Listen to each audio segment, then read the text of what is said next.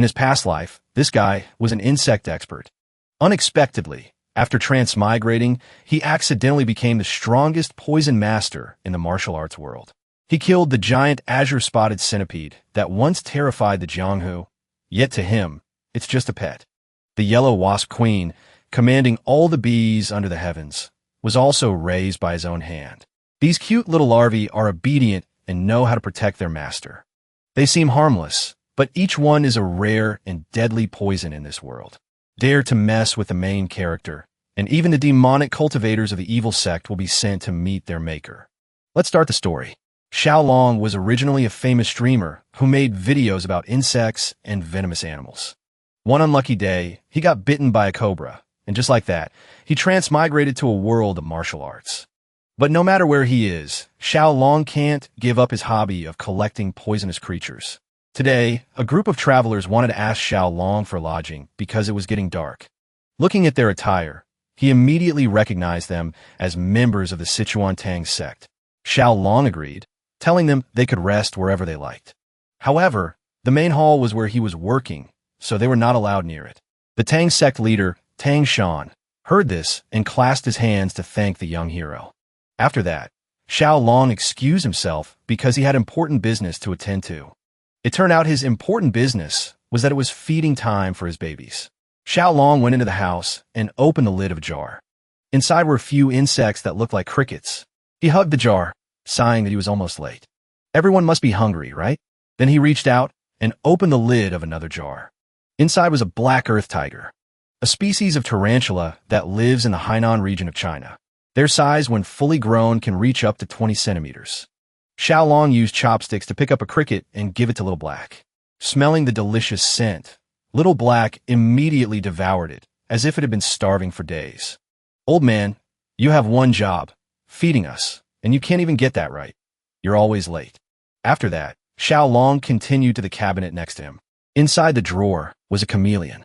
This is also a native species of this place, characterized by the stripes on its body and tail. In his previous life, buying a chameleon was very difficult due to lack of supply. But here, he just needs to step outside to find them crawling everywhere. Seeing the old man just standing there babbling, without feeding him, "You've been my old man for a bit too long." The chameleon angrily snapped at Xiaolong's finger, making him scream in pain. At this moment, Tang Shan suddenly came looking for Xiaolong. He thanked Xiaolong for allowing them to shelter from the rain, and asked if he wanted to join them for dinner. They had just hunted a deer in the forest. Hearing there was meat to eat, Xiaolong's eyes sparkled with tears. He was moved. It turns out, since transmigrating here, he hadn't had a decent meal. He had to eat snakes, centipedes, and lizards just to survive. Thinking this, Xiaolong immediately, happily agreed. Finally, he gets to eat meat. Scene shift to another location. Everyone is sitting around a fire roasting meat. The fragrant scent of roasted meat wafted around, making Xiaolong unable to control his drool, staring unblinkingly. While waiting for the meat to cook, Tang Shan struck up a conversation with Xiaolong, asking if he lived alone on the mountain. "How old is he this year?" Xiaolong replied he was probably around 14 or 15. Not wanting to reveal too much, he lied that he had suffered a head injury as a child, so he didn't remember much about the past. He had lived alone on the mountain since he was small, catching snakes and skinning them to sell for a living. After chatting for a while, the roast meat was finally done. Tang Shan's father, Tang Jun, handed him a deer leg that was still hot and smoking. Xiaolong said thanks to the senior and happily accepted the leg. He immediately took a huge bite, sinking his teeth into it. It felt like it was melting in his mouth. The venison was soft, fragrant, and perfectly seasoned, absolutely delicious. The grilling temperature was perfect, keeping the meat juicy without drying it out. It had been so long since Xiaolong had eaten such delicious roast meat. He was incredibly happy. While eating, Tang Shan revealed to Xiaolong that they were looking for a giant centipede with blue spots on its body. People call it the azure-spotted centipede, and its size is quite large. If it's a fully grown adult, even a human would just be a meal for it. The reason Tang Shan wants to catch the azure-spotted centipede is that his daughter is bedridden with a serious illness. Only the centipede's inner core can save the little girl's life. Xiaolong silently marveled. Truly, the hearts of parents in this world will do anything for their children. Although he felt sorry for the centipede, since he had been treated to meat, he would help them. Thinking this, Xiaolong immediately spoke up. Even though I don't know what an azure-spotted centipede is, I can guess where it is. Xiaolong was more confident in his knowledge of poisons than anyone else. Out of 8.7 million living creatures, about 20,000 species are known to be poisonous. I have stored all knowledge of them in my head, species by species, and centipedes are no exception among them. With my knowledge when it comes to poison, it fits right in the palm of my hand. Wei Xiaolong held a book and focused all his mental energy. The pages of the book turned continuously on their own, radiating a magical light. After a moment, he closed the book and happily said, "Found it." Xiaolong winked and excitedly said, "So if it's a large centipede, I think I know where it is." Tang Shan asked in astonishment, "What? Really?" Tang Jun also chimed in. "If that's true, then where could it be?" He looked thoughtful. Then he looked at the two of them inquisitively. "I wonder if you gentlemen have searched any specific areas, and at what times? Could you tell me?" Although he didn't know why Xiaolong asked that, Tang Shan replied, "We searched the north and the east around here, mainly searching during the day.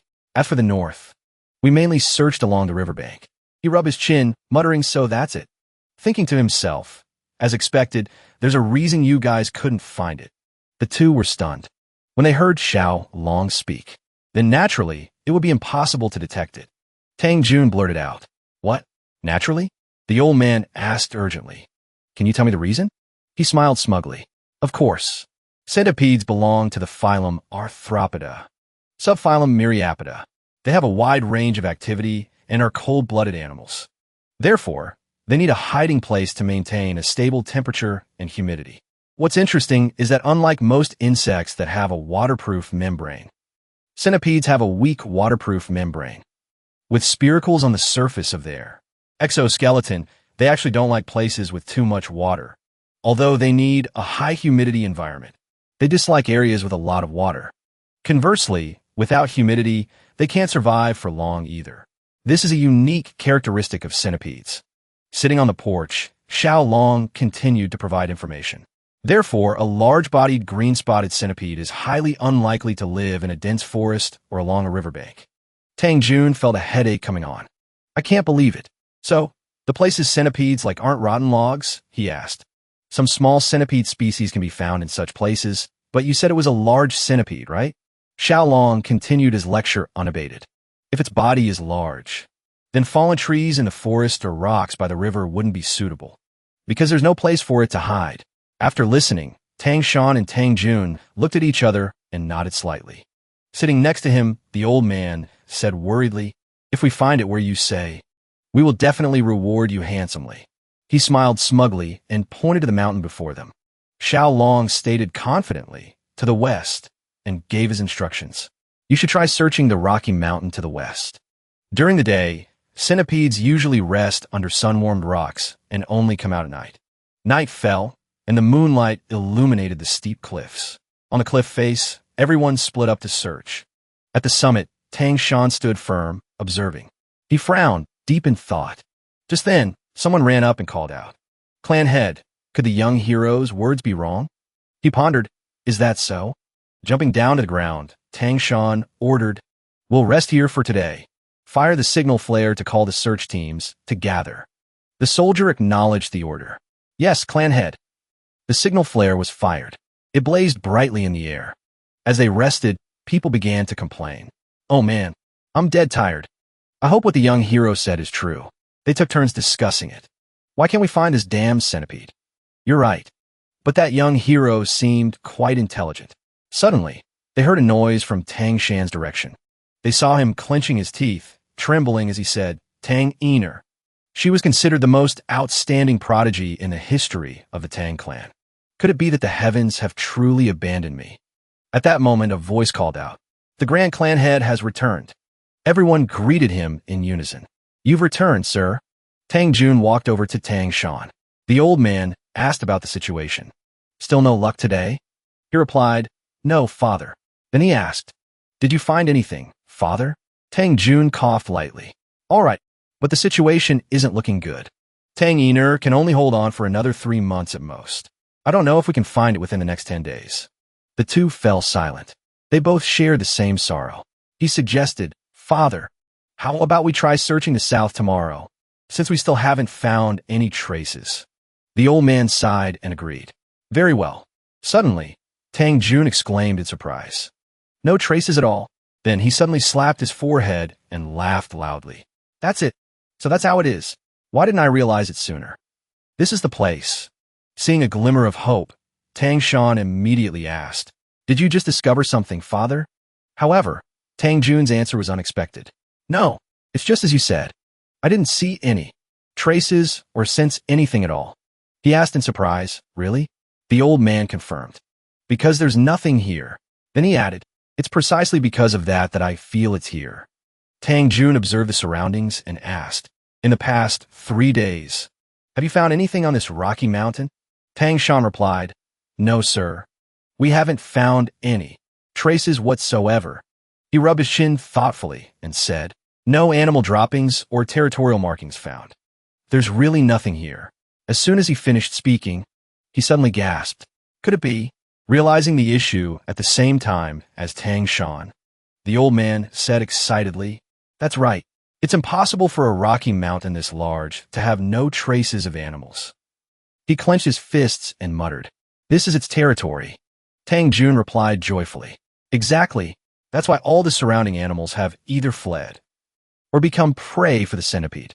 He patted Tang Shan on the shoulder and comforted him. The green centipede is definitely here. Now we can save Ener. He felt as if he had found a ray of light. Biting his lip, he said finally. Before he could finish, the ground began to shake violently. Everyone panicked and shouted, What is this? One person yelled, What in the world is this? Meanwhile, someone, in their fear, stepped on the campfire without realizing it. Right where the fire was blazing, a loud explosion erupted. Tang Jun and Tang Shan stood frozen, shouting, What was that? A sharp pincer suddenly appeared. It slammed down hard on the ground. The terrified soldiers stammered that thing, rocks and dirt rained down on them. The old man's face turned pale as he cried out, That's it. As the form of a giant centipede, the green-spotted centipede gradually emerged.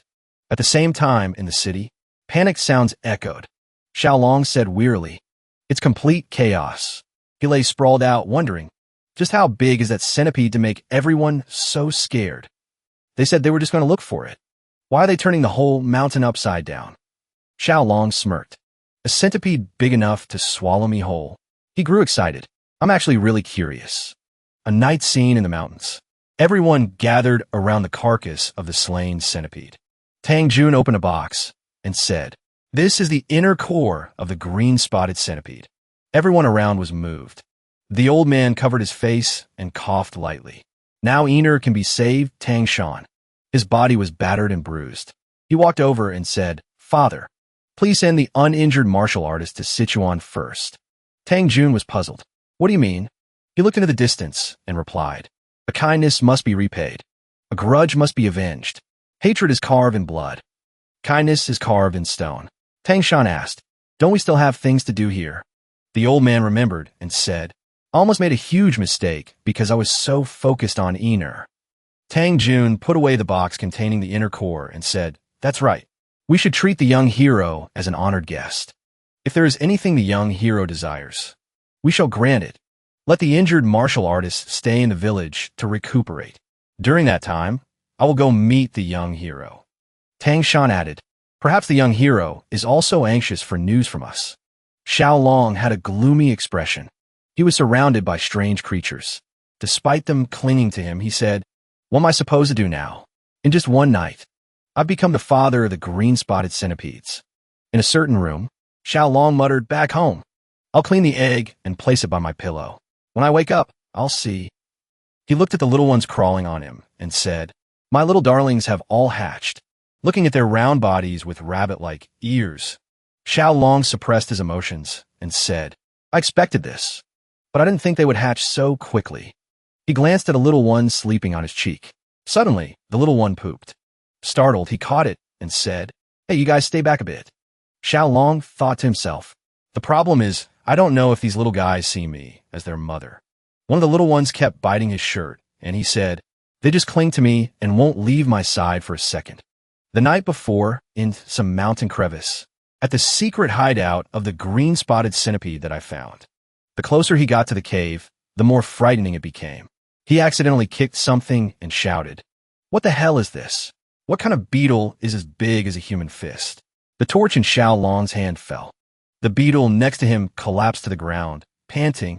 Xiao Long wiped his sweat and said, "That was close." He looked into his bag and said, "Anyway, there's still 3 eggs safe." Xiao Long rubbed his head and muttered, "It's a good thing the rain stopped, or I wouldn't have been able to save any of them." Suddenly, he noticed something, stood up abruptly, and said, "This is no time to hesitate. I have to get back quickly and clean the eggs." He tied the bag of eggs securely to his belt and said, "All right." His face lit up with excitement. Xiao Long shouted, "My little centipedes, just wait a moment." And then the eggs hatched. He sat there, lamenting, "Even though I never saw a living green-spotted centipede, saving these eggs is still a stroke of good luck." The adorable little ones clung to Xiao Long, making him a bit uncomfortable. Xiao Long said, "Hey, you guys aren't planning on leaving me, are you?" The mischievous little ones crawled down his back as he muttered, "Even though I know you don't need to eat until your second molt, so I don't have to worry about food, but clinging to me like this is really awkward." Xiao Long suddenly had an idea. "If I get in the water, maybe you'll leave me on your own." A wicked idea appeared on his face, frightening the baby centipedes. He said, "Well then, time for a bath." Early in the morning, Tang Shan, his body wrapped in bandages, walked with steady steps toward a certain place. When he arrived in front of a room, he called out loudly, "Young hero, are you in there?" After standing outside the door for a moment, he called again, "Young hero." Hearing no sound from inside, he pushed the door open and entered, saying, "Young hero, I'm coming in." While looking around, Tang Shan noticed no one was there. He muttered, "Herbs, various jars, and even medicine boxes. Like these herbs," he wondered, "could this young hero be skilled in medicine?" Sighing, he chided himself.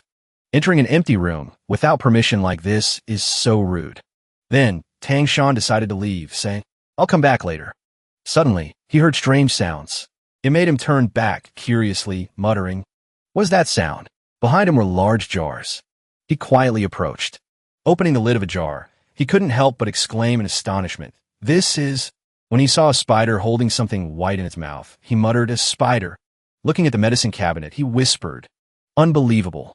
Tang Shan immediately opened a drawer and saw a striped, orange creature. He wondered, "Is this a gecko?" Unable to believe his eyes, he noticed brown beetles in a jar.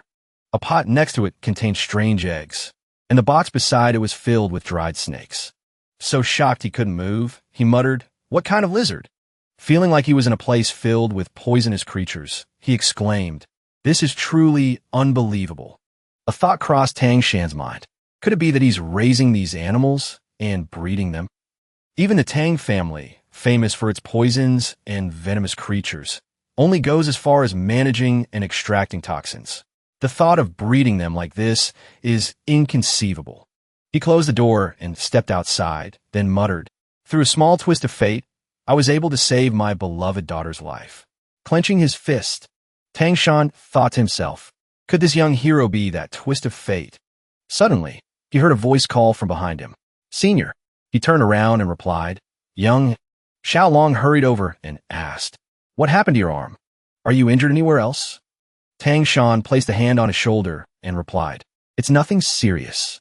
Rather, what I need to say is—" Suddenly, he felt something strange and muttered, "What is this?" An evil aura appeared behind the boy.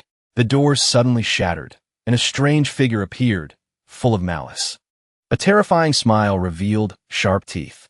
Tang Shan quickly pushed Xiao Long aside and shouted, "Young hero, get out of here." The boy, not understanding what was happening, asked, "Senior?" Meanwhile, the stranger had already assumed an attack stance. Yun Xiang flew through the air. Everything around was destroyed as he charged straight for Tang Shan. He channeled his strength into his arm and unleashed a powerful blow. It caused him to vomit blood, severely injured. Tang Shan, stunned, realized the enemy's strength, muttering, "A master on par with my father." He then shouted, "Young hero, run." Just as he finished speaking, Xiao Long was grabbed by the neck and lifted high into the air. He struggled to breathe, choking out, "Son, ire." Yun Xiang laughed smugly. "I heard the Tang family had come to Hainan, so I came to see." But it seems the snake of the myriad poison divine lord is injured and all alone like this. Tang Shan struggled to his feet. He coughed a few times and asked, "Who are you?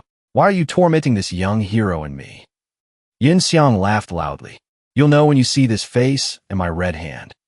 Your father made me this way. The blood hand, Azura, thief." "Yin Xiang, that's me." He remembered his past appearance and muttered, "Thief Yin Xiang. I heard he was poisoned in the head and fell off a seaside cliff."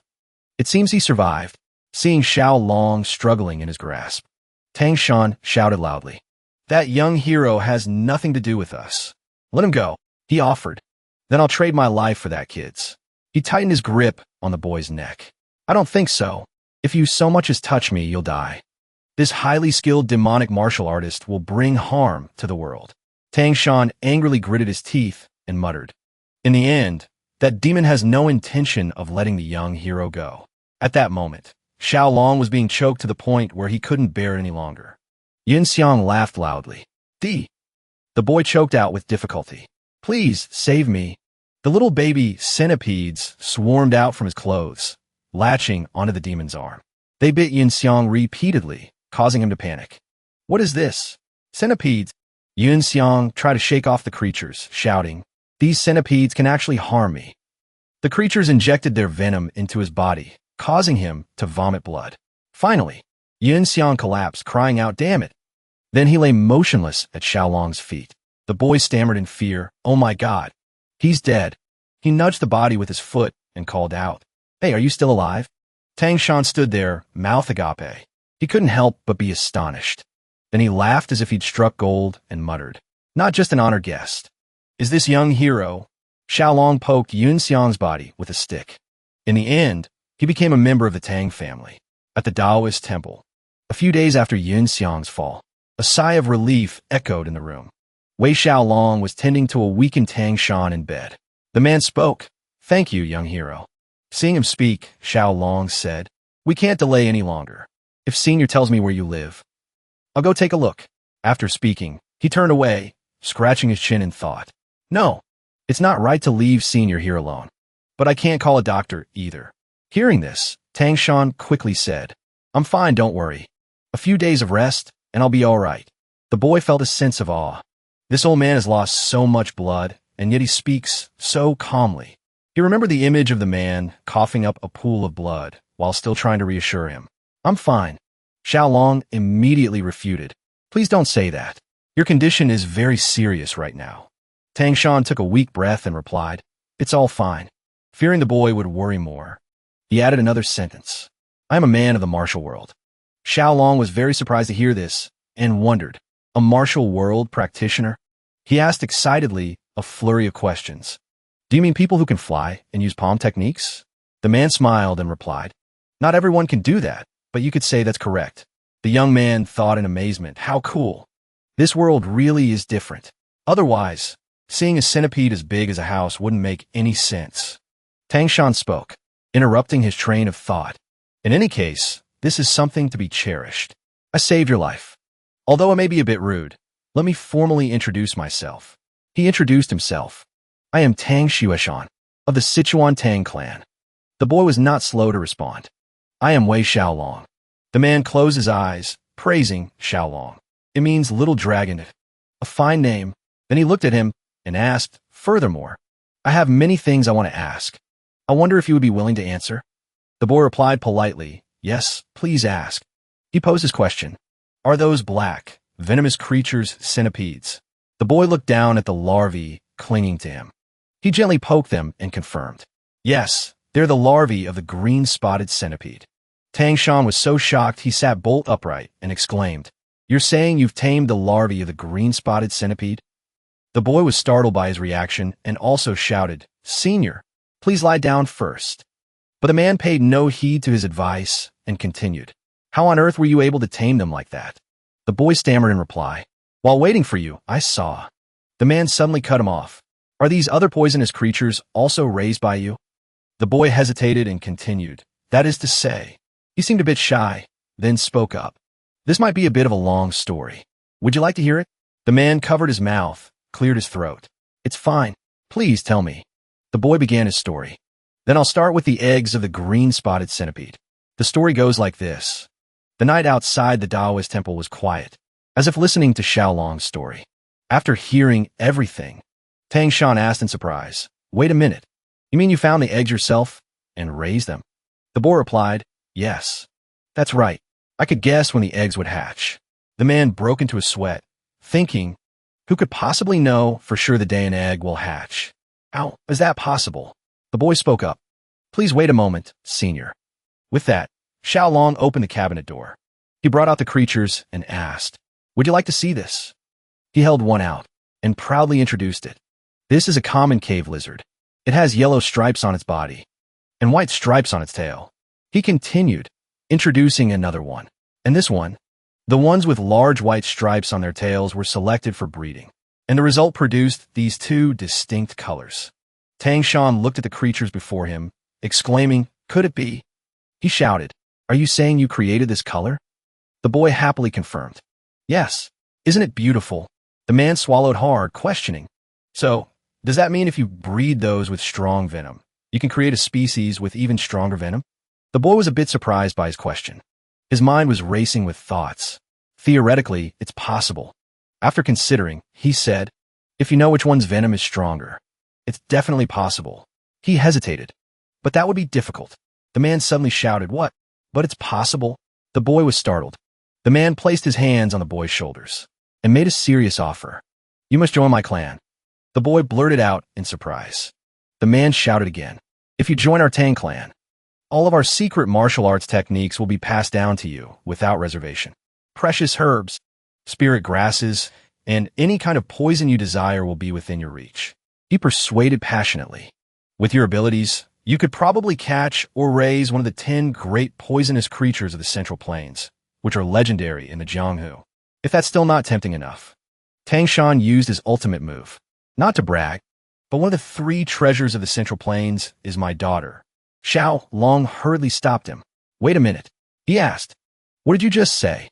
The man also exclaimed in surprise. Then, as if waking up, he laughed loudly. "You're young, but you're still a man, so it's only natural. My daughter is one of the 3 treasures of the Central Plains." Seeing the misunderstanding, the boy shouted, "No, it's not that kind of condition." He imagined the 10 great poisonous creatures the man mentioned.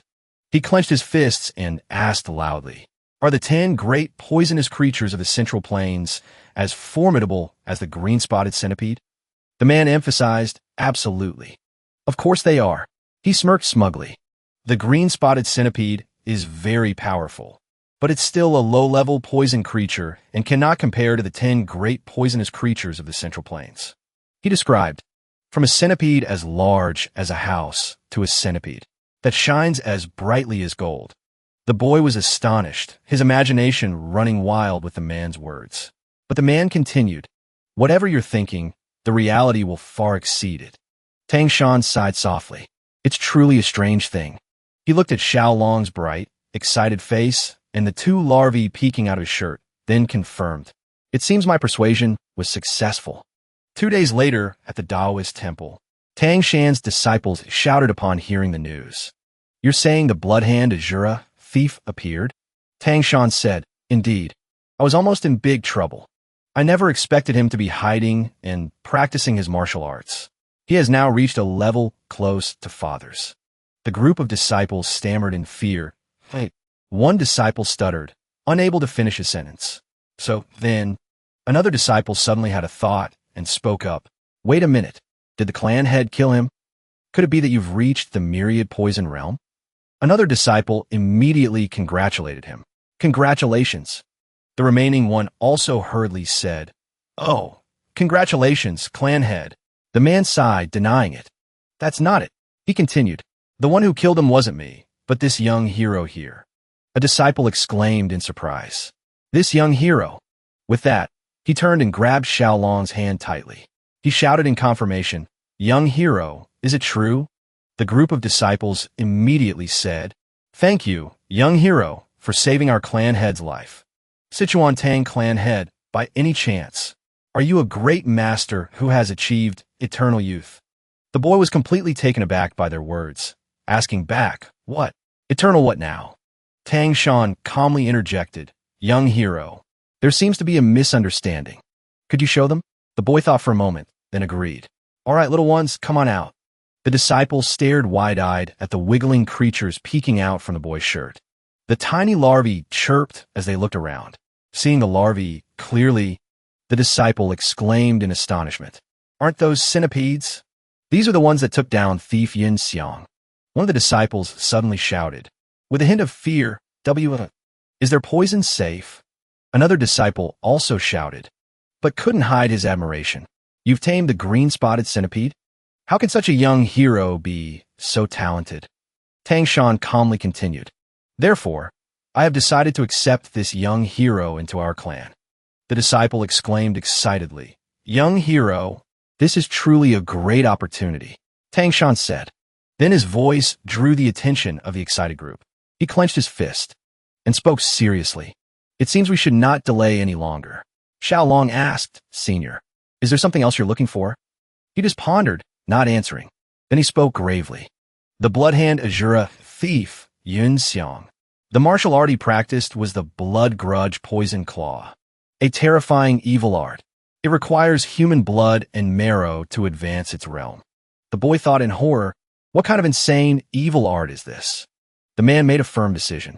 If he left behind a manual or has a successor, we must deal with the aftermath. We cannot let such a cruel evil art appear in the Jianghu again. He clenched his fist and asked, "If anyone was captured, we must help them, shouldn't we?" The group of disciples agreed. "Of course, clan head." He turned and made a request. "Young hero, could you lend me a hand? After all, you are familiar with the terrain of Hainan Island." Xiao Long remained silent. He seemed deep in thought. Just then, the larvae moved closer, chirping. The boy closed his eyes and contemplated. Perhaps becoming a member of the Tang family also means accepting a lifelong mission. Usually, an internship is understood as a way to observe the company's atmosphere and get a chance to assess the leader's character, right? He replied cheerfully, "I understand. When you have recovered your health, I will do my utmost to assist you." Hearing this, the disciple was intrigued. Tang Shan praised him. "Young hero, your thinking is very sound." The boy gave a radiant smile. "When it comes to saving people, of course I have to help." On the outside, he seemed modest, but inside he thought, "On this trip, I must learn everything I can about the Sichuan Tang clan." He thought smugly, talented people often conduct a reverse interview, after all. It has been 3 days since Tang Taizhan recovered his health. The group, including Tang Shan, Wei Xiaolong, and the disciples, decided to search for the hideout of the blood-hand Azura Yun Xiang. So they stopped at a village next to the abandoned Taoist temple. They asked the villagers if anyone had gone missing, and a villager replied worriedly, "Are you talking about missing people?" The old man recalled and recounted, "Over the past year, 1 or 2 people have gone missing in the forest, but it hasn't happened regularly." Tang Shan stroked his beard thoughtfully. The group cupped their hands in thanks. On behalf of the group, Tang Shan said, "Thank you, village chief." The old man also replied enthusiastically, "It's nothing. It is an honor for me to help the Tang family." Then he said, "Then I shall take my leave." The village chief replied in kind, "May you have a safe journey."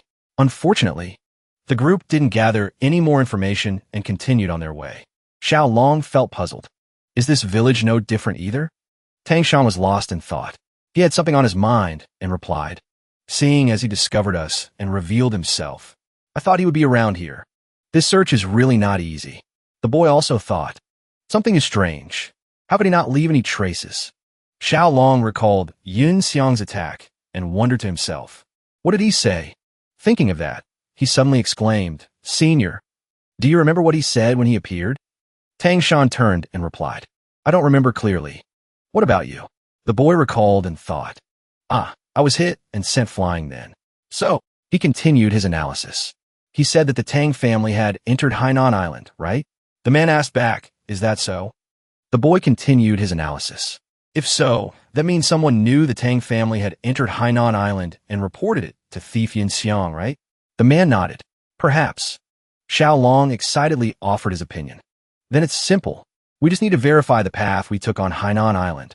Based on his appearance, if we use a portrait description to ask around, we'll find him. The man and his group of disciples looked at him in surprise. Tang Shan said cheerfully, I hadn't thought of that. Truly brilliant. If the blood hand is a thief, Yin Xiang said that, he must have heard the news from someone who met us. While the boy felt embarrassed by the praise, the man decided, then it's easy. Let's move out immediately. They continued their journey to a village, where a heavy and gloomy atmosphere hung in the air. As they entered the village, Xiao Long spoke up, clan head. I heard there's a port on Hainan Island, possibly this village. Tang Shan observed and concluded, it seems this is a place where women live. He ordered, let's go in and see. According to the young hero's words, perhaps the women here won't be too hostile towards us.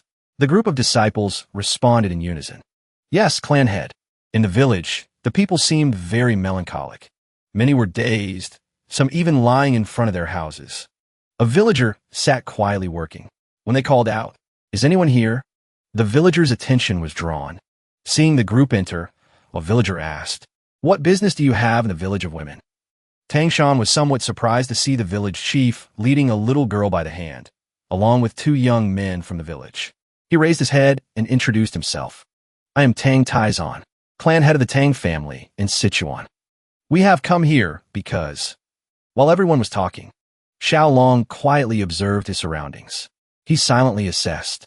This village truly lacks vitality. The children have no energy either. He thought of something strange and wondered, what's wrong with these people? Looking around, he saw everyone was listless and thought, could it be that they've all been drugged? The village chief spoke up. Missing people? I don't know, because nothing has happened. His expression changed, and he said, go back. Tang Shan tried to persuade him, but it seems the number of people in the houses has dwindled. The old man shouted, this is not something you people need to worry about. Go back. Both Tang Shan and Xiao Long were taken aback by this attitude. Tang Shan turned and whispered, young hero, it's clear the people here are said to be very friendly. The boy, equally confused, replied, so. Just then, the child the village chief was leading collapsed. The old man cried out in alarm, Ma Jun. The boy thought, she collapsed. The old man panicked, bursting into tears. Oh God, Ma Jun, no, you are the only family I have left. The old man said in anguish, why must even you suffer from such a strange illness? Tang Shan knelt on one knee before the old man and offered, elder chief, I know a little about medicine. Perhaps I can help? The old man asked back, the techniques of the Central Plains?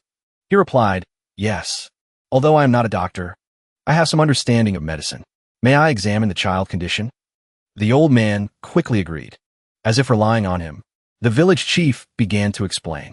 Actually, for some time now, a strange illness has appeared in the village. The children are dying one by one, and the adults have also fallen ill, growing weaker by the day. Tang Shan comforted him. He placed a hand on the old man's shoulder. I see. Let me take a look.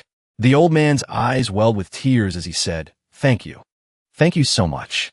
The village chief told them, please come inside quickly. Then he shouted to the villagers, what are you waiting for? Quickly, bring the doctor and his party inside. The group hurried inside. As he ran, Xiao Long asked the disciple, senior, you know medicine too? The man replied, that's right. He explained, the martial arts of our Tang family involve handling toxins. So we're also quite proficient in pharmacology. Moreover, martial arts begin with understanding the body. So a certain understanding of medicine is also necessary. The boy suddenly had a thought. I thought you were just a group of assassins specializing in poison. But joining the Sichuan Tang family, besides learning terrifying poison arts, learning medicine is also really interesting. The disciple, with a somewhat cruel tone, immediately continued. Sometimes we catch bad guys and inject them with experimental poisons to see their reactions. It's quite interesting. Hearing that, the boy was horrified and wondered, are they experimenting on human bodies? He imagined Tang Shan and his group of rogue disciples, shuddered, and thought to himself, that seems a bit too much. They really are terrifying people. The sky remained overcast. The first rays of a new day began to shine on a house. Ma Jun lay motionless, but her whole body emanated an unsettling green aura. Her eyes were tightly shut. Tang Shan explained briefly to the village chief, first of all, I have transferred my internal energy into her to stabilize her breathing. The old man replied, "Thank you, sir." The old man stroked Ma Jun's head and said sadly, "This is my only granddaughter. I beg for your help." Tang Shan asked, "It seems her pulse is unstable. Strange. Was the child's heart weak from birth?" The old man answered, "The illness only became severe 6 months ago. It's not just my granddaughter. Many others are also suffering from this illness." The old man explained, "We call it the strange illness. The reason I told everyone to leave from the main gate earlier was for this reason." Xiaolong immediately understood and exclaimed, "So that's why." Tang Shan requested, "Elder Chief, first, I will prescribe a good medicine for the heart. Please gather everyone in the village to try the medicine." The old man was moved, sobbing, "Thank you, sir." The old man thanked him again. "I am very grateful." Xiaolong quietly observed Tang Shan with a gentle smile. As night fell, one of the disciples called softly, "Clan head." The disciple said, "You've worked hard examining everyone." Tang Shan replied, "Thank you, Jubai." The man asked, "How are the patient's conditions?" He thought for a moment, then said, "It's really very strange." He began his analysis. Symptoms of weakness, swollen eyes, unstable pulse accompanied by a low-grade fever.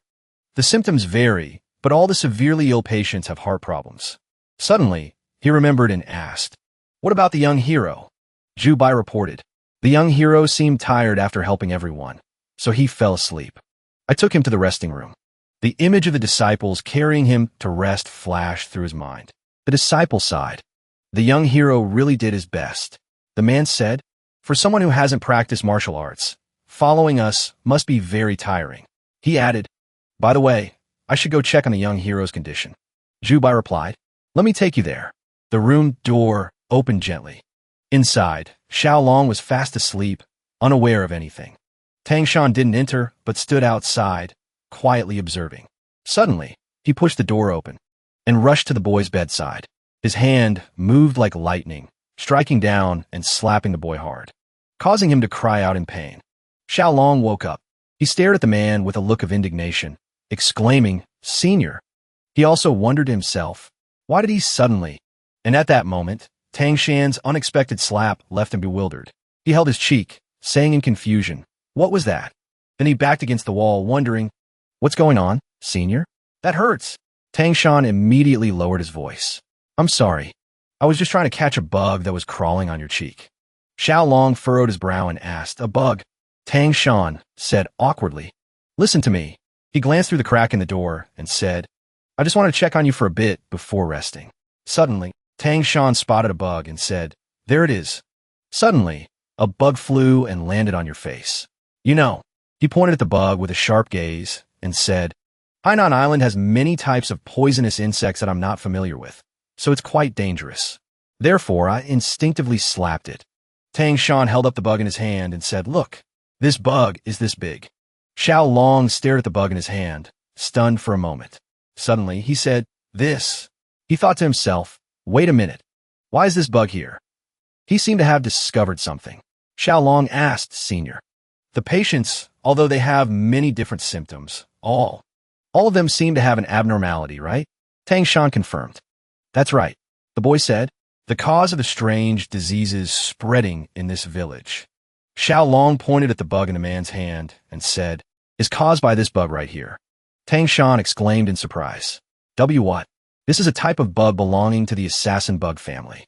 It is called that because it often sucks blood from the eyes or lips of sleeping people. This type is agile and even faster than a mosquito. Therefore, it is also known as the vampire bug or assassin bug.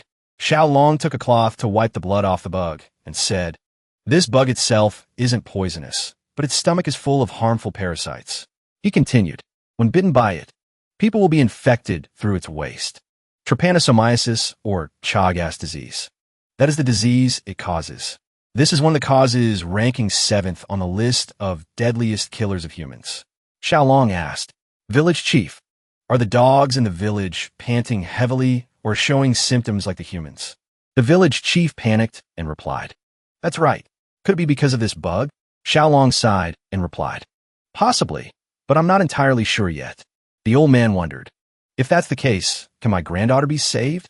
Xiaolong answered, "Well, if there is medicine, it's possible. But Tang Shan laughed softly. Full of confidence, he asked, Jiubai, what do you think of my judgment of people? Jiubai happily replied, Indeed, I have realized the young hero's value. Xiao Long stepped in, confused. Why are they acting like that? Tang Shan spoke up. Young hero, please join our Sichuan Tang sect. Xiao Long was stunned. Tang Shan confidently said, become a member of our Sichuan Tang clan. He didn't understand at all and muttered. Why is that? The man explained. There is something called goo bugs. This thing is known as voodoo goo or goo poison. This type of insect is raised by evil people in the Central Plains. Tang Shan continued speaking. Those wicked people make victims swallow this insect to periodically cause immense pain or use it to control people according to their will. Xiao Long replied in astonishment. It's terrifying to be able to control people like that. Tang Shan affirmed. Although the power is real, many people in the Jianghu have lost their lives because of this strange goo. He explained. There are people who have murdered their own children, then committed suicide or betrayed their families to become slaves to those villains. The village chief standing nearby heard this and wailed. Oh heavens! My poor Mahjun, Tang Shan revealed. For a long time, people in the martial arts world have strived to create an antidote for this strange goo, a medicine that can expel it from the body or dissolve it. Xiao Long said in disbelief. That's unimaginable. Suddenly, Tang Shan pulled an object from his robe and spoke loudly. If the martial arts world truly had such an antidote, where would they make it? He proudly took out a round pill. Said, naturally, it would be from our Sichuan Tang sect. If this medicine can dissolve a tumor the size of a fist inside the body, there are those tiny microorganisms, anything to worry about. Tang Shan held up the large, glittering pill and said, the goo-dissolving pill. Just a little bit is enough. Xiao Long's eyes went wide with admiration. Goo-dissolving pill. He muttered. The name for a parasite-killing drug is really impressive. Then looking at the village chief, who was teary-eyed, he said, so please don't worry, sir. Tang Shan said, your granddaughter can be saved. As a result, starting with the village chief's granddaughter, the villagers gradually recovered their health. The village chief hugged his granddaughter in joy. Oh, Mahjun, it's truly fortunate. The warm welcome of the villagers was the reward for their efforts. Looking at those faces, joyful. It seems the information about the optimistic nature of the new tribe was correct. Tang Shan patted Xiao Long on the shoulder and said, if not for the young hero finding the cause, then their benefactor wouldn't be me, but this young hero here. The young men in the village spoke in unison. Thank you, young hero. Thank you so much, young hero. Xiao Long replied shyly. Well, everyone around shouted loudly. The young hero is the benefactor of our village. Even though they were cured thanks to the Tang sect's medicine, Lord Tang Shan ceded all the credit to me and watched me receive everyone's gratitude. It's really touching to see him so happy as if this were his own achievement. The young men of the village surrounded Xiao Long and tossed him into the air to celebrate. Sometime later, the village chief leaned close to Tang Shan and asked, about the matter you mentioned at the village gate. Is it true? He wondered. What matter? The village chief recounted. Everyone is looking for that village with the missing people. Tang Shan replied. That is correct, but why do you ask? The village chief said with a worried look. I want to repay your kindness. So I investigated and heard a strange story. Everyone listened silently as the old man spoke. In our village, there's a girl who married in from another place. The village where her parents live experienced a strange phenomenon a few years ago, where the villagers disappeared one by one. Hearing this, Tang Shan was extremely alarmed. He looked around and muttered, we have a clue. Tang Shan immediately asked, so where is that village? The village chief replied, to the west, there is a small village. When everyone arrived, they only saw a scene of desolation. Tang Shan covered his nose and said, there are bodies. One of the attendants beside him said, it seems to be over there, clan head. He suddenly exclaimed, what is this? The bodies were piled up. It's not just human corpses, they're also skeletons. Tang Shan said, how horrifying. There's also corpse poison. The poison generated from decomposing bodies. A man with a large beard cried out. A chill just ran down my spine. Don't let the young hero see this scene. Xiao Long said, I've already seen everything. And suddenly, he noticed something and asked, what's that over there? He saw a set of sharp claws and the beak of strange birds swallowing the severed head of a snake. He immediately picked up a stone in his hand and said, "I can't let that bird desecrate the deceased." He threw the stone forcefully towards it and shouted, "Get out of here!" Tang Shan shouted loudly, "Wait!" The stone flew past, startling the bird. It slammed its claws down hard on the ground. Its eyes were full of malice, as it prepared to attack. "Stop! Something's not right." The bird spread its wings and flew into the air, carrying with it a murderous aura. Xiaolong witnessed the scene in horror. As the skeletons were swept by the black smoke and began to dissolve, he muttered, "No way. It's melting them." Instantly, a hand covered his mouth. Tang Shan shouted loudly, "Everyone get back. That's a Zhen bird." And everyone immediately sat down in a circle. Tang Shan explained, "When it spreads its wings, the Zhen bird can cause death to all. Its beak is as bright as bronze and as sharp as a spearhead. Its body is covered in a layer of deep purple feathers." His two attendants listened with serious expressions. Tang Shan continued, "When angered, it spreads its wings, causing everything around it to be poisoned and die. Zhen bird is the name for this species." Xiaolong said, "Could it be?" He exclaimed excitedly, "Was that one of the 10 great poisonous killers just now?" Tang Shan nodded.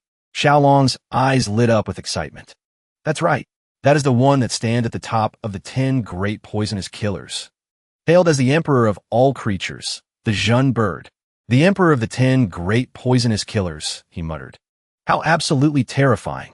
The poisonous insects and snakes on Earth are just like cute little creatures in comparison." Xiaolong couldn't contain his joy upon seeing the Zhen bird and said, "It's truly a flying biological weapon. It seems to have been lured here by the swarm of venomous snakes." The other 3 whispered among themselves.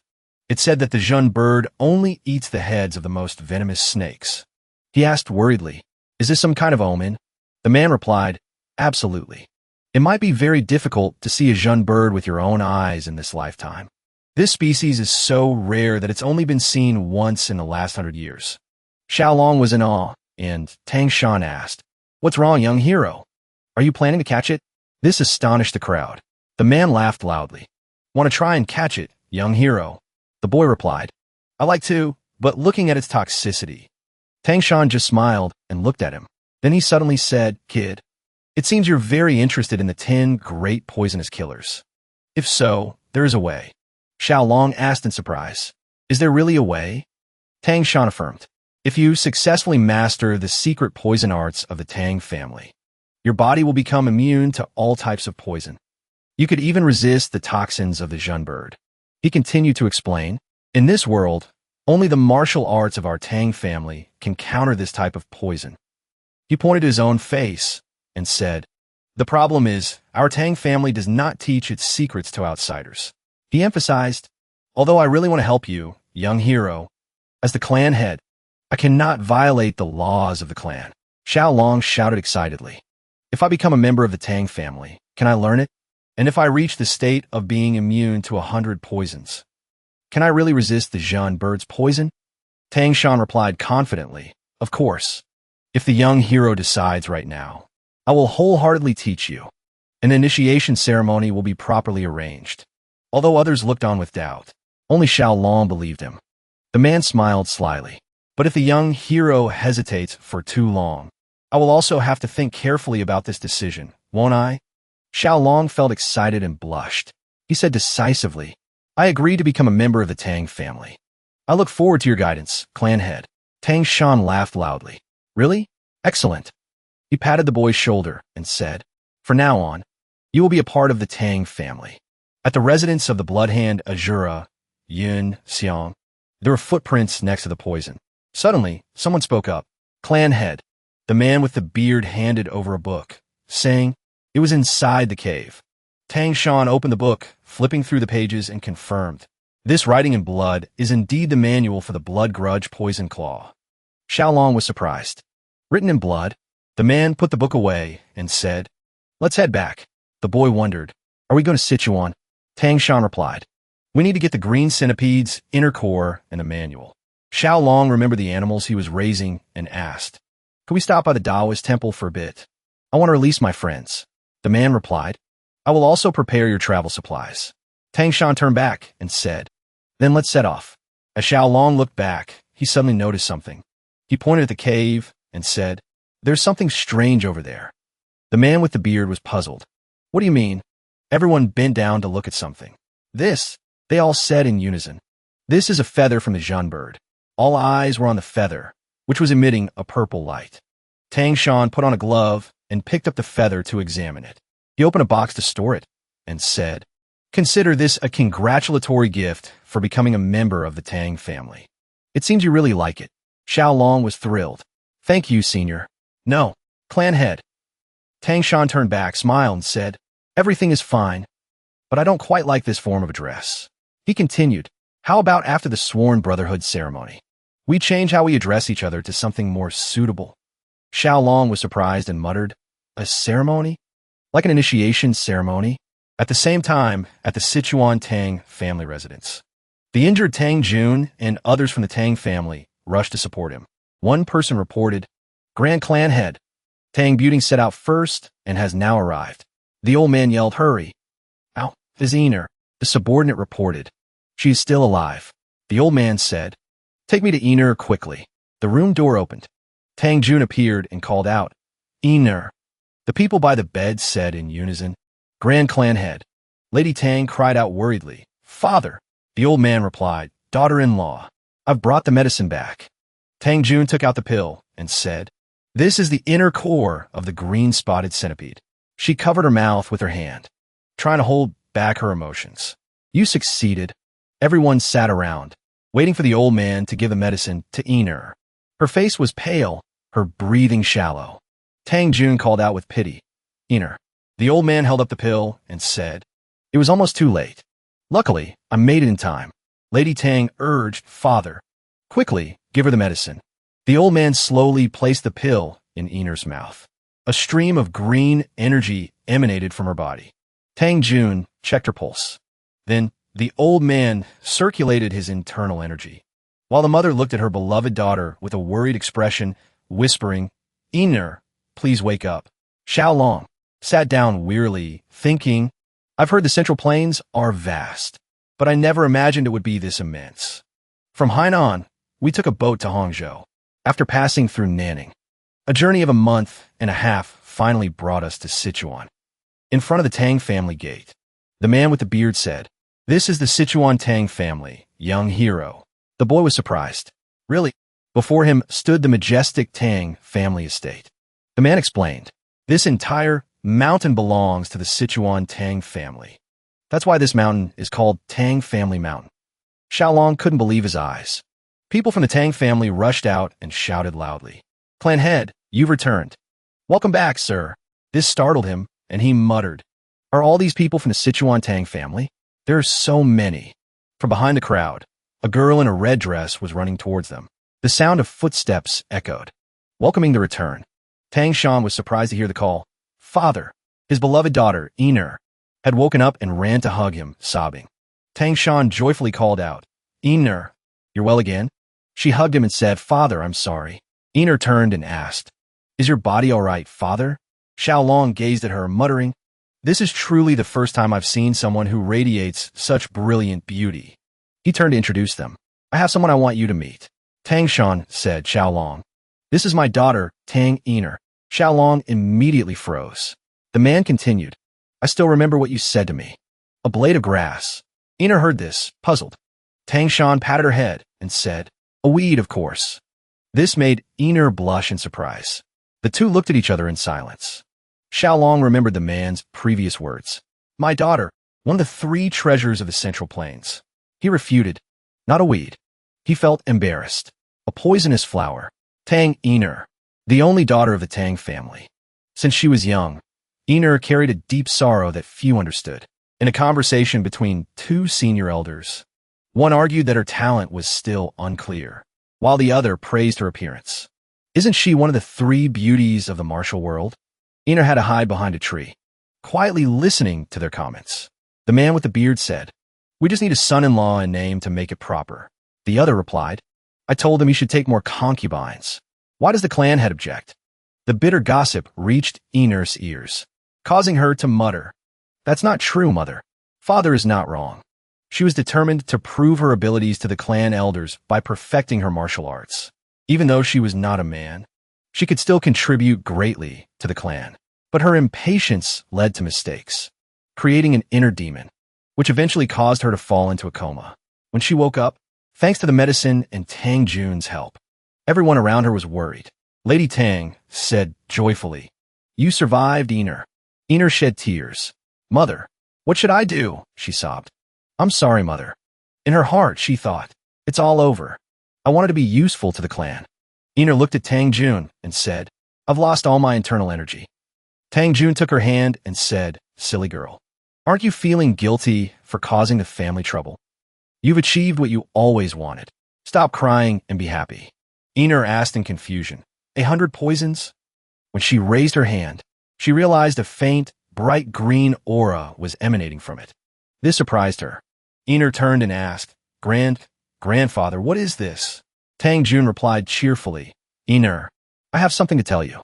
Not only did it save your life, but it also helped you achieve the heavenly poison internal energy, surpassing even 100 poisons." Ener wondered, a weed. The words made everyone laugh teasingly, while Xiao Long muttered to himself in embarrassment. But Tang Shan, standing beside them, just smiled smugly at the flustered Xiao Long. Xiao Long thought to himself, "Don't be so smug." He forced a smile. The clan head is very humorous. "It's a pleasure to meet you, young Mississippi." He continued, "I heard you were ill. It's a relief to see you healthy now." Ener replied, "That's right." And she said cheerfully, "It is an honor to meet you." Ener introduced herself. "I'm the poison flower, Tang Ener. Thank you for saving my life, young hero.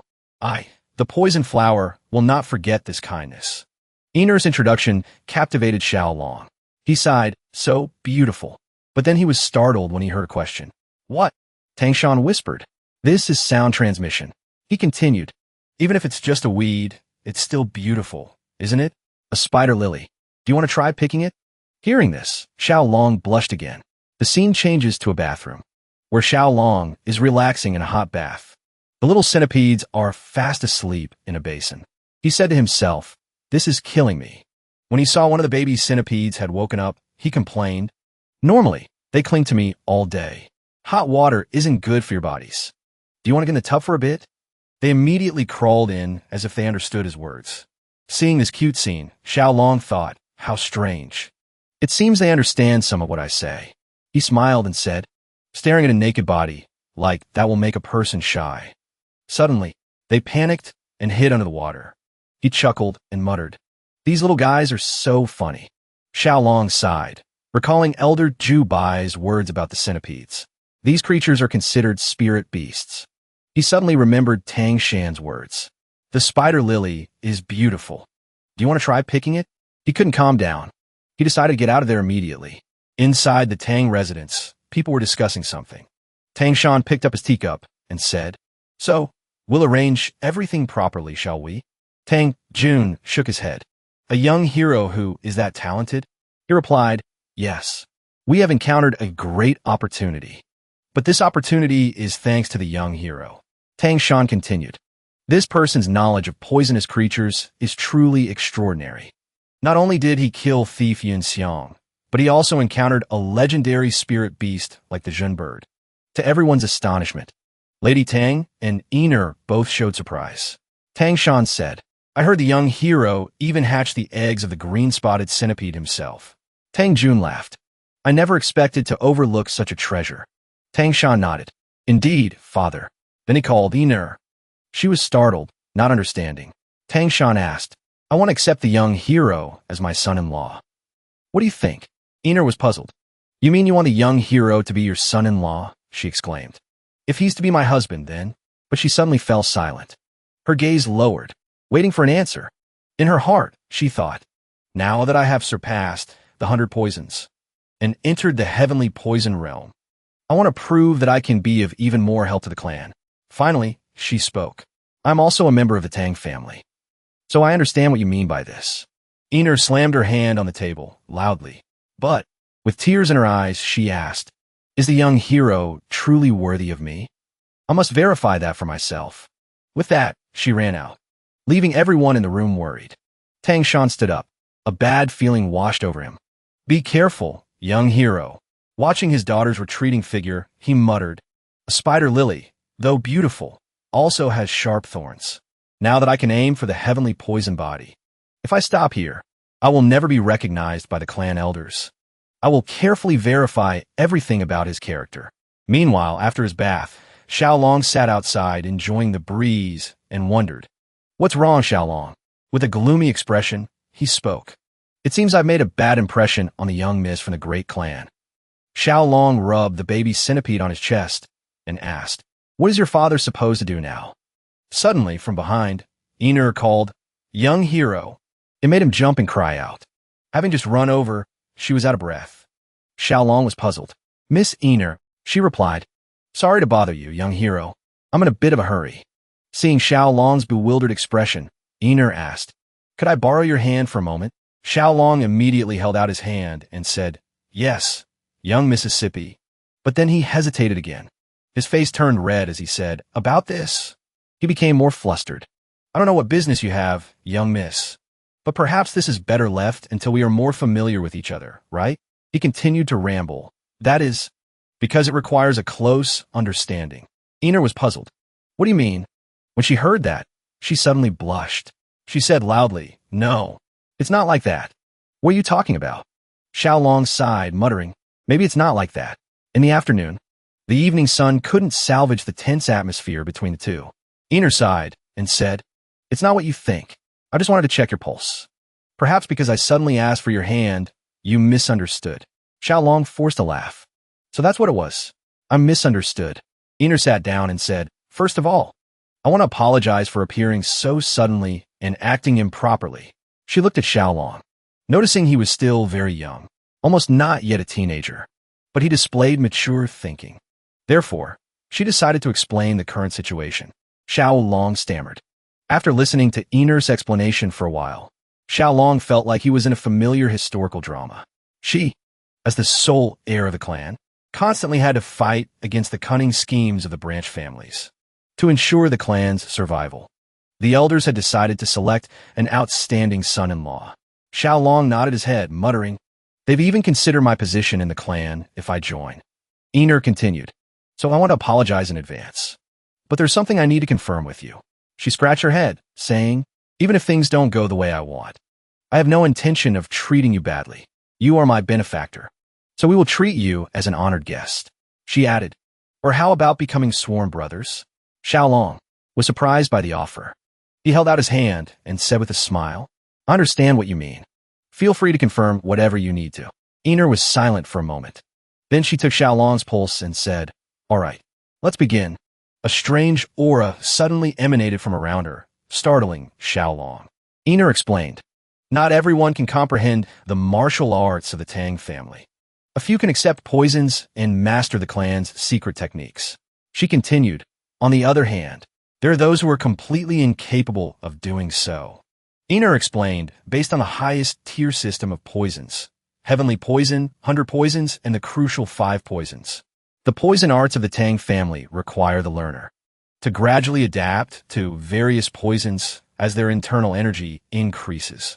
Only by accepting everything can one achieve a thorough understanding. After checking his pulse, Iner said, fortunately, your body is capable of learning poison techniques. She turned and continued, it's just a 10 poison body. This means your body can only withstand 10 types of poison. For someone not from the Tang family, having a 10 poison body is already impressive. Xiaolong was stunned by this information. Iner stood up and continued, if we consider your overall strength, you can only be considered a first-rate martial artist. That is the highest level a normal person without innate talent can achieve. She bowed and said, I'm sorry. I must be going now. Xiaolong stood up and replied, take care. In his heart, he pondered, am I really a 10 poison body? He suddenly blurted out, so, does that mean I won't be able to catch the Jun bird? This is a really serious problem. Iner, after stepping out of the bath, wrapped a cloth around herself and sighed. She glanced at her body and wondered, why has my body been emitting this strange scent since I absorbed the green-spotted centipede's inner core? It's so strange. I've even been bathing several times a day. Then, after getting dressed, Iner thought to herself, Is it because I spoke disrespectfully to my benefactor that I'm being punished? The scene shifts to Xiaolong's bedroom. He is sound asleep, seemingly dreaming about something. Suddenly, he finds himself in a place with many cherry blossom trees. From a distance, he hears crying. I'm very grateful for your golden heart. Miss Iner, thank you. Thank you, my great benefactor. Xiaolong muttered. Am I dreaming? A girl's voice spoke. No, you're not. You might feel like it's a dream, but it's not really like that. The green-spotted centipede knelt on the ground, saying, I have only borrowed the form of this young lady, the one who received my inner core, to avoid frightening you. I am the mother of these children, the green-spotted centipede. Xiaolong was puzzled. The green-spotted centipede? At his feet were the adorable children. Xiaolong was startled. You guys scared me. How did you get here? When did you arrive? He looked at them and asked, So you're her children? Are they all girls? He knelt on one knee and asked, But why are you all in my dream? She hesitated. Then the green-spotted centipede said resentfully, I was brutally murdered, leaving my children behind. This grudge has reached the heavens. My soul remains within the inner core. She said angrily, When I cast a curse while appearing in the body of the young lady who absorbed my inner core, the opportunity for revenge arrived, and I appeared in your dream.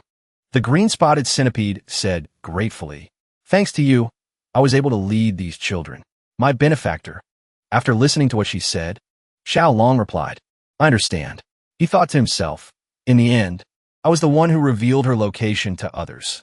With a worried expression, Xiaolong said, I didn't do it intentionally, but regardless, I'm also connected to the death of the green-spotted centipede. Seeing her somewhat pitiful gaze, the green-spotted centipede spoke. Benefactor, if it's not too much trouble, could you grant me one wish? Xiaolong, holding a sleeping child, replied decisively, Of course, I will grant any wish you have. She stroked her child's head and said, Could you take care of my children until they are grown? He wondered, But don't centipedes, no, can't they live independently after 2 molts from their mother's body? The green-spotted centipede explained, That is true for lesser creatures, but we are different. She comforted her children and stated, Before the children of my clan molt twice, they rely heavily on the flow of energy from their mother's inner core. After that, they will develop by absorbing true qi from other living beings. Xiaolong was puzzled. But Miss Iner has already absorbed the inner core. Does that mean they will need to stay close to her? She replied seriously, You need to understand our situation, benefactor. The green-spotted centipede asked, Didn't I mention cursing that young lady before? He immediately replied, nervously, Yes, you did. She continued, Because of my inner core, the young lady's body is emitting a foul odor. Xiaolong asked, stunned, A foul odor? With a malevolent look, the green-spotted centipede said, I will not let any man get close to that young lady, making it so she cannot bear children. The boy repeated in horror, Oh my God.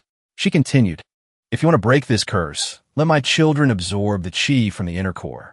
Perhaps you can use this opportunity to win her heart. Xiaolong propped his chin on his hand, thought for a moment, and replied with a smile. I don't think that's a good idea. I don't want to take advantage of Miss Iner's difficult situation. The green-spotted centipede acknowledged. You are truly a respectable person. She asked seriously, But if so, how do you plan to overcome this challenge? It seems that young lady is looking for a man of great strength.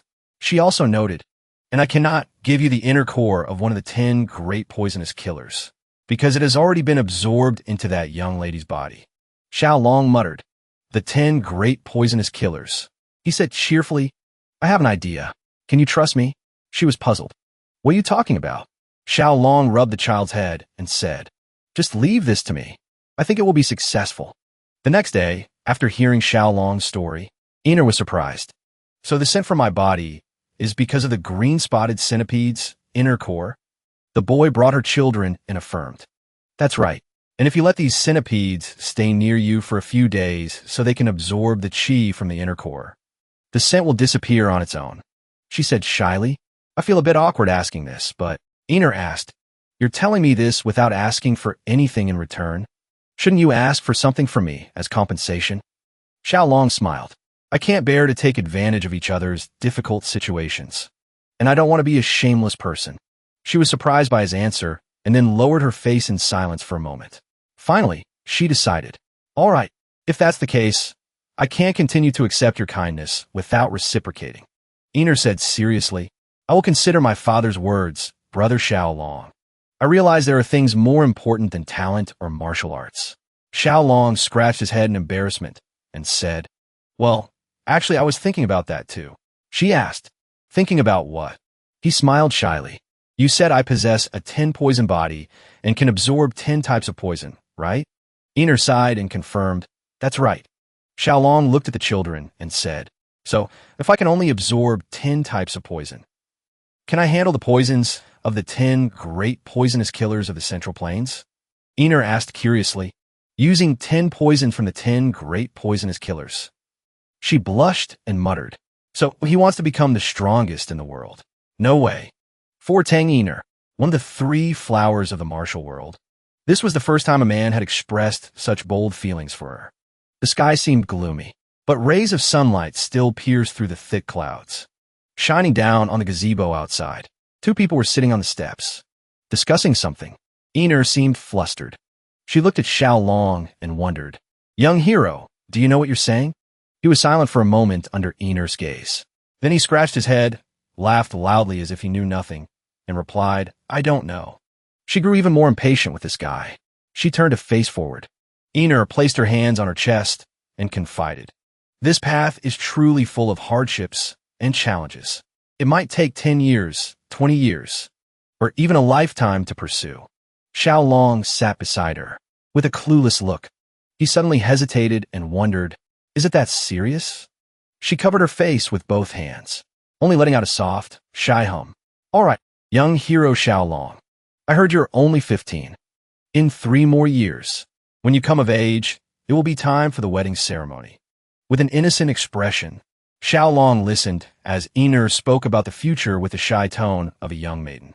"In the next 3 years, if you succeed in taming one of the 10 great poisonous creatures, you will probably earn everyone's absolute trust. Therefore, if everything goes smoothly, the chances of achieving your goal are very high." She blushed in confusion. Her fingers tapped against each other as she said, "About the wedding, what I mean is..." Then suddenly, Ener shot up. She stood up and shouted, "Anyway, I will always support you." This startled Xiaolong, who was sitting beside her, and he shrank to the side. After speaking, she didn't turn back, but rushed off, only managing to leave behind one sentence. "All right, I'm leaving." Xiaolong was still dazed on the spot, only managing to let out a sound. He hurriedly called out to her retreating figure, "Miss Ener." She turned back, startled, and asked, "Is there something else the young hero hasn't said?" Xiaolong gave an innocent smile. He patted the spot beside him. His whole body seemed to radiate light from the 10 directions of the Buddhas as he said, "It's about the treatment. We just need to stay for another hour. Young miss, please try to stay before you go." His words left Ener standing there as if struck by lightning, as if she was cracking into pieces. She shouted helplessly at his foolishness. Her whole body stiffened, her hands clenched into fists. She walked step by step back to her original spot. Her face was flushed with embarrassment. Meanwhile, Xiaolong thought she was afraid of the small insects on him. He quickly reassured her, "Don't worry, they absolutely will not bite you." With that, he turned to the insects on his hand and called, "My little darlings." They popped up in response. Xiaolong translated their words. This startled Ener beside him. "You're not listening to your father, and you want to go talk to your mother instead?" There was much joy and excitement as he repeated the key words. Mother." Hearing this, Xiaolong was horrified. A strong denial from him rang out. "No, that's not it." In the study, the 3 parents sat facing each other, discussing seriously. "It seems the young hero's talent has not yet conquered our daughter's heart." Tang Jun asked Lady Tang in a serious tone, "This morning, did you see it? It seems there's something fishy going on between them." Hearing this, the old man fell into deep thought. He stroked his silver beard and said softly, "All right." Tang Shan was silent for a long time. Tang Jun coughed lightly a few times, clearing his throat. "Forcing a marriage seems improper. It's best to let their feelings develop naturally." Lady Tang immediately had an idea and looked at her husband. Why not assign the task of guiding the young hero's martial arts to Ener? Meeting frequently, perhaps feelings will blossom. Tang Jun replied. That's not a bad idea at all. Hearing this, the Tang clan head nodded. Then I will ask Mr. E to see if he can grant a favor to Zhao Shinrong. If there's a chance, it might close the distance between the two of them. Tang Shan reminded him worriedly. But Einer isn't very keen on that matter, father. I'm afraid you're expecting too much. The old man crossed his arms. He let out a cold snort. He closed his eyes, unconcerned, and said, let's just give it a try. Then he reluctantly agreed. So be it. Outside the door, a familiar figure appeared. Father, your daughter, Einer, pays her respects. She called out loudly from outside. This startled the three people in the room, and they muttered, Einer. Why has she come at this hour? Tang Shan regained his composure.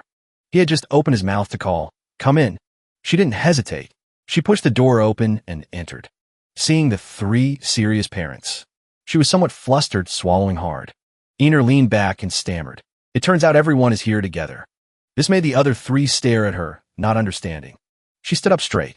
She cupped her hands respectfully and said, I have come because I have something to report. Something to report? Tang Shan asked in surprise. Thinking about what she was about to say, she felt a bit shy, her face flushing. Her throat felt tight, and she stammered, I will do as father has instructed. She clasped her hands together to gather her courage and said it all in one breath. Tang Shan could only let out an oh, his face frozen. He hadn't had time to process it. A moment later, Tang Shan asked hesitantly, The words I said? What do you mean? Lady Tang excitedly pulled her daughter closer, wanting to hear Einer, who was still stammering, finish her sentence. That is, she was too impatient and added, Could it be that young hero Xiao Long has caught your eye? She froze. Her face changed colors like a chameleon. It had just calmed down a bit, then flushed red again amidst the joy of her two parents. Why so suddenly?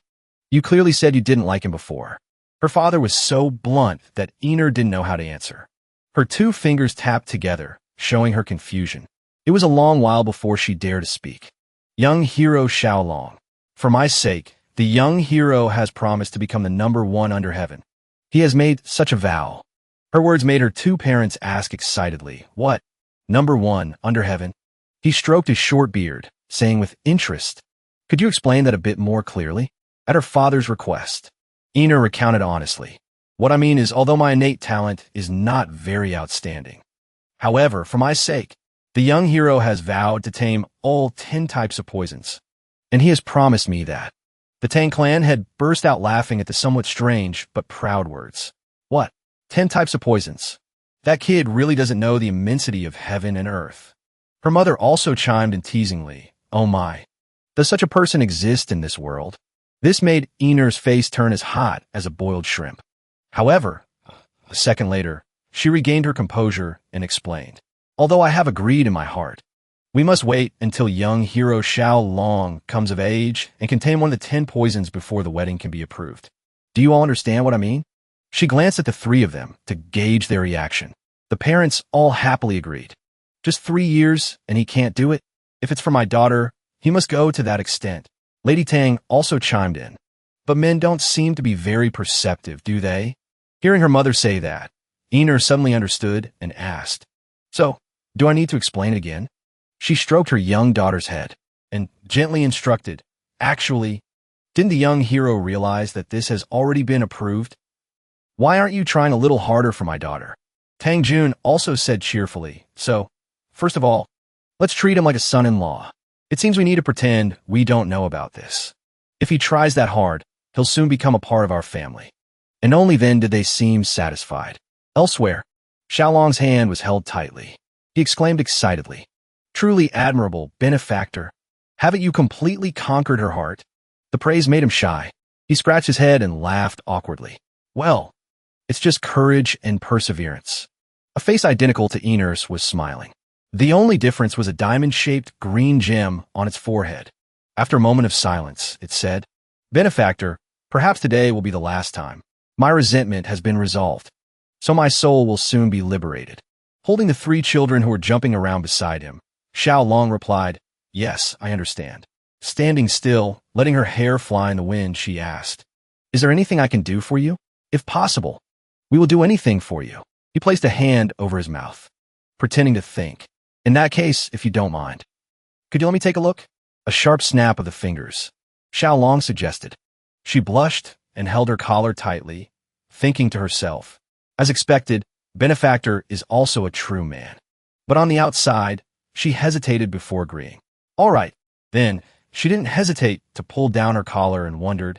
It seems Benefactor has a weakness for beauty. Seeing this action, he turned pale and stopped her in a panic. Wait, do you really have to take it off? This time, it was her turn to be confused. She wondered in confusion, could it be? The children automatically covered their eyes, hearing the two of them talk. I'm not laughing anymore, okay? If that makes you feel more comfortable. Xiaolong shouted in refusal. No, that's not it. That's not what I meant. I just want to see the form of the green-spotted centipede. To avoid further misunderstanding, he made his request bluntly. To her questioning gaze, she finally understood Xiaolong's meaning, hesitatingly saying, if it's that, then. A second later, the scene suddenly changed. His excited shout echoed everywhere. Its body transformed spectacularly. From a beautiful girl, it turned into a giant spirit centipede, and even used a coquettish tone to say, will this do, Benefactor? Xiaolong let out a weary breath. His eyes shone with excitement. It's real. It's so big. Can I touch it for a bit? He asked while rubbing his hands together. Even the centipede was at a loss for words, saying, you're already touching it. Once he got his wish, Xiaolong demanded more. Can I keep a little piece? Oh, how can the joints support something this big? It's true that when it walks, the front legs light up, right? Hearing this, the centipede wiggled its short front legs. It let out a shy, wondering front legs.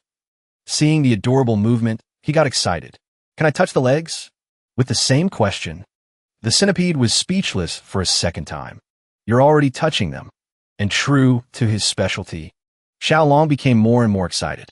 He fired off a series of questions. How strong is its venom? And what about its eyes? Does it see with its eyes?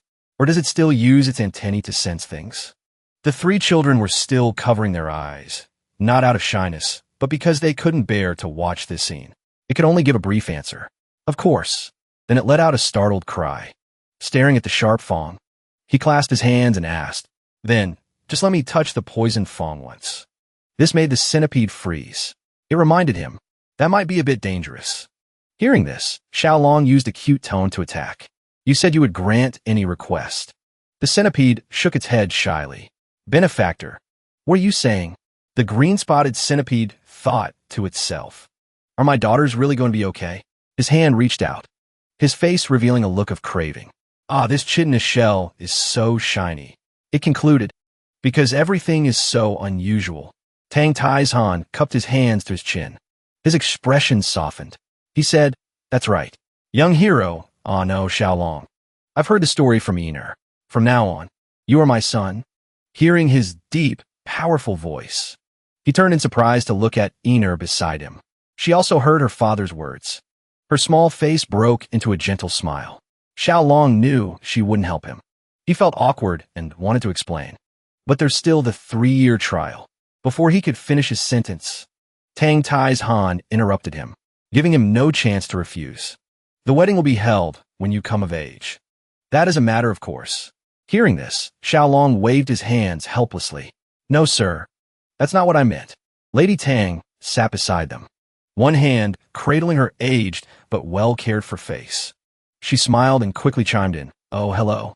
What is it, son? Xiaolong. Once again, welcome. I am your mother-in-law. Even the Tang clan head joined in the excitement. Though his hair was sparse, his eyes still shone as he looked at the boy. His face was wreathed in a happy smile. Now that Ener has found her intended, from now on, our Tang family will only encounter good fortune. Seeing everyone in her family express their support for their marriage, Xiaolong didn't know what to say. He glanced at Ener, calling her name Ener. She didn't answer, but a smile bloomed on her small face. He thought he had seen wrong, until he looked closely and saw her expression had returned to its usual cold indifference. This surprised him inwardly. What is this? She clearly set a condition for the marriage.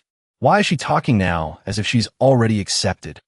He still didn't quite understand the current situation, but he silently decided, for now, I'll just go along with her. With that thought, Xiaolong regained his composure. He scratched his head and smiled shyly. Yes, I hope for everyone's guidance.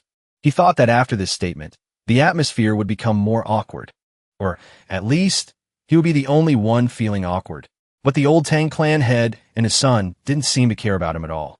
The two older men in the family just beamed, discussing among themselves. Let's get right to it. Let's begin. This scene made a giant question mark appear in Xiaolong's mind. After some discussion with his father, Tang Shan looked at Xiaolong and said, "Before you learn the poison arts of the Tang family, I have something I want to show you." Xiaolong turned in surprise and asked, "What is it?" Seeing his cute expression, the two adults laughed and looked at each other. Tang Shan, as the clan head, had a serious look in his eyes. He said to him, "The Poison Hall. I guarantee you will like this place." The four members of the Tang family stood in a line, making way for Xiaolong to follow behind the old Tang clan head, while he was curiously observing the scenery of the back garden. Tang Jun spoke up. "We have been waiting for this moment."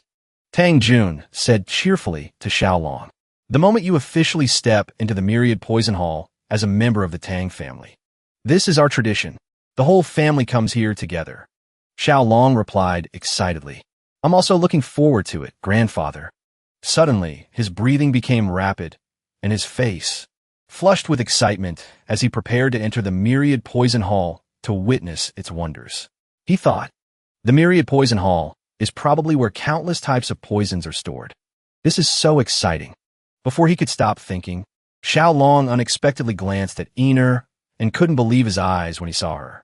A beautiful young woman standing out under the morning sun. She had a captivating beauty with perfect curves. It made him marvel in admiration. Oh my God! His face flushed uncontrollably, and he thought, it's true. A beauty looks even more beautiful from the side. Like a painting, Iner's two parents had, at some point, been observing his reactions. And instead of scolding him like many other parents would, they giggled when they saw their future son-in-law almost fall head over heels for their daughter. Tang Shan suddenly spoke up teasingly.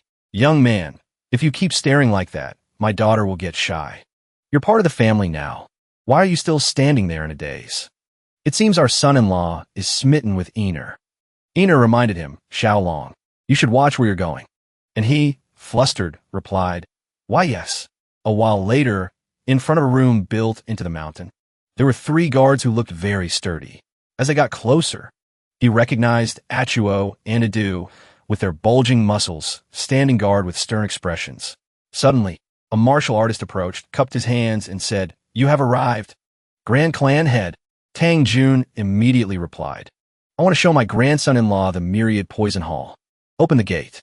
The three guards quickly obeyed and signaled their understanding. Xiaolong observed everything around him with a look of surprise. The security here is much stricter than in the medieval period.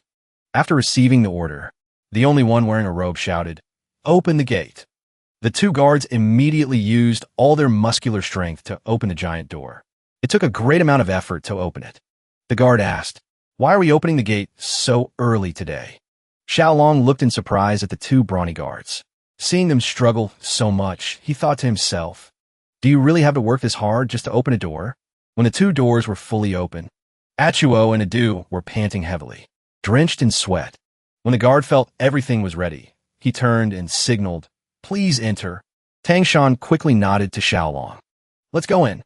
As they entered, he explained, "This is an iron gate made from Kunwu steel of the southern barbarians. Being able to open this gate is a great honor." Xiaolong replied in surprise, "Is that so?" Once everyone was inside, Tang Shan said proudly, "We have arrived." Xiaolong's eyes widened as he looked around in astonishment. Tang Shan continued, "This is the treasury containing all sorts of poisons of the Sichuan Tang family." Tang Jun repeated, "This is the Myriad Poison Hall of the Myriad Poison Palace. Be careful. Don't touch anything." Xiaolong asked curiously, "So this is the Myriad Poison Hall? Is it all contained in jars and medicine bags?" Tang Shan quickly replied, "Yes, there are many different types of poisons here, like numbing poison and sleeping poison." As he spoke, Tang Shan kicked Xiaolong's leg towards Iner and said, "Iner, you explain it to Xiaolong. I'm sure my grandson-in-law will prefer that." Lady Tang beside them also agreed, "That's right."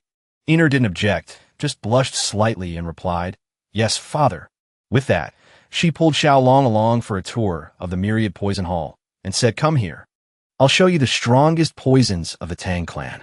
Starting with Little Golden, the more she spoke, the shyer she became. This is dispersing power poison, a poison that people in the martial world must be extremely careful of. If inhaled, one will be unable to use their internal energy. So be careful. This is also heartbreak poison, soul-extinguishing poison, and blood-melting poison, and the 7-step soul-severing poison. Seeing his daughter point out the countless powerful poisons of the Tang family, Einer's parents smiled proudly. They're both so cute. Meanwhile, Einer became serious and said, "These are all powerful poisons. But the strongest poison of the Tang clan is another kind." Then she handed Xiao Long a small bean and said, "Take this, Xiao Long," looking at the tiny bean in his hand. Xiao Long was still confused and asked, "This?" Einer explained, "Excluding the poisons of the 10 great poisonous Buddhas. This is the strongest poison currently known." She added, "This is the herb that symbolizes the Tang clan, a castor bean." At first, Xiao Long was puzzled, wondering, a castor bean? Actually, this is ricin, an extremely potent toxin. Just 2 milligrams is enough to kill an adult. He was still amazed and exclaimed, "It's hundreds of thousands of times more potent than cyanide." Einer smiled and told him, "This is the poison that comes closest to the Tang clan's goal. Colorless, tasteless, and formless. Therefore, this poison is the golden poison, the most precious poison," she continued to explain, "and killing someone with this poison is called a golden kill." After hearing this, Xiao Long suddenly felt as if a fire was burning around Einer. At the same time, he heard her instruct, "Remember this well, Xiao Long. The strongest poison isn't necessarily the most painful or gruesome one, but the one that kills silently and surely. The poison arts of the Sichuan Tang family aim for that. Silent and sure." An image of the people in the clan suddenly flashed through Xiao Long's mind, making him realize, a clan of assassins. Right after, a voice interrupted their conversation. "That's enough." Tang Jun spoke from a distance. "Next, let's go see the animals that Xiao Long is looking forward to." Xiao Long immediately showed his excitement. "Are you talking about animals?" The old master also encouraged him, "If you like, you can manage them. The clan will support you in every way." Xiao Long was so excited he stammered, "Really? Support my hobby?" Tang Jun quickly called everyone. "Then let's go right now." But before the old man could finish his sentence, urgent news arrived from afar, forcing them to stop. "Clan head, there's an urgent matter to report." Jubai rushed over to Tang Shan and asked, "Jubai, what's wrong?" After catching his breath, he announced, "You need to go to the Black Tortoise Pavilion immediately." Tang Shan asked curiously, "The Black Tortoise Pavilion? Why are we going there?" Jubai quickly explained, "The clan elders are waiting." Upon hearing this, Tang Jun angrily shouted, "What? Them again?" Xiao Long suddenly remembered, "Are these the elders she mentioned?" Jubai quickly added, "There are 2 matters. First, the medicine we sent to the Sichuan City Lord had no effect. He has sent a letter of complaint. Second," he glanced at Xiao Long. He seemed uncomfortable. Xiao Long sighed and was surprisingly blunt. "It's about the matter at the Myriad Poison Palace." Tang Jun wasn't very surprised when he exclaimed, "News travels fast." With that, he and the others left immediately, not forgetting to tell Xiao Long, "Let's go, grandson-in-law. You come with me too." Finally, at the Black Tortoise Pavilion, where many elderly people were busy discussing, when everyone arrived, one of them suddenly called out Tang Shan's name loudly. Before he could even greet them, they started scolding him. "How could you decide on such an important matter on your own? How could you marry off Einer, our precious granddaughter, to an orphan of unknown origin?" Tang Shan asked angrily, "An orphan? Of unknown origin?" He exploded with anger and defended Xiao Long. "Are you insulting my son-in-law?" The group quickly retorted, "No, that's not it, but it's the truth." Tang Jun approached and asked, "I was the one who made the decision. Do you have any objections?" The senior replied in confusion, Grand clan head." Xiao Long heard the malicious attack and looked displeased. The man said, "Grand clan head, please advise the clan head. I just agreed to it." Seeing the smile disappear from Xiao Long's face, Einer quietly apologized to him for today's inconvenience. Xiao Long sighed, "Oh dear," and thought to himself, "I've made her worry again." While the seniors were still arguing, Xiao Long suddenly spoke up. I'm sorry for interrupting the elder's conversation. He said seriously, this seems to be due to my own lack of ability. Immediately, he patted himself on the shoulder and shouted loudly, if I can demonstrate my abilities, will the elders accept me? A senior from afar asked in surprise. With a confident expression, he declared, for example, solving the difficult problem of the Sichuan city lord.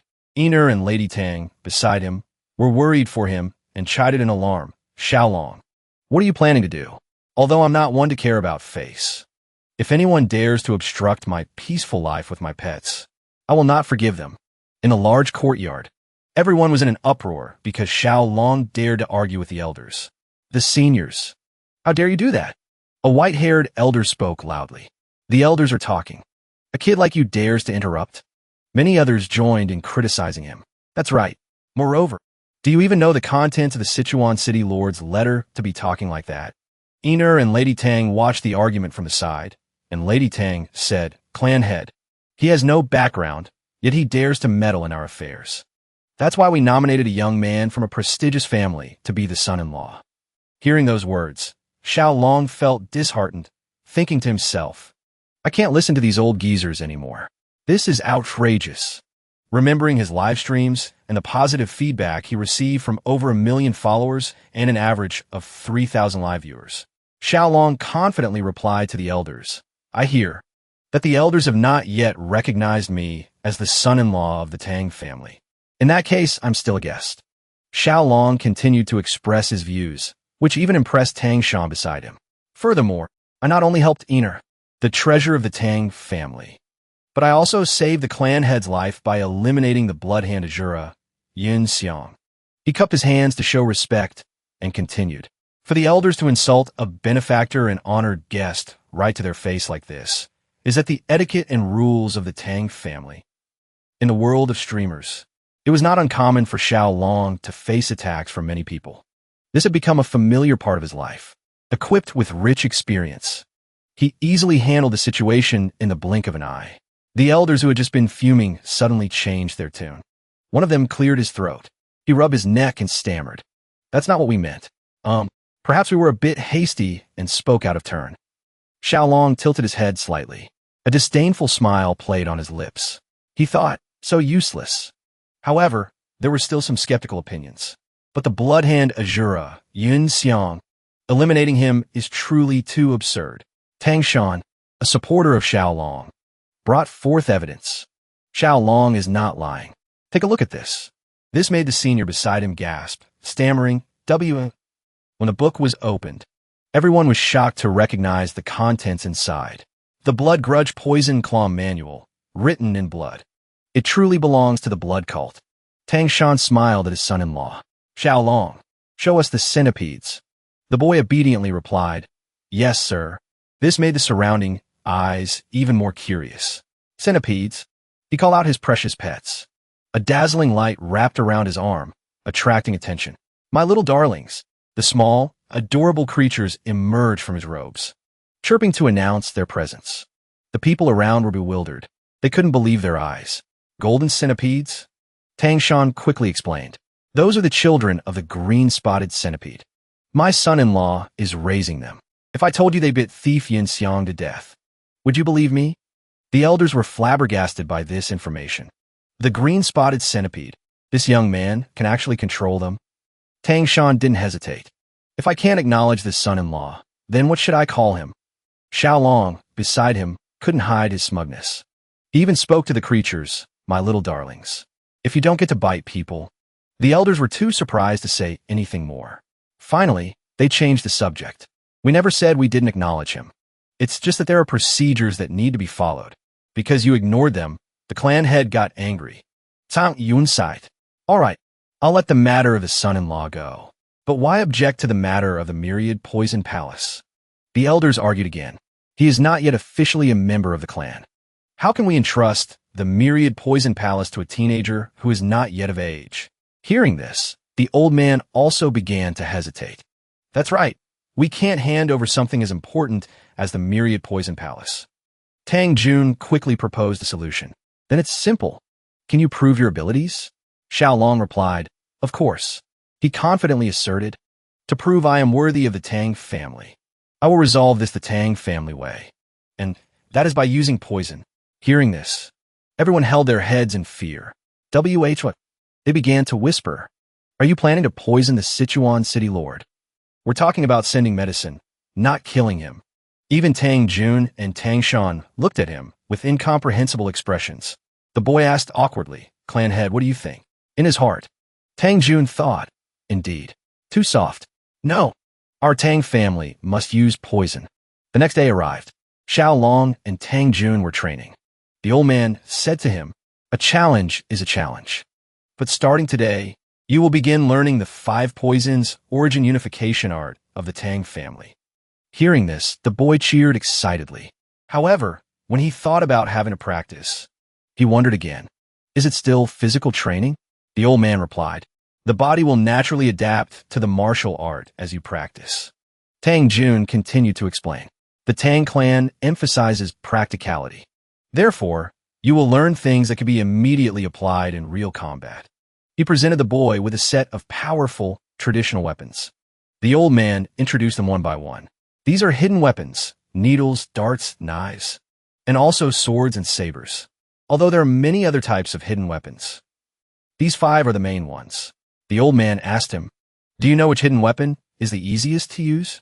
The boy answered hesitantly, "Probably daggers or throwing knives." Tang Jun acknowledged the answer. "Correct. Then which one is the most difficult to use?" Xiao Long looked at the small pouch and answered, "Probably powder, because you have to sprinkle the powder." The old man nodded. "This time, you're not correct. Wrong. The most difficult to use is the needle." The boy was impressed. "A needle? Because it's small and thin, it's hard to throw?" The old man explained, "Because you have to remember the exact position where you threw it. It's better if I demonstrate while I explain." Xiao Long was amazed to see Tang Jun take out a calligraphy brush. The old man skillfully disassembled the brush piece by piece. In just a flash, the brush had vanished into pieces, flying and scattering in the air. Xiao Long was in awe as he witnessed it. It's as light as a feather, and just as white. He never thought something so soft could transform into sharp pieces to attack the ground. Tang Jun stood calmly with his arms crossed, while Xiao Long fearfully pulled his legs up, watching the phenomenon. He thought to himself, in fear, "These bristles are piercing my skin like needles." His eyes were wide as he watched the bristles dance their sharp dance. Tang Jun explained, "The Tang clan has a hidden weapon technique called sky-filling flower rain.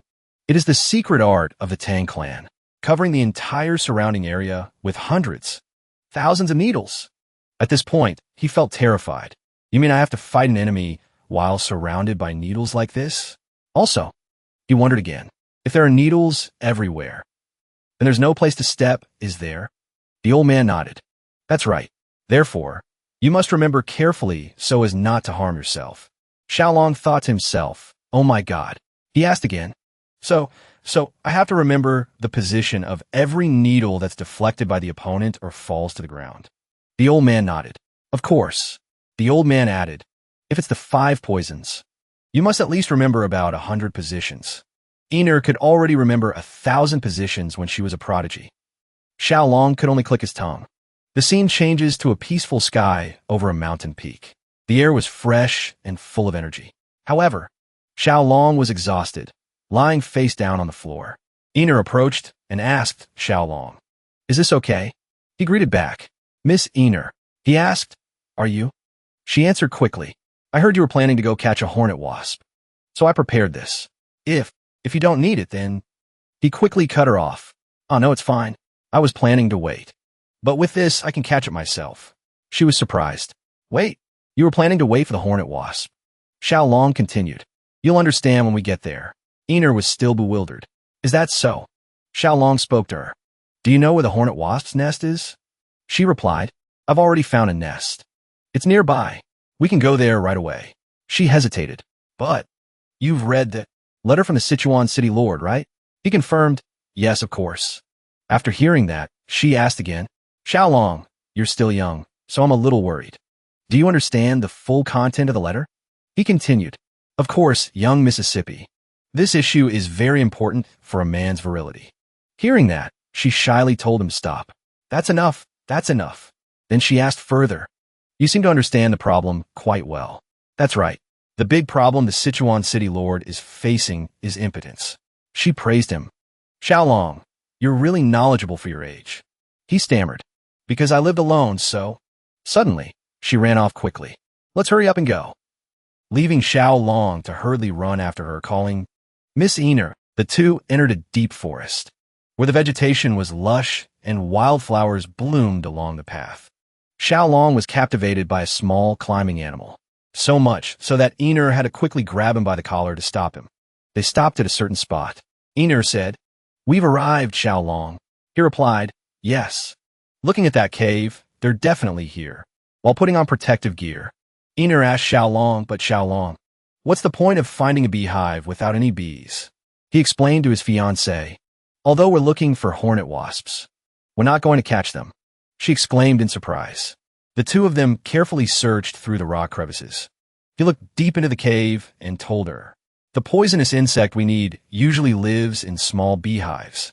Ina was puzzled. A poisonous insect in a beehive? He confirmed. And when he saw something, Xiaolong said happily, thank goodness. This beehive seems to have one. With a swift movement, he used chopsticks to pick up the small prey and cheered. Got you, you little rascal. This made Iner stare in astonishment. She asked Xiaolong, that insect, could it be? He continued, we didn't come here to catch hornet wasps, but to catch this insect. He said excitedly, this creature will help solve the problem for the Sichuan city lord. Iner observed the creature in Xiaolong's hand and asked doubtfully, Xiaolong, is that insect a ground beetle? Hearing her guess, he held the trembling creature high in front of him and replied cheerfully, yes, that's right. In his heart, he thought, so they call it ground beetle here. He brought the insect closer for her to see. At this moment, it looked truly pitiful with its watery eyes and trembling body. He explained, this type of insect is often found in hornet wasp nests in the Central Plains. They're called ground beetles, while in Korea, they're called leafcutter bees, belonging to the family Meloidae. Iner said in surprise, but why do ground beetles live in hornet wasp nests? I didn't know this. He explained cheerfully, their life cycle is quite special. Then he shared the knowledge he had. The reproductive method of the Meloidae family is very strange. Usually, they will protect their eggs or create a safe environment for them to hatch. But not this species. Their eggs are small, oval, and yellow. They can appear anywhere, from rock ledges to tree leaves. Even, they can be found in desolate or dense places. They just lay their eggs without a care in the world. Anyway, by some miracle, the larvae of the leafcutter bee will hatch and crawl to the highest point near it. When they reach the top, they will cling together and pretend to be a flower.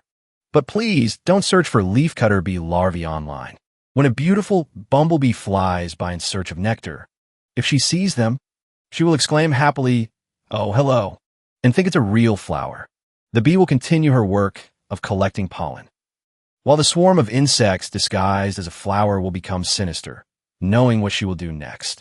Their wicked hands will reach for the bee, and the moment she gets close, they will quickly latch onto her, leading to the bumblebee's tragic demise.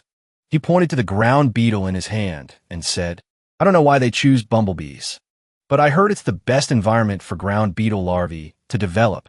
Iner hesitated. I see. She bowed her head, saying sadly, poor, cute bumblebees. Xiaolong smiled comfortingly. That's the law of nature. It can't be helped. She remembered something else and said, but isn't this the type of poison that causes skin burns? I know that eating a lot of it will kill you. He smiled and confirmed. That's right, it can cause skin burns. He described the wound caused by the orange liquid from the leafcutter bee's body, explaining that when it comes into contact with the skin, it will create blisters similar to a burn. She looked at the pitiful ground beetle. Her expression gradually turned red. She bit her lip and covered her mouth, saying softly, but it has that effect. He replied, yes, until the poison is eliminated from a body. Seeing her expression, he narrowed his eyes and joked. It can make a man rise to the occasion. Iner quickly turned and ran away. Her face flushed bright red. She ran with her eyes closed, shouting, stop, stop, stop. Let's go back to the myriad poison palace. Xiaolong shouted in surprise, wait. Let me catch a few more. A while later, Xiaolong had caught more ground beetles. And he said, let's go back to the myriad poison palace. And I have instructed the martial artists on how to prepare the medicine. He looked at the people in front of him and said slowly, listen carefully. He held up one finger as a signal. First, dry the ground beetles into a powder. Like this. Everyone's expression gradually became serious. Mathematical formulas ran through their heads as they listened to his analysis. If you eat 3 fawn, equivalent to 11.75 milligrams of poison, it will certainly be life-threatening. For every gene, that is 3.75 kilograms of body weight. If you eat 3/10 of a fawn, equivalent to 1.25 milligrams of poison, then half of the people who eat it will die. He looked at everyone and concluded, therefore, prepare the medicine with a dosage of 1/10 of a fawn. That is 0.375 milligrams, equivalent to about 10 drops of water. That is 0.351 milliliters. After finishing his speech, he asked, do you all understand? Everyone was surprised and silently pondered. In everyone's mind, they thought, my head is about to explode. A man at the head of the group removed his face covering and spoke slowly. Your explanation is very clear. Your mathematics is excellent. He emphasized each word. I will definitely succeed. The boy replied cheerfully, yes. Ha, I'm counting on all of you. That night under the full moon, in a brightly lit room, a sound echoed. I never expected the ground beetle to have such an effect. After hearing his granddaughter recount the process of catching the ground beetle and the story at the medicine preparation room, her grandfather said, it seems I should also reconsider the types of poisons the Tang clan possesses. Ener also replied obediently, yes. I think so too. He gently raised his hand to his mouth and coughed once. Then he continued to ask, is he still good at math? Ener replied, yes. He divided 1 fawn into 10 parts and said it was equivalent to the weight of 10 drops of water. Hearing this, his expression became serious. He gently rubbed his index finger and thumb together. Then he said in a deep voice, truly, remembering the boy's immature appearance. His eyebrows furrowed. He continued, I thought I knew a lot about poisons, but he surprises me even more. The more I learn, the more I see he is a valuable asset to the Tang family. Suddenly, he turned to look at his granddaughter and asked with a curious expression, so, do you like him more than you did at the beginning? Ener replied awkwardly, grandfather. Her face flushed slightly. Her eyes dare not look directly at him. She clenched her fist and brought it to her mouth to hide her shyness, saying softly, I just feel that I was too hasty at the beginning. So now I feel guilty. He closed his eyes as if he understood his granddaughter's thoughts and gently advised, all right. Just behave well from now on. Then he asked again, but how do we test the effectiveness of the medicine? Hearing this, she was suddenly stunned. Her eyes widened. Actually, remembering what happened before, she covered her flushing face with her hands. It felt like both her face and hands were radiating heat. She said shyly, the elders are too arrogant. Just thinking about Xiaolong's wicked expression when he said that. The clan will punish them. She recounted it to her grandfather. He asked in surprise, what? In just a moment, he burst out laughing. What an interesting character. Ener stood beside him without saying anything, but her face was still flushed. At this time, everyone was gathered in the large room. All attention was on the martial artist standing before them. The elders were focused. One rested his cheek on his hand. Another crossed his arms over his chest, waiting. The martial artist placed a hexagonal wooden box in front of Xiaolong and said, Xiaolong, here is your medicine. The boy looked at the box on the table and asked, what is this? The martial artist cupped his hands before his chest and explained, we mixed licorice powder and honey to create a sweet taste, to make it easier for you to drink. The boy thought to himself, how thoughtful. When he opened the box and saw the shiny black medicinal pill lying on the red velvet cloth inside, he asked, did you prepare it exactly as I requested? The other person replied carefully, of course. Lord Xiaolong, we followed the dosage you specified precisely. Hearing this, the elders outside stirred. One said coolly, overdoing it. Another, with his arms crossed, agreed. It's really as if he's created something special.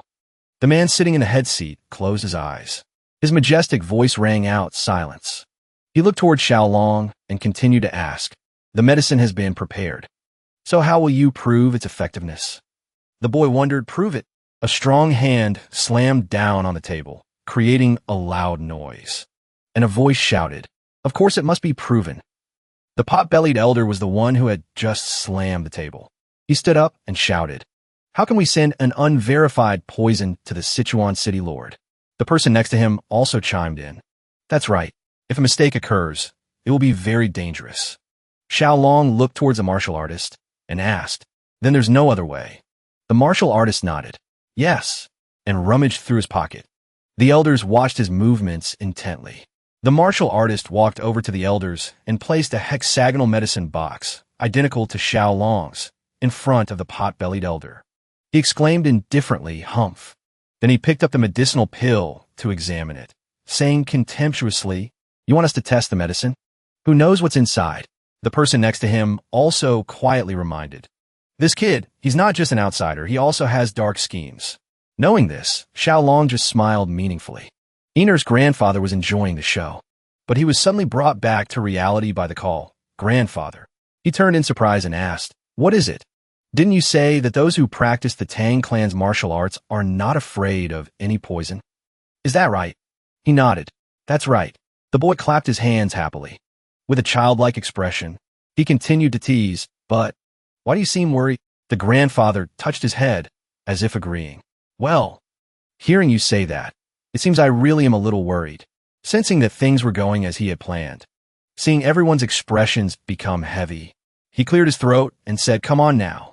You are all elders of the clan. You have reached the state of being immune to 100 poisons." He emphasized further, "Surely you're not afraid of a mere ground beetle's poison?" Indeed, the elder had crushed the pill.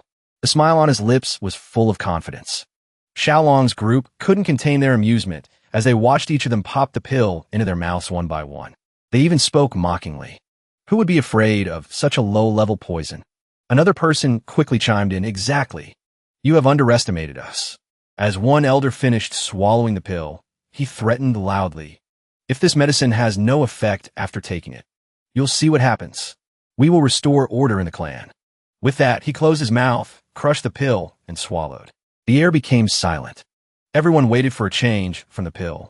Time passed without any unusual occurrences. One person couldn't hold back a sneer and pointed at Xiaolong loudly. "See? Nothing happened at all."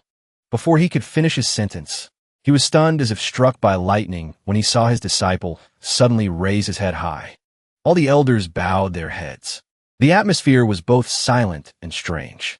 On that day, the clan's order was strongly re-established. Under the bright sun, a voice rang out, "Send the medicine to the Sichuan city lord. This medicine is very effective." A moment later, the elders left with strange expressions. Each one was flustered, their hands clenched tightly, clutching the front of their robes.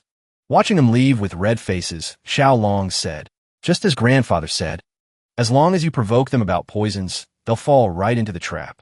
The man also laughed in response. "Ha! Those are the ones with a bit of pride left. So they couldn't do anything else." The grandfather smiled and reminded him, "But don't hate them. They only do it for the sake of the clan." Hearing this, Xiaolong wondered, "Really?" The man closed his eyes peacefully. "After all, we are all one family." The boy replied obediently, "I understand." At that moment, Ina rushed in. She ran while worrying, "Xiaolong, something big has happened." Seeing her state, he asked, "What's wrong, young miss?" She met the man's gaze and opened her mouth.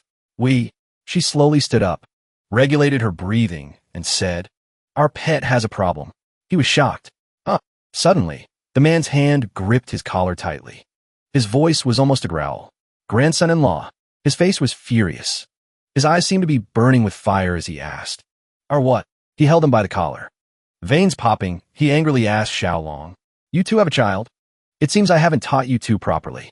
Ina stood motionless beside them. Both angry and embarrassed, she said, "It's not a child. It's the centipedes. The centipedes that Xiaolong is raising." Only then did Xiaolong come to his senses. His face was worried. He opened his mouth, but for a long time he couldn't speak. The grandfather released his collar. He walked up to Ina, asking worriedly, "You mean the centipedes?" She quickly explained, Lately, seeing you practice more, I asked the maids to take care of them. Hearing this, he thought to himself, something happened to my little darlings? In his confusion, his mischievous hand reached for her chest. He said, "Let me see." Beside the grandfather's ear, his granddaughter's annoyed voice rang out, "Xiaolong. They're not in here." A moment later, the two saw the swarm of centipedes lying obediently on the ground. Ignoring the red handprint on his face, he whispered and asked, "You said they suddenly stopped moving?" Ener clenched her fists and spoke. "They were fine all morning. I hope they're not hurt anywhere." He looked at the adorable faces of the centipedes lying on the ground and remarked, "Their color is also translucent. Their shells look strange." Suddenly, his eyes lit up. He thought to himself, "This is—" He smiled cheerfully and said, "Miss Ener, it seems there's no need to worry." Watching the centipedes slowly move, he slowly explained, "They're just molting, like snakes. When their bodies grow, they need to molt. Perhaps now is that time." Ener's grandfather asked in surprise, "Molting?" He leaned against the tank and nodded. "That's right." Suddenly, a centipede rubbed its head against the ground. A rustling sound was heard. Ener quickly called out, "Xiaolong, look." Seeing the centipede with its new orange-yellow skin gradually emerge from its old shell, she exclaimed, "The head." When the centipede had completely shed its shell, the old man's voice showed clear delight. "Marvelous." Ener was also watching intently. Suddenly, she exclaimed, "Xiaolong. The other two are about to molt." Another centipede also slowly emerged from its shell. The new, soft, orange-yellow shell made one want to touch it. The last one also gently shed its old skin. Its whole body moved slowly when he saw all three lying obediently on the ground. He said happily, "They've all molted." Ener's eyes shone as she looked at them and spoke. "It seems they're bigger than before." She turned to Xiaolong and asked, "What are their names?" He paused for a moment. "Names?" He thought to himself, "They don't have any." His expression immediately became serious. He raised his hand to his chin as if thinking for a moment, looking at the three centipedes on the ground. He considered himself clever and exclaimed, "Wu-Yi, Wu-Er, Wu-San." Hearing these three ridiculous names, Ener immediately shook her head in protest. "No way." Thinking of a day when the small centipedes could fly in the sky, crossing high mountain ranges, she turned to him and explained, "If a centipede lives for 1,000 years, it will transform into a dragon. They need more majestic names, more fitting for the form of a dragon." Hearing this, he couldn't help but laugh and replied, "Haha, young Mississippi, how could these centipedes transform into dragons after 1,000 years?" The grandfather, hearing their argument, interjected, "But still, 1,000-year-old centipede is still called a dragon. I will call them heavenly dragons." Hearing his tone, the boy immediately understood where Ener's previous attitude came from and thought to himself, "So, it was you who taught her that." He bowed his head and looked at the three centipedes. He thought carefully, then spoke. After making his decision, he turned to Ener and said, "Let's call them Chu, Xiang, and Bien." She repeated in surprise, "Chu, Xiang, Bien." He slowly explained, "The one that was born first is named Chu. The second one has a feminine appearance, so I named it Xiang, as in fragrance. The third one has a shiny shell. I'll call it Bien." Ener looked intently at all three, slowly repeating the names he had just given. Chu, Xiang, Bien. All three of them excitedly observed the 7 centipedes. She said softly, "Usually, a child's name is given by the father, right?" And so, the 3 baby centipedes had new names. Xiaolong walked down the street. His staggering gait drew the attention of those around him. As he walked, he thought, "Another day has passed. The centipedes are clinging tightly to me again. It's so tiring." He sat down next to a crate on the side of the road. He opened his mouth and sighed. Feeling his inner shirt was a bit damp, he thought to himself, "It seems my body isn't completely dry yet, but I can move now." He sighed again. "Oh, it still feels a bit uncomfortable."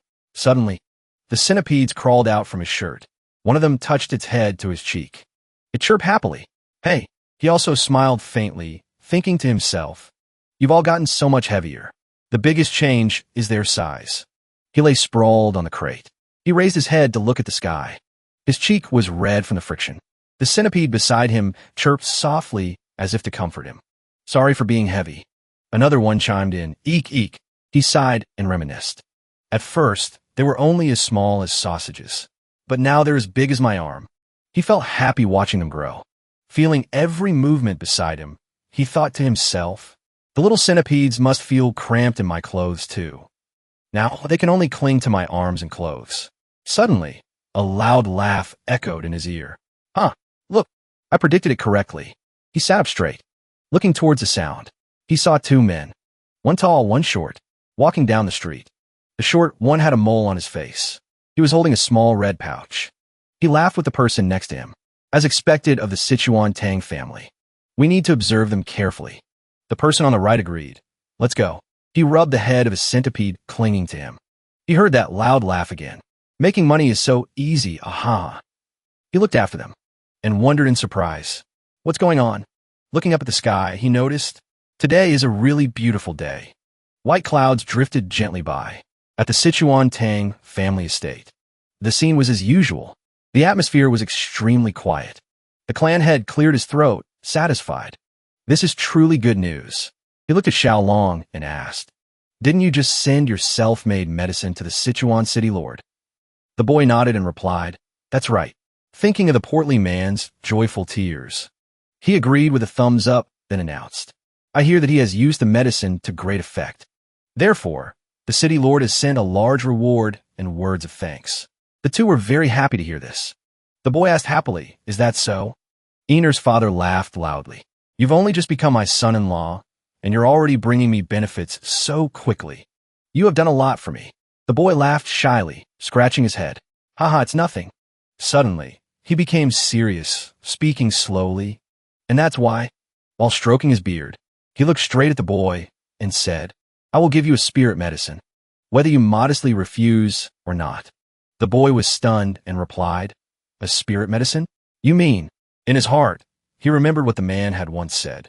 He previously said that spirit medicine would increase internal energy.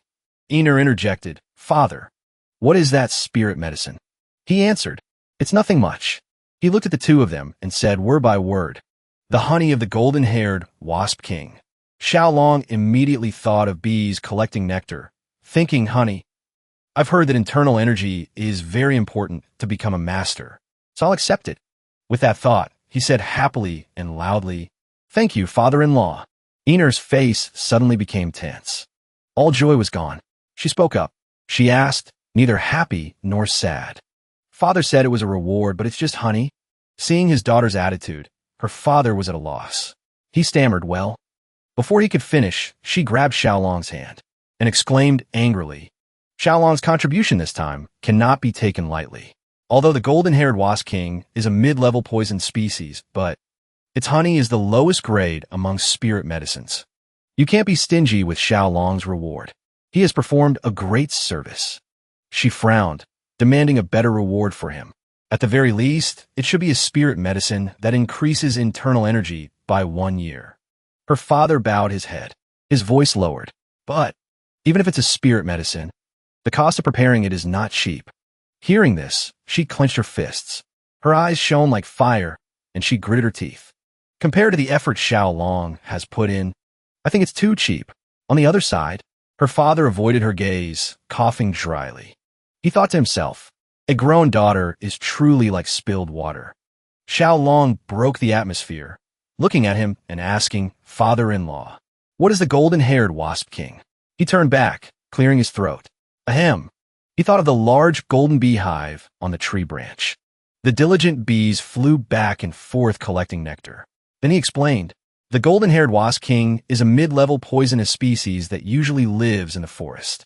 It's like a large bee, about the size of a small dog. From experience, eating its honey will increase one's internal energy by 2 months. However, what interested Xiao Long was the size of the golden-haired wasp king. His eyes lit up. Full of excitement, he asked, as big as a puppy? How interesting. Seeing him so happy, Einer pinched his cheek to stop him. Xiao Long, you wait a minute. I'm still angry. At this moment, her father spoke up again. A bit awkwardly, Einer, that's not what I meant. I thought Xiao Long would want to go find the golden-haired wasp king himself, so I chose this. Hearing him say that, the boy was startled and thought to himself, directly, he quickly stood up. asking excitedly, "Father-in-law, do you want me to go find the golden-haired wasp king myself?" He nodded in confirmation. "That's right." The boy's breathing became rapid. His face flushed with excitement. He thought to himself, "Go get the honey myself? When I was a YouTuber, I went to collect honey many times." He rushed towards the door, shouting, "Let's go, father-in-law. I'm very skilled at collecting honey." The man also laughed loudly with excitement. "Ha ha ha ha ha. I knew you would like it." Ina sighed as she watched the two of them leave. Their conversation still echoed in her ears. Xiaolong asked curiously, "What does the golden-haired wasp king look like?" Her father replied coolly, "Of course it looks like a bee." After leaving the Sichuan Tang family estate, the journey to the honey collection site began. On the way, he thought to himself, "Since this is valuable information provided by my father-in-law, there surely won't be any competition." But when they arrived, he saw two groups of people arguing loudly. The man with the scar spoke up. "We were here first. Therefore, the honey of the golden-haired wasp king is ours." The man in black retorted with equal force, "What? We bought the information legally, so it's ours." Hearing this, Xiaolong's group couldn't help but be surprised. The man from the scar group questioned back, "You bought the information?" "We bought it too." "Did you buy it from a shaggy-haired guy with a large mole on his face?" The man in black couldn't hide his surprise. "How did you know that?" "Anyway, we won't back down." Xiaolong's expression suddenly froze. He suddenly thought of the two people he had seen on the road, wondering, could it be them? Xiaolong began to understand. They sold the information to other people. Iner's father was listening to the argument and felt himself trembling with anger. He clenched his fists and bit his lip, cursing silently. "Those bastards!" He shouted. "How dare you insult the Sichuan Tang family right here?" Everyone turned to look towards the source of the voice. Astonishment was clear on their faces. One man exclaimed in alarm, "What? The Sichuan Tang family?" Xiaolong felt disheartened. "My plan to get honey." He recalled Iner's father's reminder before the trip began. "Xiaolong, this is your first time out, so you must be extremely careful and remember that you are a member of the Tang family." The boy replied politely, "Yes, sir." He looked at the group of people who had lined up neatly below, saying seriously, "Take them with you. You need to learn how to lead people." Xiaolong asked in surprise, "You want me to take them with me?" He looked towards Iner, hesitating to speak. "But Miss Iner," before he could finish his sentence, the man laughed loudly. "Huh, this kid, Iner is your person. You are her partner for life." Hearing this, the boy blushed in embarrassment, stammering, "Partner for life?" Iner also smiled cheerfully, encouraging him. "You'll do great, Xiaolong." She even added, "I'll help you too." This made him even more shy. "I'll do my best." At this moment, between the Sichuan Tang family group and those who arrived first, the air was tense with them staring at each other. Xiaolong thought worriedly to himself, "What am I supposed to do?" He turned to the person beside him, captain of the Poison Blood Squad, Yu Jiang, asking for an opinion. "How should we handle this matter? Should we give them a share?" Yu Jiang stroked his chin, lowering his voice. "Share? How?" He crossed his arms rigidly across his chest, seeming to disagree. Who are they to dare demand a share from the Sichuan Tang clan? Well, Ain also agreed. "Even though I don't know who they sure are bold." She glanced toward the opposing group, her eyes flashing with killing intent, daring to sell information that the Sichuan Tang clan has already purchased. Hearing the leader's name, he recognized her and exclaimed in shock, "Eek, Poison Flower Yuhui," making the guy behind him scream in terror. "The direct lineage Poison Flower of the Tang sect is here?" The leader immediately clasped his hands, gritting his teeth, calculating. He bowed his head and said, "Our Fengwen sect did not know this matter involved the Sichuan Tang clan, so we will withdraw." When the surrounding people saw his action, they were also surprised, perhaps understanding the reason. They followed suit, clasping hands and bowing to reveal their stance. "Our Yunhu sect also bids farewell." Another guy cursed in anger. "Damn it, I won't let this go." Then he retreated and disappeared, watching those people leave as if they had seen a ghost. Xiaolong was surprised. Running away just like that? He couldn't help but doubt. Is the Sichuan Tang clan really that terrifying? Seeing them vanish, he wondered, is it over? Yu Jiang calmly replied, "Maybe not." He predicted, "They are certainly hiding somewhere nearby. These people won't retreat that easily." And he turned to instruct his subordinate, "Bai, locate their positions." Xiaobai clasped his hands before his chest, responding respectfully. Yes, Captain. Seeing Xiao Long's restless face, Hua Yin reassured him. It's okay, Xiao Long. He gazed at the forest and mountains in front of him, mumbling, My bees. At this moment, Hua Yin, Xiao Long, and Yu Jiang were hiding behind a rock. In front of them was a giant tree, with large hollows in the trunk, where several large bees were hovering, investigating. Bees with mixed black and yellow colors. Thick fur, flying in and out of the tree trunk continuously. The sound of wings beating echoed. Xiao Long exclaimed, That is the golden-haired king bee. Hua Yin marveled.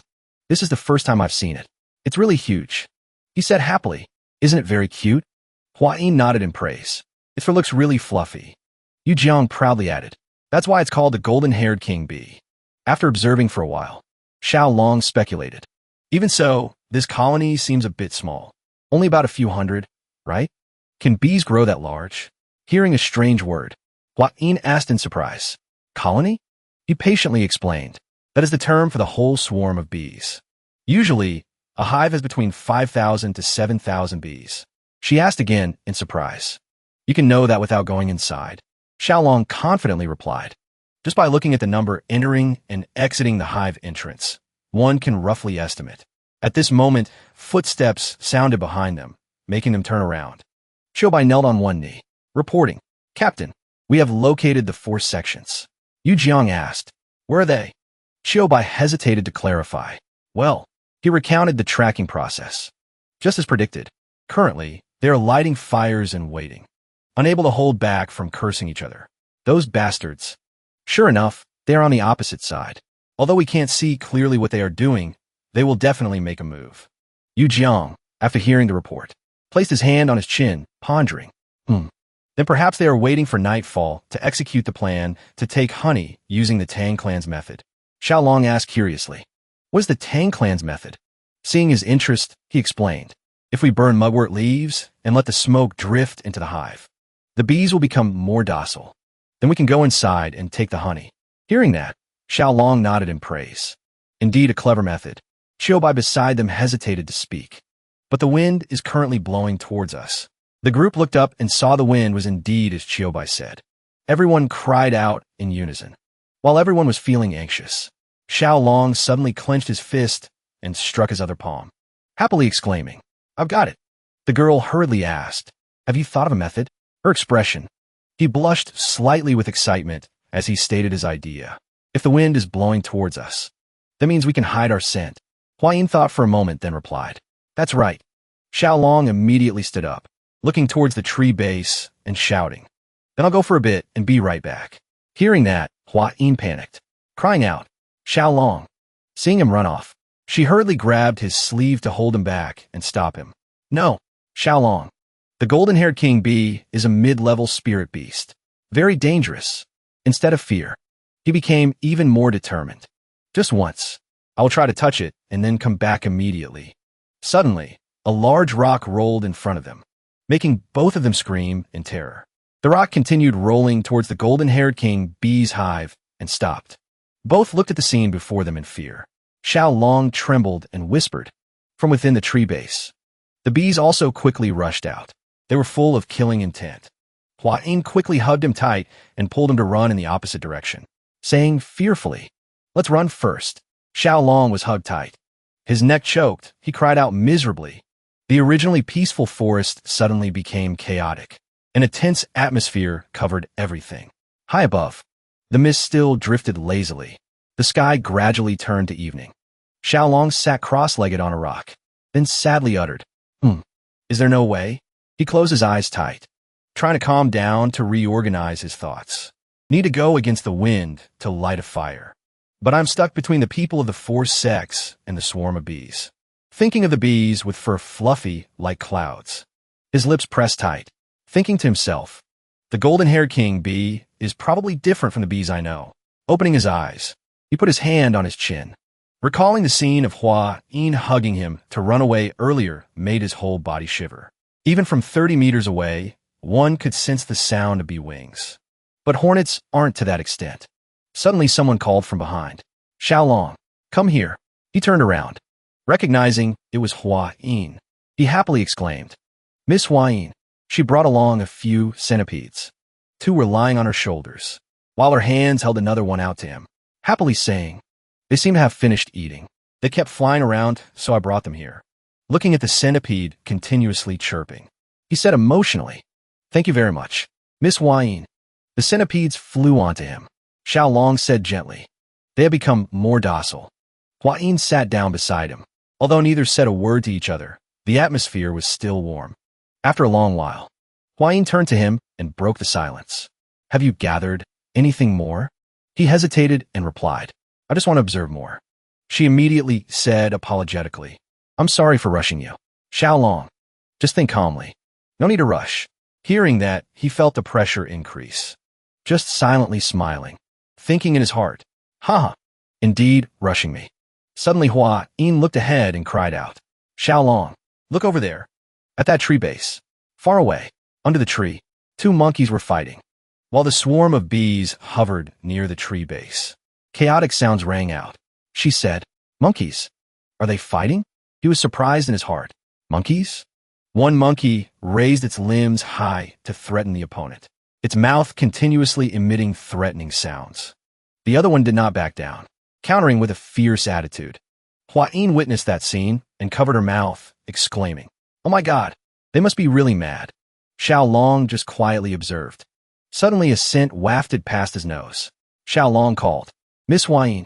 He looked around and said, there seems to be a smell. He felt the scent coming from the golden-haired king bee's hive. He cautiously guessed, could this scent be his face? He immediately turned pale thinking of the deduction. Could it be pheromones? He quickly pointed towards the tree base. Panicked, he shouted, Miss Huayin, we must get away. In a moment, the bees will get angry and swarm here. Although not understanding what was happening, Huayin still nodded. I understand. She hurriedly stood up, hugged him into her arms, and ran away like before, making Xiao Long slightly stunned by her quick reaction. Just as the 2 jumped high to escape, a loud explosion rang out on the ground. Dirt and rocks flew everywhere. Huayin held him tight, landing on the ground. The 2 slid across the ground. Her body froze, her face momentarily stunned, looking at the scene before her. The swarm of bees was rushing out like a storm. One of the 2 monkeys was mashed to pulp, the other moaning with its last breath. Large wounds appeared on the monkey's arm, exposing bone. The swarm of bees joyfully rushed in to feast, seeing the 2 monkeys become a feast for the bees. Huayin couldn't help but exclaim in fear, we almost met with a big disaster. He nodded in agreement. That's right. She turned to him, asking curiously, Xiao Long, how did you know the golden-haired king bees would rush out to attack? Clearly, you told me to avoid them before hearing their sound, remembering the scent emitting from the tree base. He stammered. It was because of the smell. She asked further, what smell? Huayin thought for a moment, then said, thinking back, there seemed to be a scent of musk. He was surprised. When hearing this name, looking at her face, which had returned to calm, he thought to himself, could it be?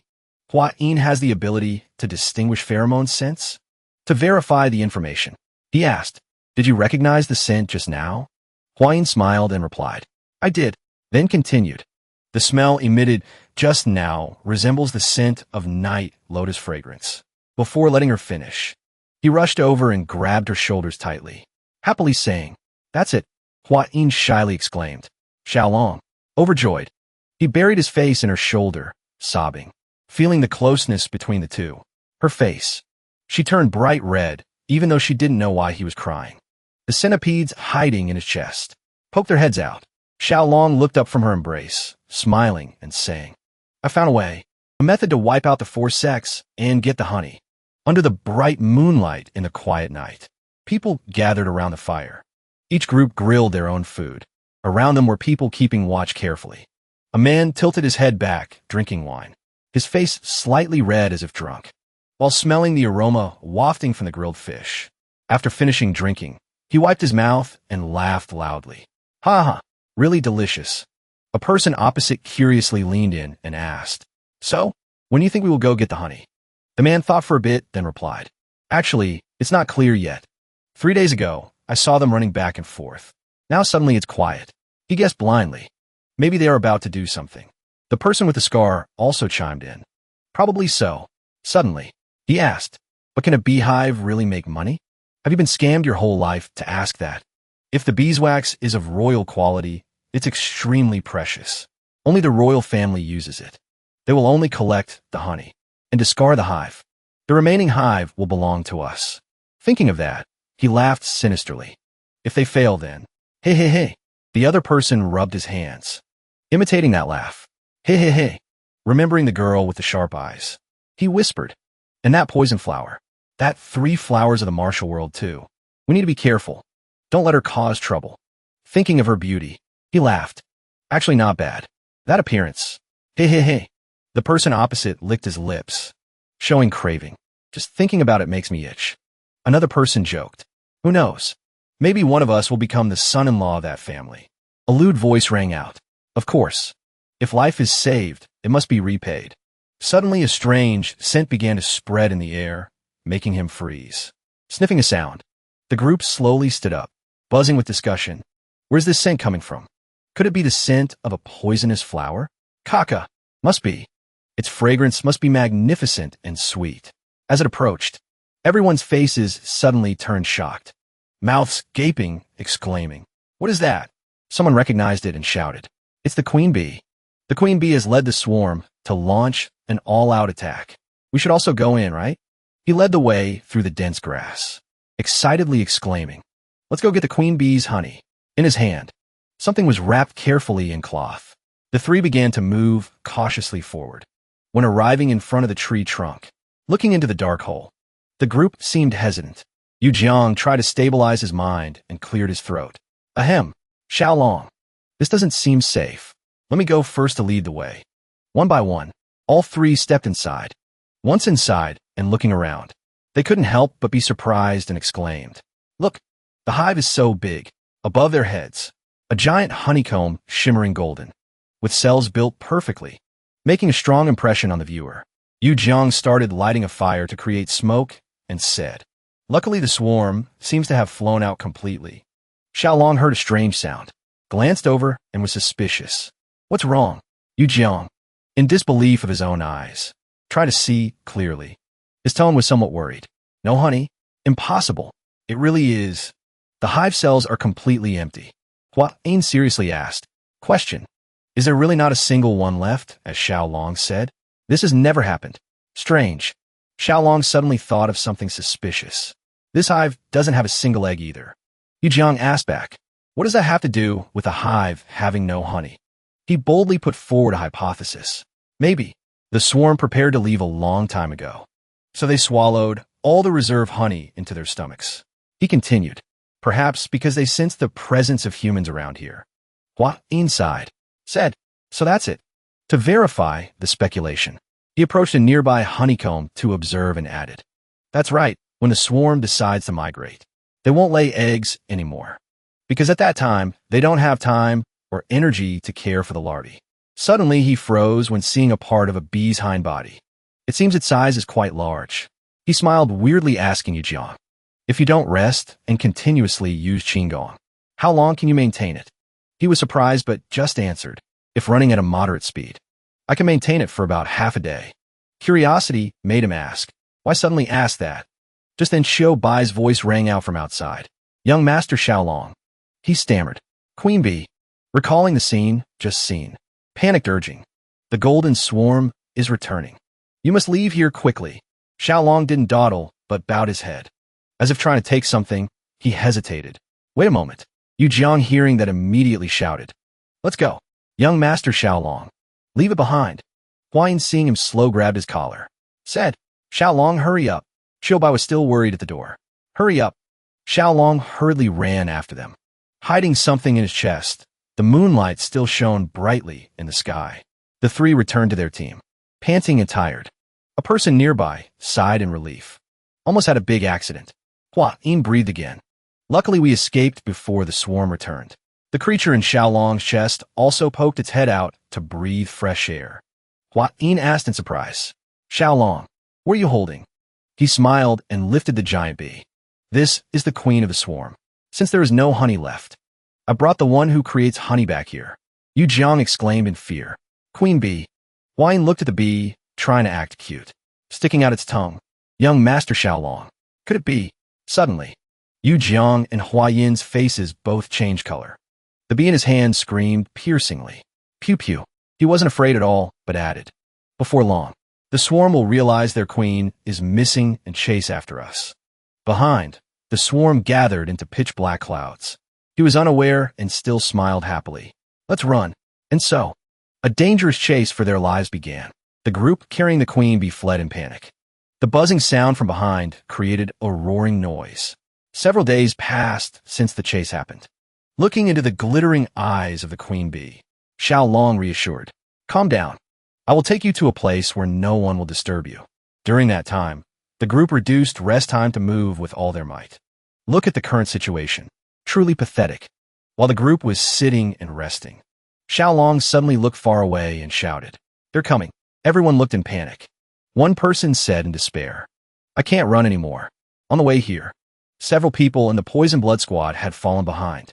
He's silently determined. Why get back this time? Must learn. Kingong properly. Suddenly a person fell forward and screamed. The person next to him was confused. More people falling behind? The group ran while looking back worriedly, only seeing that person lying flat on the ground. Comrade shouted. Tu Long fell. The result was Huang Tu Long of the Poison Blood Squad was left behind. He immediately urged, everyone, hurry, use Qigong to run faster. Silently speculating in his heart, if we distance ourselves from the queen bee, we will be safer. Chill by. Panting. Master Xiaolong, can we escape? Xiaolong replied somewhat uncertainly. Maybe. 3 days later, despite trying his best, Yu Jiang couldn't continue and collapsed on the ground. He coughed dryly, breathing heavily and saying to the two in front, sorry, Master Xiaolong, I can only go this far. The image of Xiaolong and Hua Yin right now looked very miserable. Hair messy. Xiaolong looked at him in surprise. Worriedly called, Captain. Hua Yin was silent for a moment, then suggested, Xiaolong, let me carry you. Hearing that, he shyly refused. Miss Hua Yin, no need. I can walk by myself. Suddenly, Hua Yin used both hands to rub her face. After regaining her spirit, she became fresher, determinedly smiling at him. I can do it. People of the Tang clan absolutely never give up. At the main gate of the Tang clan, 2 gatekeepers, dressed neatly and holding weapons, were seriously performing their duty. When hearing footsteps from afar, they glanced over, confusedly exclaimed. When the figures got closer, one of the 2 exclaimed in shock. The young miss has returned. Seeing the 2 haggard people, dark circles under eyes from lack of sleep, Xiaolong walked while supporting Hua Yin. The gatekeeper couldn't believe his eyes. Gaping mouth asked, young miss? The whole Tang clan was immediately in turmoil. Immediately fired a signal flare to call the direct lineage out immediately. The Grandmaster and the family head heard the signal flare, quickly opened the door and ran out. The family head asked worriedly, is there something serious? A person immediately reported, it's Miss Hua Yin, returned to the clan. Just saw her. The family head saw his daughter haggard, supported by servants, and Xiaolong standing anxiously beside her. The 2 looked truly tattered. The family head dared not believe his eyes. Asked, really? He hugged his daughter, heartbrokenly shouted, Xiaolong, what's the meaning of this? He hurriedly knelt, stammering to explain. Please calm down. Father-in-law, Miss Hua Yin is just exhausted after 10 days of continuous Qigong. As if remembering something, his voice became serious. But now is not the time to talk about this. Hurry to the martial arts field. The Grandmaster heard that and asked in surprise, what? To the martial arts field for what? He didn't answer immediately, but put his hand into his robe. Took out something. He held up the queen bee with both hands for everyone to see. Then announced, this is the queen of the golden-haired king bees. Before long, other bees will swarm here. We must go to the ancient tree at the martial arts field immediately. Unable to hold back, the Grandmaster laughed loudly. This brat is indeed worth expecting. In the future, he will surely achieve great things. On this side, the Tang clan family head's face wasn't very good. Questioning, what? Didn't I say go get honey? Yet you capture the queen bee back? Not letting him answer, the Grandmaster grabbed his shoulder and said, all right, let's go. Making him cry out in surprise. He used Qigong, hugging Xiaolong and jumping into the air, making him panic, shouting loud, good heavens, while the people on the ground hurriedly covered their faces from the wind and dust. Xiaolong was hugged and flown swiftly through the air, making him dizzy. Suddenly he panicked and shouted. The Grandmaster glanced worriedly, asking, "What is it?" Seeing in the distance a familiar, thick black and yellow cloud, he hurriedly announced, "Grandpa, the swarm of bees is rushing here." He heard that, but remained calm. So crowded? Did you bring all of them here?" Saying that, he accelerated. "Just ahead. Hurry up." He was affected by the sudden speed, making him scream in panic. The Grandmaster landed very roughly, causing dirt and rocks to fly everywhere. He brought him to the large ancient tree, then announced, "We're here, Xiaolong." He quickly hugged the queen bee and rushed towards the tree in front. Looking up at the large tree trunk, Xiaolong said, "Golden-haired king bee, this is the place I mentioned. From now on, this is your home." The bee in his hand flapped its wings, buzzing confusedly. He pointed at the large hollow in front and asked, "Is this okay?" However, responding to him was only the sound of wings buzzing. The golden-haired king bee cautiously flew to the tree. After observing carefully, it turned its head, looking at Xiaolong, smiling. He saw like that and was happy. "Seems you were satisfied, right?" As the swarm got closer, the Grandmaster hurriedly called, "Xiaolong, leave here quickly. The swarm is coming." He heard that, turned his head to look, then replied, "Yes. Yes, Grandpa." When the swarm flew in the air, emitting a loud noise, everyone on the ground looked up, showing surprise and worry. The golden-haired king bee saw the swarm and immediately happily flapped its wings, buzzing loudly. It quickly led the swarm into the tree base it had just finished inspecting. The Grandmaster watched the scene before him, ceaselessly exclaiming, "Wow, honestly, in my whole life, I have never witnessed such a scene." Xiaolong also looked on, sighed softly, seeing the bees entering and exiting the tree base. He sighed in relief. The golden-haired king bee has been successfully captured. A bee stuck out its tongue, drinking water in a wooden basin, looking at the bees gathering in groups to drink water. He was satisfied. I gave the golden-haired king bees, who were exhausted from chasing, some sugar water to recover. People often say, eating together breeds affection. From a meal, kindness is cultivated. Luckily, there is something similar to sugar here. How lucky! The Tang clan people stood aside observing. Everyone happily commented, "They eat really heartily. Looking closely like this, they're actually quite cute." Watching the golden-haired king be satisfied drinking sugar water, he rejoiced secretly. Doing this will surely reduce their guard a bit. If they realize I am their master, even better. Suddenly he shouted, "That's right." The family head heard that and asked back, "What's wrong?" He shyly asked, "And what about Miss Huayin?" He rolled his eyes sarcastically. "Now you remember, huh?"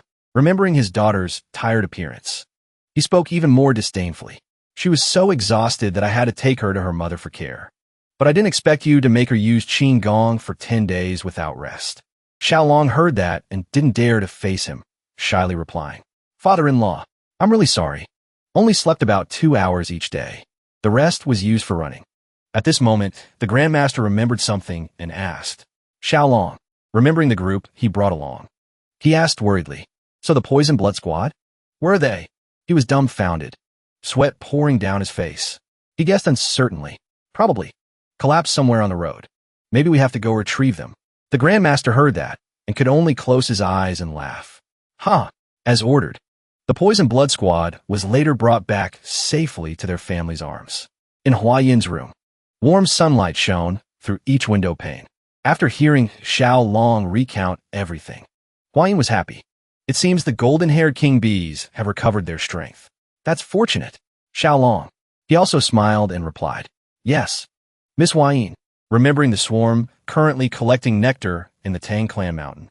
He added, "Now, they are collecting nectar from the poisonous flowers in the Tang Clan mountain." She nodded. "Oh my, looking at them, how lovely." Suddenly outside, there was a panic call interrupting the conversation. "Master Xiaolong! Master Xiaolong!" Xiaolong glanced outside and asked, "What is it?" Bai, although in a hurry, still kept his manners, could only cling to the door with both hands and hurriedly urged, "You need to come out for a moment." He panted for a while, then said, "The situation with the golden-haired king bees seems very strange. They seem to be looking for something." Hearing that, Xiaolong began to ponder. He immediately ran outside, followed by Hua Yin. High above, some golden-haired bees were already waiting. Seeing the swarm flying chaotically overhead, he asked in surprise, "Really?" Hearing his voice, the whole swarm immediately turned to look at him. The sound of wings flapping buzzed, seeing them continuously clinging to his head and body. He asked confusedly, "Hey, you guys?" Hua Yin also became worried. "Xiaolong, are you okay?" The swarm still challenged, pulling his arm away. Seeing them biting tight onto his clothes, he asked impatiently, "Why are you doing this?" Suddenly his feet gradually left the ground. He could only smile bitterly in helplessness. People standing on the ground looked up at Xiaolong's figure being pulled away by the bees. Hua Yin gaped in surprise, calling after him, "Xiaolong." The swarm pulled him to the giant tree base and dropped him. The sound of wings flapping buzzed in his ears. He rolled to land and exclaimed, when seeing the scene before him. He opened his eyes wide in shock. He asked the swarm in astonishment, "Why is your hive like this? What is happening?" A bee flew behind him and pushed him inside with force. He complied, walking in while laughing. "All right, I understand. You want me to go in?" When stepping inside, he observed around and exclaimed, looking at each honeycomb cell, golden and arranged neatly. He couldn't control the thoughts in his head. The hive has been built quite completely. Collecting honey is also happening. A bee slowly flew closer. He glanced over and asked confusedly, "Turns out it's the queen bee." It looked at him with affectionate eyes. It flew over and landed on his arm, gently flapping wings. "Small question. Want me to lift you up?" Responding to him were stronger wing flaps. However, the swarm came in greater numbers, clinging to his face to the point, making his face. He was deformed. He felt a headache thinking, "These guys are clinging so tight, I can't move." He bowed his head, lifting the queen bee as it wished. Its big, round, sparkling eyes were looking at him. The queen bee slowly closed its eyes. Two front legs wanted to reach out to touch his face. Seeing that posture, Xiaolong shouted in surprise, "Wait!" But it was too late. The queen bee had moved close to his face, making his face. He suddenly turned bright red. He groaned inwardly, feeling his lips touch something soft. His whole body became hot. His eyes also became dreamy. Head spinning, he swallowed instinctively, panicked realizing something was flowing in. The swarm flying around witnessed the scene of Xiaolong being forcibly kissed by the queen bee. With his lips and it just separated. Between the two sides appeared a strand of saliva. He hurriedly let it go and breathed heavily. Phew, huh? Covering his mouth. He blushed, pointing at it, stammering, You, queen bee, this is my first time. What exactly are you doing?" Feeling his whole body losing control, he was panicked inside. His whole body fell powerless to the ground, making a thud sound. Eyes lighting up, he looked up, searching for the queen bee, angrily gritting his teeth, when seeing it seemingly smiling at him. He wondered incomprehensibly, "You gave me?" After being intimate with the queen bee, Xiaolong lay curled up on the ground, his face showing pain. He coughed with difficulty, feeling his face burning hot, white foam flowing from his mouth. A strange and itchy feeling rushed to cover his body. He rolled back and forth, but still couldn't reduce the frustrating feeling. His eyes became blurry. Fluid from nose and mouth flowed continuously. He could hear his heartbeat thumping loudly. He reached out towards the queen bee, coughing once with difficulty. He questioned, "What did you feed me?" As his eyes gradually closed, he saw it looking at him with an innocent face. And while not completely closing his eyes, he heard Hua Yin's worried voice calling, "Xiaolong, Xiaolong." Then the image of her calling the Grandmaster. "Grandpa, something is wrong with Xiaolong." He replied seriously. It seems he swallowed a too powerful spirit medicine. Vision became dark. He heard Hua Yin panic shouting, "Xiaolong, wake up quickly." Then he said, "I will guide the energy to help him." When opening his eyes, he saw Hua Yin holding a towel, preparing to put it on his forehead. When she saw him open his eyes, she said happily, "Xiaolong, you woke up?" He sat up, rubbing his head and looking around, asking, "Where is this?" She answered, "The medicine hall of the Tang clan." She gently tucked her hair behind her ear and recounted everything. When seeing Xiaolong being pulled to the golden-haired king bee, "Grandpa and I hurriedly ran over. But when we arrived, you were unconscious. So we brought you here." Hearing the question, "Do you remember what happened?" He hesitated to reply. Remembering the situation then, he covered his face, confused in his head. My first kiss. Seeing him like that, Hua Yin asked worriedly. Xiaolong, are you okay? Is there anything unusual in your body? Seeing him silent, she suggested. Should I call Grandpa? He hurriedly stopped her. No need. It's just that Speaking of this, he fell silent again and sighed deeply. He organized the thoughts in his head and said, the queen bee fed me its food. Maybe that's why this happened. Hua Yin asked curiously, what did you eat? He replied, seemingly unsure. I don't know the name for sure either. But if I have to name it, it can be called Bee King Plasma. She repeated that strange name with a suspicious face. Bee King Plasma? He smiled and nodded in reply. That's right, the swarm collects nectar and pollen to live, as do the worker bees who are the ones working all their lives, only eating honey and pollen. Next question. What about the queen bee? He immediately answered. From birth until death, it only eats the Bee King Plasma that the worker bees create. Now, he realized in shock. So the Bee King Plasma that the queen bee forced me to eat is actually royal jelly. Hua Yin gently understood. So that's it. That is the lifelong food of the queen bee. Suddenly, he had a thought, and his voice became excited. But Bee King Plasma also has special uses. She immediately asked, what uses? He replied enthusiastically. Normally, worker bees only live for over a month, while the queen bee, thanks to eating Bee King Plasma, can live 60 times longer. Isn't that extraordinary? She stopped him in surprise. Xiaolong, calm down. She blushed, coughed lightly to hide the embarrassment, and said, so that's how it is. The question has been answered. Next, she said, the internal cultivation method Xiaolong learned is the 5 poisons origin returning art. Although it is only a basic mental cultivation method, so it cannot absorb all the energy from the spirit medicine. Hua Yin sighed in relief. But the honey of the golden-haired king bee has the effect equivalent to 2 months of internal energy. Did Xiaolong achieve exactly 60 times the effect? Meaning you have gained 10 years of internal energy. Hearing her say congratulations on your fortuitous encounter, he was stunned speechless. 10 years of internal energy? At this moment, Hua Yin suddenly hesitated again, and she used the towel to cover the embarrassment on her face and said, please look into the silver mirror once. It seems the Bee King Plasma also has other effects. Hearing that, he opened his eyes wide in surprise and repeated, other effects? Xiaolong gently touched his face and wondered, silver mirror? Indeed, when looking at himself in the mirror, he unexpectedly put his hand on his cheek and said softly, there is something strange. He vaguely understood. Does royal jelly have such a use? Where is the country bumpkin from Hainan? Xiaolong gently touched his finger on his cheek and exclaimed. The features became more delicate. Skin also softer, like a woman's skin. Thinking of something, sweat dripped down his face. His face suddenly turned bright red, so much that he forgot to take his finger off his cheek. Imagining himself in a feminine version, he smiled brightly and introduced. Hello, I am Wei Xiaoling. He panicked, holding his face, wondering, is this the royal jelly that the queen bee eats?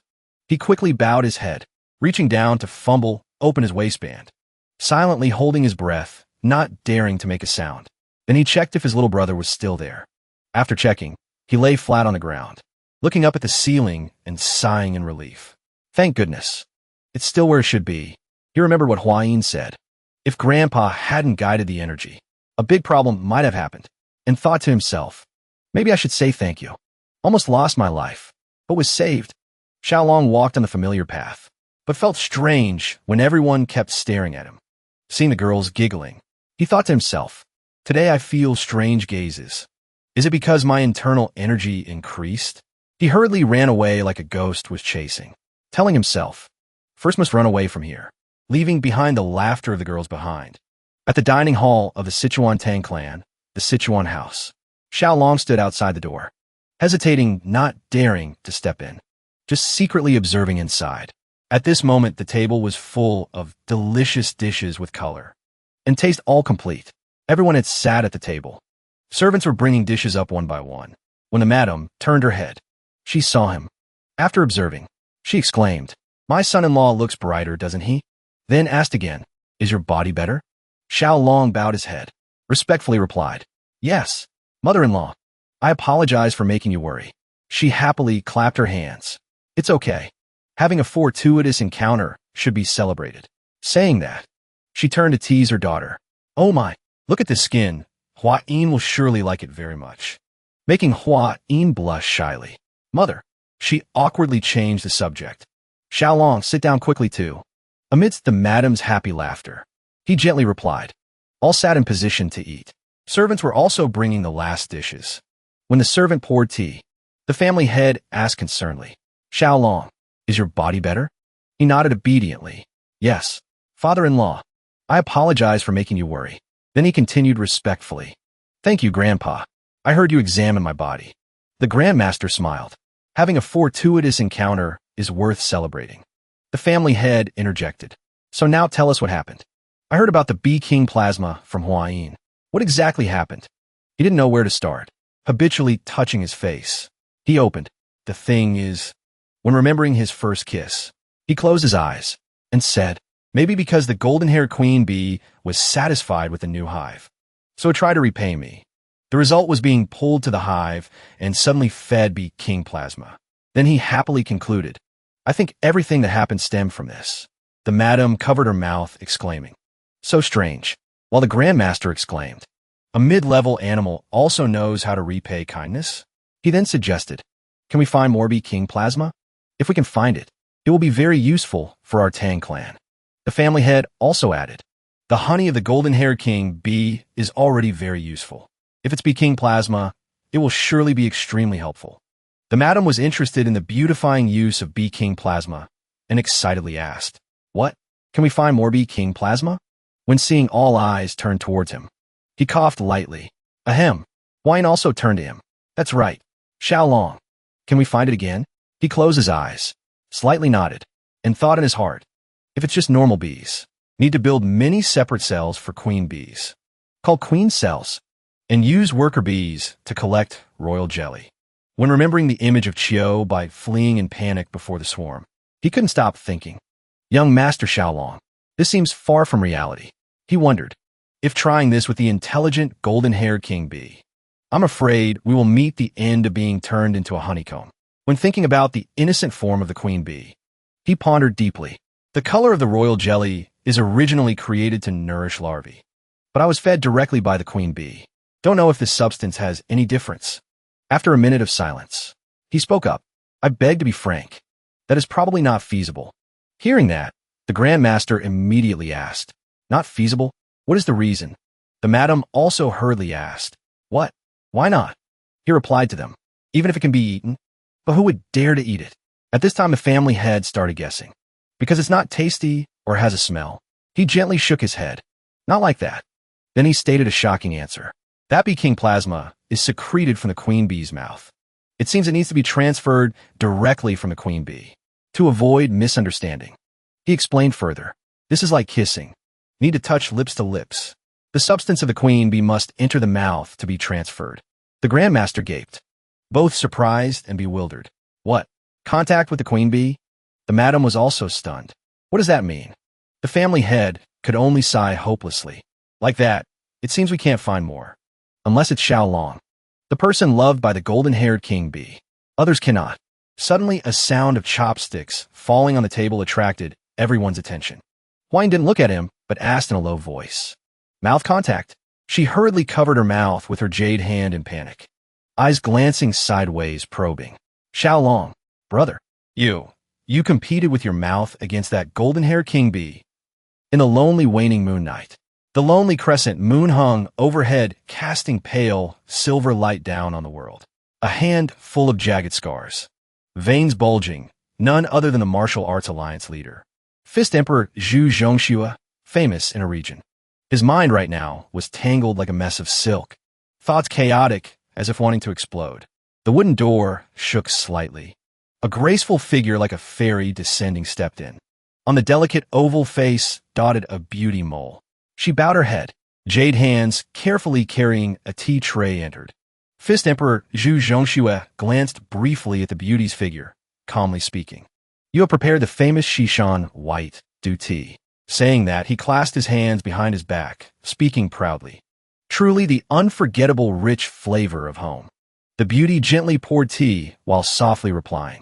Yes, it is the premium Shishan white du tea. The famous specialty of our Nanchang. Hearing that, the Fist Emperor nodded gently, speaking warmly. Thank you, Beauty. This alliance leader will definitely enjoy this cup of tea fully. The Beauty stood beside him, sparkling eyes watching his every move. The Fist Emperor lifted the teacup near his lips, slightly opening his mouth, intending to take a sip. Just then, an urgent voice echoed from outside, reporting to the alliance leader. Subordinate strategist Zhuge Ho has an urgent matter to report. That worried voice made the Fist Emperor freeze, hurriedly putting the teacup down, speaking majestically. Not sleeping at this hour. Is there something else? Coming immediately. Zhuge Ho. A handsome young man with agile appearance stepped in, clasped hands bowing, tone somewhat apologetic, reporting to the alliance leader. It is rude to disturb you late at night like this. Saying that, he hurriedly reported the situation. Actually, a secret report just came from the Sichuan intelligence line. Subordinates saw the matter was important, so immediately came to report. The Fist Emperor calmly waved his hand. Calmly replied, "It's okay. Since the strategist came here personally, it must be a serious matter. Just speak frankly." Zhuge Ho stepped forward, hand secretly reaching into his sleeve as if searching for something. Finally, he took out a parchment scroll and placed it on the table. Solemnly reported, Bloodhand Rakshasa Zhui Yunyang has paid for his crimes. Just hearing this shocking news, the Tang clan has recovered his head along with the famous Bloodhand Poison Palm Manual of the Jianghu. The Fist Emperor couldn't suppress his anger, slamming his hand on the table. With a sound, the JT cup shattered. He shouted angrily, "What?" The strong slam made his hand tremble. The Fist Emperor gritted his teeth, questioning. Bloodhand Poison Palm, that weird evil art, how could it be recovered? And even Zhui Yunyang's head? Zhuge Ho hurriedly bowed his head, replying, reporting to the alliance leader. Previously, Zhui Yunyang was hit by a fatal move from the 10,000 Poison God. His whereabouts were unknown since then. Later, he drifted to Hainan and lived in seclusion there to heal. As if suddenly remembering something interesting, Zhuge Ho added excitedly. Moreover, this incident has an extremely thrilling detail. According to the latest intelligence, that great devil Zhui Yunyang was defeated by a young hero and a poison user of unknown origin working together. The Fist Emperor frowned in surprise, asking skeptically, "What did you say? A young hero and a poison user?" Zhuge Ho calmly sat down opposite the Fist Emperor, acting mysterious, waving his feather fan, continuing. It sounds like a melodramatic story, full of unexpected twists, but this is a very engaging drama that the alliance leader will surely follow for a long time. The Beauty still stood silently in the room, listening to Zhuge Ho rambling on about the story, feeling curious. Back to the Sichuan Tang clan, at this moment in the family main hall. All the elders of the main branch and side branches had gathered fully. After hearing the subordinates' report, an elder with white hair and beard nodded and said, "Is indeed so. Family head." Another elder with a hot temper shouted angrily, "Turns out there is someone daring enough to sell confidential information of our Tang clan to outside forces." Another elder also chimed in, "Truly too bold. Unexpectedly, there is someone daring enough to tarnish the Tang clan's reputation to this extent." Xiao Long saw everyone's attitude was different from last time, turned to Hua Yin and whispered, "Oh, today father-in-law didn't fly into a rage with me?" Hua Yin heard that and chuckled softly. "Of course not." Seeing Xiao Long still looking blank, she explained more thoroughly. "Daring to damage the family's face, even the elders in the clan cannot sit still. After all, it's a domestic matter." The Tang clan family head closed his eyes, bowed his head thinking, then made a decision. "I have sent people from the beggars' sect to verify information about them. Surely there will be a reply soon. I plan to personally go to Yongchuan Prefecture." The elder asked worriedly, "So how does the family head plan to deal with them?" The family head already had a calculation in mind, step by step outlining the plan. First, just use soul-destroying poison, blood-dissolving poison, and intestine-severing poison. While speaking, he described briefly the scene of burning, internal organs melting. The enemy must writhe in extreme pain as if their soul is leaving their body. Then he declared loudly, "Finally, I will grant them a cup of 7 treasures soul-severing poison so they can ascend quickly." Ascend? Xiao Long gaped in surprise, his voice distorted. Old Master Tang turned around, imposing aura, ordering Yu Jiang in a tone allowing no argument. "What are you still standing there for?" quickly summoned the entire poison extermination squad. We set off immediately. Yu Jiang bent over like a shrimp, urgently responding. Yes, master. The extermination squad gathered with amazing speed, standing neatly in rows in front of the yard. Eyes looking straight at Old Master Tang, waiting for orders. Before flying away, Old Master Tang didn't forget to glance and instruct his precious son-in-law. Brat, leave the house matters there. You just stay home and rest to get healthy. Let me handle anything else. Xiao Long hurriedly clasped his hands, bowing respectfully. Father-in-law, rest assured. I understand this principle clearly. Please take care. Old Master Tang heard that, looked up at the sky, and laughed loudly. Spirits soaring. Careful? Ha ha. They're the ones who need to be careful. Let's see this old man pour down on their heads 100,000 retributions, 10,000 punishments. Finished speaking, he brought the mighty squad with overwhelming spirit quickly leaving the Tang clan. Looking at the backs of the black-clad figures covered tightly, Xiao Long couldn't help but be curious, turning to ask Hua Yin, Miss, are those people the legendary poison extermination squad? I have been at the Tang clan for a long time. Today is the first time seeing them. Hua Yin covered her mouth, laughing softly, tone a bit mysterious. That's right. They specialize in dark and sinister matters in the Jianghu. She deliberately emphasized. To put it bluntly, specifically eliminating others. That's why it has the beautiful name Poison Extermination Squad. Xiao Long heard that. His spine went cold, thinking to himself. Sinister is simple. I'm afraid it's more than that. Just then a dusty coughing sound rang out behind his back. The two startled turned around, recognizing who arrived. Xiao Long hurriedly bowed to greet. Junior, Xiao Long greets the elders. The leading elder leaning on a cane, voice hoarse like wind blowing through leaves. Cough, cough. No need for formalities. Heard the son-in-law met a rare opportunity. Xiao Long kept a humble appearance, daring not to be arrogant. Yes, elder. In his head, he couldn't help guessing wildly. Could it be the matter of the golden-haired king, be revealing the queen, be reach the elders? The elder continued coughing incessantly, speaking with difficulty. Cough, cough. This old man sought the son-in-law to ask for a favor. Xiao Long was still vague, not understanding the head or tail, so asked back. Favor? What is it? He probed. Is it the honey of the golden-haired king bee that you heard rumors about? Not letting Xiao Long finish his sentence. The elder hurriedly waved his hand, tone a bit guilty. No, absolutely not that matter. Does the son-in-law think we covet a bit of that stuff? The elder behind chimed in, acting dignified. That's right. All spirit medicines and treasures in this world belong to those with destiny. How can we force it? Xiao Long saw the two elders beating around the bush, not getting to the point, becoming more suspicious, so decided to ask straight. So what exactly is it? The two elders exchanged glances. Awkward, as if there was something hard to say. After a while, clearing throats to gather courage. The leading elder leaned closer to Xiao Long, skinny hand patting his shoulder, face mysterious. He blushed slightly, leaning close to Xiao Long's ear, whispering as if afraid others would hear. Come closer a bit. The thing is, doesn't the son-in-law have that type of pill called Jidan Huang? Heard that thing was refined by the son-in-law himself. The decision belongs entirely to you. Cough, cough. At this point, Xiao Long finally understood. Smiling and sound very long and full of implication. Then he took out 3 shiny Jidan pills, tossing them lightly in his hand, smiling but not smiling. Haha, I'm also trying to adapt to the Tang clan. Indeed, there are many things still unfamiliar. If the elders can look after me, support me a little, then this small matter is nothing. Just then, the Supreme Grandmaster Old Master Tang just happened to step out from the inner hall. Witnessing the harmonious scene before him, couldn't help asking, what are you gathering here for? Noisy like a broken market. The majestic voice suddenly ringing out made the group laughing and talking freeze like stone statues. About 5 seconds later, the elder who just reached out to receive the medicine choked on saliva, making a miserable hook sound. People around hurriedly gathered, patting his back. The person supporting his shoulder clumsily covered up. We're just chatting, tightening the bond of the son-in-law. Supreme Grandmaster Old Master Tang saw that. Finally nodded satisfied, laughing loudly.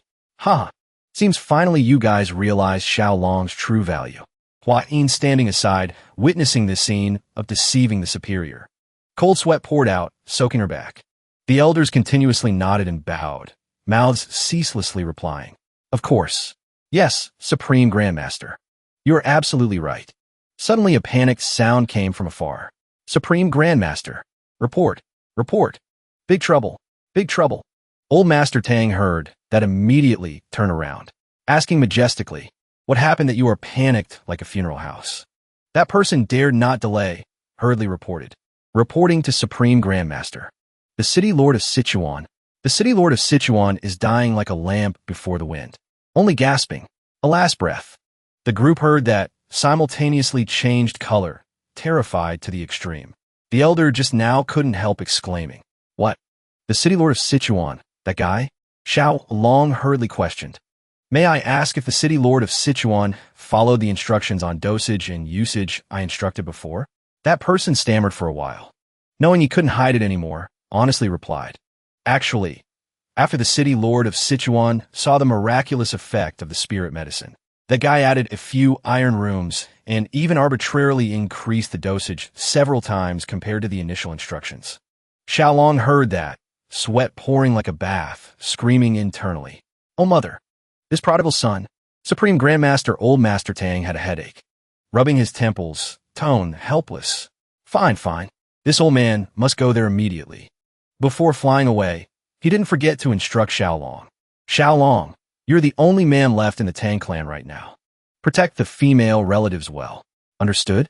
Xiaolong obediently replied. Yes, Grandpa. I will keep in mind.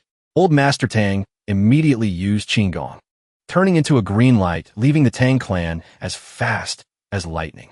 Xiaolong looked at the hurried back of Old Master Tang, wondering, was worth Old Master Tang rushing like that? Sunset fell. All main houses of the Tang clan were lit up brightly. Huayin sat next to Xiaolong, gently asking, Xiaolong, how is your cultivation of the 10 poisons dual origin art this time? Any progress?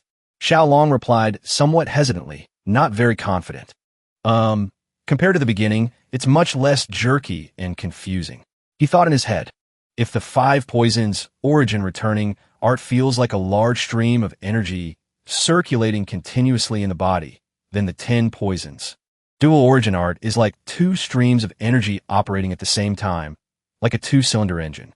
Huayin heard that and couldn't hide her joy, announcing, it seems I have initially gained a certain level of poison resistance against common poisons.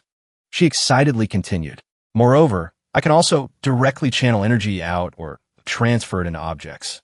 Xiaolong asked back in surprise, heart full of doubt. Is it really that powerful? After a moment of internal struggle, he determinedly pursed his lips and said, then let me try testing it once. Eyes firmly looking at the wooden dummy placed in front, Xiaolong slowly stood up, gently holding a throwing knife with his index finger and thumb. Then concentrated his spirit highly, whole body as if one with a weapon. He muttered the mantra in his head, transporting internal energy from left to right, pushing 2 cycles of energy to rotate and sink gradually. A faint blue stream of energy began to appear under his feet, then quickly spread, covering his whole body. Xiaolong slowly opened his eyes. Pupils also dyed a mysterious faint blue color. He told himself, when this energy has filled the meridians, muscles, right when the sound of wind tearing echoed in his head, 1 foot firmly on the ground, the other foot stomped hard, throwing the knife towards the dummy with terrifying speed. The throwing knife carried sharp blue energy, tearing through space, rushing like a streak of light. A loud earth-shaking boom rang out. The throwing knife accurately pierced straight into the middle of the dummy's stomach, making the fabric torn apart, flying everywhere like snowflakes. Miss Huayin, I broke through. The joyful voice of the young Xiaolong echoed, breaking the quiet atmosphere. Responding to that call, Huayin smiled softly, eyes curved like crescent moons. Xiaolong is indeed a genius. You successfully channeled true energy into the hidden weapon throwing knife perfectly. In the dim darkness, the group of black-clad men hiding nearby were terrified to the extreme, eyes rolling up to the whites, witnessing the throwing knife tearing the wind, piercing the bullseye of the wooden target, embedding deep into the solid stone wall. They looked at each other in horror, whispering, could it be we are exposed? One lowered his voice, trembling. Need to silence them. The one next to him hurriedly objected. No, Just a coincidence. The other, one holding the parchment manual, lowered his voice even more so it couldn't be heard clearly. Anyway, it's just a copy, but the blood hand poison palm is in hand. Mission accomplished. Before the night gets long and dreams turn to nightmares, must flee quickly to the headquarters. He couldn't suppress a smug smile. Voice hoarse like a crow's cry. Kaka, stupid Tang clan mortals. Guarding loosely like a joke, I easily infiltrated and stole the treasure. Suddenly a strange scent wafted past. He frowned suspiciously. A whisper warning his accomplice. Seems there's a weird smell, sweet and strong. The group scrambled, looking around, trying to find the source of the scent. Just as they looked up, they were scared out of there with discovering a giant hornet glaring at them with fiery eyes. Its fierce face looked like it wanted to eat the enemy alive. The buzzing sound roared like thunder, carrying sky-high, killing intent. In the pitch-black night, a scream tearing the quiet night echoed throughout the martial arts field, terrifying people's hearts. Xiao Long startled in surprise. What just happened? Huayin, eyes sharp like an eagle, looked towards the source of the sound, speculating. Seems there are uninvited guests. Behind a row of ancient trees behind the target practice, indeed a group of black-clad men sneakily appeared, faces terrified like meeting a demon, mouths screaming in unison. Why is there an evil god hornet here? It was the strange clothes and sneaky attitude of the group that made Huayin immediately confirm these were thieves breaking in. For the safety of the Tang clan, Huayin didn't hesitate, channeled energy, jumping towards the enemy. She didn't forget to order the person next to her. Xiao Long, what are you waiting for? Shoot arrows. Xiao Long, bewildered, called after Huayin's back. Miss, be careful. The black-clad leader saw the critical situation. Soul flew to the clouds, screaming at his accomplices. Scatter. Retreat. Another one was stung on the ear by the hornet, screaming miserably in pain. Get this damn thing off. Save me. It hurts. Two cold-blooded accomplices ignored their teammate, hurriedly using Qin Gong, scrambling to run for their lives. Huayin's movement was fast as lightning, rushing from afar, voice cold as ice. Stand still for me. She channeled energy into her wrist. A jet-black leather whip, covered in sharp steel spikes, suddenly appeared in her hand. Huayin put all her strength, swinging like a dragon towards the opponent. But the black-clad men had extraordinary skills. Quickly jumped into the air, dodging the thunderous whip strike. This made Huayin surprised, thinking, dodged even my black dragon descent whip? The one stung by the bee knew clearly he couldn't escape, decided to risk death to hold back the opponent, simultaneously counterattacking. He roared like a beast, swinging his sword straight at Huayin. Hiya, die for me. Xiao Long stood outside the battle circle, could only shout to remind Huayin, Miss, be extremely careful. In his voice, clearly revealed endless worry. The black-clad man swung his sword madly, ignoring the hornet still clinging relentlessly. Huayin was after all a martial arts expert, hands skillfully gripping the two ends of the spiked whip, easily parried, blocking a fatal sword strike. Looking at the opponent with contempt, then she counterattacked instantly, launching the spiked whip like lightning into the black-clad man's face, making him terrified to stupefaction. Not letting the opponent recover, she continuously swung the whip. Every move carried sharp wind force. At this time, the hornet finally let go of the unlucky black-clad man. Circled once, then flew up into the air. Xiao Long looked at the black-clad man, lying motionless like a dead dog on the ground, hurriedly ran over to ask Huayin, Miss, sister, are you injured? Huayin calmly retracted the whip, calmly replied, No problem. I'm fine. Suddenly, the black-clad man writhed, groaned once, then stopped breathing, whole body emitting pitch-black smoke, mouth gaping like a fish out of water. Xiao Long was terrified to the extreme. Stammering asked, Who is this guy? Is he dead? In his heart couldn't help whispering, Oh mother, what the hell is this? Huayin bent down, carefully observing the bold thief who dared to invade the Tang clan, looking at the pale skin like a corpse, along with other strange signs. She affirmed firmly, Keep it down to commit suicide with poison. Seems there is a shocking secret to hide. Lights lit up all over the Tang clan bright as day. Alarm bells rang loudly everywhere. Assassins broke in. Capture them alive. After gathering the elite squad, Huayin solemnly ordered, immediately split forces to pursue, determined not to let them escape. Xiaolong, you and Xiubai, captain of Poison Blood, follow me. In the quiet late night, amidst the dense bamboo forest, torchlight flickered like fireflies, suddenly brightened, then extinguished. Shouting sounds echoed ceaselessly. Catch them! Catch them! The Tang clan group ceaselessly chased the enemy's tracks. Xiubai ran while shouting loudly. They haven't escaped far yet. At all costs must catch the cowardly rats. Feeling the pursuit speed was too slow, Xiaolong glanced at the golden-armored centipedes in his bag. Determined. Let's go. My jet engines. However, just as his feet touched the ground, unexpectedly missed his step, falling into a deep pit, making him lose his wits. Screaming, "Ah! Ouch!" Xiubai heard the miserable cry for help, hurriedly turned back, terrified, shouting, "Master Xiaolong!" He and a trusted subordinate hurriedly turned back, combined strength to pull Xiaolong up from the pit, worriedly asking, Are you okay?" Xiaolong struggled to crawl up the bank, sighing in relief, speaking thanks. Thought I was dead. However, he suddenly felt something was wrong. He turned his head to look down into the deep pit behind, suspiciously mumbling. Before his eyes was a sea of green and red snakes crowding together, raising their heads, pointing at him, making his whole body cold down the spine. Sweat pouring like a bath, terrified to the extreme inside. What is that? Snakes? Xiubai also turned pale, without a drop of blood. He stared at the snake pit for a while, then tremblingly commented, "Seems to be a nest of poisonous snakes." Snakes usually gather in places with heavy yin energy. Especially in this season, they become doubly aggressive. You be careful." Contrary to everyone's horror, the golden-armored centipedes appeared extremely interested. He mumbled to himself, "Indeed, the swarm of snakes, each one staring with bulging eyes at me. They even opened their mouths, growling, as if wanting to demonstrate power." The Tang clan group was even more confused. Really strange. Usually tiger-striped water snakes aren't this aggressive. Saying that, he looked at everyone apologetically, voice full of regret. "Because of my carelessness, everyone is delayed. Looks like it's about to rain. We should hurry on our way." Xiubai immediately replied, "Yes, warrior Xiaolong."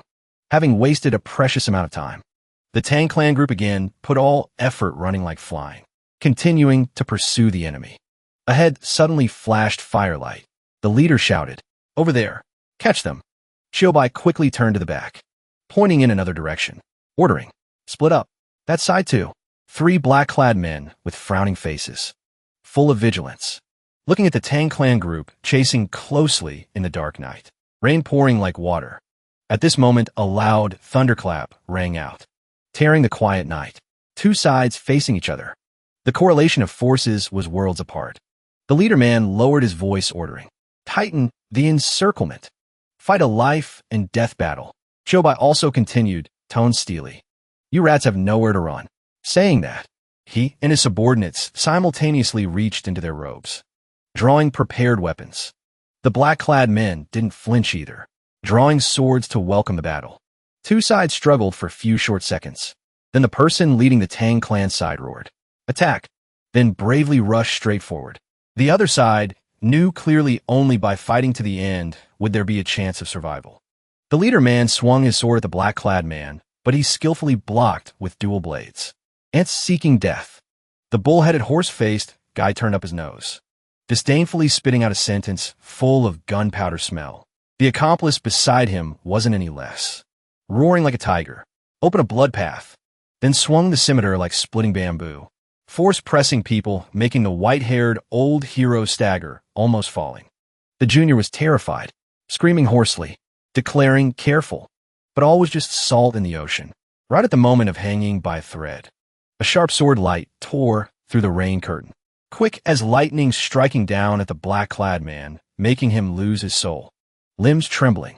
This time the black-clad man managed to wake up in time, hurriedly doing an iron bridge to dodge by a hair's breadth. Finally, the young man exerted all internal energy, releasing 3 throwing knives like lightning. Turns out it is the famous 3 shadows life-taking skill of the Tang clan. 3 streaks of cold light continuously pursued, forcing the enemy to continuously retreat, struggling like a dog running in the field. He gritted his teeth, risking his life jumping up to dodge a fatal throwing knife under his feet. However, another throwing knife, as if having eyes, seemed to have predicted his intention. Accurate without deviation, with a thud sound plugged straight into his chest. Fresh blood spurted out like a fountain, dyeing the lapel red. He held the wound tight, face pale, mouth hissing like a wounded beast. Chiyobai gritted his teeth, growling. Lucky turtle, his eyes like daggers, staring at the opponent, tone full of bitterness. Consider yourself lucky today, dog yawning at flies. Heavy rain washed away the poison on the throwing knife already. Just then a series of eerie sounds echoed through the space, making listeners' hair stand on end. Lowly bugs gathering, quite happily, huh? Chiyobai's nerves tensed as strings. Vigilantly shouted. Which ghost dares to speak? A figure descended from the sky, majestic and imposing. Just one palm shattered a rock big as an elephant into dust. Appearing was an old man with a face fierce like a rakshasa, eyes red like blood, emitting light, making people's spines cold. Feeling the powerful aura like Mount Tai crashing down. Chiyobai turned pale, hurriedly shouting to remind teammates. Not good. An expert is here. Retreat quickly. The old man's whole body emitted faint bloodlight, laughing hoarsely and weirdly. Cuckoo, stopping the creepy laugh. He raised his voice, asking the gasping black-clad man on the ground. Did you get that thing? The other side hurriedly pulled out an old book hidden in his chest, tremblingly offering it like a precious offering. Reporting to Sectmaster. It is just a copy from the Tang clan. Xiaolong watching from afar all this time. Hearing that, startled, turned his head back, remembering the words the Supreme Family had extremely allergic once instructed. This thing only those with evil hearts bother to look at. The boy pale-faced exclaimed in horror. Could that be? Heart surging like waves. Fearfully thinking. Could be the copy of that crazy book that Grandpa accidentally read last time? Disgusting. The boy hurriedly screamed to the person in front, warning. Warrior Chiyobai, careful. That is the Bloodhand Poison Palm Manual. Just hearing the name is disgusting. Chiyobai hearing that name. Attitude wasn't much better. Cold sweat pouring like a bath. What? That is the copy of that disgusting manual? He gritted his teeth. Face purple, cursing. Damn it. Filthy, evil bastards. Truly perverts. Seeing the indifferent attitude of the opponent, Chiyobai flew into a rage, cursing straight at the old man's face. What kind of person craves that obscene ultimate art, huh? Dare to state your name, you turtle? Ignoring the cursing words like water off a duck's back. The old man flipped through the book while smirking smugly. Indeed, just as I predicted. Because it's a copy, it only has moves but lacks the profound essentials. But anyway, this is enough. After skimming through a few pages, he closed the book carelessly, then ordered the injured black-clad man. Blood glory. I allow you to unleash the ultimate skill of the blood cult. Although a bit rushed, this is a once-in-a-thousand-year opportunity to announce our return. The blood cult majestic and invincible. Turns out that black-clad man is named Blood Glory. Hearing the order causing chaos from the old sect master, he hurriedly clasped hands, bowing, answering firmly. Yes, sect master. Then he lowered his hand, aiming straight at the black-clad man lying prone on the ground, life uncertain. Blood on the black-clad man suddenly rose up fiercely. In the air, a thick smell of blood spread in all directions. Watching this eerie scene, Xiaolong's eyes went wide, holding his head, screaming like possessed. What the hell is this? Oh, mother. Chiyobai looked suspicious, mumbling like talking in sleep. This move, in the palm of that black-clad man, spiritual energy is condensing thickly, blood around gradually gathering into the palm. Is he sucking the living person's blood? Can't be. A sword carrying blood poison fell onto the cold ground. He held the wound, gradually recovering thanks to the eerie, evil art. The old man laughed contemptuously. Cooking not bad. Eyesight is passable, kid. Hands with long, sharp claws condensing creepy red blood energy. He arrogantly introduced himself. Listen clearly. I am none other than the blood cult elder. Blood-severing claw, Chiyo Jinya. What a long-winded name. Sounds like the neighbor's puppy's name. He stared at Xiao Long, evaluating from top to bottom. You look quite tasty, grandson. Very good. Very good. Rubbing hands together, mouth full of sharp teeth drooling. He licked his lips, craving like a starving ghost. It's been too long since I tasted the essence blood of those with spiritual roots like you. Must be delicious. In the sound of pouring rain, two sides vigilantly stare at each other. Situation hanging by a thread. Xiao Jinya stuffed the manual into his robe, then arrogantly ordered the black-clad man Blood Shadow, who just stood up staggering. Catch that brat for me. Nothing helps this old man recover blood energy better than a boy's essence blood. Huh. Blood Shadow immediately bowed, answering, Yes, Sect Master. Then both men with murderous faces rushed towards the Sichuan Tang clan group together. Xiaobai panicked, screaming like a duck. Quickly set up the 5 poisons fire extinguishing formation. Absolutely do not let that old thief touch a hair of Master Xiaolong. Xiao Jinya used Qinggong, floating steps, laughing faintly like a centipede climbing a wall. Huh, try to stop me, you ants. His whole body emitted scorching aura like a furnace, flying straight into the air like a hawk. Below immediately boomed an earth-shaking explosion along with screams echoing everywhere. Xiaolong raised both hands to cover his head, dodging rocks flying close to his ears, sweating profusely, echoing in ears the urgent reminder. Master Xiaolong, hurry, get away from the dangerous place. From behind, Blood Shadow like a ghost suddenly appeared, gripping the boy's neck tight, making Xiaolong frown in surprise. Eyes wide, mouth gaping. In his eyes flashed cruelty and bloodthirstiness, making people shudder. Blood Shadow coldly spat out each word like a knife scraping heart and liver. Rest a bit, kid. Seems the elder has targeted your essence blood. Your luck is black as a dog. Huh. Xiaolong's face turned pale green like a banana leaf due to extreme suffocation. In the moment of hanging by a thread, the boy gritted his teeth, calling softly like a mosquito. My beloved children, attack. Immediately the golden centipedes, shining like silk from the boy's body, rushed out like bees from a broken hive, attacking the black-clad man with terrifying speed. Following the order, bite him to death from Xiaolong, a leader centipede used all strength to bite hard into the back of the enemy's hand, while angrily squeaking chit chit chit, as if wanting to tear the opponent apart. Blood Shadow looked at the strange yellow creature on his hand, face bewildered, asking himself, Centipede? What the hell is this? While still dumbfounded guessing could it be, a sharp dagger tore the wind rushing in, with a thud plugged straight into his head, making fresh blood splash like fireworks. Then another terrifying force like a mountain collapsing hit the Blood Shadow, making him fly backward like a broken kite.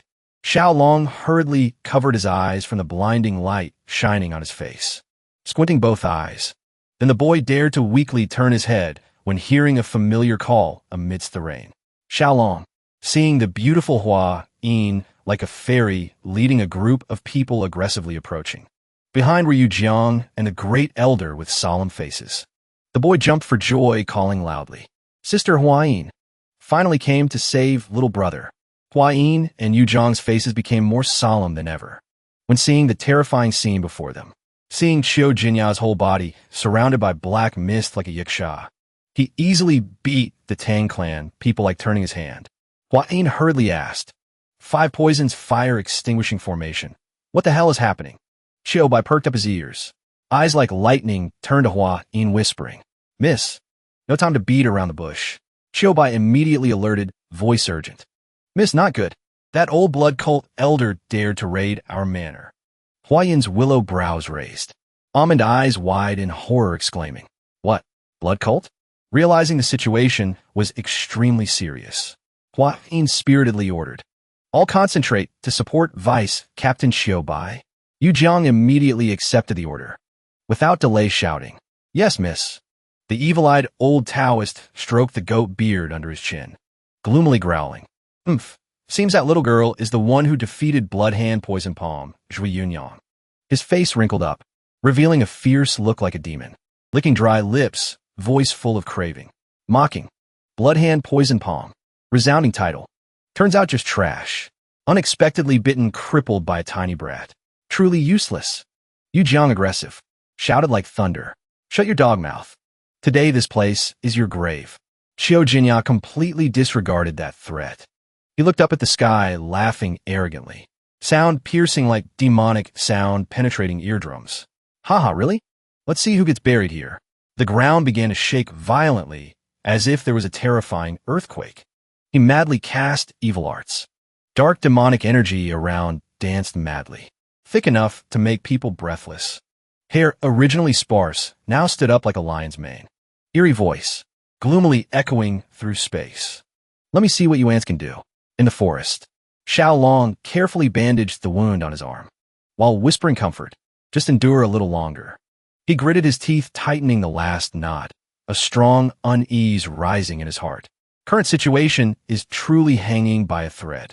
Xiao Jinya screaming madly, dancing wildly like a puppet, arbitrarily picking up a subordinate.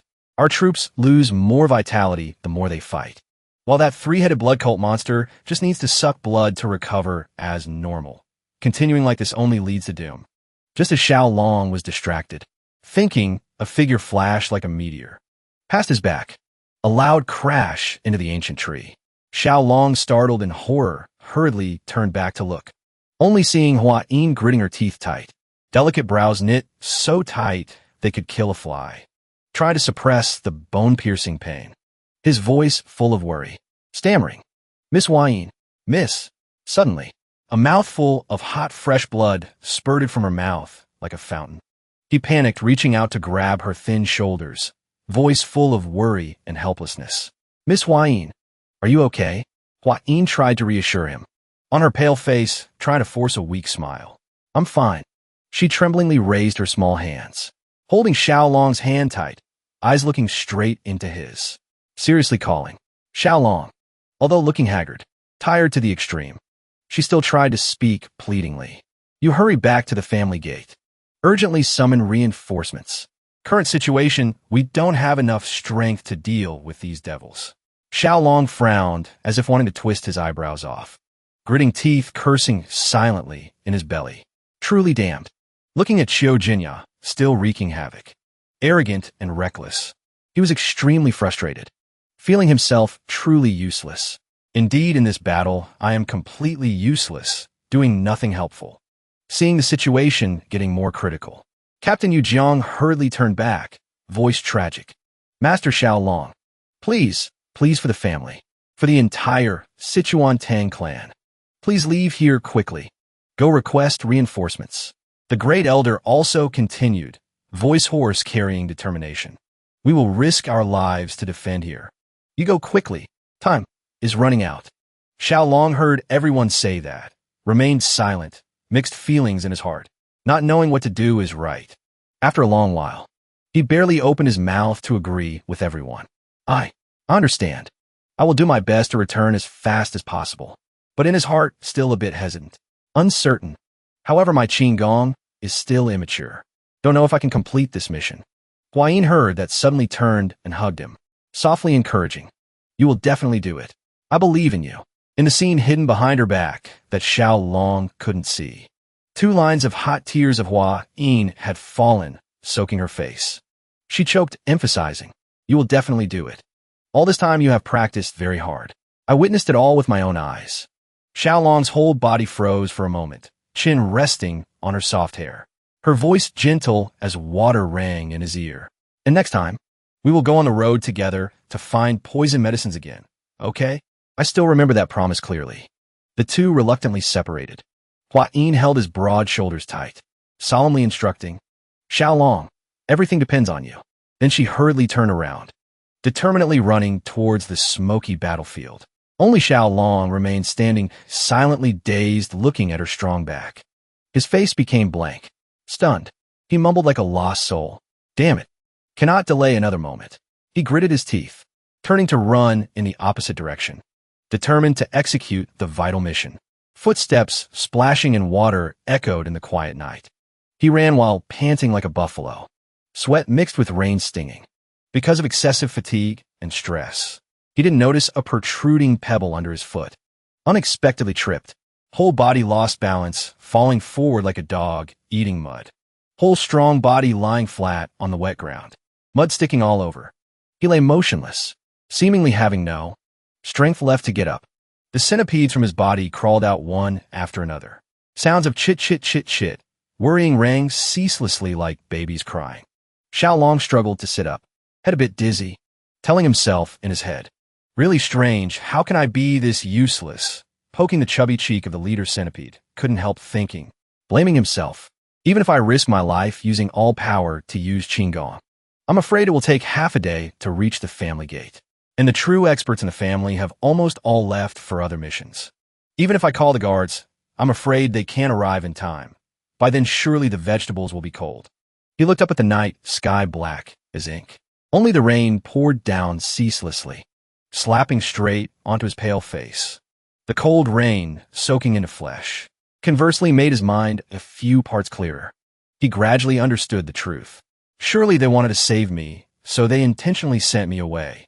Like a 1,000-pound hammer hitting straight on the head. His eyes stared wide, surprised to the extreme. Why? Why is it me? Hand curled tight into a fist. Countless questions continuously rang in his mind like thunder and wind. Because I am the youngest? Because I am the weakest, so must be protected? Is this the so-called chivalrous spirit in martial arts world? What exactly am I? Remembering the kind appearance. Warmth of the family head when announcing before the whole clan. From today onwards, you are officially a member of the Tang family. The family head's voice still echoed in his ears. He mumbled those two important words. Family member.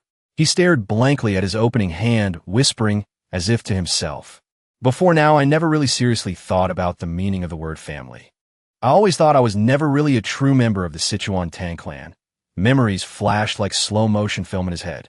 Smiling images of everyone in the clan appeared clearly before his eyes one by one. But they all consider me family. Only I was always insecure. Closed off. On the face, still lingering worry. His mouth corner slightly lifted into a bitter smile. He softly asked himself, voice carrying a bit of self-mockery. How can an assassination clan be so warm? So full of humanity? Truly strange. Xiao Long struggled to slowly stand up. On the handsome face appeared determination. Determination never before seen. He looked down at the small centipedes surrounding his feet. Gently said, Let's go. Let's go save your mistress. They seemed to understand his words. Simultaneously happily responded, Chit-chit, full of excitement. Finished speaking, Xiao Long turned into a sharp arrow rushing straight forward.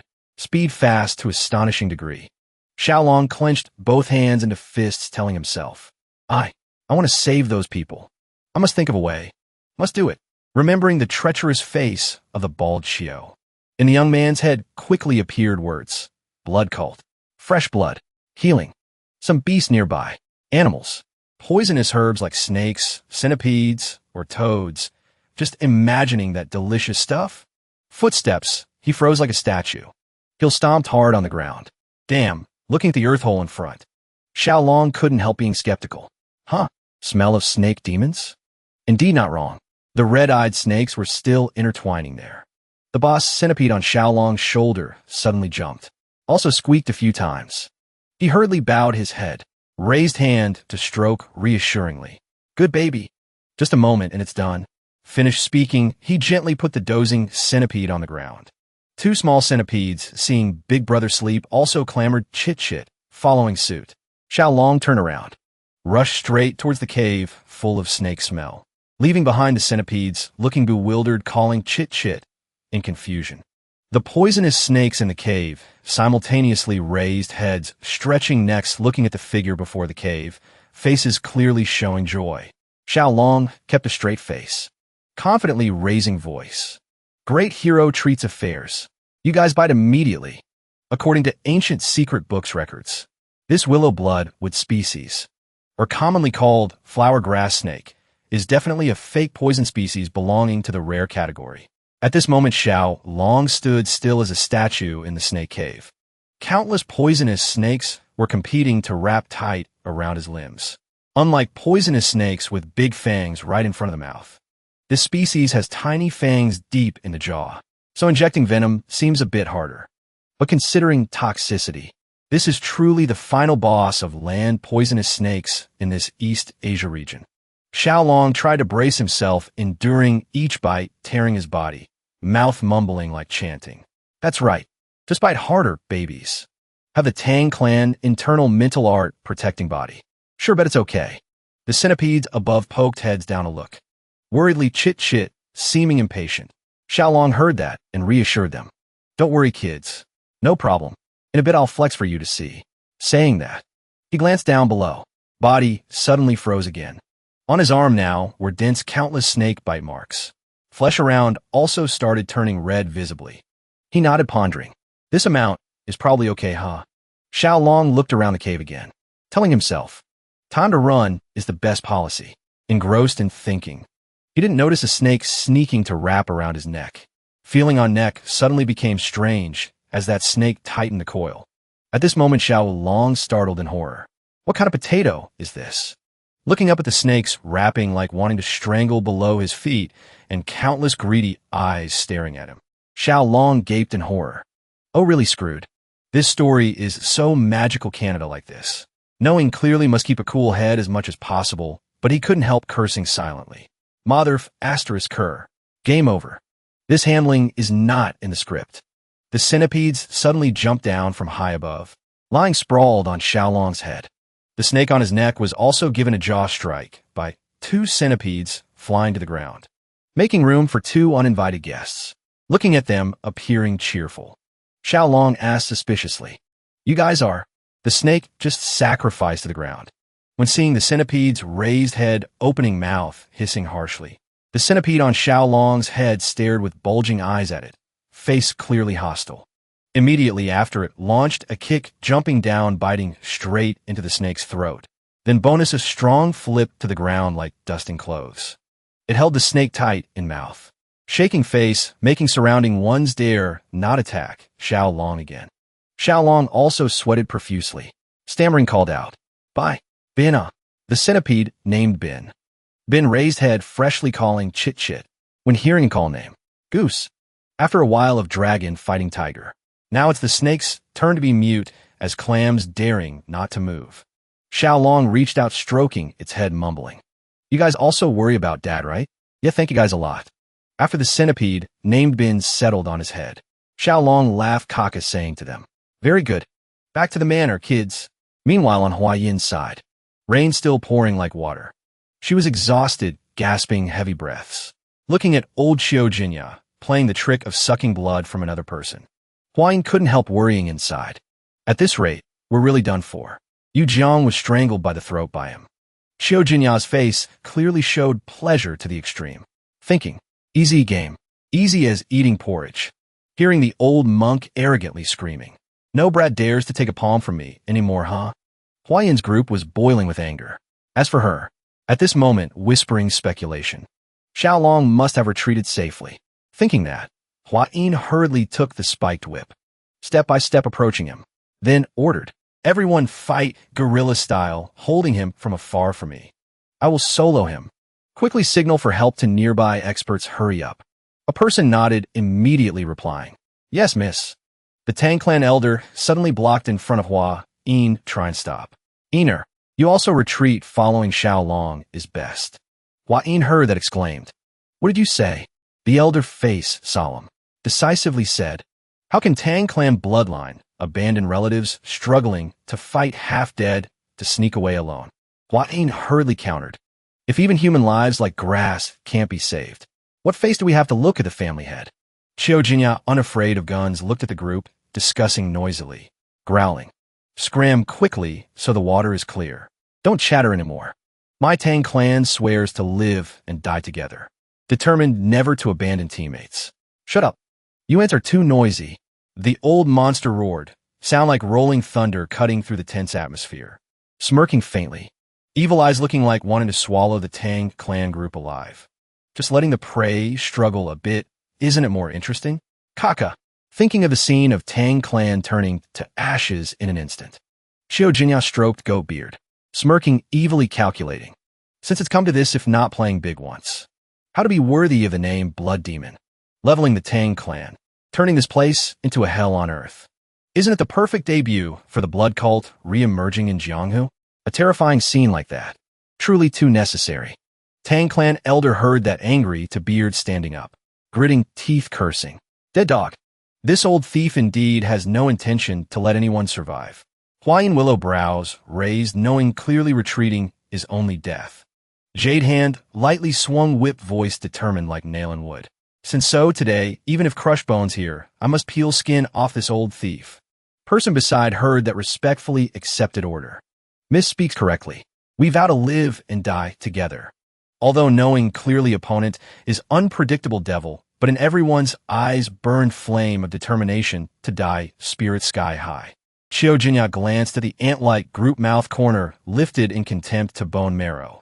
Just then a clear but firm voice rang out, breaking the suffocating atmosphere. Miss Tang Yin's words are reasonable. Tang clan heroes absolutely never abandon brothers and sisters to run away. Hua Yin heard that stunned to daze. Eyes letter, a mouth letter, oh Xiao? Xiaolong?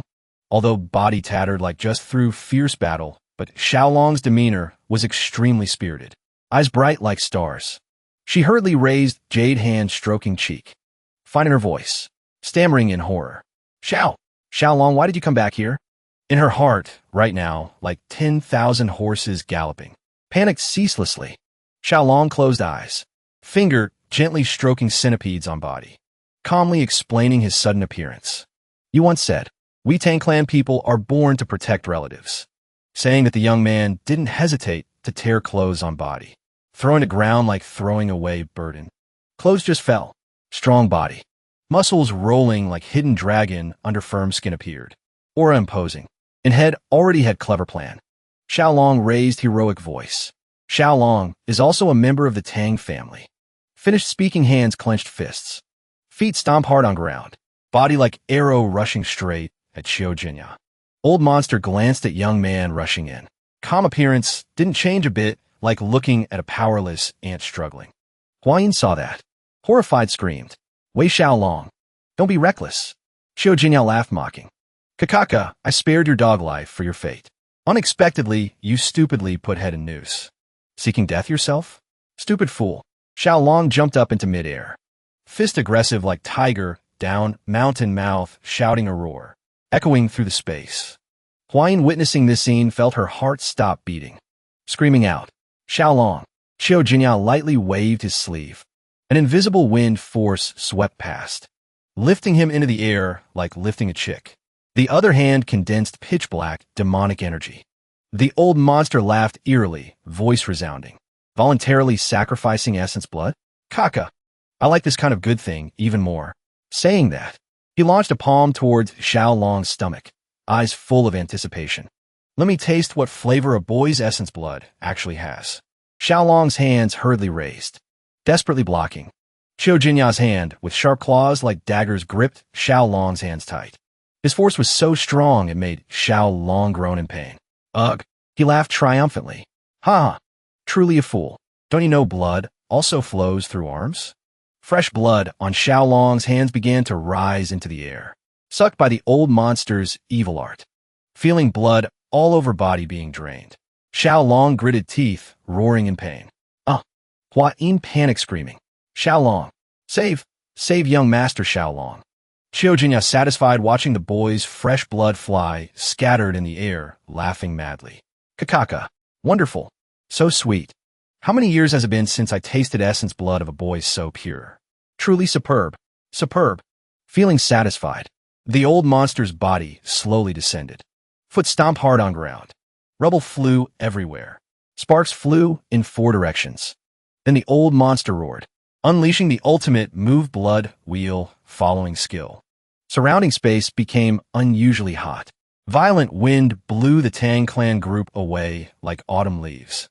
Hua Yin hurriedly caught Xiaolong's tattered body, crying out in pain. Wei Xiaolong. Xiao Jinya triumphantly laughed coldly. Kaka, you ants are truly annoying. Keep throwing hidden weapons like flies, but thanks to this stupid brat caught all in one net.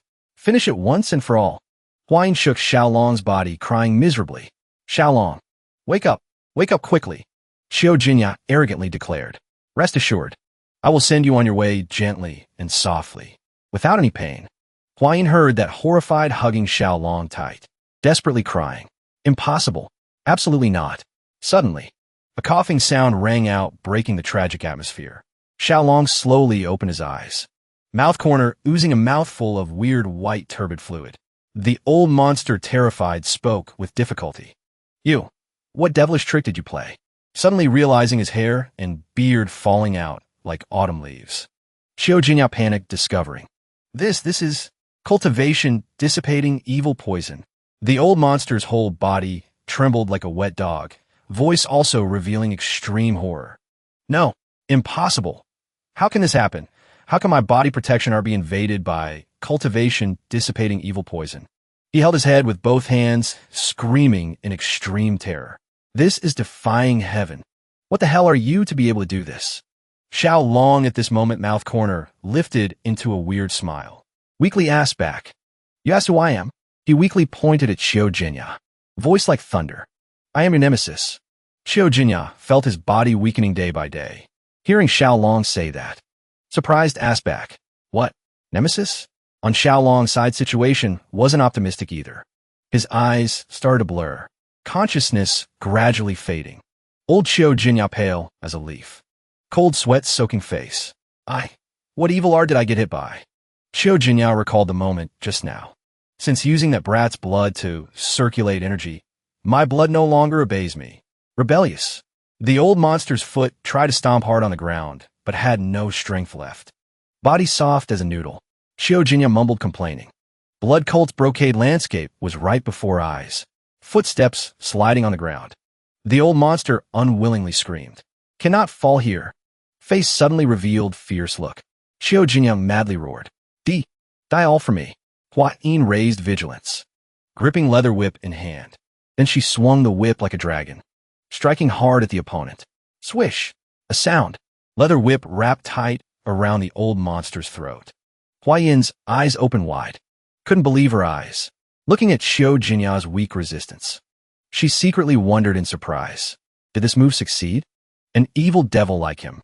Could it be he couldn't dodge this attack? The old monster struggled, resisting in vain. Sweating profusely, Xiao Jinya gritted teeth, cursing. Stinking brat. Swallowing you in is disgusting. What the hell did you do to my bloodline? You try to pull the leather whip hard, threatening madly. I will kill all you ants. Blood Cult will reappear in the human world.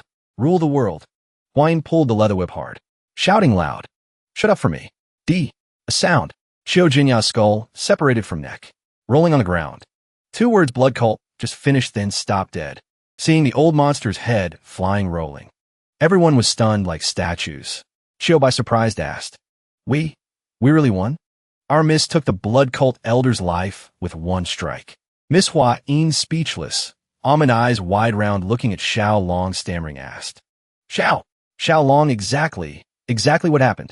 Responding to her was only a weak voice like a thin thread. Hua Yin save me. Only seeing the young man's whole body, sweating like a bath mouth, foaming, struggling to utter each word. Maybe I need antidote, poisoned by tiger-striped wandering snake. Hua Yin hearing finished, almost lost soul and spirit, screaming in panic. Tiger-striped wandering snake? What the hell is happening? Until Xiao Long woke up. He slowly opened eyes wide, finding himself lying askew on bed mouth corner, still having silver thread. Strange cry. Tang Clan Supreme Grandmaster, seeing him awake, hurriedly reminded. Your body is still very weak. Don't be reckless. Hua Yin's voice also filled with worry. Xiao Long lie still there obediently for me. Xiao Long's slightly moved body felt bone-piercing pain. Immediately groaned aloud. Oh mother. He now discovered he was naked upper body, lying prone on bed. Vaguely felt warm fingers carrying heat moving back and forth on spine. And heart couldn't help wondering 10,000 times. This exactly is what situation? Hua Yin now sighed in relief, tone a bit blaming. You waking up is very good already. Tang Clan Supreme Grandmaster slowly announced. You were unconscious for 10 whole days, you know. Xiao Long hearing finished, startled in horror. Stammering asked back. 10 days? Hua Yin sitting aside, slowly recounted the story from beginning to end. After you fell unconscious, luckily, someone appeared in time, like a heavenly soldier. We could successfully kill that devil. Then everyone hurriedly, like broken hive, brought you back to clan for treatment. Remembering the situation then, she still felt scared ceaselessly. You were poisoned too heavily. If Grandpa didn't return in time, surely you would have died. Xiao Long hearing that couldn't help exclaiming in heart. Oh mother, truly bad luck taking all the world's share. Bitten by poisonous snake twice. Almost want to see King Yama for real. Waiting until treatment was done, properly Supreme Grandmaster's voice slowly rang out. Seems awake then, probably no more problem, huh? But wait. Xiaolong struggled to sit up. Very respectfully replied. Thank you, Grandpa. But before he could stabilize, Supreme Grandmaster grabbed his shoulder, shaking back and forth, making him dizzy. Urgently questioning. But wait, Xiaolong, exactly, is tiger-striped wandering snake really poisonous? And that blood cult elder, exactly what trick did you use to defeat him? Xiaolong coughed a few times, replying. Cough, cough, let me slowly explain for you to hear clearly. While rubbing the head, dizzy, wanted to split in two, while raising 2 fingers, affirming firmly. Grandpa, first I confirm once again. Tiger-striped wandering snake is truly poisonous. Moreover, it's poison twice as strong as normal, not joking. It has up to 2 types of poison. One type is inside the mouth. The other type comes from the poison gland, right at the nape. Hua Yin, hearing, finished, surprised, mouth gaping. 2 types? Supreme Grandmaster also surprised no less. Eyes wide round, saying, I live to this age, and this is the first time hearing this strange thing. Xiaolong nodded, replying, Yes, that's right. This snake species is originally terribly cowardly. Seeing human figure runs away, losing sandals immediately. Moreover, their poison teeth are tiny too. So in reality, until the 80s of the last century, people still firmly believed flower snake was non-poisonous species. At this point, the Supreme Grandmaster suddenly realized something, hurriedly continued. So saying the internal energy of that blood cult elder being dissipated is also related to this matter? But those blood cult guys are clearly a bunch of monsters with steel skin, immune to all kinds of poison arts. Xiaolong now slowly spoke his guess. Yes, this is just my subjective guess, but very likely it is due to the unparalleled, domineering toxicity of this tiger-striped wandering snake. Xiaolong, while stroking chin, slowly analyzed. Maybe precisely because of that reason, the blood essence, the fundamental source creating their evil kung fu, was seriously affected and led to the miserable state just now. Supreme Grandmaster, hearing this, couldn't help saying, oh, profoundly. In his heart, now, felt extremely surprised at the new knowledge just learned. So people before now never knew tiger-striped wandering snake is such a formidable poisonous snake, huh? Heard its toxicity is 5 times stronger than normal fierce green snakes. If added with that evil yin energy impact, making toxicity become terrifyingly stronger then. His tone suddenly became unusually excited. Truly unexpected that around this small Sichuan of ours could exist a poisonous snake species domineering on every grain of rice like that. Hua Yin also cheerful chimed in. Wonderful, Mr. Sun, always Xiaolong. This time you truly established a glorious, illustrious merit. Supreme Grandmaster cleared throat once. Solemnly spoke. All right. I remember vaguely just hearing Hua Yin recount vaguely. He crossed arms looking at Xiao Long, smiling, full of implication. Seems that blood cult elder also called you their natural enemy nemesis, too, huh? Xiao Long, hearing that, couldn't help blushing ripe. Thinking in belly. Hearing this title seems a bit too arrogant and excessive, oh my. Did I really slip tongue blurting out those words, then heavens? Hearing that refreshing laughter, kakaka. Xiao Long, ashamed, to point, only wishing to burrow into ground, immediately, hurriedly grabbing blanket, covering completely his burning red face. Supreme Grandmaster, seeing that, took advantage, patting his shoulder, teasing. Haha, right. If later you can completely seal all evil martial arts of that bunch of monsters, then truly Nemesis can't run anywhere else, right? Suddenly, Supreme Grandmaster's tone became unusually serious. Xiaolong, on behalf of all Tang clan members, I sincerely thank you for taking action to protect our family. He clenched fist tight, decisively continued. They dared to try, when I was absent, to play dirty tricks on my family. This time I definitely won't let them go. Must weed out roots of these pests. Xiaolong originally already considered Tang clan as a second family. Hearing that, didn't hesitate, agreeing, replying. Yes, that's right, yes. Definitely must destroy completely these hateful pests. Now we have grasped firmly in hand their fatal weakness. The rest is just taking time to collect, by all means, a large amount of toxins of that tiger-striped wandering snake. Remembering that wolf-hearted Qiu Jinya along with his cruel hunting dog subordinates. Xiao Long gritted teeth, swearing silently in heart. These bastard animals this time, I definitely must weed out roots. Even their ghostly souls must be swept clean to be right. Recently, atmosphere at Tang Clan extremely lively noisy. Because since that blood cult evil sect appeared, Tang Clan officially fell into red alert state. Supreme Grandmaster, everyday busy hands, tying letters to pigeon legs, sending help requests everywhere. Countless Tang Clan martial arts experts were casualties tragically. Even not few died unjustly under devil's hands. Therefore, famous righteous sects in Central Plains martial arts also bustling pulling troops to Tang Clan to join forces support. Determined together to destroy completely the blood cult evil sect plotting to make rain make wind in martial arts world. Not only rampaging, catching innocent people to practice blood evil art. 30 years ago once caused great massacre. Becoming public enemy of entire righteous martial arts.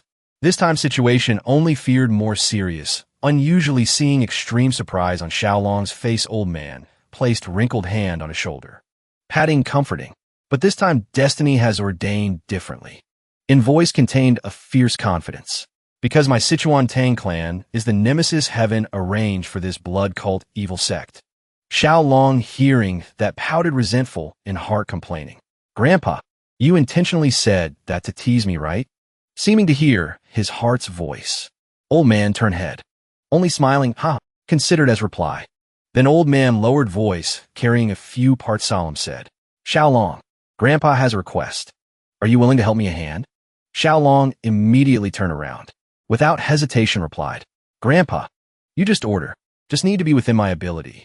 Even if must use all strength to respond. I dare not refuse. Supreme Grandmaster solemnly declared. People of Righteous Martial Arts Alliance.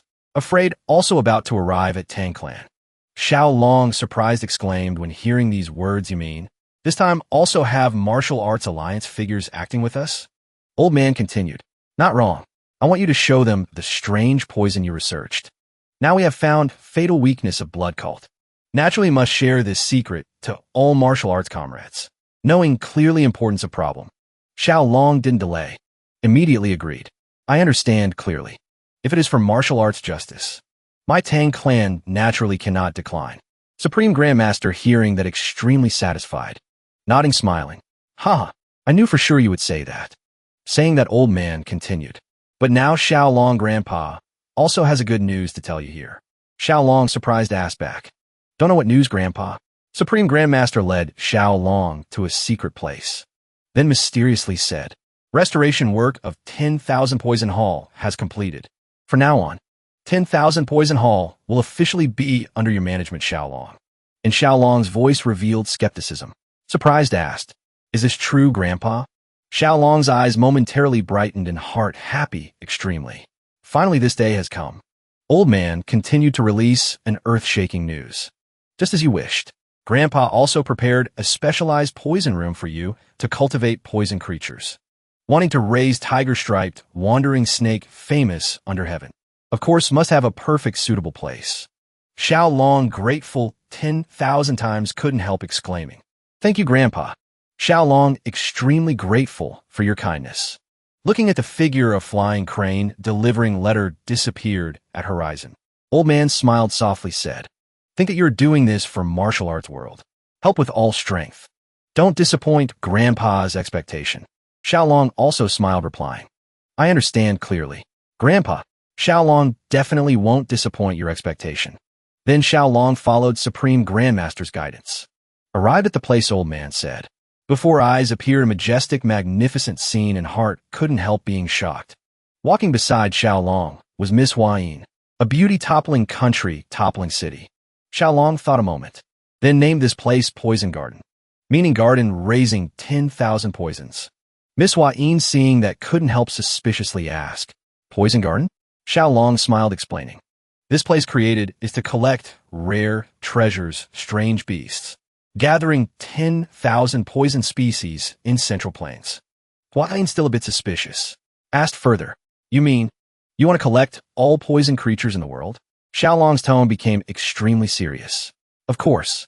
Later I also want to collect 10 great poison creatures famous in Central Plains. Because I once promised Miss Huayin, right? Huayin's face suddenly blushed like sunset. She covered mouth. Shyly said, then I will cheer for you. Just then Huayin discovered a group of people gathering far away.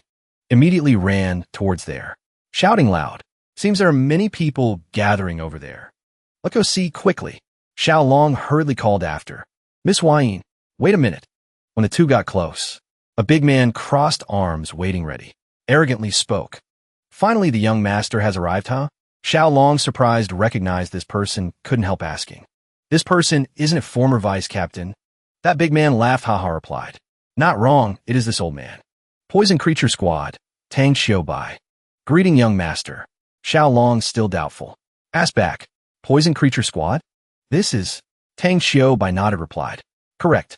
This is the new squad established by family head according to your order. From now on, subordinates will be capable assistants of young master in searching and cultivating poison creatures. Please hand subordinates to young master for full command." Xiao Long, surprised, looked at the group behind. Face flushed pink because of excitement. Thinking of boundless future ahead, Xiao Long happily thought, "Even poison creature care staff too? Family indeed spares no cost to cultivate me." This is a major turning point on the path to realizing the great dream of Xiao Long me. Scene shifted. Flying crane delivering letter brought secret letter to destination. A woman in white like snow. Jade hand gently opened letter, carefully reading each line inside. After reading content, white-clad woman chanted a Buddhist name. Amitabha, blood cult, evil sect, reappears in Jianghu. She looked up at the blue sky, sighed softly, amidst Central Plains peace and prosperity. Afraid another storm of blood and rain is about to rise. On the main road, Zhu Zhongshue's group was still carefully advancing. White-haired old man turned back, announced, "Strategist, almost there. Today can rest at Tang Clan." Zhuge Ho, hearing that, sighed in relief. Finally can escape the scene of taking sky as curtain. Earth is matte. Truly fortunate. Remembering the unkind complexion of Zhu Zhongxue, Zhuge Ho told himself, at least this time must bring back a valuable news. If and find even a little clue about blood cult, evil sect, then consider this trip not wasted. Finally, the group also arrived at Tang Clan Manor. The white-haired old man spoke. "Finally, see Tang Clan Manor." Several Tang Clan Manor guards, seeing the group approaching, hurriedly asked, "Wonder if you're a distinguished guest from Righteous Martial Arts Alliance coming here?" Zhuge Ho nodded, replied, "Not wrong. I am a strategist of Martial Arts Alliance." Zhuge Ho. Several guards clasped hands, bowed, extremely respectfully said, "Thank you, high experts, for not minding long distance to visit Tang Clan. Please wait a moment." Another guard hurriedly ran inside to report. Suddenly the guard just now lowered voice said, "Strategist, please stop." He looked serious, carefully instructed, "When you enter Tang Clan Manor, there are some matters needing extreme caution." Zhuge Ho curiously asked, "Matters to note? May I ask what matter?" That dignified white-haired old man guessed. Could it be Tang Clan built the Holy Sword Dissolving Pool? Or Golden Basin? Legend has it as inviolable spiritual land before gates of great sects. All pilgrims visiting must shed weapons. Showing absolute respect. Gate guard stammered, voice a bit trembling. "This matter, afraid, will shock you, but please listen to my words, even if it is the smallest microorganism. Also absolutely not allowed to take their life at this Tang Clan." Zhuge Ho, dumbfounded, skeptically asked, "Could it be the whole Tang Clan has renounced world to join Buddhism?" Guard once again emphasized, tone solemn, "You enter inside will naturally understand. Definitely must engrave this in heart." Zhuge Ho could only softly say, "Oh," full of doubt. "Oh." Xiao Long and Hua Yin simultaneously clasped hands, bowing ceremoniously, voice echoing, "Greeting, strategist, alliance leader. Honor to welcome." Zhuge Ho also smiled, returning greeting, tone polite. "Miss Huayin, long time no see." Hua Yin smiled, replying, "Yes, since the encounter at Martial Arts Conference. Time flies, it has been a full year." Zhuge Ho probed again. "So where is Senior Tang God Lord currently?" She slightly bowed head, voice a bit apologetic. "Grandpa has left the mountain gate. Traveling Jianghu, tracking blood cult traces. Please excuse the somewhat negligent reception." Zhuge Ho hurriedly waved hand, showing no formality. Not at all. Not at all. Checking martial arts situation is important matter. Why need to be so polite?" Then his eyes suddenly stopped on the person beside Hua. Yin couldn't help wondering. "And this handsome young master beside here is..." Xiao Long smiled, stepped forward one step, respectfully bowed. First time meeting Strategist Lord. He solemnly introduced himself. I am Wei Xiaolong. Zhuge Ho hearing that in heart, even more suspicious. Isn't it Tang Clan? Hua Yin suddenly blushed cheeks, shyly pointing at Xiao Long, stammering. This person is my intended. Crowd around immediately buzzed like broken hive. Intended? 3 flowers of martial world has intended? This matter, truly heaven cannot tolerate. They screamed tragically, tears falling like rain shower. Where did this brat crawl out from? Too reckless. Time is truly unfair. Zhuge Ho hurriedly took bamboo fan, covering half face. Coughed a few times. Cough, cough, hurry, lead the way. Afraid, delaying a moment. These heroes here will demand to discuss martial arts with this young Master Wei. Suddenly a strange sound tore the noisy atmosphere, attracting everyone's attention. Zhuge Ho looked up, suspiciously asked, Do you hear any strange sound? A sharp-eyed person quickly pointed to the sky, exclaimed, Up there. Look, swarm of bees flying in. Crowd terrified lost color, simultaneously exclaimed, Isn't that the legendary golden-haired king bee? Why at Tang Clan appears such dangerous poison species? Crowd immediately chaotic. Some hurriedly rushed up to shield Xiao Long and Hua Yin. Others cautiously retreated back. Protect Miss Hua Yin. Oh, that is... Xiao Long hurriedly spoke to stop. Everyone hurry, withdraw swords. He patted shoulder a person in front. Gently explained. Surely due to new rules of Tang Clan. That person's still uneasy. Tone urgent. Young hero move away quickly. Golden-haired king bee is extremely dangerous animal. Just one sting enough to take mortal life. Xiao Long pressed to point face, red struggling to utter words. Should be golden-haired king bee. Feeling explaining like that not okay. Xiao Long poured all true energy into. Dantian roared a shocking sound. Golden-haired king bee is poison master I raise. Everyone calm down. That person surprised mouth gaping. Asked back. What? You raise insects? As if to prove his words. A golden-haired king bee swooped down, intimately rubbing head on Xiao Long's cheek mouth, calling by boo full of affection. Then one by one they flocked in, surrounding Xiao Long like worshipping. Xiao Long gently stroked them, softly asked, Little guys came to find me, huh? Also right. I also secluded for a while. Then he sternly instructed, Hey, I warn you guys, not allowed to spray poison on distinguished guests, okay? The guy stood dumbfounded watching and heart thinking. He treats golden-haired king bee like children? Tense atmosphere. Enthusiastic spirit of young martial artists suddenly deflated like rice cracker dipped in water, passing through the terrifying interlude. The group followed Hua Yin entering the guest reception hall. Zhuge Ho walked while pondering. This character I truly couldn't expect. He is the Dao companion of Miss Tang Yiner. Although an outsider, but seemed to be considered son-in-law of Tang Clan. Suddenly noisy sound from front echoed back. Zhuge Ho softly said, full of doubt. A big man pointed a glass jar. Loudly said, A poison master like this, isn't it more worthy of Tang Clan? Girl beside immediately raised, gecko countering. What are you saying?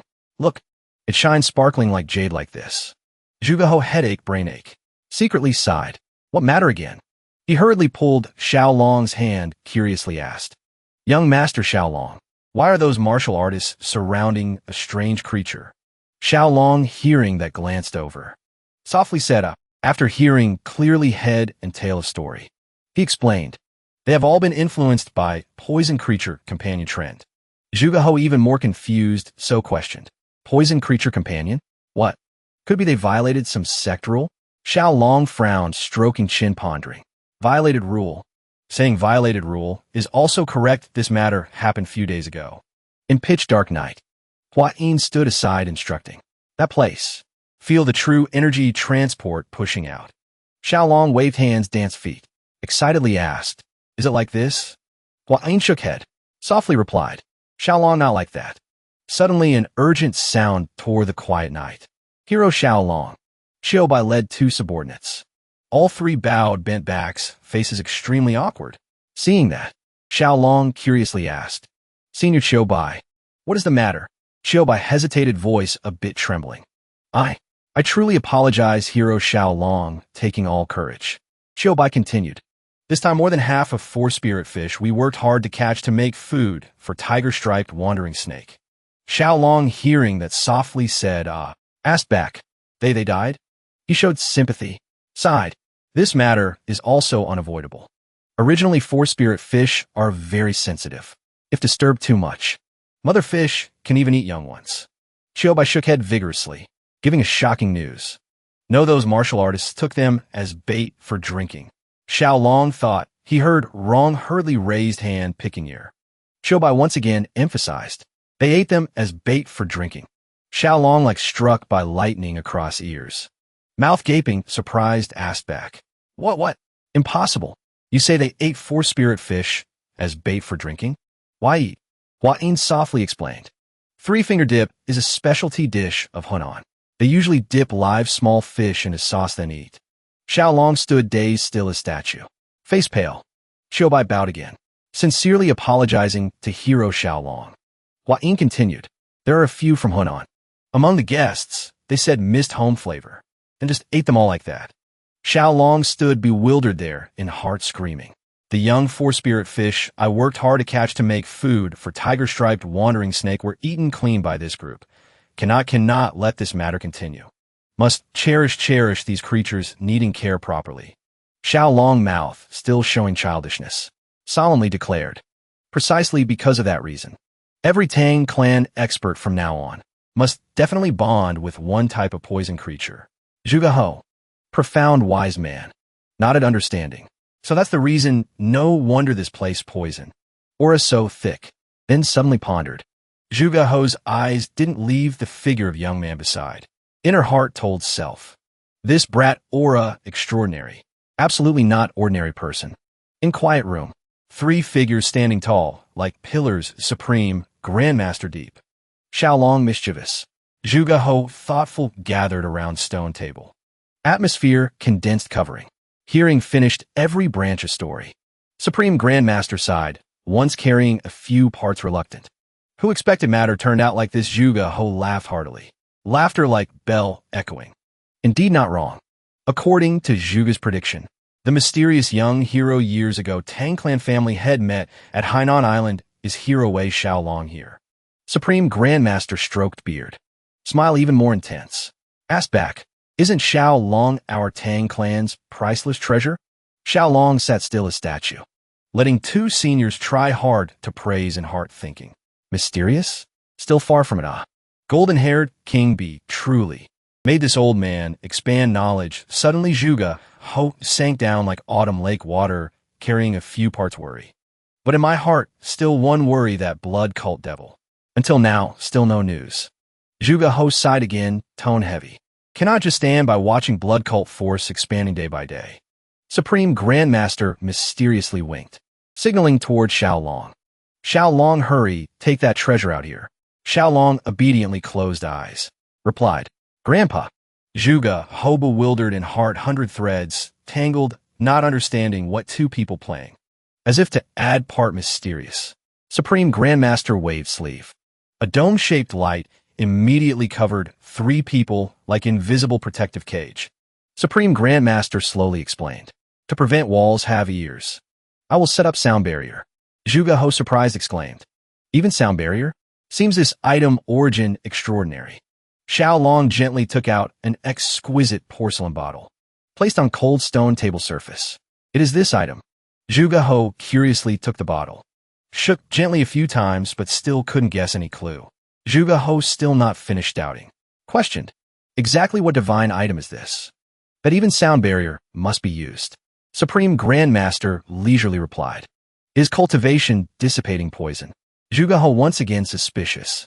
If just normal cultivation dissipating poison, we need to set up big array like that. Supreme Grandmaster hearing that glanced at Xiao Long, eyes containing deep meaning. Xiao Long understood, gently nodded. Zhuge Ho terrified when hearing Xiao Long confirm. But if this type of cultivation dissipating poison only has effect countering blood cult people, then? Zhuge Ho terrified to point, jumping up from chair. Panic asked, that is truth?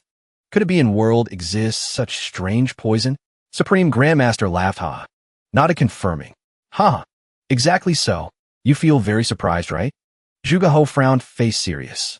If truly so, this is absolutely an earth-shaking discovery. Those blood cults still normal unharmed. But toxicity strong to this level. Zhuge Ho recalled words Hua Yin recounted. Continued.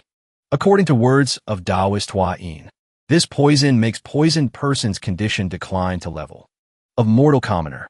Hua Yin easily defeated a blood cult elder poisoned just by one move. Hearing Supreme Grandmaster recount everything, Zhuge Ho couldn't help exclaiming, "One move only? Power truly equivalent to cultivation dissipating poison in legend." Hearing Supreme Grandmaster recount miraculous process, Zhuge Ho grateful extremely. "Thank you, Senior 10,000 Poison God. Truly I am extremely ashamed." Unexpectedly in world exists such clever plan. Zhuge Ho solemnly clasped hands bowed, showing respect. Having this fatal treasure, surely Alliance leader can also pillow high to sleep. Supreme Grandmaster couldn't hide pride, laughing loud. "Ha! If want to thank, person you should thank isn't this old man, but is this brat. It was Xiao Long who discovered this supreme treasure." Supreme Grandmaster closed eyes, smile even more smug.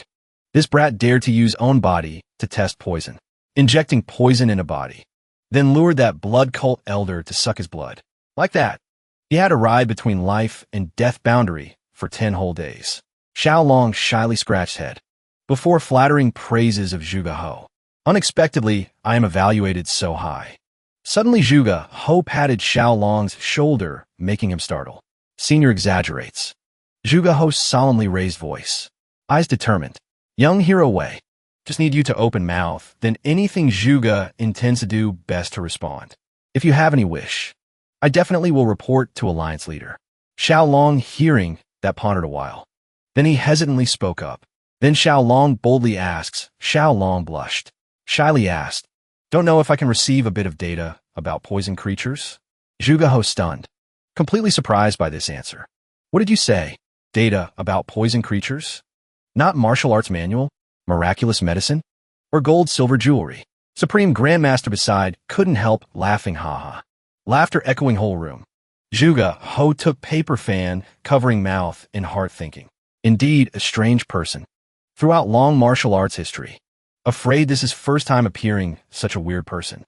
Zhuge Ho didn't directly answer, but asked another question. "If so, even if not type of poison creature you want, do you have interest in mysterious green lizard and legend?" Amidst quiet mountain wilderness, sound of stream murmuring like melodious song, ceaselessly echoing. Tion Air turned head, respectfully reported, "Uncle, seems everyone is gathered fully. This place is Gonga Mountain, Sichuan." Tion Air reported in detail. According to ancient map of predecessors, majestic waterfall and standing turtle rock have appeared far away.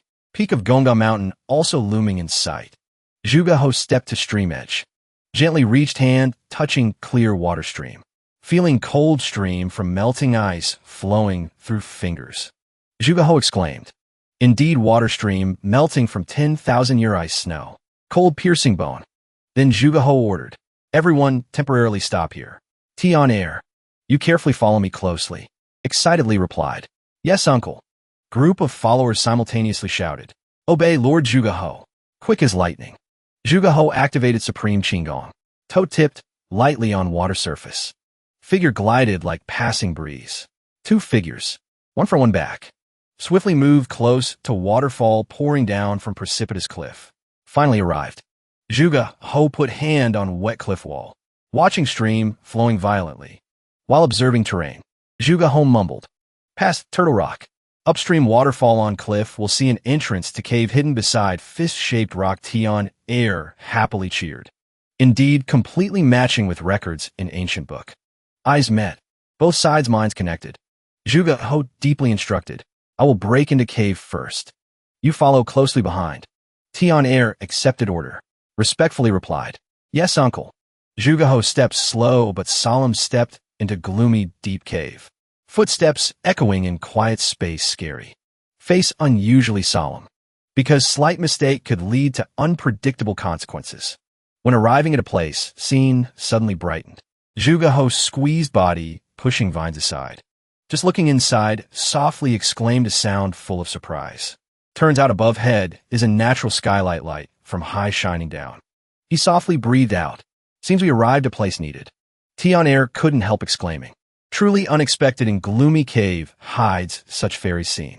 Magical, indescribable. Zhuge rolled eyes looking around, giving firm conclusion.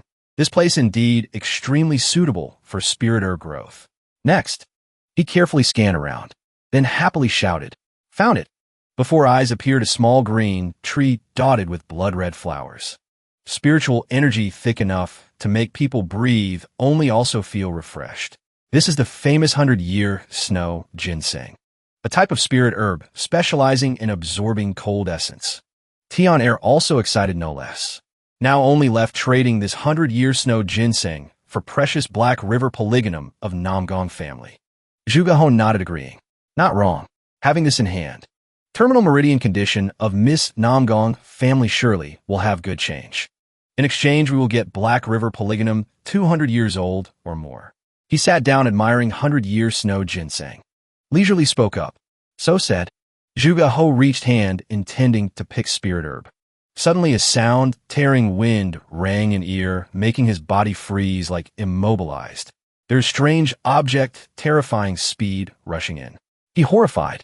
Something just shot out from dark rock crevice. That strange object fast as lightning shot towards elbow. Tian Er hurriedly asked, "Uncle, are you injured?" Zhuge looked at object. That speed fast as lightning. Every place it passed, left white snowflakes hurriedly shouted warning. "I'm fine. Careful. This thing fast a weird degree." Tian Er whole body, looking at snowflakes getting thicker in cave. That mysterious object again launched attack towards Zhuge. He hurriedly raised Fan to block, frowning staring at Fan in hand. Turns out on Fan covered a thin layer of ice. Zhuge suspicious. Is cold poison? Tian Er, while trembling voice asked while approaching. "Uncle, that exactly is what hellish thing?" He silent didn't answer. Hurriedly searching memory a while. Zhuge slowly spat out 2 words. "Green lizard." Tian Er surprised screamed. "What?" Zhuge recalled strange shape of that green animal shining gold. Leisurely explained. "It is green lizard, blue-green lizard." Xiaolong hearing these words couldn't help screaming loud. "Blue-green lizard, huh?" In heart thinking. Natural blue color. Isn't this extremely rare species? Supreme Grandmaster curiously asked. Green lizard originally harmless. So what is worth worrying? Xiaolong's 2 eyes momentarily brightened like headlights. Even drooling saliva, revealing face obsessed to extreme, laughing, loud ha-ha. Ha-ha. Nothing. Again lowered voice, whispering. Poisonous green lizard in my eyes is peerless treasure. Supreme Grandmaster laughed awkwardly. Ha-ha. I don't understand what fellow Dao is saying much, but just assume so. Zhuge laughed dryly a few times in heart, secretly thinking. Indeed a strange person. Then he kindly spoke up. If have more news about other poison creatures, I definitely will notify fellow Daoist first. Xiaolong 2 eyes immediately sparkling like stars. NH. Thank you, brother. Supreme Grandmaster only knew to smile resignedly. Speechless. Next day, father-in-law finally returned. Just pushing door, entering voice loud, already echoed everywhere. Good son-in-law in hall, everyone gathered fully. Seems discussing something. Xiaolong turned head back hurriedly replied. Father-in-law. Huayin also gently spoke greeting. Father. He hurriedly stepped up, looking east, looking west. Squeezing Xiaolong's face, examining carefully from top to bottom. Worriedly asking. Body is healthy, right? He was squeezed, face deformed. Still trying to reply. Yes, I'm still good. Father-in-law. Then Xiaolong raised pair of arms covered with snake bite scars. Speaking a bit exaggerated. I woke up after 10 days unconscious. Arms left some ugly scars, but at least considered picked back this dog life. Family head seeing that even more purple face angry. Panting, cursing loud. What the hell? That bunch of blood cult devils suddenly remembered something. He immediately shut mouth, hurriedly turned to ask daughter. Huayin. Daughter. You're okay, right? Huayin, sweating all over face, hurriedly reassured. Father, please calm anger. Then happily announced good news. I'm also safe and sound. Brother Xiaolong saved my life and our whole family. Supreme Grandmaster also chimed in. That's right. Son-in-law Xiaolong established great merit. Again said. Seems when defeating that elder. He also said something else, right? Your nemesis is me. Huayin hurriedly corrected. Is me correct? Xiao Long, ashamed, face, red, purple ears.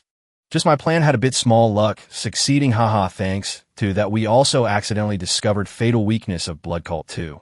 At this time Zhuge Ho slowly spoke up. Brother, I have also been here for a while. Family head now noticed brother. Asking, brother still healthy, right? Two people happily shook hands, rejoiced. Family head tone blaming. Mixed a bit sulking. Since you promoted to high official, you became cold to me significantly. Must wait until big event happens to see your face appear here. Zhuge Ho softly smiled, bitterly apologizing. Really so? Is brother wrong to you? Seeing this scene, Hua Yin beside explained to Xiao Long. Two grandpas are bosom friends from poor times. Xiao Long eyes a mouth, oh surprised exclaimed. Oh, is that so? In heart secretly exclaimed. Truly speechless. Zhuge Ho patted family head's shoulder. Well, invite sit down first. We still have tons of important matters need to discuss about that blood cult. He laughed, haha, replied. You speak correctly. Old Master Tang waved sleeve, tone majestic. Ordered. Two of you also sit down. I want to hear story head and tail in detail. Xiao Long gently nodded. Respectfully replied. Obey father-in-law. Waiting when everyone's stabilized position. Tang clan family head shifted eyes to Zhuge Ho. Leisurely asked. So that spy case. Exactly how is it?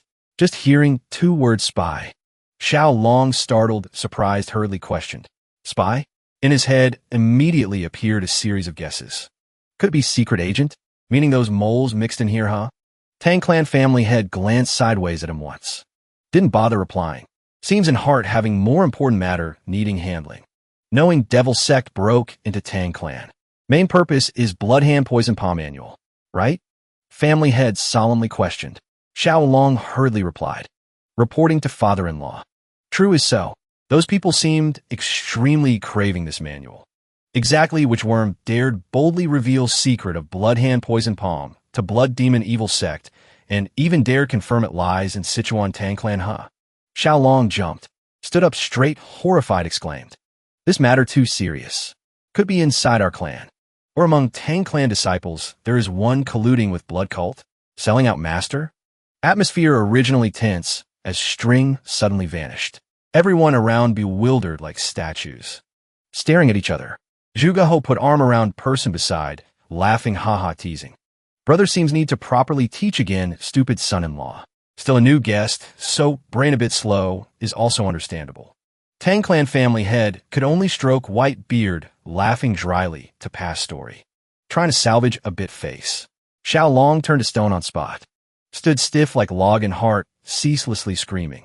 Could it be only me is alien here? Hua Yin gently explained. Breaking awkward atmosphere. Xiao Long and our Tang clan absolutely cannot have spy. Xiao Long still suspicious. Hurriedly asked back. Really is so? Tang clan family head now detailed explained. Even selecting a servant. We also must investigate thoroughly 3 generations of his ancestors. If not discovering any problem, we then accept his whole family into Tang clan. He affirmed firmly, when both wife and children, family are tied to Tang clan. Ask if any dare boldly be spy for outsider. Xiao Long, hearing finished, only wanted to roll white eyes. Thinking, they control others to perverted level like that. Secret to this level, but news still leaked out then. His whole body suddenly poured cold sweat like bath. Then exactly who is that cursed spy? Scene shifted to another place. Woman squeezed tight by throat by Zhu Zhongxue. Lifted into air like lifting a chick. Her face grimacing, difficultly gasping. Saliva from mouth ceaselessly flowing out. 2 eyes red, begging for life. Zhu Zhongxue gritted teeth. Eyes firing hatred, staring at opponent. Truth is clear. You. Turns out to be a spy from the Martial Arts Alliance. Zhu Zhongxue narrowed his eyes and said in a low voice. Within the Martial Arts Alliance, the number of people who know about this can be counted on one hand. It seems the alliance leader has caught the right traitor. As things were gradually coming to a close, at the gate of the Sichuan Tang clan, an uninvited guest appeared, shattering the usual tranquility. The man held his head high, arrogantly shouting at the gate guards. I've finally arrived at the Tang clan. To travel all the way from distant Hebei to the Tang clan's doorstep without even using lightness skills. You're certainly an odd one. Interesting. As soon as he finished speaking, he slammed a fist into his own chest, creating a deep, thunderous boom. He flexed his rippling, solid muscles. He arrogantly declared, his voice echoing everywhere. Go and report to the Tang clan head. The head of the Peng clan, Peng Yuhuan, has graced you with his presence. I am here to pay my respects. He pounded his chest, laughed heartily, and then ordered the guards. Report to your clan head. Peng Muin of the Peng clan has arrived. A signal flare shot into the sky. Seeing the signal, Xiao Long and Hua Yin hurriedly ran towards the main gate, drawing the attention of everyone around. They all looked on in surprise, curious about what was happening. Should we go out and greet them? Xiao Long asked. Hua Yin turned back, smiling gently as she explained. Father and the elders are discussing important matters. Her eyes shone with confidence. Then, she added with a hint of shyness. You are the future son-in-law of the Tang clan. You should be a little more confident. Hearing this, Xiao Long couldn't help but feel a bit anxious. Xiao Long arrived at the main gate. He smiled as he opened it. It's probably just a guest from another clan. Nothing to be afraid of. However, in contrast to him, the guard beside him was pale with fear. As the gate opened, Xiao Long came face to face with Peng Muin and his subordinates. They were all staring at him with stern expressions, sending a shiver down Xiao Long's spine. Peng Muin looked surprised and a bit confused. He put his hands on his hips and then smiled involuntarily when he saw Hua Yin. She clasped her hands and bowed, respectfully greeting the head of the Peng clan. Haha, it's been a while, Peng Muin said with a laugh. The last time I saw you, you were still just a little girl. Now you're all grown up. I almost didn't recognize you. Hua Yin closed her eyes slightly, forcing a smile. That was 5 years ago. Realizing how much time had passed, Peng Muin's expression turned serious again, and he focused his attention on Xiao Long. And who is this young man? Feeling the Peng clan head's gaze, Xiao Long broke out in a cold sweat. Seeing him drenched in sweat, Hua Yin also felt a bit awkward. Xiao Long quickly greeted Peng Muin, introducing himself. My name is Xiao Long, son-in-law of the Tang clan. Peng Muin stared at the young man, stroking his chin thoughtfully. Suddenly, he pinched Xiao Long's cheek and asked curiously, You're Hua Yin's fiancé? Caught off guard by the sudden attack, Xiao Long was flustered and didn't know what to do. Hua Yin covered her mouth with her hand, smiling as she nodded. Immediately, Peng Muin's eyes became sharp. Xiao Long started sweating again. Nervously looking away, Peng Muin's attention was now completely focused on him. He moved his hand under Xiao Long's chin, his eyes filled with scrutiny. Without a moment's hesitation, he suddenly grabbed the boy's crotch. Xiao Long's face turned as red as a tomato.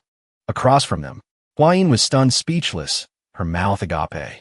Peng Muin laughed heartily and explained, I was wondering if you were too young, but it seems the spirit down below is already that of a true man.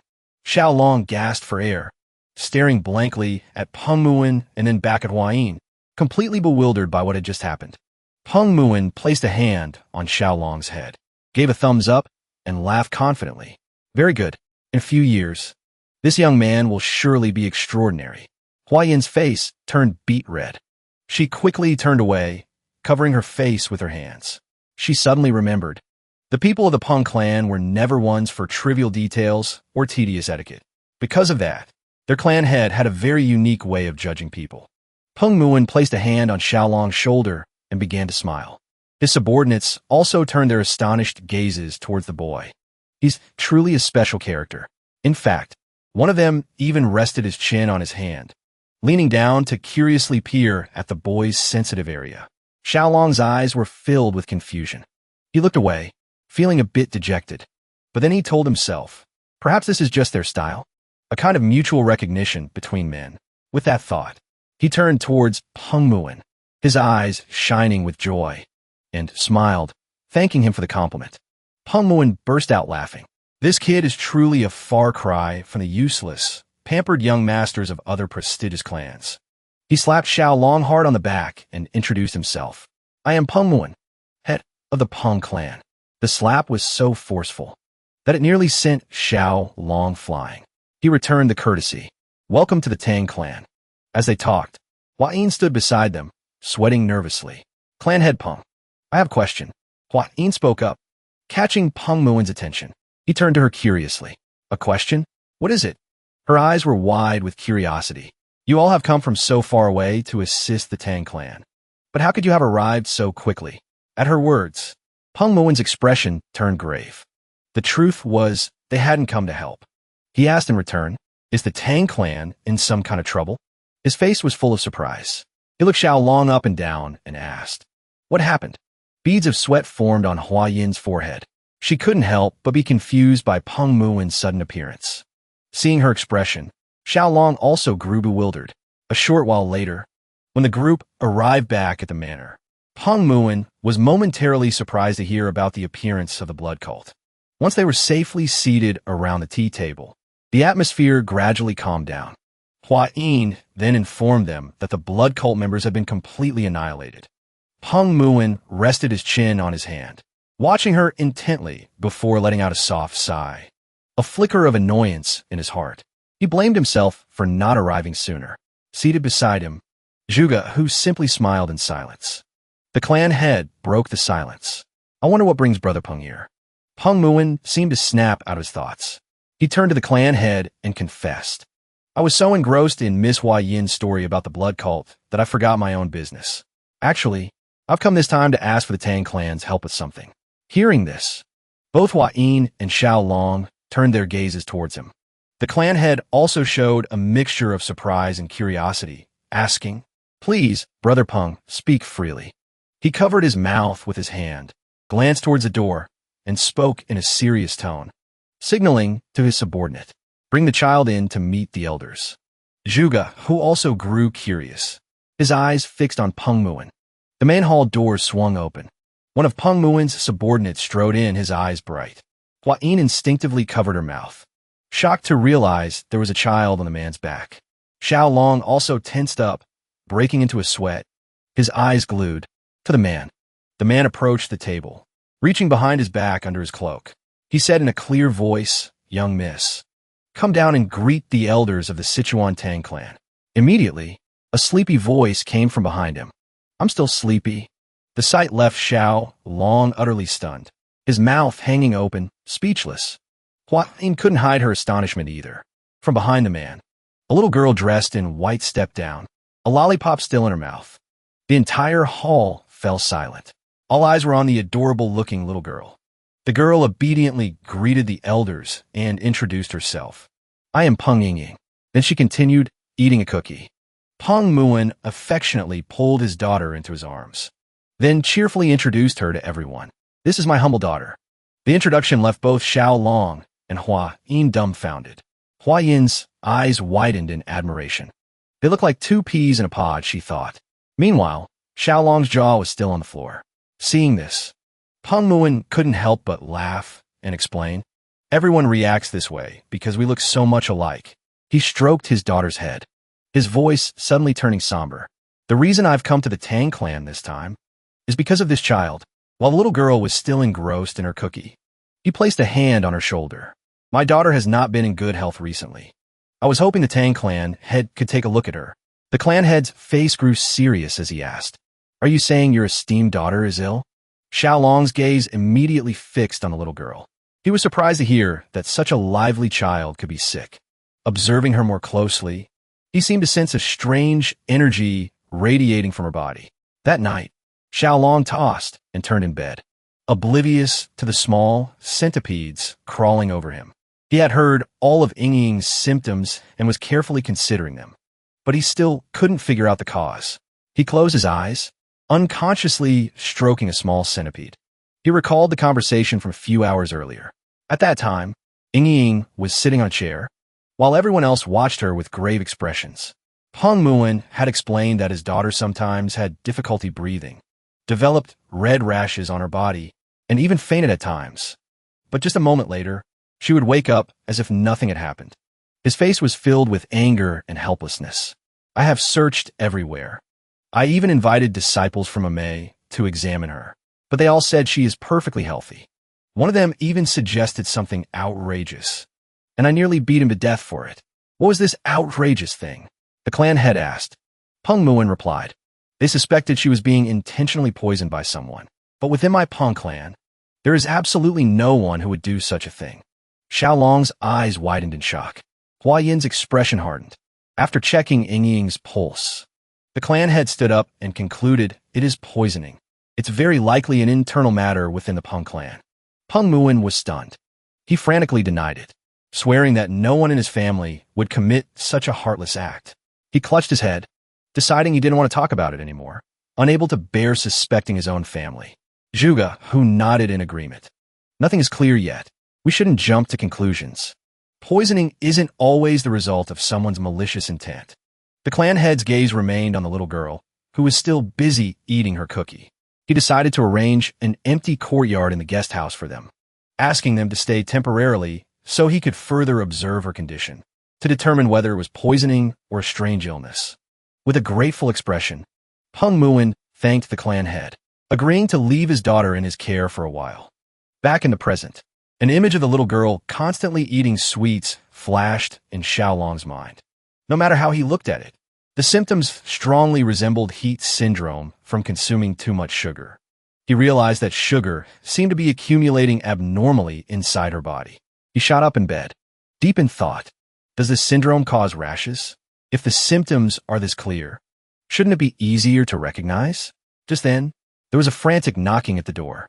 His eyes flew open in surprise, and a panicked voice called out, "Something terrible has happened." Xiaolong quickly opened the door, asking curiously, "What's the problem?" The maid replied anxiously, "It's the young Miss Ying. She's fainted." The news shocked Xiaolong. He quickly threw on a robe and rushed to where Peng Muin and his daughter were staying. When he arrived, he found Huayin and the Peng clan subordinates already there, all looking worried. Ying was unconscious, her face flushed, breathing heavily in the arms of her panicked father. Huayin explained to him that the girl had been sitting in the pavilion when she suddenly collapsed. The clan head noted in a low voice, "She fainted here as well, so we can temporarily rule out the possibility of a spy within the Peng clan." Hearing this, Peng Muin clenched his fists. He became distraught, seemingly unable to comprehend what was happening. Then, without a moment's hesitation, he delivered a devastating punch to his own jaw, stunning the man standing behind him. The punch was so powerful that one of his teeth flew out. Peng Muin closed his eyes, a bitter smile on his lips. He blamed himself, even if it was just for a fleeting moment. He had suspected his own people. Now, he was certain that if Ying fainted again, it must be for some other reason. Seeing this, one of his subordinates was overcome with emotion, covering his face as he sobbed. Meanwhile, Xiaolong was stunned, his mouth agape, as he saw one of Peng Muin's teeth fly out. Peng Muin's subordinates also began to punch themselves in the face, blaming themselves for failing to protect their young miss, for letting her faint right before their eyes. Each of them felt their guilt was immense. The clan head's jaw dropped in astonishment. He quickly gestured for them to stop. Xiaolong clasped his hands together, raising his voice to ask everyone to calm down. At the sound of his voice, the bruised-faced men did indeed stop. They all turned their gazes toward Xiaolong. He held up a single finger, a confident smile on his face. There is a way to find the true cause of her illness, and prove that all of you here are innocent. There will be no room for doubt. The gazes of Peng Muin and the clan had immediately focused on Xiaolong, their eyes shining with curiosity. Xiaolong calmly sat down next to Peng Muin and began to stare directly at him. Being stared at like that, Peng Muin's eyes widened in surprise. At that moment, Xiaolong calmly explained that the first step was to remove all of Miss Peng Ying's clothes. The moment he finished speaking, both the clan head and Huayin froze as if turned to stone. As for Peng Muin, his eyes were already blazing with sparks of fury. The clan head was stunned by Xiaolong's words. Peng Muin glared, both confused and astonished. He growled, "What did you just say?" As for Xiaolong, he was taken aback by their reaction. This was not at all what he had expected.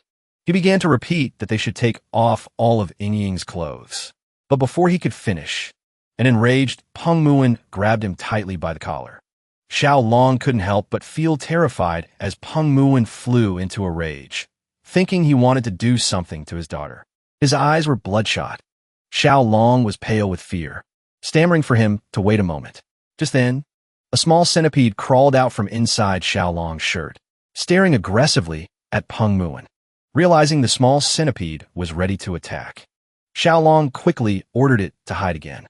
He could feel Peng Muin's composure rapidly disappearing. And this situation was not good at all. The clan head's face was drained of all color.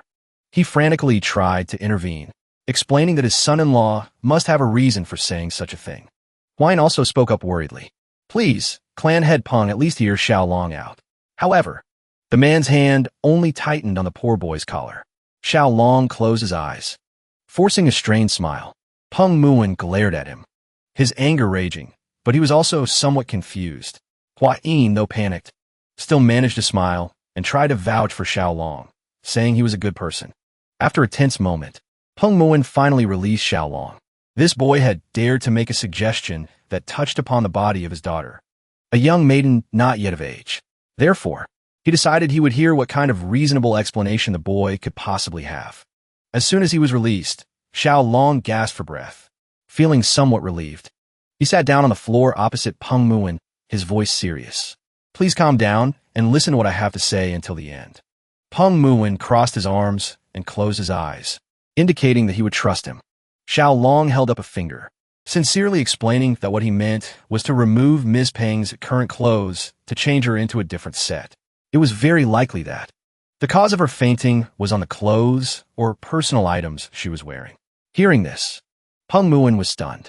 He was speechless as he realized how terribly he had misunderstood.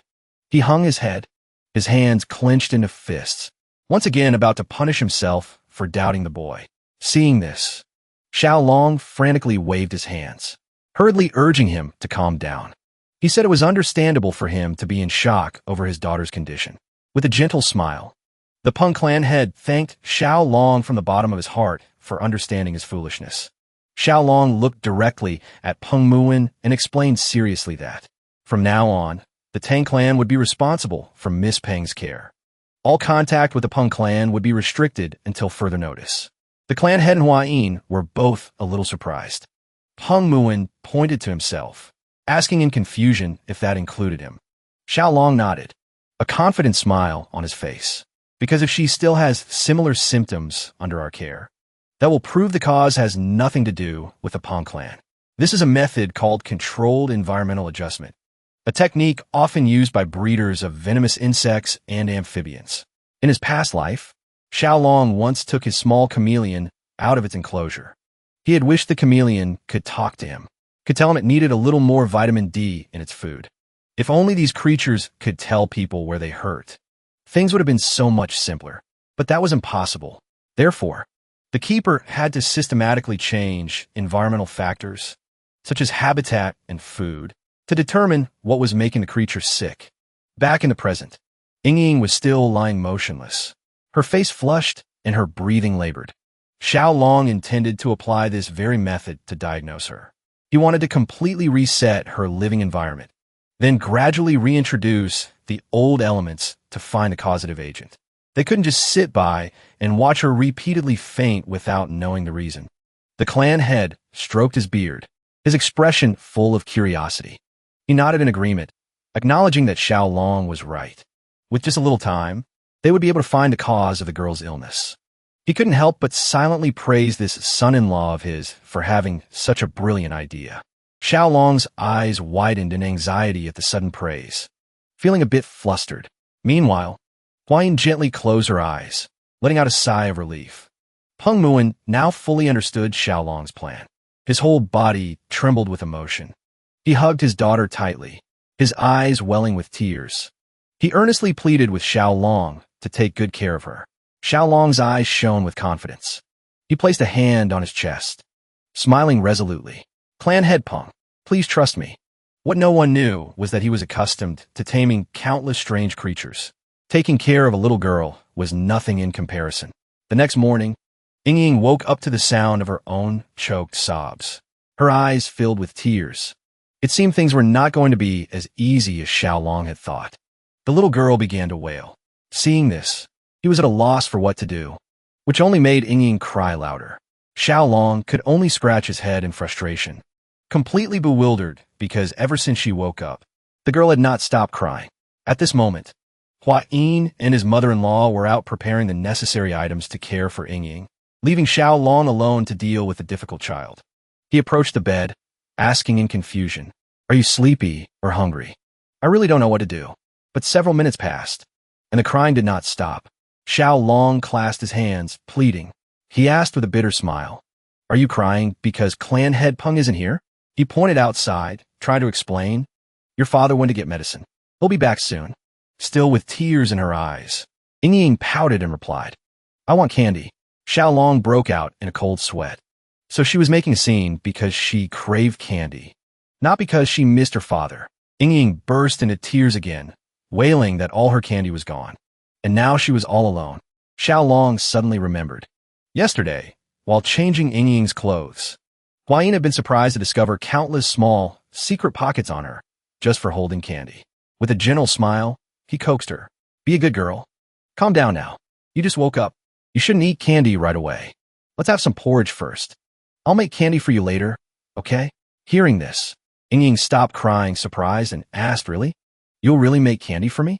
Xiao Long held up a finger, promising, "If Miss Peng finishes her porridge and behaves, I will make a special candied hawthorn just for you." The little girl's eyes lit up.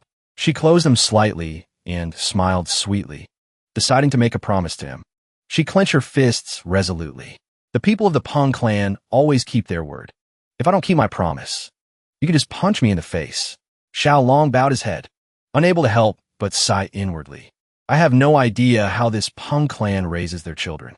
In the middle of the day, in a secluded corner of the manor, Peng Muin was hiding in the bushes, his heart heavy with worry. In the distance, Ying was playing happily with a bee, while Huayin had just walked by. Peng Muin's eyes stung. He could only watch his daughter from afar. Because of the rule against contact with anyone from the Peng clan, he couldn't get close to his daughter. Suddenly, Xiao Long discovered him. He covered his mouth, asking in confusion, "What are you doing here?" Hearing Xiao Long's voice, Peng Muin was startled and on guard. Without a moment's hesitation, he grabbed Xiao Long and yanked him into the bushes. His eyes filled with anxiety. How was Ying pulled so suddenly? Xiao Long fell flat on the ground, his eyes wide with bewilderment. He quickly sat up. "She's eating very well, and she's being very good." Hearing that his daughter was eating well, Peng Muin's jaw dropped in astonishment. Xiao Long added, "She even finished a whole plate of pork." Peng Muin was deeply shocked. He couldn't understand how Xiao Long had managed to get her to eat. The boy simply replied, "She ate it on her own." This only made Peng Muin more amazed and confused. Just then, a figure in a red dress appeared. Both men in the bushes fixed their eyes on the girl. It was Huayin. She smiled gently. "Greetings, clan head Peng." He responded with a grateful smile, thanking her for taking care of his daughter. Huayin said calmly. Ying was asking where big brother Xiao Long went. Hearing the words, "big brother," Peng Muin froze, a fierce jealousy flaring up. Meanwhile, Xiao Long just felt a little confused. Peng Muin's eyes were bloodshot. He hadn't even had a proper conversation with his own daughter, yet she was already so close to this brat. Seeing his murderous expression, Xiao Long's mouth fell open in fear. "Since when did my daughter start calling you big brother?" Peng Muin roared. Without waiting another second, Xiao Long gritted his teeth and bolted. Peng Muin clutched his head, nearly going insane. Huayin turned to Xiao Long, asking cheerfully, "Are you going to the clan again?" The young man explained as he ran. After playing with the golden-furred queen bees for a while, Ying has become much more obedient. He noticed that the bees seemed to have a fondness for the little girl as well. A few minutes later, he arrived at the training ground. Ying was happily playing with a bee, hugging it in her arms and chirping a greeting to him. The bees began to swarm around the little girl. One crawled onto her head, while another licked her cheek, making her giggle from the tickling. Xiao Long stood watching with his arms crossed, a smile unconsciously spreading across his face. Thanks to these little creatures, he and Ying had quickly become close. Another bee climbed onto his head, and Xiao Long had a sudden realization. He realized these golden-furred queen bees liked Ying because she had spilled sugar syrup on herself while eating sweets. Could it be they mistake her for food? He thought to himself. As for Ying, knowing the bees liked her, she insisted on visiting them every day. Just then, the queen bee squeezed out a hollow in the tree. Ying, who was playing with the bees, turned to Xiao Long, pointing at the tree and smiling brightly. "The queen bee is over there." Xiao Long sat on a bench, smiling in response. "Don't ask the queen bee to play anymore, okay? She's busy. The little girl obediently closed her eyes and nodded. In that moment, Xiao Long felt a strange sense of happiness. Perhaps this is what it feels like to have a little sister, he thought. Turns out, taking care of children isn't so bad after all. Lost in his thoughts, he suddenly heard Ying's voice as she raised her hand and called out, "Big brother, here's another bee." Hearing this, Xiao Long was startled. He quickly put a hand to his mouth, warning anxiously, "Ying, be careful. Some types of bees are very aggressive." Before the words were even out of his mouth, the little girl let out a piercing scream as she was stung by a bee. Xiao Long rushed towards her in a panic, asking urgently, "Are you okay?" A small sting mark had appeared on her hand. Xiao Long said worriedly, "You need to be more careful. Come on, let's go to the pharmacy first." Ying innocently looked at the sting on her hand, murmuring, "It doesn't look too bad." But Xiao Long had already grabbed her hand, insisting, "We have to apply medicine just in case. Bee venom can be very dangerous sometimes." Ying looked sad, closing her eyes and nodding. In that very moment, Xiao Long suddenly felt that something was wrong. Ying began to gasp for air. Her face turned bright red, and her whole body trembled with cold. In just a moment, she went limp and collapsed. Xiao Long reacted with lightning speed, managing to catch her just before her small body hit the ground. He was stunned. Peng Muin's words echoed in his mind. Sometimes she has trouble breathing. Large red rashes appear on her body, and she even loses consciousness at times. He finally understood. A flash of anger appeared in his eyes. He gritted his teeth, realizing that the cause of Ying's fainting spells all this time was anaphylactic shock. Anaphylaxis is a severe allergic reaction that occurs when the immune system overreacts. Normally, when a toxin enters the body, the immune system attacks to eliminate the threat, causing localized inflammation. The body releases histamine, which dilates blood vessels, allowing white blood cells and antibodies to rush in and destroy the invader. But a problem arises when the body overreacts to substances that are normally harmless. A massive and uncontrolled amount of histamine is released, causing blood vessels throughout the body to dilate suddenly, leading to a severe drop in blood pressure. When that happens, oxygen cannot reach the brain and other vital organs, causing them to shut down. In extreme cases, anaphylactic shock can be fatal. Without a second's hesitation, Xiao Long lifted Ying onto his back, his face grim. He took off at full speed.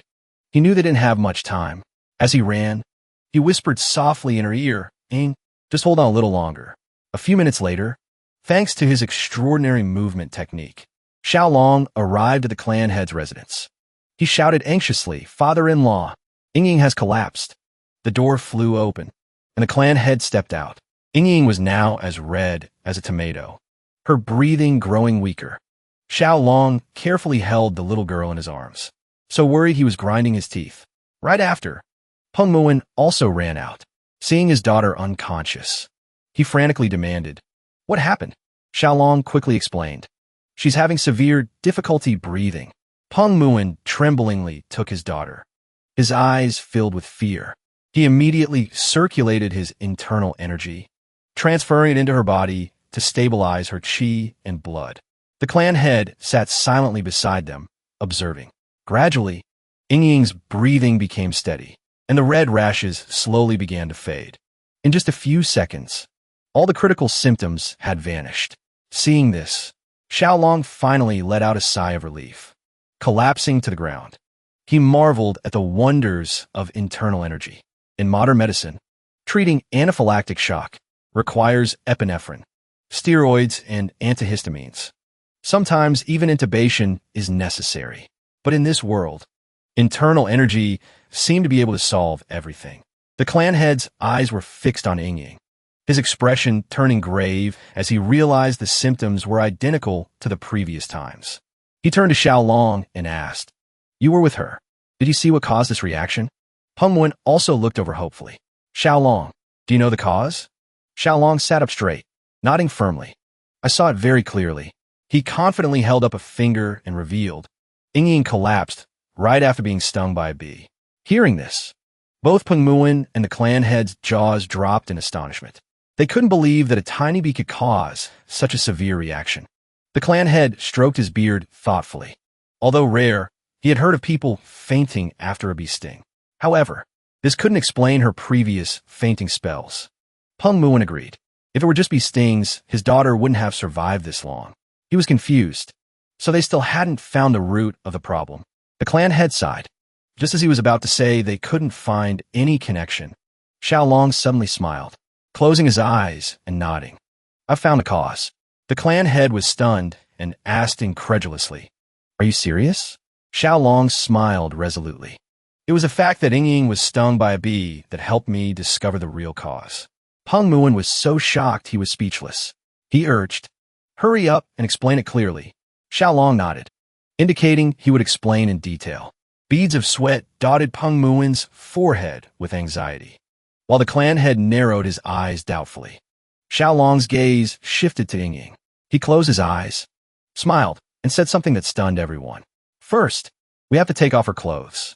As dusk fell, Hua Ying closed the door to the room. She turned back, her sincere eyes confirming.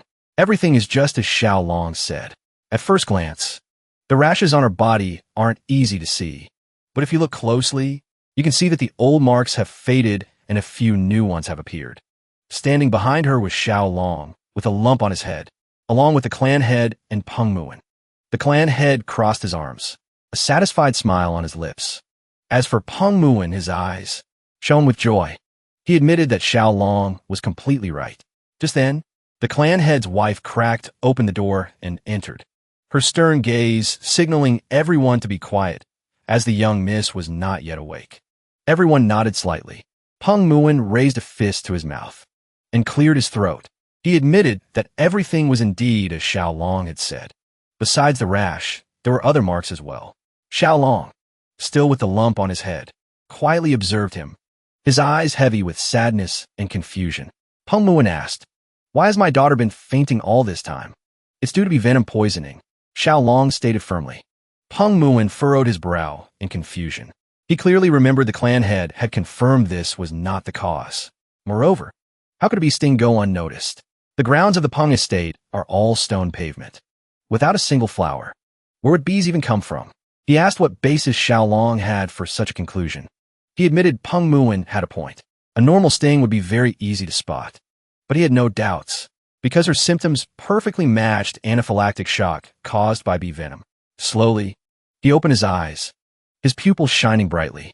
In his mind, his knowledge was like a vast library filled with books on venomous creatures. His gaze became unusually serious. He knew what he needed to find was another creature with venom similar to a bee's, containing melittin or other peptides that cause swelling and difficulty breathing. His train of thought took him to the forests of Hebei Province, China. With its temperate climate, several venomous creatures came to his mind. The white-lipped pit viper, the Chinese scorpion, the Chinese red ant, and the red imported fire ant. Xiaolong gently tapped his chin, deciding to rule out snakes and scorpions. At this point, Peng Muin and the clan head were both focused on him, their eyes filled with confusion. Not understanding what he was doing, he continued to picture Ying eating sweets. He had to find an environment where she could be frequently attacked by that creature, something that happened regularly. A spark ignited in his mind. Ying loves sweets. He remembered she had a secret pocket hidden in her clothes for sweets. The corners of his mouth involuntarily lifted into a smile as he found the key. He stated his conclusion again, his voice firm. "It's definitely bee venom. Please believe me." Hua Ying looked at him, her eyes still filled with confusion. Peng Muin was somewhat annoyed, repeating that there were no bees in the Peng estate. Xiaolong turned to them, smiling confidently. "The people of the Tang clan should all know that venom doesn't affect everyone in the same way. For some people, even a minuscule amount can be lethal, while others can withstand a dose 10 times larger without any ill effects." Peng Muin's jaw dropped, sweat breaking out on his brow, even though he didn't understand what the boy was saying. The clan head held out his hand, his expression sincere, agreeing. Xiaolong is right. The same poison can have different effects on different people. Xiaolong raised his hand to explain further. As we have seen, Ying is particularly sensitive to bee venom. Hua Ying and the others listened silently, nodding. Xiaolong's eyes shone with confidence. He pointed to his head and said, "One thing is certain. She is very vulnerable to bee venom. But since there are no bees in the house, that leaves only one possibility. Peng Muin watched the boy intently, the sweat on his forehead increasing. Somewhere in the manor, a queen bee was lying on the ground, gazing tenderly at another bee beside it. The culprit is indeed a bee, but a very special kind of bee. Night had fallen. A few hours later, Xiaolong was squatting by some rocks. Hua Yin held a torch, illuminating the surroundings. Behind them, the clan heads stood watching the young man with doubtful eyes. "Are you sure it's here?" Peng Muin asked curiously. Xiaolong smiled, his eyes shining with confidence. "I'm certain this is the place." Then he turned to Hua Yin. "Could you bring the torch a little closer?" Hua Yin nodded, curiously bringing the torch nearer. Xiaolong placed a piece of candy on the ground. Before long, a few small ants emerged from a crack in the rocks, swarming around the candy. Suddenly, one ant attacked another. The attacked ant seemed to be crying for help. Using chopsticks, Xiaolong swiftly picked up the aggressive ant, his gaze resolute. "This is the culprit." The attention of Peng Muin and the clan heads immediately shifted to the ant. They were astonished, because this creature was clearly an ant, not a bee. "Look closely," Xiaolong said. "In a way, this species of ant is a distant relative of the bee." Peng Muin squinted at the ant, not understanding what Xiaolong was talking about. A few seconds later, his and the clan heads' eyes widened in horror. The small ant was behaving very aggressively, and when they looked closely, they saw it had a large stinger at the end of its body. They couldn't believe an ant could have such a large stinger. The clan heads finally understood what Xiaolong meant when he said they were distant relatives. Meanwhile, Peng Muin could only stare, dumbfounded. Xiaolong looked at them and revealed, "This creature is a distant relative of the bee that caused Ying to faint. A true Asian needle ant." Peng Muin's eyes were glued to the ant, sweat beading on his forehead. The other clan heads were also stunned. So, this was the real culprit behind Ying's condition. This creature belongs to the order Hymenoptera, family Formicidae. It is known as the Asian needle ant, or Pachycondyla chinensis. Many might wonder what ants have to do with stingers. It's simple. This needle ant evolved from the same ancestor as bees, meaning they still retain many similar characteristics, including their venom. In fact, studies have shown that people who experience anaphylactic shock from needle ant venom also tend to have a similar reaction to bee venom. When Xiaolong picked up the ant with his chopsticks, it became even more aggressive. He pointed at it, smiling. "I don't believe this ant was intentionally targeting Ying. It probably appeared to hunt the demonic beasts that had infiltrated the Tang clan, as the primary food of needle ants is other demonic creatures." They recalled, after being stung, someone from the Peng clan had carefully examined the wound. It looked like a common rash, so they couldn't determine what had bitten her. By the time Ying woke up, she also thought it was just an insignificant scratch. Peng Muin's jaw dropped in amazement. Now everything was clear. No one could have guessed that Ying had collapsed because of such a small and insignificant creature. With a curious expression, he turned to the Tang clan head and asked, "Can you prepare an antidote?"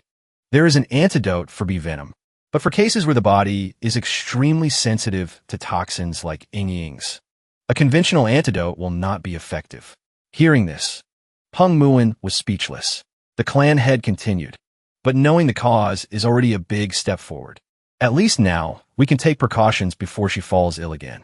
Peng Muin gritted his teeth in anger, but then sighed helplessly. He turned to look at Xiaolong, smiling sincerely. "Thank you." Xiaolong nodded cheerfully. "It was nothing." With a confident expression, he continued, "Don't worry, clan head Peng. There is still a way to treat Ying. It might take some time, but it definitely exists." Hearing this, all the clan heads were astonished. Peng Muin quickly held out his hand. "What way? Tell me quickly." Xiaolong scratched his cheek, calmly replying, "It's a method called desensitization." Hua Yin's attention immediately focused on him. She didn't understand what her husband was thinking. Xiaolong began to explain. After listening, Peng Muin was still confused and asked, "Do we have to take Ying's clothes off again?" Xiaolong broke into a sweat, hastily explaining, "No, that's not it. This is a treatment method, in which we inject a small amount of venom into the patient's body over time. This will gradually reduce the body's sensitivity to the toxin. Therefore, this process will take some time." Behind him, Hua Yin glared at him with an angry expression, ready to teach him a lesson. I'm certain that once the treatment is complete, Ying will no longer faint from the venom. Xiaolong stated firmly. The Tang clan head crossed his arms, his expression surprised but also full of approval. He realized that Xiaolong's method was entirely feasible. Even at the Tang clan, they had similar techniques. It involved introducing venom into the body slowly to build up resistance. Peng Muin clenched his fists and asked again. After the treatment, will Ying really be okay? The Tang clan head smiled and nodded. It will take a long time, but it is entirely possible. Hearing that, a radiant smile appeared on Peng Muin's face. He closed his eyes, then slapped Xiaolong hard on the back. Thank you. Thank you for saving my daughter. Startled by the slap, Xiaolong could only scratch his head in confusion. This scene made the clan head and Hua Yin unable to hold back their laughter. Peng Muin's eyes lit up brightly. He gripped Xiaolong's shoulder, his voice full of excitement. Having received such a great favor, I can't just let this pass. What do you want? He asked. Whatever it is, just say the word, and I will grant it. Xiaolong suddenly felt flustered, beads of sweat forming on his forehead. The people of this world are so strange, he thought. Help them with something, and they immediately promise a generous reward with such grateful expressions. Xiaolong quickly clasped his hands. Clan head Peng, Ying is like a little sister to me. How could I dare to expect a reward? Hearing this, Peng Muin burst out laughing, slapping him hard on the back once more. My Peng clan is not one for formalities. Just speak your mind. The slap was so hard that Xiaolong yelped in pain. He knew that if he didn't say something right now, he might just die from his enthusiasm. Just then, his eyes suddenly lit up, and his mouth began to water. He then asked, Clan head Peng, could you accompany me on a visit to a mountain? Peng Muin was taken aback by this request. The next day, Peng Muin, Xiaolong, Gu Fei, and Hua Yin were at Mount Gongga in Sichuan. They were all mesmerized by the majestic beauty of the waterfall, a sight they had never seen before. Peng Muin smiled in appreciation. What a magnificent mountain. Xiaolong also smiled in reply. I heard there's a beautiful cliff here as well. Hua Yin approached, her eyes fixed on the waterfall. She smiled in acknowledgement. According to the general, this must be the place. Xiaolong confidently thought that she was right. This was the waterfall and cliff he had mentioned. But the problem was how to get into the cave behind the waterfall. Hearing his question, a thought suddenly flashed in Peng Muin's mind. He was surprised to remember that Xiaolong had said he had only just begun learning movement techniques. So he certainly wouldn't know the stepping on waves and gliding like a swallow technique. Stepping on waves and gliding like a swallow? What's that? Xiaolong asked curiously. Peng Muin smiled faintly, but then the smile vanished, replaced by a mischievous glint in his eyes. He suddenly grabbed Xiaolong by his clothes, lifting him into the air, explaining his too much trouble. Let me teach you directly. Xiaolong's eyes widened in terror, sweat pouring down his face. On the other side, Hua Yin was stunned, covering her mouth with her hands. With all his might, Peng Muin threw Xiaolong straight towards the waterfall. Hua Yin screamed in panic. Xiaolong landed near the waterfall. Before he could even recover, Peng Muin was standing right in front of him. He put his hands on his hips, laughing heartily. Your agility is quite impressive. Xiaolong dropped to his knees on the ground, muttering to himself that this guy was completely insane. Hua Yin also rushed over, asking worriedly if he was okay. She helped Xiaolong sit up, and, as she looked ahead, she realized that behind the white curtain of water, there seemed to be an entrance to a cave. Xiaolong was also amazed. An entrance hidden behind a waterfall. It was truly mysterious. Peng Muin's eyes lit up with excitement. He decided it was time to go see what was inside. A few minutes later, the group had entered the cave. The sight inside left both Xiaolong and Hua Yin stunned. There's a very strange feeling, he admitted. Hua Yin, standing beside him, also nodded in agreement. In front of them were small rocks, upon which brilliantly glowing crystals sat, but all around them were withered trees. The inside of the cave was completely different from what they had imagined. Xiaolong sat down beside the crystals, observing them carefully.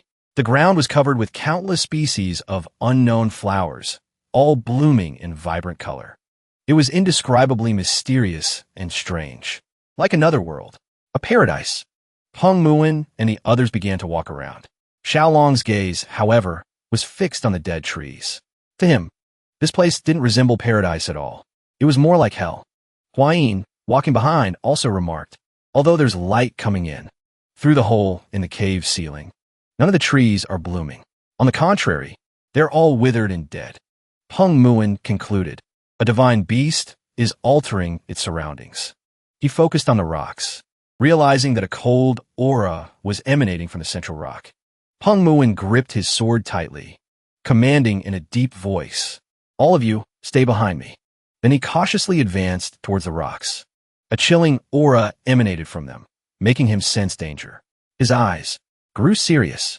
Just then, a powerful roar echoed from deep within. Xiao Long and Hua Yin were startled. Peng Muin immediately drew his sword from its sheath, his gaze sharp as he warned, it's ahead. Don't move from your positions. In contrast to everyone's tension, Xiao Long's eyes lit up with excitement. To him, that roar was absolutely magnificent. From within the rocks, a creature with glowing eyes slowly crawled out. It stared at the boy and let out another roar. Xiao Long's jaw dropped in amazement. It was a giant fat-tailed gecko. The creature advanced towards them, the cold aura from its body growing ever more intense. It was about a meter long, with small, round yellow eyes and a short, plump tail. Xiao Long involuntarily touched his cheek. His eyes filled with affection. The gecko was so cute, he almost lost control. Huayin also covered her mouth and smiled, exclaiming, this green lizard is so beautiful. Hearing this, Xiao Long clenched his fists, unable to hide his smile. He knew this girl could recognize its true value. Meanwhile, Peng Muin broke out in a cold sweat. But then he gritted his teeth as he realized something. Just then, another roar echoed from deep within. There's another one, he warned, his hand tightening on his sword hilt. Hearing this, Xiao Long couldn't help but wonder if they were a pair. He was so excited that smoke seemed to be coming from his nose, his imagination running wild with the possibility of them having babies. He quickly turned to Peng Muin, saying they had to capture both of them alive at all costs. The gecko outside looked at Xiao Long with a murderous gaze, the cold aura from its body growing thicker. Among the crevices of the rocks, the other gecko appeared to be injured. Hua Yin turned to ask him if something was wrong. Xiao Long's eyes became serious, his attention completely focused on the interior. He had just caught a glimpse of faint light, but he was certain of one thing. His eyes were fixed on the gecko inside, his voice filled with concern. I think, it might not be breathing anymore. The gecko outside roared again in anger, guarding the entrance without moving an inch. Xiao Long decided to assign surveillance duty to Captain Gu Fei. If anything happened, he was to report to him immediately. Gu Fei, who was hiding nearby, forced a smile and replied, you can count on me. If it shows any unusual behavior, I'll report it right away. With that said, Xiao Long led everyone out of the cave, deciding to temporarily retreat. As night fell, they built a campfire near the waterfall. Hua Yin and Peng Muin watched Xiao Long, who was standing pensively near the cave entrance. They knew nothing about this creature's habits, and acting rashly could harm the creature that was already injured. While the centipedes were playfully crawling on Hua Yin, she tucked her hair back and gently called him down for dinner. In that moment, Xiao Long couldn't help but imagine Hua Yin as his wife, preparing dinner for him. He couldn't help but blush, feeling an overwhelming sweetness. By the fire, Peng Muin sat on a log, asking curiously, any progress, Xiao Long? Sitting next to Hua Yin, Xiao Long thought for a moment before replying that the gecko inside hadn't moved at all. Peng Muin added, his expression serious. When I checked, it didn't move even a millimeter. A living creature has to eat something, at least. Xiao Long's gaze was fixed on the fire. He found this very strange. Geckos or lizards will often refuse to eat for several days. When stressed, especially fat-tailed geckos, they store energy in their tails. If it's not eating anything, it's possible it's just surviving on its stored energy. It was time for them to make a decision. With a serious expression, Xiao Long suggested they should go in and check on the unmoving gecko. Peng Muin couldn't help but smile, thinking they were finally going to take action. But Xiao Long quickly clarified, we're not going to capture it. I believe we need to check where it's injured. If it's hungry, it might be willing to eat something. I want you, Elder Peng, to lure the guarding gecko outside. Hearing this, Peng Muin was a little surprised. He flexed his bulging biceps and laughed loudly. Wouldn't it be easier to just knock it out with one blow? That way we could catch both of them. Xiao Long broke out in a cold sweat, certain that the gecko would die on the spot if it took that punch. He forced a smile. If Elder Peng were to strike, I'm afraid it would die instantly. Peng Muin laughed heartily, admitting the boy was right. He slapped Xiao Long hard on the back, saying it was understandable for a scholar who spent all his days buried in books to be overwhelmed by his strength. He nodded. So the plan is to subdue it gently. That's the best way, Xiao Long replied. Using a branch, Xiao Long began to draw the plan on the ground. First, Peng Muin would lure the healthy gecko out. Meanwhile, he and Hua Yin would go in to check on the injured one. Hua Yin threw a few stones on the ground, adding at that time, the poison squad can block the path to provide cover for you too. Considering this the most reasonable approach, Peng Muin smiled and asked, So, is there anything else I need to pay attention to? Just make sure it can't climb the wall to get to our side. Peng Muin pounded his chest, his eyes blazing with fighting spirit. My body is itching for a fight. With that, he charged towards the cave. Elder, slow down, Xiao Long called out in a panic. A faint smile appeared on the lips of Hua Yin and Xiao Long. He knew that if the other gecko was truly sick, it probably didn't have much time left. Peng Muin carried his sword on his shoulder, leading Xiao Long and the others into the cave. Seeing them return, the gecko growled, its eyes flashing with anger. Elder, you can begin now. Xiao Long raised a hand to his mouth, whispering the signal. Hearing this, an excited smile appeared on Peng Muin's face. He drew his sword, channeling his internal energy into it, causing the blade to glow brightly. His subordinates also drew their weapons in unison, beginning to advance towards the rocks. Seeing the enemy about to attack, the gecko let out a loud roar and charged forward with all its might. Fortunately, Peng Muin reacted in time, using his sword to block the blow. The gecko slammed its tail hard against the sword. The force of the impact made him smile in admiration. I can't believe a creature this small has enough strength to face the top warrior of the Peng clan. The animal backed up to gain momentum, then attacked again. Instead, Peng Muin grew even more excited. His eyes lit up. He swung his sword, deflecting the gecko's attack, leaving it slightly confused. Now's our chance, Peng Muin shouted. In a flash, his men had surrounded the small creature. Trapped, it roared in anger. Seeing the tense scene, Xiao Long felt a bit scared, but Hua Yin grabbed his shoulder and whispered, Let's go quickly. A moment later, they had left the battle area and reached the rocks where the sick gecko was lying. Is that creature really injured? Hua Yin asked worriedly. It seems so, Xiao Long replied, his eyes wide as he observed it. He noticed that the tip of its tail had become necrotic due to an incomplete shed. It couldn't finish shedding its skin, and now its eyes were also full of pus. What do we do now? Hua Yin asked curiously, placing a hand on the rock. Xiao Long explained, We have to treat it immediately. Seeing that there was no medicine here, he smiled confidently and decided, I'll peel it all off for it. Hearing this, Hua Yin was a little flustered, her expression sulky. You seem to enjoy peeling things off lately, don't you? Xiao Long's face turned as red as a tomato, but he knew this was the only way. He took a step forward, and the injured gecko stirred, waking up. He slowly reached his hand towards it, gently explaining, I'm going to treat you. Stay still. The gecko closed its eyes slightly. Xiao Long grabbed it, amazed that, just like the queen bees, it seemed to understand his words. He explained to Hua Yin, these creatures shed their skin like snakes. However, wild geckos usually eat their shed skin, so it's very hard to find any trace of it. Hua Yin's eyes widened in astonishment. Xiao Long placed the gecko on a rock and took out his kunai, realizing the skin was very tough. He couldn't do it with his bare hands. With the help of the small knife, he began his work. It looks just like a gemstone. Hua Yin exclaimed in surprise. Xiao Long used the kunai to make a small incision in the old skin, revealing the beautiful and shiny new skin underneath. He gently peeled the skin off the gecko's leg, just like a pair of gloves. Hua Yin pointed at it, unable to hide her fascination. Xiao Long knew she couldn't resist.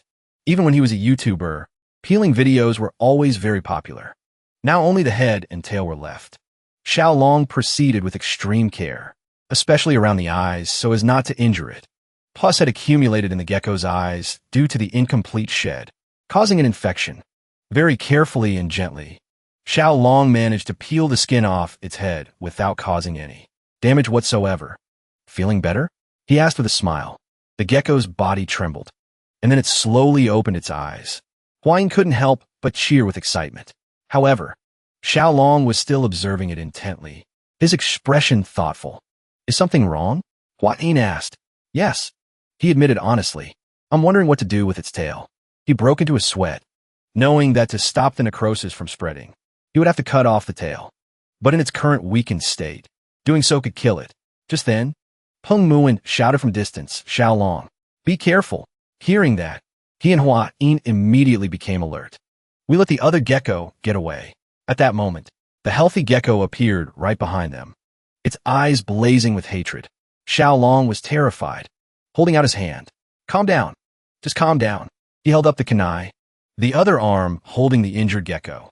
He tried to explain, I'm just trying to help your friend.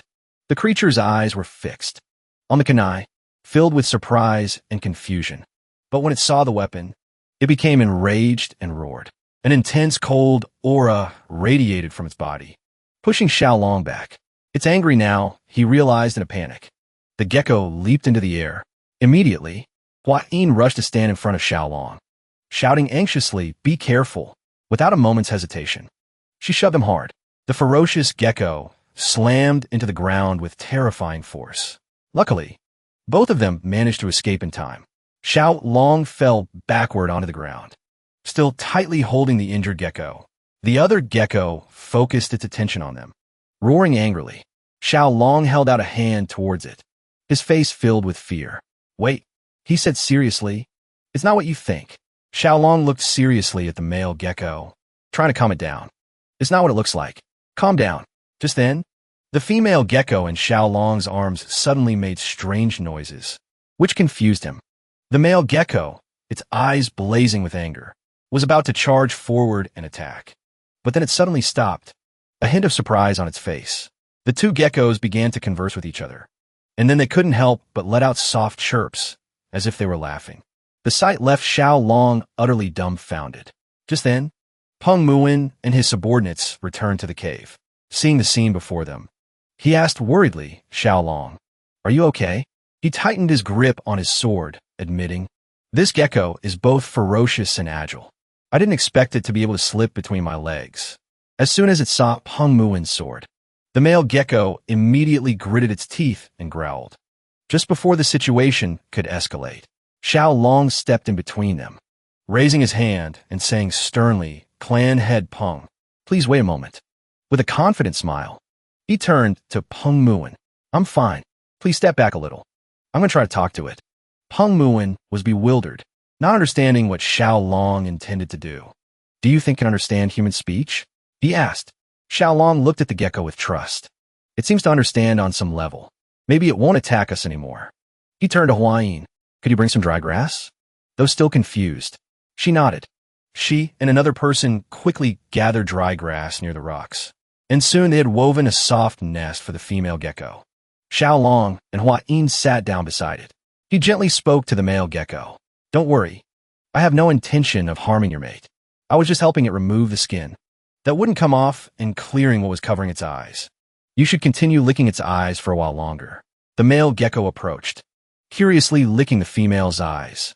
Xiao Long crossed his arms and said, now, there's only one problem left. Hearing this, both geckos and Hua Yin turned their gazes towards him. Its eyes will heal, but the problem is that its tail is already half necrotic. I don't think licking it will do any good. The male gecko looked at its mate's tail, then turned to Xiao Long and nodded in agreement. Xiao Long made a scissor shape with his fingers, stating firmly, we have to cut it off. Hearing this, the male gecko broke out in a cold sweat, its face turning pale with fear as it imagined its mate's tail being cut off. It began to growl again. Seeing this, Xiao Long also felt a bit flustered. The gecko suddenly leaped up, its eyes glowing brightly, preparing to attack. Xiao Long fearfully covered his chest with his hands and screamed.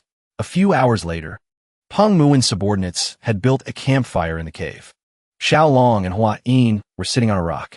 Hua Yin used her finger to gently apply a special ointment to his cheek. Xiao Long sighed, still feeling wronged. I was just trying to help, and it still bit me. Hua Yin gently reminded him. Hold still. If you don't, it will leave a scar. Peng Muin stood nearby with his arms crossed, laughing heartily. You're finally starting to look like a man. After all, you've got a glorious battle scar. Hearing that, Hua Yin shot him a sharp glare, which made even a man who had been through countless battles like him shudder. Xiao Long felt relieved that the misunderstanding was finally cleared up. The small centipedes climbed onto Hua Yin, playing. Seeing that they had no reaction to the killing intent, he realized the gecko had never intended to harm him from the start. At that moment, Gu Fei appeared. He said, "This creature has something it wants to say." Xiao Long forced a smile, touching his cheek and asking, "Are you ready?" The gecko nodded. Xiao Long stood up, promising to do his best. But before that, he wanted to ask it something. He held up a finger. "What do you usually eat? If we're going to cut off the tail, your mate will need to eat something nutritious to recover quickly." Hearing this, the gecko took a few small hops, turned its back, and started walking. Xiao Long quickly followed. The gecko moved a few meters and then stopped near a small tree. It used its mouth to pull the tree up and gave it to Xiao Long. The boy held the small tree in his hand. Peng Muin and Hua Yin gathered around curiously to observe it. Hua Yin suggested, "Let me take a look." Xiao Long handed it to her. After careful examination, she said, "Although it's weak, I can feel a stream of spiritual energy emanating from it. I'm sure this is the sprout of a spirit herb that once grew in this cave." Xiao Long was amazed and took the sprout back. Peng Muin also said with a serious face, "I've heard about it for a long time. They say that spirit herbs always grow where spirit beasts reside." Hua Yin looked at the centipedes sleeping on the rocks, speculating if that's the case. Perhaps these little creatures have survived by absorbing the spiritual energy of the spirit herb. Xiao Long clenched his fists, realizing that if they had uprooted the spirit herb, it meant they were in serious trouble. He panicked and quickly tried to replant the tree. But Peng Muin stopped him. "It's no use." He placed a hand on the boy's shoulder, explaining, "Once a spirit herb has been touched by human hands, it will never grow again." The gecko certainly knew this, which is why it dug it up for us to see. Even if you replant it, it won't be able to survive. His words left Xiao Long completely shocked. In Xiao Long's mind, an image appeared of Zhuge, who uprooting the spirit herbs from the cave, leaving the small, crying geckos behind. He couldn't help but tear up at the cruelty of humans. At this moment, Peng Muin curiously asked Gu Fei the name of the spirit herb that used to grow here. Gu Fei observed him silently for a moment before replying.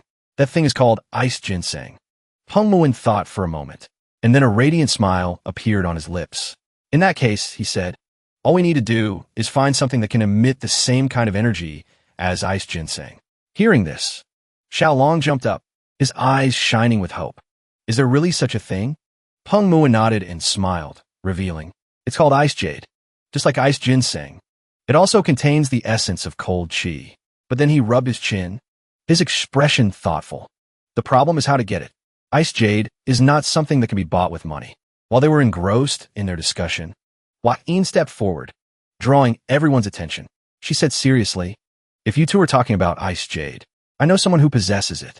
Her words were like a ray of light, causing curious smiles to appear on the faces of both Xiao Long and Peng Muin. This was truly good news. Xiao Long was excited, approaching her to ask who had the ice jade. Faced with his eagerness, Hua Yin suddenly became flustered, stammering for him to calm down. She broke into a sweat, not knowing how to put it. Seeing her confusion, both Xiao Long and Peng Muin felt bewildered. Hua Yin swallowed, fiddling with her chin before honestly revealing, "It's another kind of weed." Hearing this strange answer, Xiao Long's jaw dropped in astonishment. Peng Muin was even more confused. Hua Yin sighed, her expression serious. Xiao Long was terrified, completely clueless as to what was happening. He suddenly remembered that in this world, girls were sometimes compared to weeds. He involuntarily put a hand to his face and sighed, not understanding why his father-in-law had to use such a metaphorical way of speaking. Peng Muin crossed his arms and asked directly, "So, who is this other weed you mentioned that has the ice jade?" Hua Yin regained her confidence, holding up a finger to reveal, "She is one of the 3 flowers of the martial world, the one known as the glamorous peony. Her real name is Nangong Shui, the daughter of the Nangong clan. From what I've heard, Shui has the ice jade but she doesn't really need it. Hearing this good news, a smile once again appeared on Peng Muin's lips. Xiaolong was still stunned. In the midst of this, the small gecko ran over, chirping to get Xiaolong's attention. He turned around curiously, seeing its eyes filled with tears, its expression incredibly sad. What is it saying? Hua Yin asked. It's urging us to quickly save its mate, Xiaolong replied. He gestured with his hand, deciding to postpone the conversation until after they had treated the gecko. Hua Yin nodded in agreement. Xiaolong peeked through a crack in the rocks, seeing the injured gecko had fallen asleep. He gently took it out of its nest and began to examine it carefully. The other gecko stood beside them, its eyes filled with anxiety. Hua Yin asked in confusion, I remember that geckos can detach their own tails. Why did it hold on to the point where it got this bad? Xiaolong sadly admitted she was right, but also explained that some species of geckos cannot do so. Hearing this, Hua Yin's eyes widened in astonishment. The act of self-amputating a tail is called autotomy. Depending on the species, the characteristics will differ. Some species can autotomize their tails, but cannot regenerate them. Some can both shed and regrow them.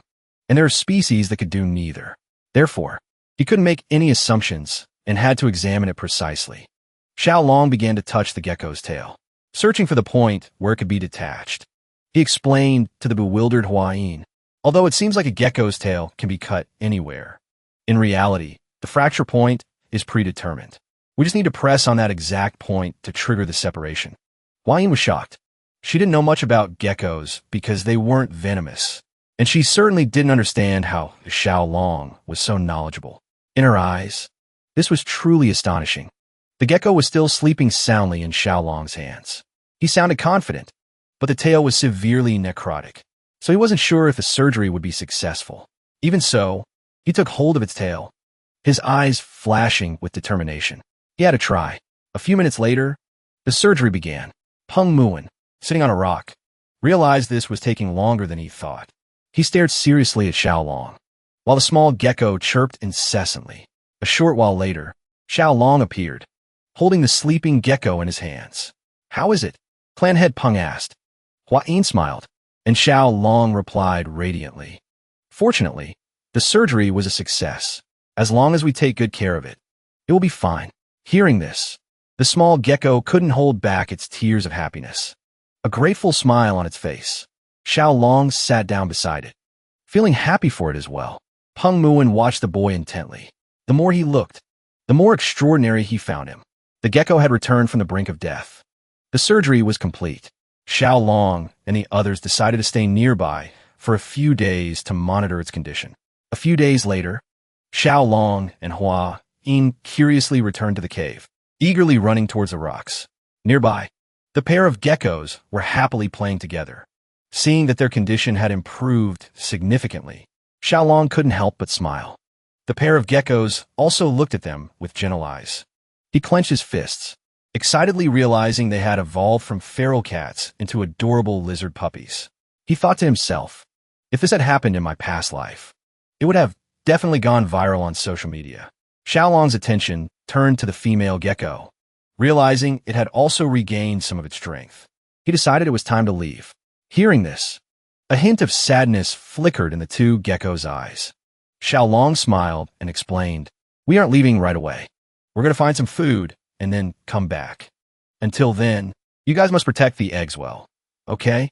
The two geckos nodded as if they understood. Xiaolong turned around. With confident eyes, he said to Hua Yin, it's time to return to the Tang sect. He clenched his fist, thinking to himself, the time to seize the ice jade has come. A few hours later, they returned to the manor and sat chatting with the clan leader. Back at the Tang sect, putting aside the matter of the geckos, they received some new information. Among it, the most shocking was definitely the issue related to the blood sect. The clan leader clasped his hands together, his eyes serious. He decided to speak about that matter. After the identity of a spy who infiltrated the martial arts alliance was exposed, the experts tracked the owl he raised. A man with a mustache hid behind a tree. When he looked out, his eyes widened in horror. The owl had led them straight to the blood sect's lair, a place teeming with cultists. Coincidentally, a team that had just returned from the martial arts alliance brought with them poison extracted from the tiger water snake. This poison played a crucial role in the raid. into their lair. Holding out a letter, the clan leader revealed. The alliance leader personally sent a handwritten letter of thanks. He is very proud of you. Xiaolong. Xiaolong laughed awkwardly. Coughing once, the clan leader asked, So, did you catch that mysterious gecko? I intend to drop by the poison garden to see what it looks like. Xiaolong broke into a sweat, anxiously replied. You could say, we caught half of it. Hearing the odd answer, the clan leader was a bit confused. Right at that moment, with a serious expression, Hua Yin decided to explain the whole situation to her father. After listening, the clan leader put down his teacup. He began to stroke his beard, pondering deeply about the ice jade. Hua Yin rested her hands on the table, stood up and explained. For that reason, we plan to go together to Anhui province to visit the Nangong family. After a moment of thought, the clan leader calmly gave them permission to go. For him, this was very convenient because he also needed them to deliver something on the way. This isn't the best time due to the blood sex rampage. But if Xiaolong goes with Hua Yin, he can rest assured to some extent. Xiaolong sighed, confused, wondering if this was a way to give him a disguised mission. Just before they left, the clan leader kept a straight face and asked them to wait a moment. He closed his eyes and revealed. Recently, there have been some worrying rumors about the Nangong family. Xiaolong and Hua Yin looked at each other, eyes wide with surprise. That night, near the Nangong family estate in the Huangshan mountain range, two men were walking in the area. The bald man was astonished. Sweating, he asked his friend, Are you kidding me? The friend replied with a determined look. I'm telling the truth. The young miss of the Nangong family is not normal. Stop talking nonsense. The bald man snapped. Don't fabricate such dirty and scandalous rumors. Suddenly, the friend's attention was fixed on something. Not far from him, a man was lying sprawled on the ground. Seeing this scene, both were terrified. They rushed towards the man, not understanding why someone had collapsed here. The friend placed his hand under the man's head, not knowing if he was alive or dead. Right then, the man began to smile. Both were even more confused. He wasn't unconscious at all. Blood was flowing from his nose. His face was flushed red, breathing heavily as if in the throes of passion. The two men looked at each other, increasingly baffled. Assuming he was drunk, they decided to carry him back to the village. Not far away, hiding behind a tree, a woman was observing everything. Her body radiated a strange aura. Her shadow stretched long, abnormally large, looking like a spider hanging on its web. The night was late. Under the moonlight, a woman was practicing swordsmanship. She was highly focused, her eyes gleaming with determination. With precision and elegance, she swung her sword continuously, slicing through the falling leaves. Suddenly, her body trembled. She gasped for breath, her face full of disappointment. There were still a few leaves that hadn't been hit. I still need to practice more, she thought to herself. A young girl with braided hair, holding a lantern. She hurried over and called out to the woman, addressing her as Uni. She is Nangong Yun of the Nangong family. With a serious face, Yun urged, We must go back immediately. Otherwise, we'll be discovered. If we get caught this time, Father will definitely scold you, sister. She admitted that the swordsmanship was wonderful. But as the eldest miss, Uni must take better care of herself. The one called Uni listened silently, then slowly reached up to remove her wide-brimmed hat. Her eyes sincerely admitted, You're right. She is Nangong Shui, the eldest miss of the Nangong family, the one bearing the title Flame Peony. Right at that moment, she suddenly coughed violently. Seeing this, Yun's eyes flashed with extreme anxiety. Nangong Shui clenched her fist. Her face turned pale because of the terrible illness she suffered from. Cheek deviation.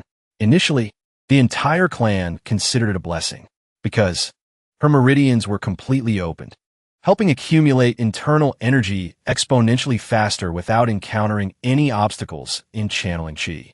But as the old physician treating her pointed out, too many open acupoints caused her innate true qi to deplete too quickly. Her father anxiously asked if there was any way to save her.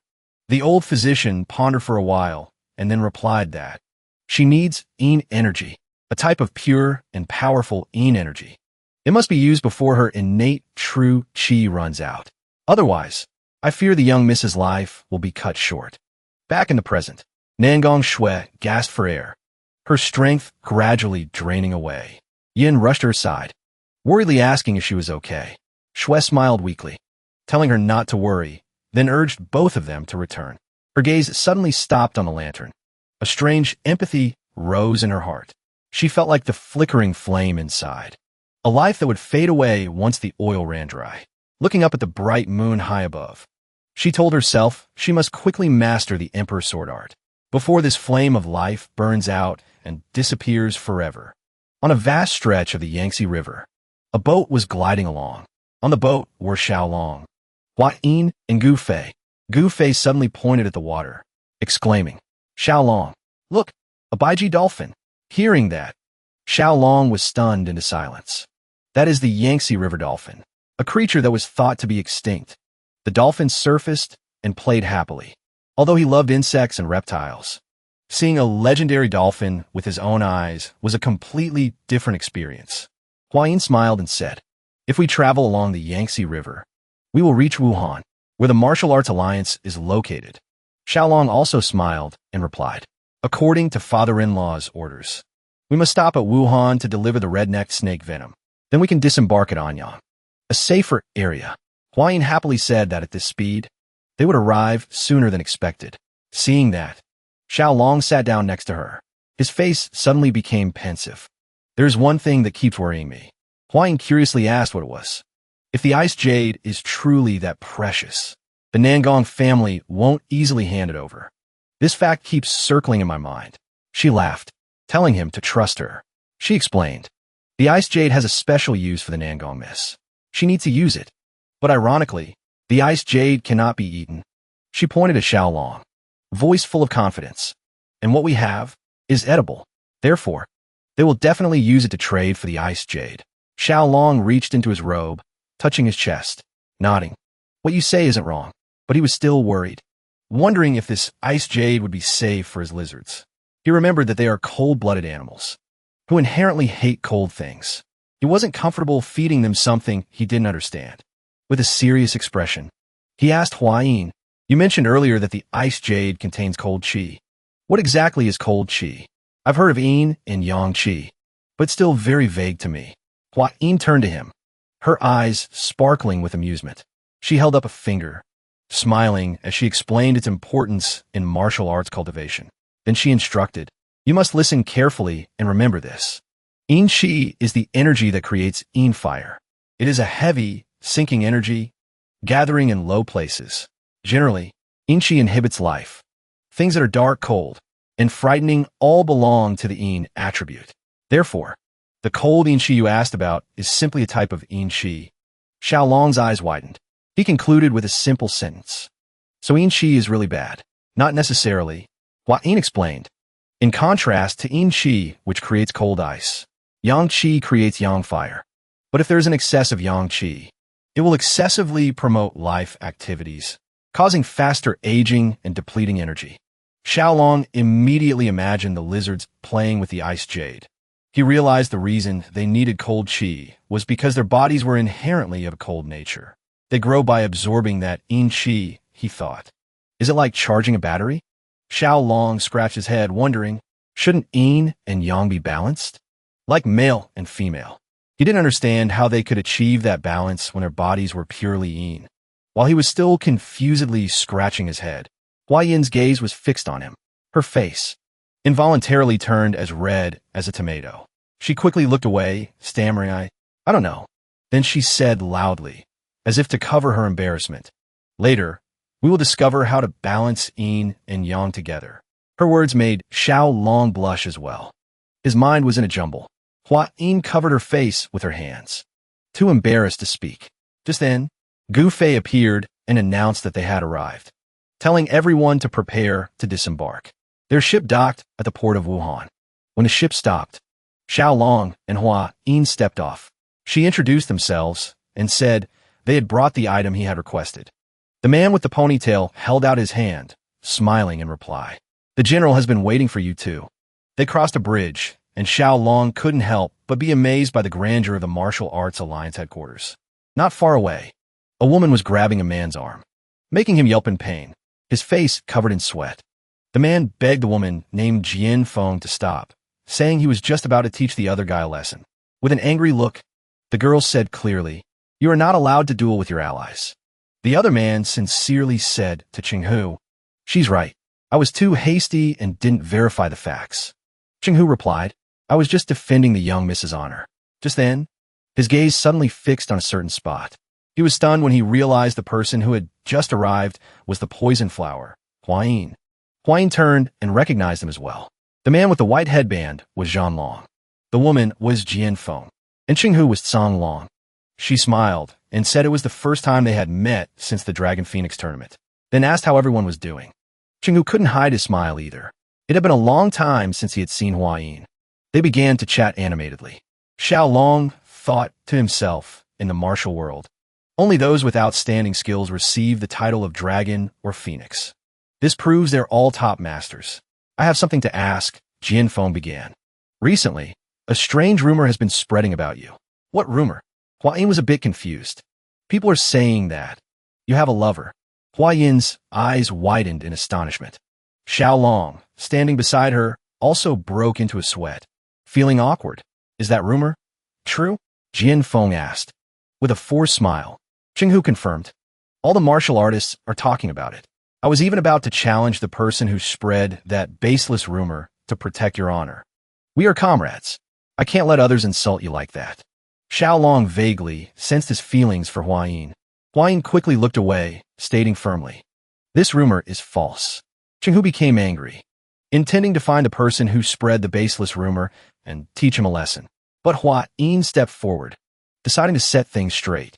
She took Xiao Long's hand, making him a little flustered. Then she proudly announced, I don't have a lover.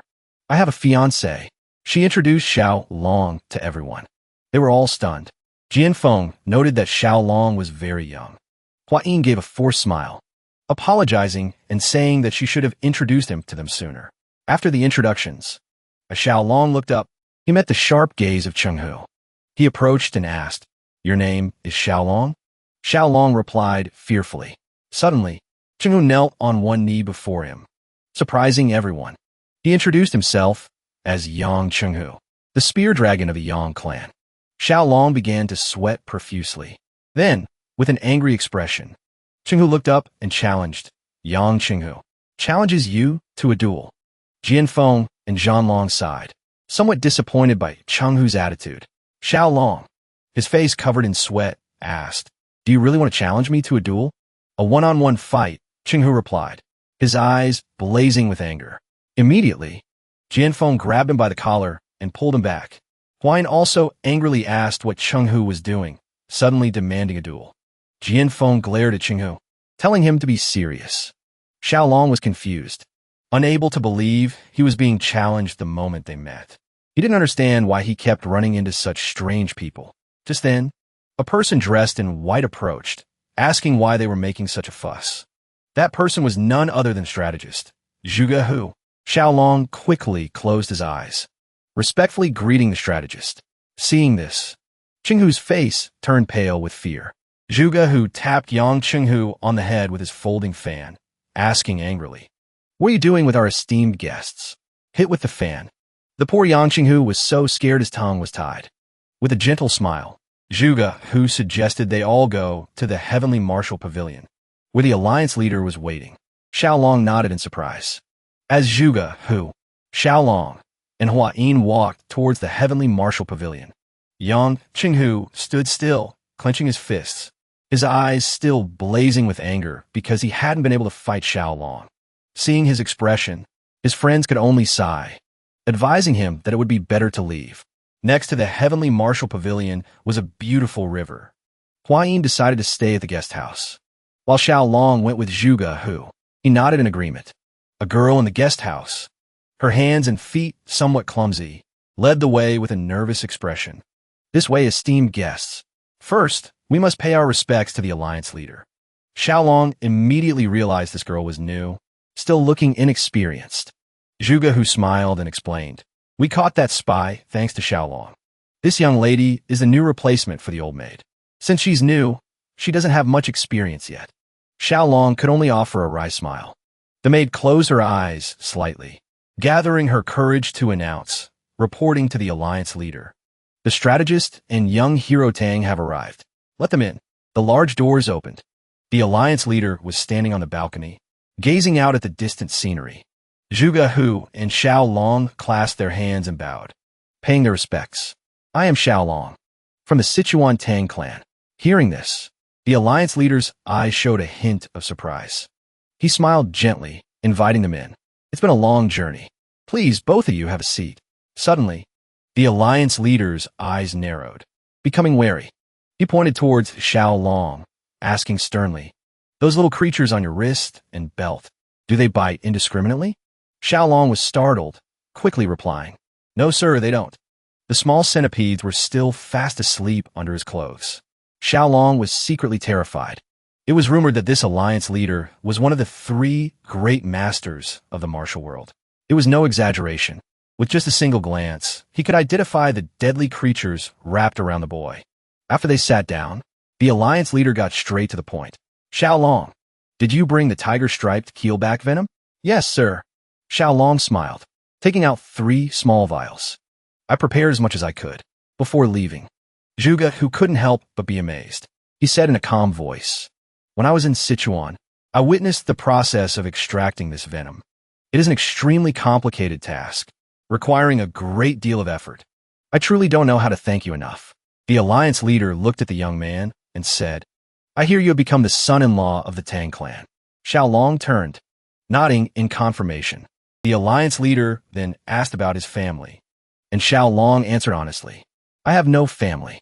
I am all alone, with no one to rely on. Zhuge, who interjected, reporting to the alliance leader, it is said that Xiao Long lost all his memories in an accident. Before being adopted by the Tang clan head, he lived alone on Hainan Island, making a living as a snake hunter. The alliance leader crossed his arms, a hint of sympathy in his eyes. He realized Xiao Long must have lived a lonely and very difficult life. Seeing this, Xiao Long scratched his head, smiling cheerfully. Actually, I wasn't completely alone. The alliance leader decided to change the subject. The reason I summoned you here is because I wish to reward you. I know you played a crucial role in the recent blood cult incident. Xiao Long's eyes widened, a little worried. I already told General Zhuge what I needed last time. Zhuge, who smiled and said, what Xiao Long discovered was a great contribution, enough to ensure that the foul leeches of the blood cult will never dare to set foot in the Central Plains again. This merit deserves more than a simple reward. Xiao Long quickly waved his hands in refusal. It was just something I happened to discover while trying to save my people. If it's the gift that was already promised, then that is more than enough. Hearing this, the expressions of both the alliance leader and Zhuge, who became extremely solemn. The alliance leader placed his hands on the table and asked again, you said, you happened to discover it while saving your people? He stood up, crossed his arms, and then smiled involuntarily. Now I understand why I feel such a familiarity with you. It's because we are very much alike. Seeing Xiao Long's confusion, the alliance leader explained, I'm not talking about our appearance. His eyes turned ice cold, flashing with pain. I lost my entire clan and my loved one at the hands of those blood cult bastards. I had to struggle, doing everything I could just to save even one remaining relative. And on that path, I achieved enlightenment and reached the pinnacle of martial arts. The alliance leader looked directly at Xiao Long. I heard that you charged at a blood cult elder while poisoned to save the people of the Tang clan. Yes, that's true, Xiao Long replied. A smile appeared on the alliance leader's face.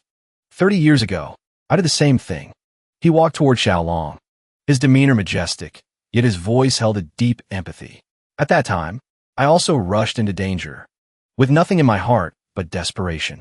He placed a hand on the young man's shoulder, making him a little flustered. As a reward, the alliance leader smiled. I have decided to pass on my unique martial art to you, the Iron Toad art. Both Xiao Long and Zhuge, who were stunned, their mouths agape in astonishment. The alliance leader laughed loudly. I have never taken a disciple. When I die, this martial art will also be lost. I have no intention of being your master, so the Tang clan need not worry. Zhuge, who shot to his feet, drenched in sweat. Xiao Long's mouth also hung open, stunned into a cold sweat. He thanked the alliance leader from the bottom of his heart. Thank you, alliance leader. This humble one swears not to bring shame to your name. Hearing this, a gentle and satisfied smile appeared on the alliance leader's face. Night fell, Xiaolong was walking, clutching a thick secret manual in his arms. This was the martial art personally bestowed upon him by the Martial Arts Alliance leader. A secret that, for now, he could only share with the elders of his clan. He knew that, if this were to get out, he could become a target of the blood cult. As he thought about telling Hua Yin the good news, he quickened his pace back to the guest house. Just then, a deep, gruff voice called out, telling him to stop.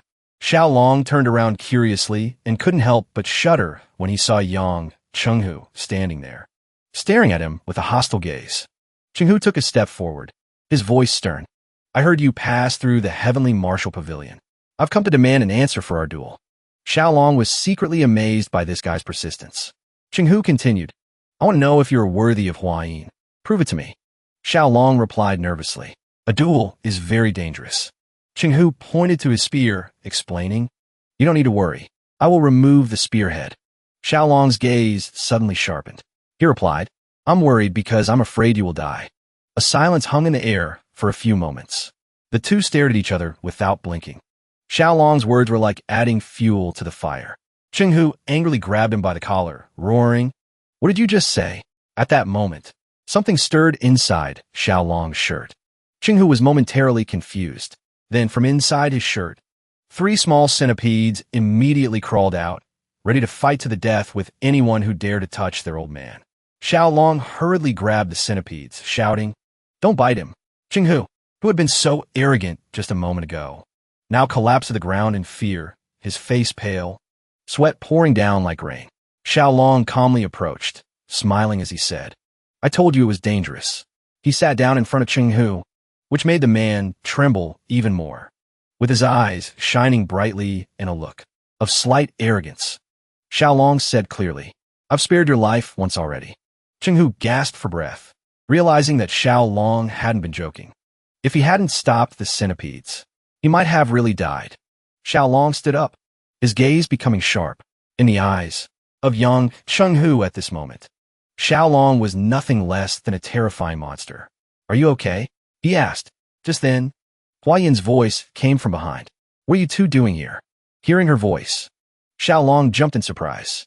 Hua Yin stepped forward, her eyes flashing with killing intent. Chenghu, were you trying to harm Xiaolong? Xiaolong quickly placed a hand on Chenghu's shoulder, explaining with a forced smile, It's just a small misunderstanding. I got lost after leaving the pavilion, and luckily, Brother Chenghu appeared and helped show me the way. Hua Yin was thoughtful, her eyes still full of suspicion. She noticed that the centipedes on Xiaolong were acting restless. Seeing this, Xiaolong quickly placed a small centipede on Chenghu's head, adding, After we talked, I wanted to show him the centipedes, so I asked him to release a little killing intent to test their reaction. I didn't expect it to turn out like this. We were just joking around. Chenghu, though still confused, quickly played along. He stood up, throwing an arm around Xiaolong's shoulder and laughing loudly. That's right. Xiaolong is right. Hua Yin's eyes were still filled with doubt, but she decided not to pursue the matter further. She thanked Chenghu and said it was time to go back. Xiaolong nodded repeatedly and quickly walked ahead.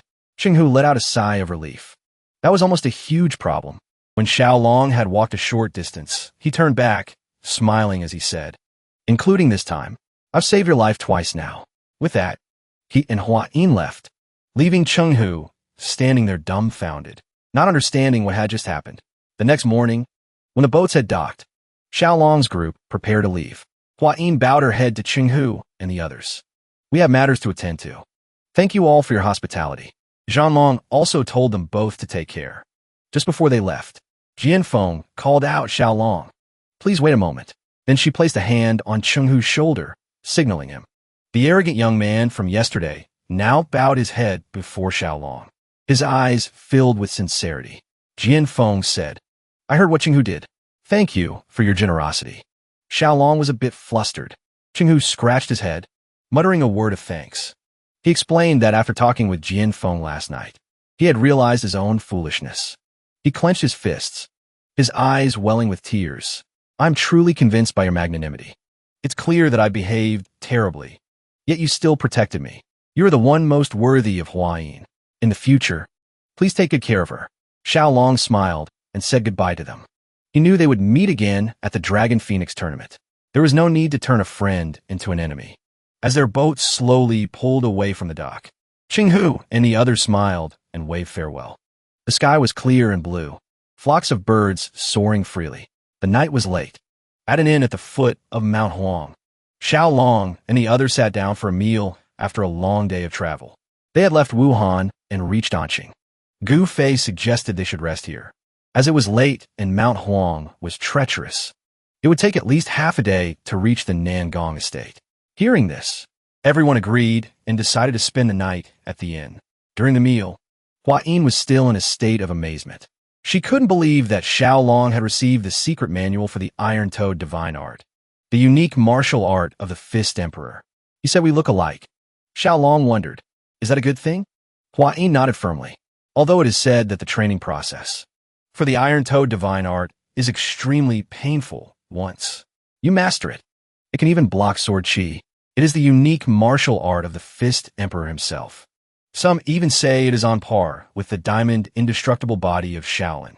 And because it is an external art, it will not conflict with your internal energy. You will have no problem learning it. Xiao Long was speechless, impervious to blades and spears. He knew he had received a heaven-defying technique. Hua Yin smiled gently, offering, I will help you train. It is said that the first emperor used to whip his own body every morning. I can do that for you. Xiao Long's jaw dropped when he heard about whipping himself. Hua Yin clenched her fist, stating firmly, that's right. Hardening the skin with a whip is part of the training process. An image of Hua Yin in a maid outfit, holding a whip, involuntarily appeared in Xiao Long's mind, and he couldn't help but blush. Just then, an old man approached and asked if they were planning to climb Mount Huangtian. Xiao Long turned around curiously. Hua Yin nodded and asked why he was asking. The old man introduced himself as the innkeeper, then asked if they were heading to the Nangong estate. Is there a problem? Xiao Long stood up, a slightly confused look on his face. Hua Yin suddenly remembered her father's words about the vicious rumors that were spreading. She wondered if this was related. The innkeeper leaned in closer, lowering his voice to reveal that for the past few months, people who went up Mount Huangtian had been mysteriously disappearing. Although they were all found safe later, all the yang qi in their bodies had been completely drained. Hearing this, Xiao Long's face turned pale with fear. Hua Yin, however, looked skeptical. She found this very strange. What does all this have to do with the Nangong clan? She asked. The old man coughed, his face turning slightly red as he revealed that every person who woke up said the same thing. The person they had spent the night with was none other than the young miss of the Nangong clan, Nangong Shui. Hua Yin was stunned, then immediately retorted, ridiculous. This is definitely a trap, a vicious slander. Calm down. Xiao Long quickly intervened. The innkeeper was also startled, saying that everyone who heard this story reacted just like her. At the Nangong clan manor, Shui was sitting in her room, embroidering. Suddenly, a maid opened the door, announcing that the clan head had summoned her to the main hall immediately. She was a little surprised, wondering if her father had discovered her secret nighttime sword practice. When she arrived at the main hall, Shui was astonished to see several men kneeling before her father. Seeing that she had arrived, the Nangong clan head's face grew stern. He ordered them all to raise their heads and confirm if the person they saw was his daughter. With fearful, trembling faces, one of the men raised his head. The others were crying and begging for their lives. Tell the truth now, the Nangong clan head roared, making Shui even more confused. He turned to her, asking sternly, Shui, have you been sneaking out to Mount Huang at night? These men claim that you have drained their yang qi.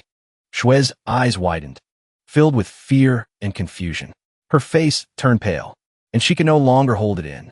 She burst into tears, sobbing. Speak clearly. The father pointed at his daughter, his voice strict. The girl admitted, it's true that I've been practicing my sword in the valleys of Mount Huang for the past few days. But I swear, other than that, I have done nothing else. The father turned to the two men. My daughter has proclaimed her innocence. You must provide solid evidence for what you have seen. The fat man, with tears in his eyes, stammered, clan head. We are only saying what we saw with our own eyes. We have absolutely no intention of offending the young miss. The other man also began to cry, not understanding what on earth was happening, whether everyone had gone mad or been possessed by a ghost. Hearing this, The fat man suddenly remembered something, his eyes lighting up. He shot to his feet. A mole! There was a mole. The clan head asked curiously what mole. Pointing to his own chest, he revealed. The woman we saw had a mole on her chest. How absurd, the father muttered. Then he turned to ask his daughter, is that true? The girl covered her mouth with her hand, her eyes filled with horror. Seeing his daughter's expression, the father could not contain his anger. He couldn't believe this was true. Hua Yin and Xiao Long left the inn, beginning their journey through the forest. Hua Yin's face was still dark with anger. Gu Fei walked silently ahead, carrying all the luggage. Are you still upset about what the innkeeper said? Xiao Long approached, asking curiously. No, she denied. But then she turned around and snapped. It's ridiculous to think that Nangong Shui would go around absorbing men's yang qi.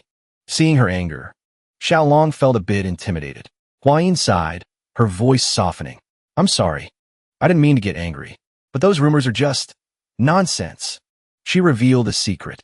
That left Xiao Long stunned. Nangong Shui cannot have contact with men. With a sad expression, Hua Yin explained that Shui suffered from a strange illness. If she doesn't constantly absorb yin qi, her lifespan will be shortened. Because of that special constitution, yang qi is like poison to her. That's why she is always careful not to let any man get close to her, let alone spend the night with them. Xiao Long thought to himself in confusion. Why does this scenario sound so much like a fantasy story? I wonder if the ending will be a happy one. A few hours later, they arrived at the gate of the Nangong estate. The guard looked at Xiao Long with a scrutinizing gaze. What business do you have here? Hua Yin whispered, her expression serious. The atmosphere in the Nangong clan seems off. If we say we've come to see Sister Shui without a reason, I'm afraid they won't let us in. You come up with a reason. All right. Xiao Long decided to follow her advice. He approached the guard, cleared his throat, and said confidently, his eyes shining, we come to make a trade. The guard remained silent. Seeing his plan fail, Xiao Long began to sweat. Hua Yin was also panicked, not understanding what he was talking about. Just then, someone heard the noise and came to open the gate. When they saw who stepped out, both Xiao Long and Hua Yin were surprised. It was Nangong Yun. She was equally surprised to see Hua Yin.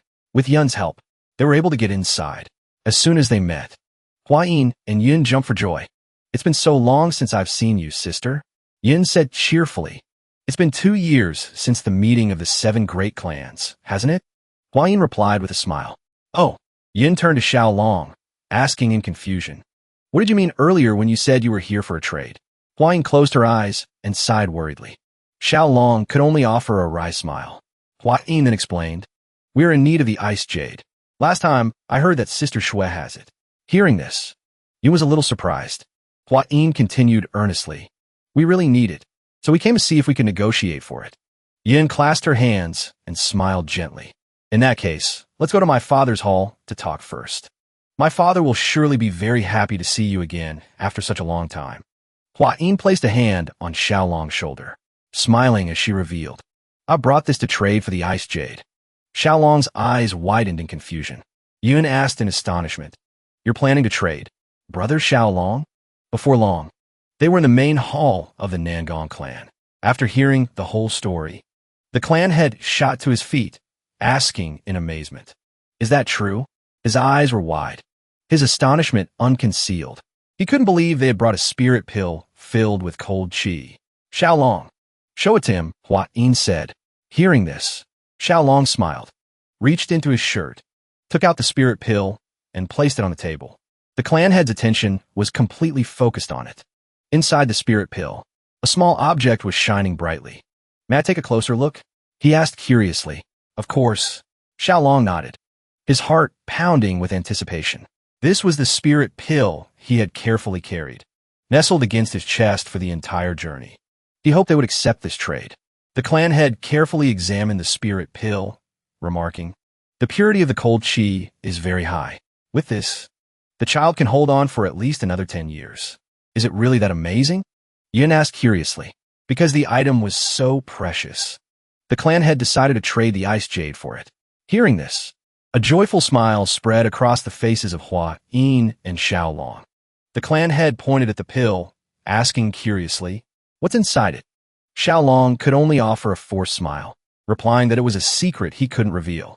The clan head guessed that it might be related to where the spirit medicine was found, so he decided not to ask further. Xiao Long cleared his throat, smiling as he thanked him, but then he couldn't help but break into a cold sweat, knowing that wasn't the real reason. He recalled an event from a few days prior. While strolling through the clan grounds with his grandfather, he suddenly felt something cold inside his shirt. His grandfather noticed his strange expression and asked what was wrong. He pulled the object out and was bewildered. It was a dried gecko tail. Xiao Long showed it to his grandfather, saying there was a strange, ice crystal-like object inside the tail he had kept as a souvenir. With a curious expression, his grandfather carefully examined it and realized it was radiating cold chi. He said it would be a good material for those who cultivate ice attribute martial arts. Xiao Long touched his chin, remembering the geckos. He had thought they stored nutrients in their tails like fat-tailed geckos, but turned out to be cold chi. His grandfather smiled, suggesting that Xiao Long try to refine it into a spirit medicine. Back in the present, Xiao Long thought to himself that this withered gecko tail was really not worth mentioning. With a joyful expression, the clan head told Yin to go inform her sister that he wanted to trade this spirit pill for the ice jade. The little girl obediently nodded. The clan head invited them to rest, saying he would organize a banquet to welcome his esteemed guests. He also astutely noticed that Hua Yin seemed close to Shui, and so he proposed. My daughter has been through a difficult time recently. I was wondering if Miss Hua Yin could stay by her side and comfort her. Hua Yin smiled and agreed. They stood up and were led by Yun to the guest house. On the way, Yun said cheerfully, "Thanks to you, Sister Hua Yin. My father is in such a good mood. For the past few days, the whole family has been living in fear." Hua Yin curiously asked about Shui's situation, as she had heard some rumors near Mount Huangtian. Yun's eyes suddenly filled with sadness. "I can't believe you've heard about that too. I don't believe Sister Shui would do such a thing. But because we couldn't find any clues, she was confined and had to use a chastity mark to prove her innocence." Hua Yin was stunned to hear this. Xiao Long was completely confused. Hua Yin explained to him that a chastity mark was something women in ancient times used to prove they were still virgins. They would raise a gecko in a jar, feeding it cinnabar until its entire body turned red. Then it would be ground into a powder and applied to the woman's body. If her body was still chaste, that vermilion mark could not be washed away. Xiao Long was stunned to hear this, then thought indignantly to himself, determining a woman's virginity is a Qilin's job. How can it be a gecko's? Just then, they arrived at the place where Shui was staying. Not far away, she was sitting quietly, the red mark still visible on her arm. Hua Yin smiled and called out a greeting. Seeing her, Shui was surprised. Yin then explained that they had brought a spirit pill containing cold chi and that their father wanted to trade it for the ice jade. Yin handed the spirit pill to Shui. As soon as she touched it, she was astonished to feel the immense cold chi radiating from it. She thanked them and then took out the ice jade to trade. Xiao Long carefully observed the jade, unable to hide a satisfied smile. Suddenly, Shui let out a sorrowful sigh. Hua Yin said sincerely, "I've heard those rumors. I don't believe you would do such a thing. Don't be too discouraged." Shui replied sadly, "But there are so many witnesses. They even know where my mole is." A spark lit up in Xiao Long's eyes. This was clearly a mysterious case. Right up his alley. In his past life, he was known as Shock, Lock in mystery games. He smiled and asked Shui, "Do you ever bathe alone in a pond or river at night?" Shui looked at him, bewildered. Hua Yin asked calmly, "Are you trying to find out who has been spying on her?" Xiao Long's jaw dropped, realizing he had been read like a book. Shui shook her head, replying that she had never bathed outside, and the people in the village were all as close as family. There was no reason for them to slander her. Yin jeered, "See? You guessed wrong." Xiao Long couldn't believe he had failed so miserably. He dropped to his knees, groaning in despair. Just then, Hua Yin suddenly smiled, interrupted, and declared, "I have solved this mystery. In my opinion, there is only one explanation for this situation." All eyes turned towards her, both confused and curious. Hua Yin was silent for a moment. Then, with her eyes shining with confidence, she made a startling pronouncement. "The culprit is a ghost." Both Yun and Shui were stunned, beads of sweat forming on their foreheads. Hua Yin nodded in confirmation. Xiao Long, however, was a bit confused. He had thought Hua Yin would offer some profound explanation, not suddenly start talking about ghosts. He rubbed his chin, thinking, remembering his encounter with the ghost of the blue-spotted centipede after it died. He felt this situation wasn't entirely illogical. Have you accidentally touched or done anything strange recently? Xiaolong held out his hand and asked Shui. For example, eating the inner core of a spirit beast. Shui pondered, then replied seriously. Recently, I touched an acorn and also a tree branch. Xiaolong and Hua Yin broke into a sweat, feeling flustered by this naive answer. This was what they called dumb charm. Suddenly, Shui's eyes widened. She clasped her hands together as if remembering something important.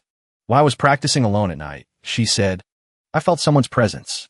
It was as if someone had been watching me the whole time. Is this true, sister? Yin asked worriedly. Shui nodded firmly. At first, I thought it was you, but when I went to check, there was no one there. She placed a hand on her chin, wondering if she had been too sensitive. But Xiaolong, observing her, knew that this was a very suspicious situation.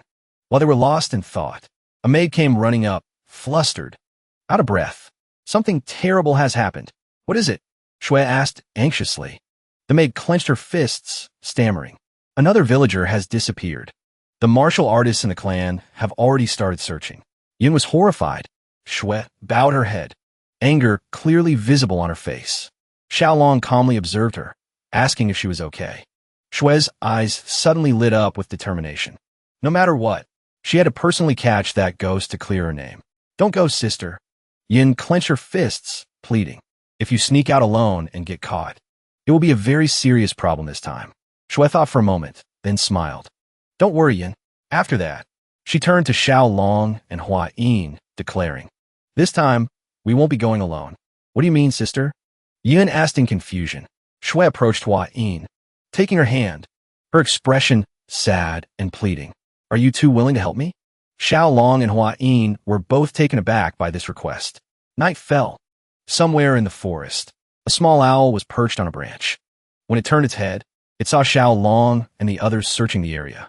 Yin trembled, tightly gripping Hua Yin's hand, and whispered, if we get caught this time, they'll lock me in the seclusion room for at least half a year. Hearing this, Hua Yin could only offer a nervous smile. Yin turned back to Xiaolong. I thought you were helping me stop my sister. I don't understand why you've suddenly developed such feelings for me. Xiaolong was bewildered, only able to offer an awkward, forced smile. A moment ago, Shui had taken out a golden ornament. She explained that it was an araigi, a traditional hanging ornament, with the central part designed so that an ice jade could be set into it. I'm not sure why you two need the ice jade, but if you're looking for something to carry with you, this isn't a bad option. She separated the araigi into two halves. Even when separated, it can still be used as a token between two people, she said. Then she looked directly at Xiaolong. I promise to give it to you if you help me. Xiaolong was stunned. The gazes of both him and Hua Yin were drawn to the sparkling ornament. Returning to the present, Xiaolong was deep in thought. He placed a hand on his chest and said firmly, as I said, I'm not doing this for the Naraigi. I simply want to protect Miss Shui's honor. You're lying. Yin snapped, her face flushed with anger. Yinner, don't be so impulsive. Shui turned to her younger sister, gently advising. Meanwhile, Hua Yin could only offer a wry smile. Yin was nearly going mad, not knowing what to do. A few minutes later, they stopped. This was the area where Shui had felt someone's presence. She decided to thoroughly check the surroundings, hoping to find a clue. What if the culprit really is a ghost? Hua Yin asked worriedly as she approached. Shui drew her sword, her voice firm. I will use this sword, which contains evil warding energy, to cut it to pieces. Xiaolong stood beside them, observing, feeling the tension in the air. Suddenly, his eyes widened in astonishment. Out of nowhere, a fog began to roll in, so thick that no one could see anything. Xiaolong looked around in confusion, shouting Shui's and the others' names, but there was no reply. He began to walk in circles, afraid they had been separated. Suddenly, his foot caught on something. He looked down and realized it was a spider web. He picked it up, feeling that the silk was very thick and realizing that the creature that made it must be extremely large. Ah! A piercing scream rang out. Xiaolong spun around in a panic. That was Yun's voice. He quickly called his small centipedes. Can you find your mother? The small creatures seemed to understand, leaping off Xiaolong and quickly scurrying away. He assigned them the task of protecting Hua Yin while he himself dashed through the forest. Realizing they were being drawn deeper and deeper inside, he didn't understand why there were so many spiderwebs. Xiaolong panted, knowledge about spiders suddenly flashing in his mind. They are divided into two types, sedentary and wandering.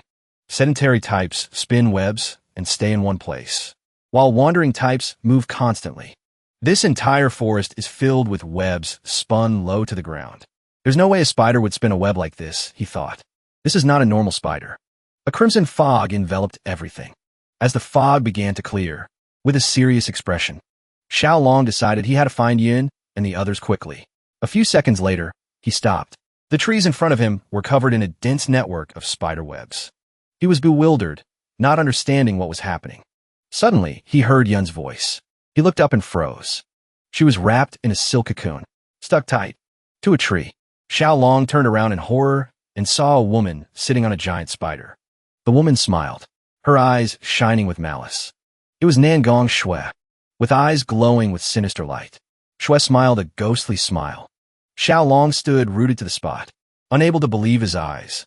The entire area was covered in the webs of a ground spider species he had never seen before. It weaves webs on the ground instead of in the air. Xiaolong gritted his teeth, staring at the entity sitting on the giant spider. Finally, he understood. The thing in front of him, wearing the form of Nangong Shui, is actually a spider demon in disguise. He observed how it deliberately lowered its shoulder strap, revealing a seductive shoulder to attract him, thinking this must be the result of evolution for hunting prey. Xiaolong involuntarily blushed, thinking to himself, no need to do that. I'm already charmed. At this moment, Yin woke up, trying to struggle free from the silk cocoon. She looked angrily at Xiaolong, not expecting that even he had fallen into the trap. Without hesitation, Xiaolong walked towards the spider demon. Seeing this, it smiled a triumphant smile. With a face full of infatuation, Xiaolong exclaimed, "You are so beautiful," and he suddenly hugged it tight, making the spider demon stunned. Its eyes flashed with malice, preparing to attack. But right at that moment, Xiaolong gave the order. In a split second, a small centipede darted out from his robe, sinking its fangs into the spider demon's neck. It opened its mouth and screamed in pain. Xiaolong stepped back. The small centipede quickly returned to him, with tear-filled eyes. The spider demon reached out to Xiaolong as if begging for help. Its expression was so realistic that it could easily trick people. It clutched its neck, starting to stagger. Before long, it collapsed to the ground. Xiaolong panted, eyes wide, looking at the motionless spider. He wasn't sure if the centipede's venom had completely paralyzed it yet. Holding a branch, he carefully poked its body lightly. Centipede venom is a neurotoxin. It has the effect of paralyzing prey, he thought, although their venom is quite strong. But with the giant size of this creature, perhaps it will be fine. Reassured, he started stroking the spider, whispering, "Don't be sad. I saved you from being killed by the villagers." Xiaolong's eyes lit up with excitement. Without hesitation, he wrapped his arms around the spider. He was overjoyed. Its body was bright red, for large spots on its back, fur soft and thick like velvet. A brilliant red spider. He silently cheered, curious about what this beautiful spider's face looked like. He decided to check its fangs. Maybe they would be as large as a Goliath spider's. Thinking so, he curiously flipped the spider's abdomen up. Just then, a shadow rushed in. Pervert! An angry scream rang out, and immediately after, a thunderous kick slammed straight into Xiaolong's face. Before he could even understand what was happening, his body flew away like a leaf, smashing hard into a tree trunk and falling to the ground with a thud. Unconscious, Hua Yin was stunned, raising her hand to cover her face. She panicked, realizing that in her anger, she hadn't controlled her strength. A few minutes later, Xiaolong staggered to his feet, his face still bewildered. Hua Yin hurriedly asked if he was okay. She explained, voice still trembling. The mist surrounding this forest is clearly created by that spider. It must increase men's desires, like an aphrodisiac. I also inhaled quite a bit and felt very strange, so I had to use internal energy to push it out of my body before coming to you. Xiaolong calmly replied that he didn't feel anything strange, then placed his hand on his chin, concluding, so the villagers acting like they were possessed was due to this mist. I wonder if it's some kind of pheromone, he said while innocently touching the spider, asking Hua Yin what kind of monster could spew such toxic mist. Seeing Xiao Long still carelessly touching the spider, Hua Yin couldn't help but feel scared. But then her face turned as red as a tomato. She whispered an apology, confessing that she thought he had been seduced by the spider woman. Xiao Long was confused, but then he realized, in a sense, she was right. He was indeed seduced by the spider's beauty. I was just trying to see its shape, he explained, hands still stroking the spider's hairy leg. Its legs are so fuzzy, so cute. Hua Yin's face was drenched in sweat, asking him to stop. She suddenly remembered something. A bright red body, for large spots on the back. Thick fur soft as velvet. Just then, a cough rang out. Both were startled and turned around but saw no one. Xiao Long wondered if the spider made that sound. The voice rang out again. It was Yun, who was still wrapped in silk. Damn it! He had completely forgotten. The little girl. They hurriedly lowered her down. Yun's face was pale, breathing weak but still breathing. He realized the girl was only paralyzed. Hearing that, Hua Yin finally breathed a sigh of relief. Night had fallen. Xiao Long said that now the only thing left was to find Shui. Hua Yin was certain that since the mist had cleared, they would find her soon. But before that, Xiao Long decided to do something. He started using the spider's own silk to tie up its body, then dragged it along, deciding to bring it back to the clan for study. Not long after, Shui appeared. Seeing Yun lying motionless on the ground, her eyes filled with tears and fiery rage. This spider, not only did it dare to tarnish her honor, but it also dared to harm her sister. She drew her sword, preparing to finish off the monster. Wait!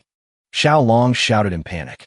Without a second of hesitation, he ran to stand in front of the spider's body. Shui froze, pointing her sword at him, voice ice cold. Move! But Xiao Long stood firm. Seeing this, Shui couldn't help but be confused. Xiao Long pointed at himself, proudly declaring, I was the one who caught it, so now it belongs to me. Hua Yin was stunned by his audacity. Shui silently looked down at the ground, then looked up, her eyes burning with anger. What did you just say? Killing a creature like this is such a waste. Before, you killed a salamander with a poison hex. Now you want to kill this spider too? Wait. Hua Yin hurriedly cried out, hugging Yin tightly. The girl is still alive, just paralyzed. Hearing that, Shui's eyes filled with relief, mixed with surprise. Really? She asked again. Hua Yin nodded in confirmation, asking her to calm down. I understand your feelings. Hua Yin continued. But if the host is killed, the disguise spell will break, and it will turn into another form. At that time, there will be no way to clear Miss Yun's name. She looked at the spider, voice serious. Please reconsider. If you bring this spider back for your family to see, your injustice will be washed away. Furthermore, it was Xiao Long who caught it, found the elixir, and saved Miss Yun's life. He helped clear your name, so you shouldn't swing your sword so recklessly.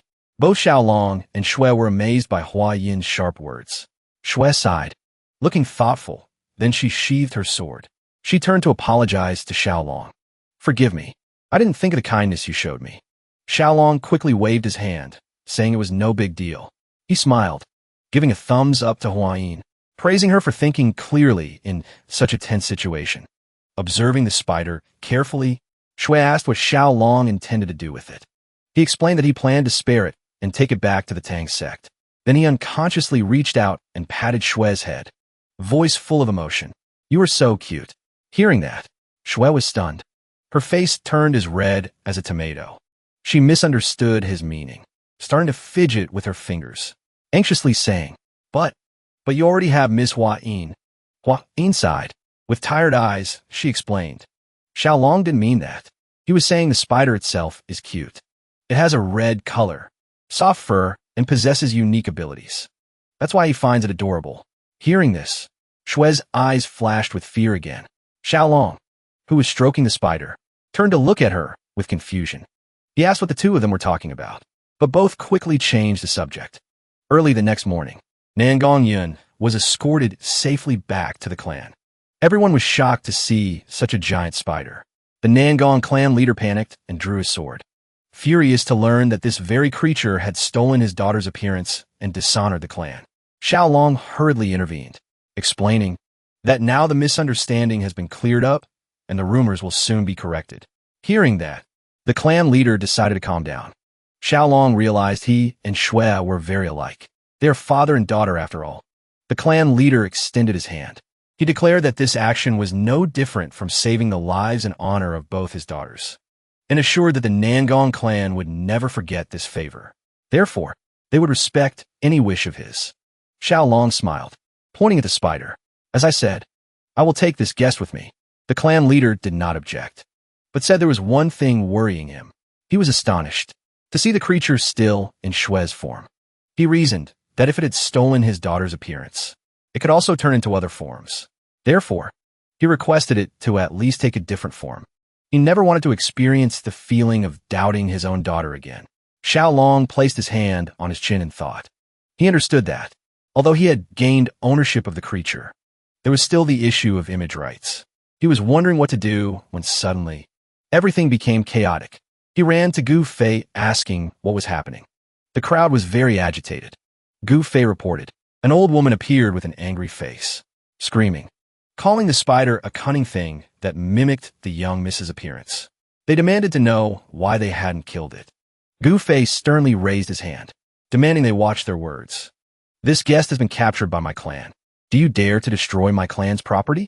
Hearing that, the old folks were terrified, hurriedly begging for forgiveness. Xiaolong crossed his arms. Now that the misunderstanding is resolved, and it seems most people who needed to see have seen enough, he told Gu Fei they shouldn't admit anyone else, because he worried the creature might get hurt if this continued. Gu Fei nodded and ordered the guards to close the gates. When everyone had left, the guards prepared to close the gate.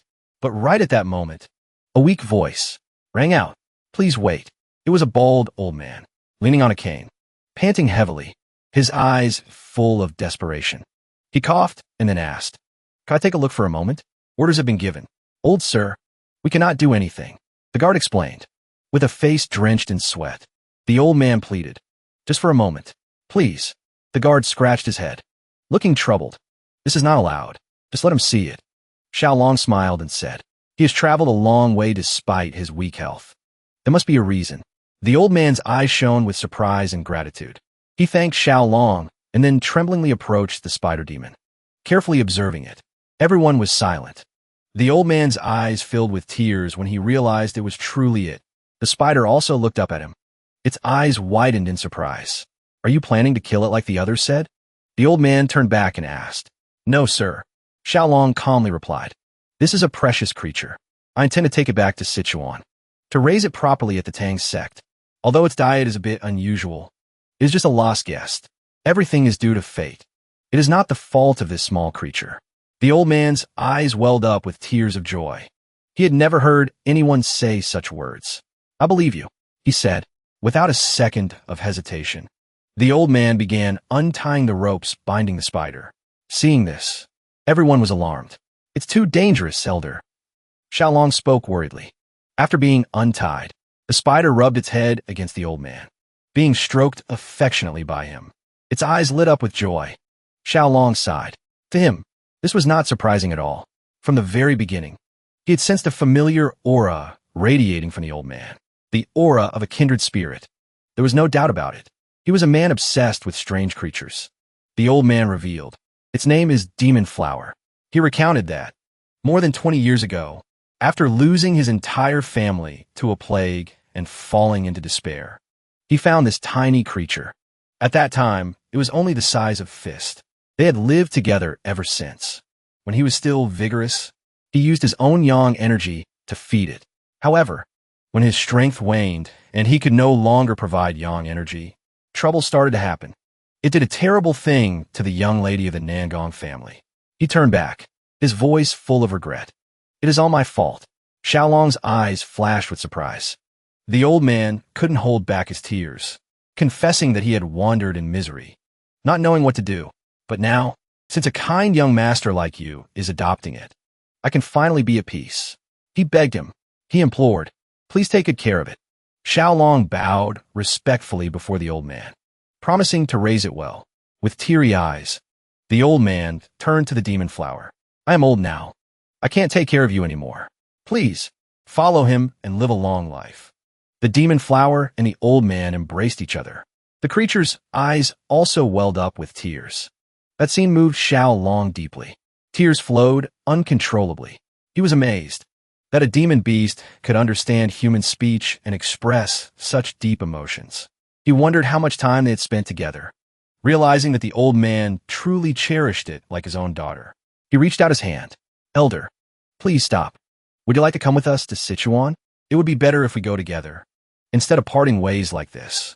The old man refused. With teary eyes, he was deeply grateful for his kindness. But I no longer have the strength to endure such a long journey. Moreover, my family's graves are all here. I cannot leave. Xiaolong scratched his head. Smiling, he asked, Then can you share your experience in raising the demon flower? This is my first time handling such a creature. The old man promised to answer all his questions within the scope of his knowledge. Xiaolong blushed, hesitantly admitting, What I'm most curious about is the yang energy. How is it provided? The old man held out his finger, and the demon flower began to suck on it. Let me show you, he explained. Simply putting a finger in like this works. Even sleeping together seems enough to transfer yang energy. Suddenly, the shape of the demon flower began to change. Everyone focused their attention on it. The old man revealed, when yang energy is transferred, it will transform into the form it considers most beautiful in the eyes of its master. The demon flower transformed into the shape of a beautiful woman. It was the appearance of the old man's late wife when she was young. I just wanted to see this face one more time before I die, he said, his voice relieved. Then he turned to Xiaolong. Do you want to try? Xiaolong approached the demon flower. Pondering for a moment, he put his finger into its mouth.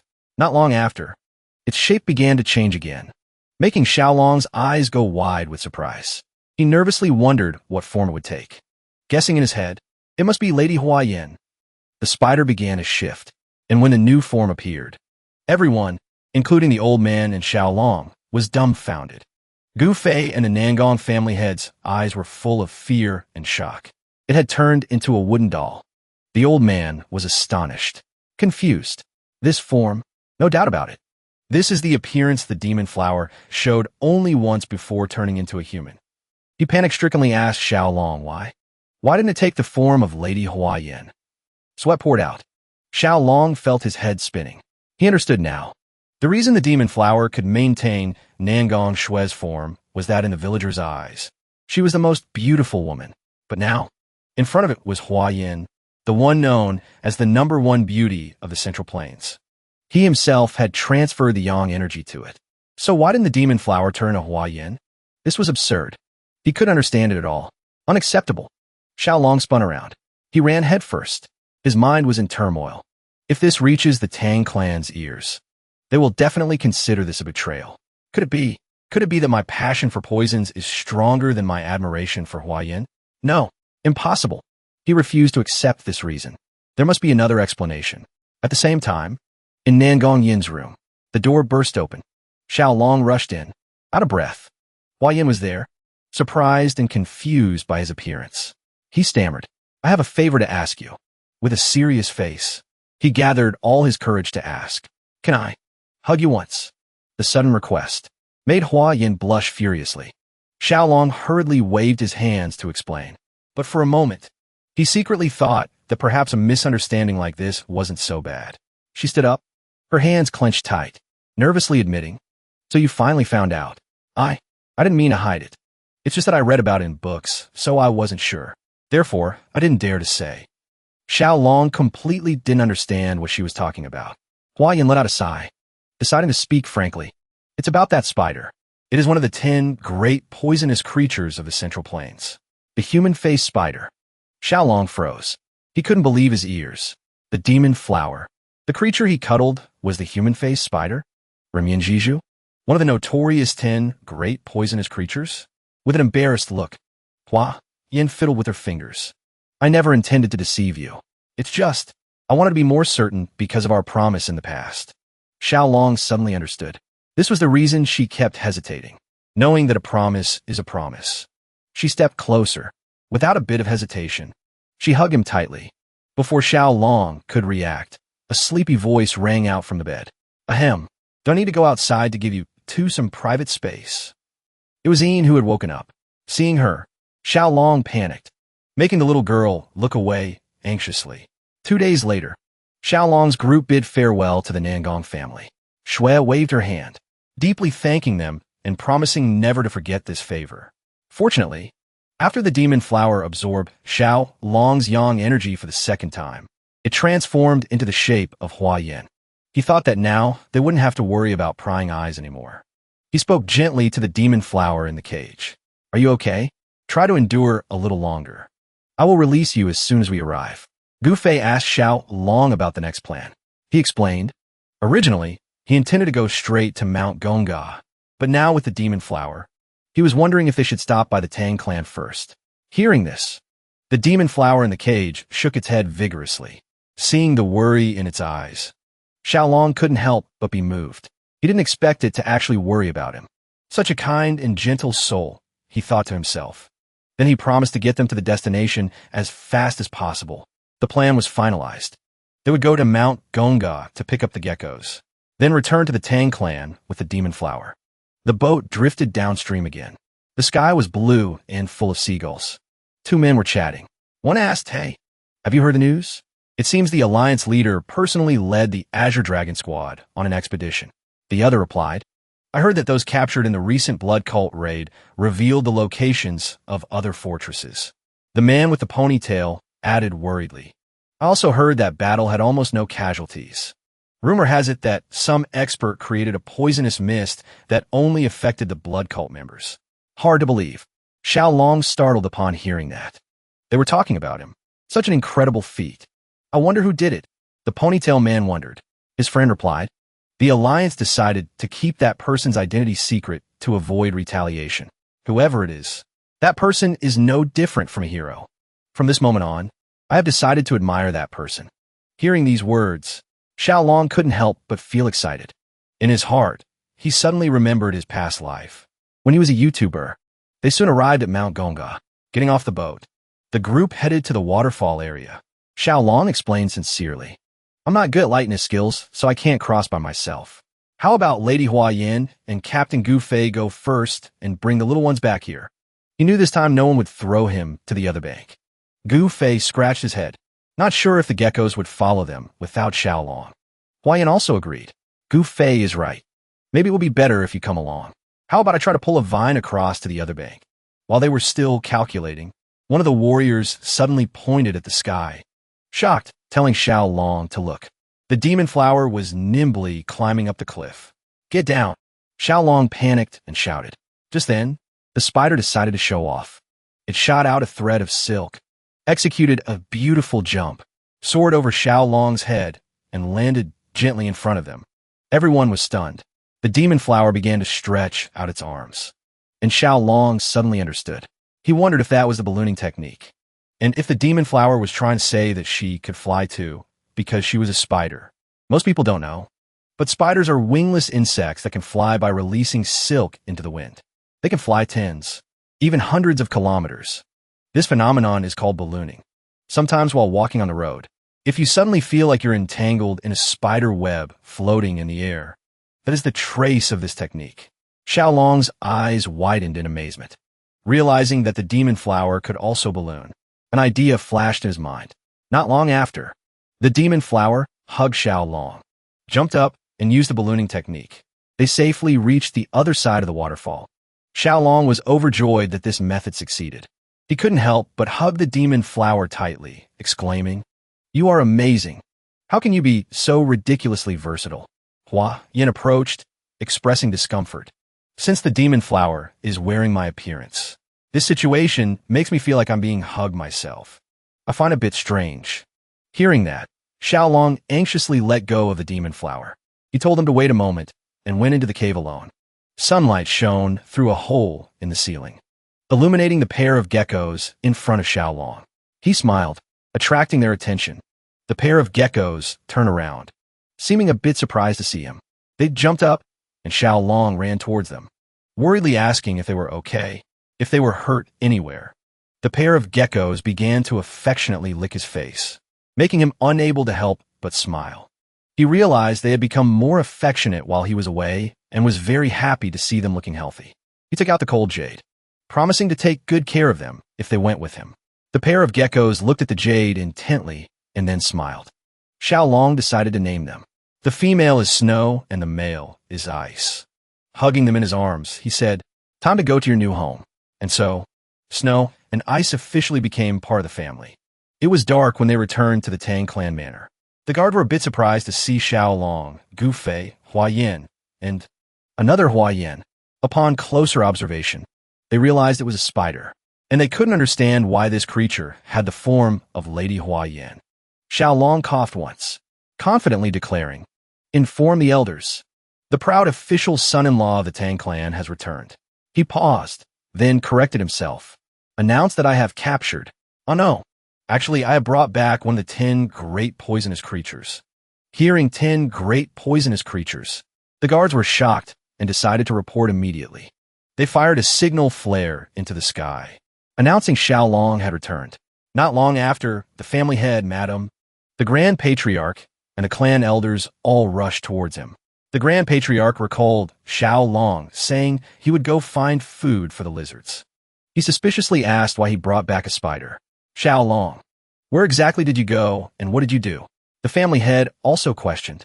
The family head and his wife's eyes went wide with surprise. This spider looked exactly like their daughter. With a cheerful smile, Xiaolong explained, "We accidentally found it while passing through the Nangong estate." This answer made the elders a bit confused.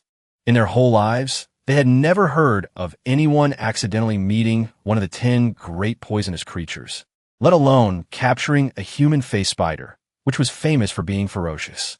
With a proud look, the Grand Patriarch spoke up. "Xiaolong always does extraordinary things. Only then is he worthy of being the Tang clan's son-in-law." The family head laughed loudly, declaring, "From now on, Xiaolong is officially our son-in-law." Hua Yin's mother smiled and added, "Now the promise between Xiaolong and Hua Yin has been fulfilled." Xiaolong's jaw dropped in surprise. He didn't understand how she knew about this, while Hua Yin just blushed shyly. "That doesn't matter. What really matters is that now you are part of the family." The Grand Patriarch looked at Xiaolong, his gaze calm. "Starting tomorrow, go to the river and catch a live goose." He smiled and explained, "Don't you know you have to prepare the goose for the engagement ceremony yourself? Although you aren't old enough to get married right away, at least we can hold the engagement ceremony first." Xiaolong's eyes widened in surprise, not knowing what to say. The family head raised a finger and added, "Once this is done, later, even if you don't like Hua Yin anymore, you won't be able to escape." "Father," Hua Yin intervened worriedly, embarrassedly asking her father to stop talking about this topic. Amidst the conversation, a bright smile bloomed on Xiaolong's face, attracting everyone's attention. He bowed respectfully. Seeing this, the elders all smiled proudly. Hua Yin also couldn't help but clench her hands, her heart full of excitement. With a confident smile, Xiaolong declared, "I, as a member of the Sichuan Tang clan and the official son-in-law of the family, from now on, look forward to your guidance." Upon returning to the Tang clan, the first thing Xiaolong did was arrange accommodation for the little ones. The demon flower chose a large tree next to the village well as its home. As for the lizards, since they had dog-like habits, he didn't want to separate them. Instead of sending them to the poison garden, he allowed them to stay right in his room. When everything was settled, Xiaolong sat down to chat with them. "Do you guys like this place?" The geckos nodded happily. So did the demon flower. "If you're hungry, just come straight to me." "Do you know the way?" he asked. The girl smiled, using her finger to point at the spider webs spread everywhere. Xiaolong looked curiously. Turns out she had spun webs all over the place. If bad guys came, she would punish them and send a warning signal. Xiaolong's eyes lit up with joy. "You mean, if a suspicious person intrudes, I just need to touch the web and you will come immediately?" She clapped her hands in delight. The geckos also looked at him, as if to say they would protect him. Xiaolong put his hand over his mouth, unable to hold back tears of happiness. They are so reliable. He was so happy he wanted to hug them. After the new homes for the new members were prepared, the engagement ceremony was held. The clan elders gathered. Betrothal gifts were exchanged in a simple ceremony as a pledge. However, there was a small misunderstanding during the gift preparation process. While Xiaolong was waiting in the hall, Hua Yin appeared, carrying the geckos in her arms. Xiaolong was surprised and confused. Her eyes were full of determination, and he realized she wanted the geckos to be the betrothal gift. He couldn't help but wonder, did she think they were just simple decorations? Sweat poured down his face. This was truly a problem. He didn't understand how he could offer geckos as an engagement gift. He recalled, knowing she liked the geckos very much. But he didn't expect her to be so direct. With a serious face, he apologized. This will be very complicated. Why? She was confused and didn't understand. Xiao Long took her hand, looked deep in her eyes, and explained. Betrothal gifts exist to promise eternal love. Although the geckos are beautiful, gifts should be unchanging things like ice jade to properly symbolize this promise. Hua Yin couldn't help but blush. Shy as a ripe tomato, Xiao Long gently explained. Both the wild goose, symbolizing growing old together, and the letter carried deep meanings. He added, when we perform the engagement ceremony, everything I own will basically be yours. She turned away trustingly, deciding to completely follow his arrangement. Suddenly, she turned back, her eyes full of confidence. From now on, please call me Hua Yin. Don't call me Lady Hua Yin anymore. We are engaged. No need to be so formal. The unexpected request made Xiao Long's face burn hot. Blushing, while the geckos still innocently played, he could only nod awkwardly. The next day, as soon as the sun rose, both were summoned to meet the family head. He gently asked if they had rested well. Xiao Long was secretly curious, wondering if he called them there to give some advice. With a serious face, the family head revealed, I called you here because I want to discuss Xiao Long's great technique. Xiao Long immediately focused on listening, his mind full of confusion. Hua Yin whispered an explanation to him that the great technique was the absorption of poison to cultivate the Tang clan's internal energy. Xiao Long suddenly understood. She was referring to the 10 poisons body. The family head smiled and said, bringing back the human-faced spider this time was a very good thing, since it is the weakest of the 10 great poisonous creatures. It is very suitable to absorb first. Xiao Long hurriedly asked, so will I start practicing the great technique now? The family head shook his head. You said you would use the 10 great poisonous creatures for the great technique.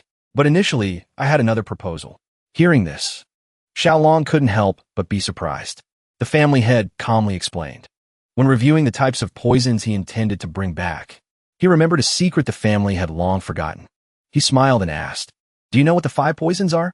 Xiao Long was stunned, wondering if he was talking about the 5 poisons returning to origin art he had learned. The family head nodded, then raised each finger and named them. Lizard, scorpion, snake, centipede, and toad. These 5 types of poison, he explained, create the foundation of the 5 poisons returning to origin art. With a serious face, he proposed a bold idea for Xiao Long to cultivate the 5 poisons returning to origin divine art. The family head interlaced his fingers, explaining further that in the Tang clan, they divided poisonous animals into 2 types, ordinary poisonous beasts and spirit beasts. Ordinary poisonous beasts were creatures with normal poison, while spirit beasts possessed mystical powers, intelligence, and even an internal core. The golden-haired queen bee, the geckos Snow and Ice, the blue-spotted centipedes, and the human-faced spider he brought back were all considered spirit beasts. The Grand Patriarch laughed and clarified. The 5 poisons returning to origin art is limited in mastery because it only absorbs the poison of ordinary poisonous beasts. But its original technique, the true 5 poisons returning to origin art, can absorb the poison of spirit beasts. He pointed out that with the blue centipedes and the pair of geckos, he already had 2 out of 5 types of spirit beasts. If he found the venom of a snake, a scorpion, and a high-level toad spirit beast, he would meet the conditions to cultivate the 5 poisons returning to origin divine art. Xiao Long asked in surprise, because he remembered fat-tailed geckos weren't poisonous. The Grand Patriarch stroked his beard, explaining that he had tested them. They carried a type of venom that put people into a state of extreme cold, and the cold aura they emitted was their venom. Now, in front of Xiao Long were 2 paths. 1. Absorb venom from the centipedes and geckos to cultivate the 5 poisons returning to origin divine art. 2.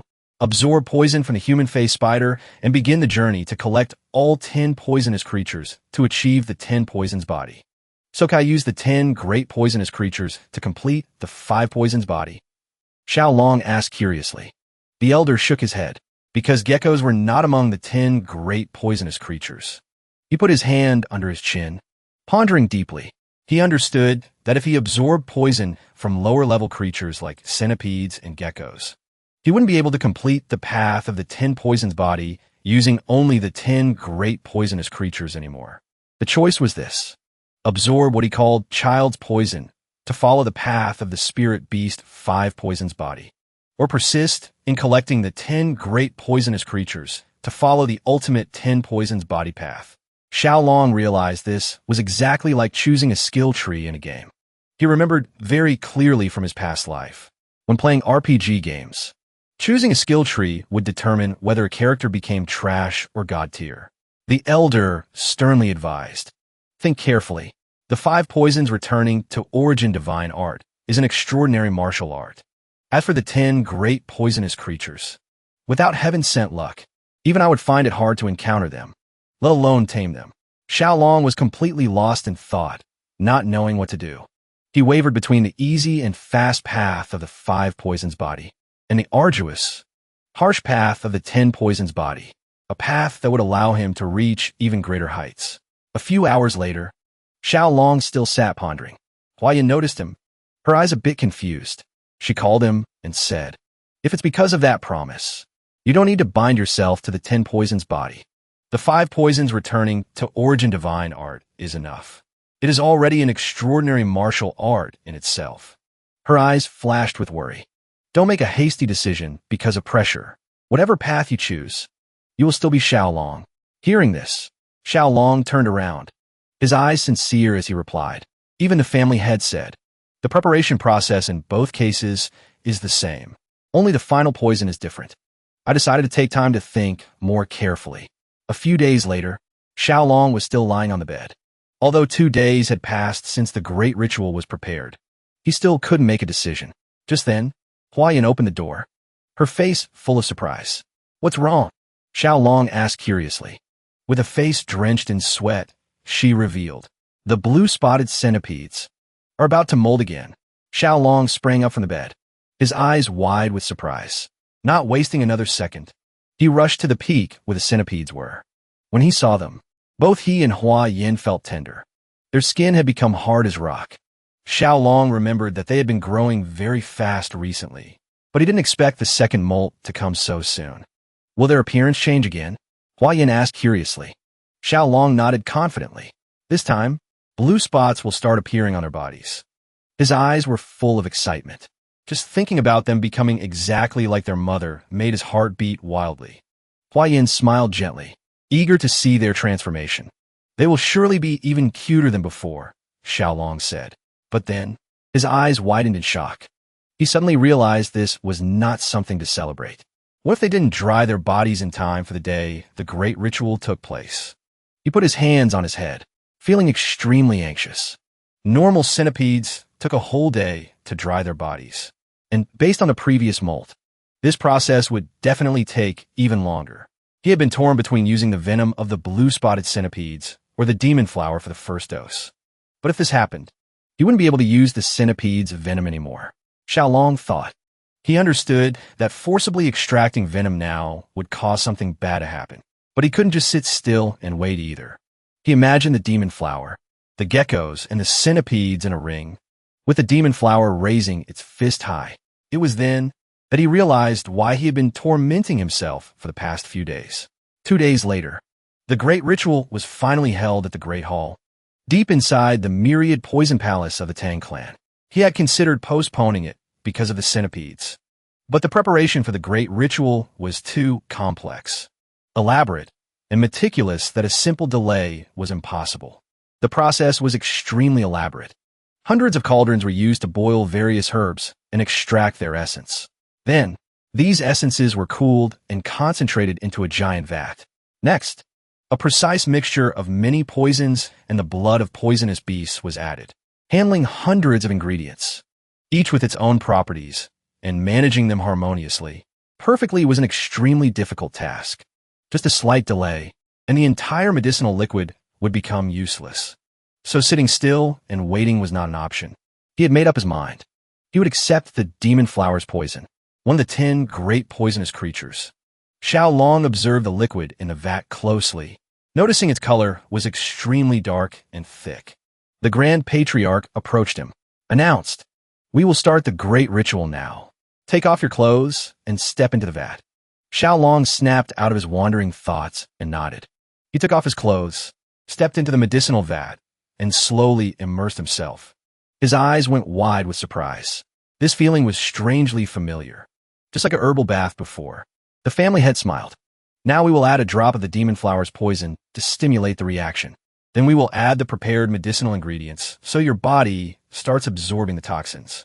He laughed loudly, revealing, "Normally, this process would be unbearably painful. Fortunately, the demon flower's poison is a paralytic type, so it won't hurt too much." Hearing this, Xiao Long couldn't help but worry. Sweat began to pour out. The family heads decided to go get the remaining ingredients, leaving Xiao Long alone in the room. Not long after, Hua Yin, holding the geckos, walked in with the demon flower. She smiled happily, greeting him. "The centipedes are awake. They just finished molting. They have more spots on them, and their bodies are glowing brightly." The centipedes began to play. Xiao Long noticed Nova, Mira, and Gray now looked even cuter than before. They curiously climbed onto the vat he was soaking in. Their change wasn't too abrupt. Their appearance now looked like soft stuffed animals, strangely making them even more adorable. The centipede's attention focused on the liquid in the vat. Xiao Long laughed, thinking they must find it strange to see their father soaking in it. Knowing it was dangerous, he told them to stay with Hua Yin. She smiled, calling the centipedes back to her. But Nova didn't listen. It still glued its eyes to the medicinal solution. As it tried to climb down, its antenna accidentally touched the surface of the water. It immediately writhed in pain. Seeing this, Xiao Long's eyes widened in alarm. "Hua Yin, Nova's antenna touched the solution. Quickly wash it with clean water." Hua Yin's eyes widened in shock and worry. Without a second of hesitation, she rushed to grab Nova. While struggling, it opened its mouth, and a drop of saliva from its mouth fell into the medicinal vat. Xiao Long watched closely. Nova's drop of saliva caused the solution to react violently and change color. The poison was seeping into the vat. Hua Yin realized in fear. Xiao Long gritted his teeth tight. Immediately after, he let out a scream that pierced the sky. "Xiao Long, calm down quickly," Hua Yin shouted worriedly. The medicinal liquid was like acid, burning his flesh, making his face turn red. He had never experienced such terrible pain. It felt like his skin was being peeled off while his whole body was on fire. He remembered the instruction not to move, although he really wanted to jump out of there. With extraordinary will, he tried to restrain himself. Foam began to spill from his mouth. This pain had exceeded his endurance. Seeing that horrifying scene, the demon flower and the geckos were dumbfounded. Hua Yin covered her mouth with her hands, her eyes filled with worry and helplessness. Just then, the Grand Patriarch and the family head returned. Seeing what was happening, they were terrified, rushing towards him. Hua Yin explained in tears. The centipede accidentally dropped a bit of venom in. Save him." Xiao Long collapsed, gasping. The Grand Patriarch hurriedly grabbed him, one hand supporting his head, trying to reassure him. "Stay awake," Xiao Long breathed slowly. "Absolutely do not pass out," the family head shouted. He couldn't take it anymore. His arms hung limp. His whole body lost all strength. The family head's eyes were filled with horror. Everyone was in panic, not knowing if Xiao Long would survive. Gradually, his eyes closed. Xiao Long felt like he was sinking deep underwater. Gradually, he opened his eyes and saw Nova sleeping soundly next to him. A strange energy from its body began to transfer into him. A few hours later, grandfather, Xiao Long woke up. When Xiao Long fully opened his eyes, Hua Yin couldn't help but burst into tears. She was relieved to see he was okay. Xiao Long touched his head, realizing he was still in the same place. "Are you okay?" Hua Yin asked worriedly. The Grand Patriarch explained. "Luckily, I guided your internal energy straight through the Baihui acupoint in time, so you passed the critical moment. The great ritual also ended safely and successfully, although it wasn't the demon flower's poison. But in the end, you accepted the centipede's poison instead." Xiao Long rubbed his forehead and sighed. He finally understood. Nova did all this because it wanted its father to learn the 5 poisons body. He asked worriedly, "Is Nova okay?" Its antenna touched that poison. Hua Yin and the Grand Patriarch were slightly surprised. She explained, "I washed its antenna immediately. I was so worried at that time, not knowing if you would live or die." Xiaolong's eyes were fixed on her, full of guilt. She turned away sulking. Xiaolong panicked. He knew he was wrong. Right after the engagement ceremony, the first person he should have looked for was his fiancée. But instead, instinct led him to the centipedes. His head started throbbing again. Seeing this, Hua Yin asked worriedly, "Is the pain coming back?" But at this moment, the most important thing to Xiaolong was knowing for sure that Nova was safe. The Grand Patriarch and Hua Yin were stunned. They couldn't believe he worried about a centipede more than himself. Seeing he wasn't fully lucid yet, the Grand Patriarch decided to call the doctors. 2 days later, the process of the great ritual finally ended. When the medicinal vat was dry, Xiaolong went to see the Grand Patriarch. He asked, "Are you really okay? Or should we check a bit more carefully?" Xiaolong assured him that he was perfectly fine, with a serene face. The Grand Patriarch said, "Anyway, whether you want it or not, you have started the path of the 5 poisons returning to origin divine art. I will give you the corresponding martial arts manual." Xiaolong listened silently, his eyes filled with amazement. The Grand Patriarch revealed there were a total of 5 martial techniques.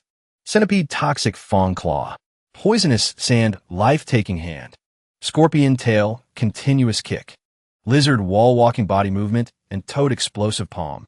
He stroked his beard and explained. Each technique belonged to a specific type, from claw technique, hand technique, to kick technique, body movement, and palm technique. This martial art allows the practitioner to reach the realm of man is poison, poison is man. A true union between oneself and the toxins. Xiaolong's eyes lit up with excitement and joy. The Grand Patriarch realized he liked it very much. Xiaolong nodded, admitting that although he was surprised, they weren't poison arts or assassination techniques as he had imagined. The Grand Patriarch coughed, praising him for being very observant, because the truth was this martial art did not originate from the Tang clan. He closed his eyes, revealing a shocking secret. The 5 poisons returning to origin divine art, and these 5 poison techniques were originally martial arts of the 5 poison sect, a sect that was destroyed long ago. 200 years ago, the second young master of the Tang clan, a genius of that time, fell in love with the daughter of the master of the southern barbarian beast palace. Despite fierce opposition, they ran away, founded the 5 poison sect, and created a new martial art by combining the Tang clan's poison arts with the beast palace's beast fist. However, their selfish actions did not escape pursuit. About 100 years ago, the 5 poison sect was finally destroyed by the joint forces of both powers. Afterwards, both sides agreed to retrieve their respective martial arts. And what the Tang clan brought back was the 5 poisons returning to origin divine art and the 5 poison arts. Because the essence of both families' martial arts was intertwined, there were many disputes, but eventually it was passed down to the Tang clan. It is said that the master of the 5 poison sect back then single-handedly fought off the attacks of both the Beast Palace and the Tang clan. Without a doubt, this is an extraordinary martial art, and the Grand Patriarch believes it is perfect for someone gifted in poisons like Xiaolong. The family head was very happy, believing that with this dedication, he would surely achieve great accomplishments. And so, Xiaolong took his first steps on the path of cultivating the 5 poisons returning to origin divine art. Leaving the poison hall, he stretched, breathing in the fresh air. How long had it been since he saw the sun? Only now did he feel truly alive again. Just then, one of the small centipedes rushed towards him. His eyes widened in surprise. It was Nova. It couldn't hold back tears of joy seeing its father safe and sound. Xiaolong realized it had been waiting for him here all this time. Don't be sad anymore. This isn't your fault. Look, Dad is fine now. Nova happily jumped into his arms, crawled inside his shirt, and started playing around. He thought that perhaps its newly molted skin was a bit prickly, wishing it would crawl on his clothes instead of his skin. Immediately, Nova seemed to understand. It crawled out of his shirt and started running along his arm. Xiaolong was stunned, wondering if Nova had just read his mind. Impossible, he told himself. Must be just a coincidence. He assumed such things sometimes happen when you raised a pet for a while. He thought he was silly to believe that Nova, a simple poisonous creature, could do this extraordinary thing. But then, Nova's eyes suddenly lit up with anger. It was angry at Xiaolong. He panicked, not understanding what was happening. He didn't say anything, just thought in his mind, asking it to climb to the top of his head. Nova obeyed immediately. Then, Xiaolong hid behind a tree and ordered it to find him. It did so without any difficulty. This repeated not just once, but 3 times in a row, making Xiaolong truly terrified. Nova sighed, looking confident, as if its heart and Xiaolong's were connected by a strange energy. Meanwhile, Huayan was a bit worried about Nova. She went looking for it because she couldn't find it anywhere. She approached the other 2 centipedes, asking if they knew where Nova had gone. Since molting, it has wandered so much it's hard to find, she lamented. Just then, Xiaolong, panting and carrying Nova on his back, ran toward Huayan, his eyes filled with amazement. He rested his hands on his knees to catch his breath. "Are you okay?" Huayan asked, then immediately turned to scold Nova.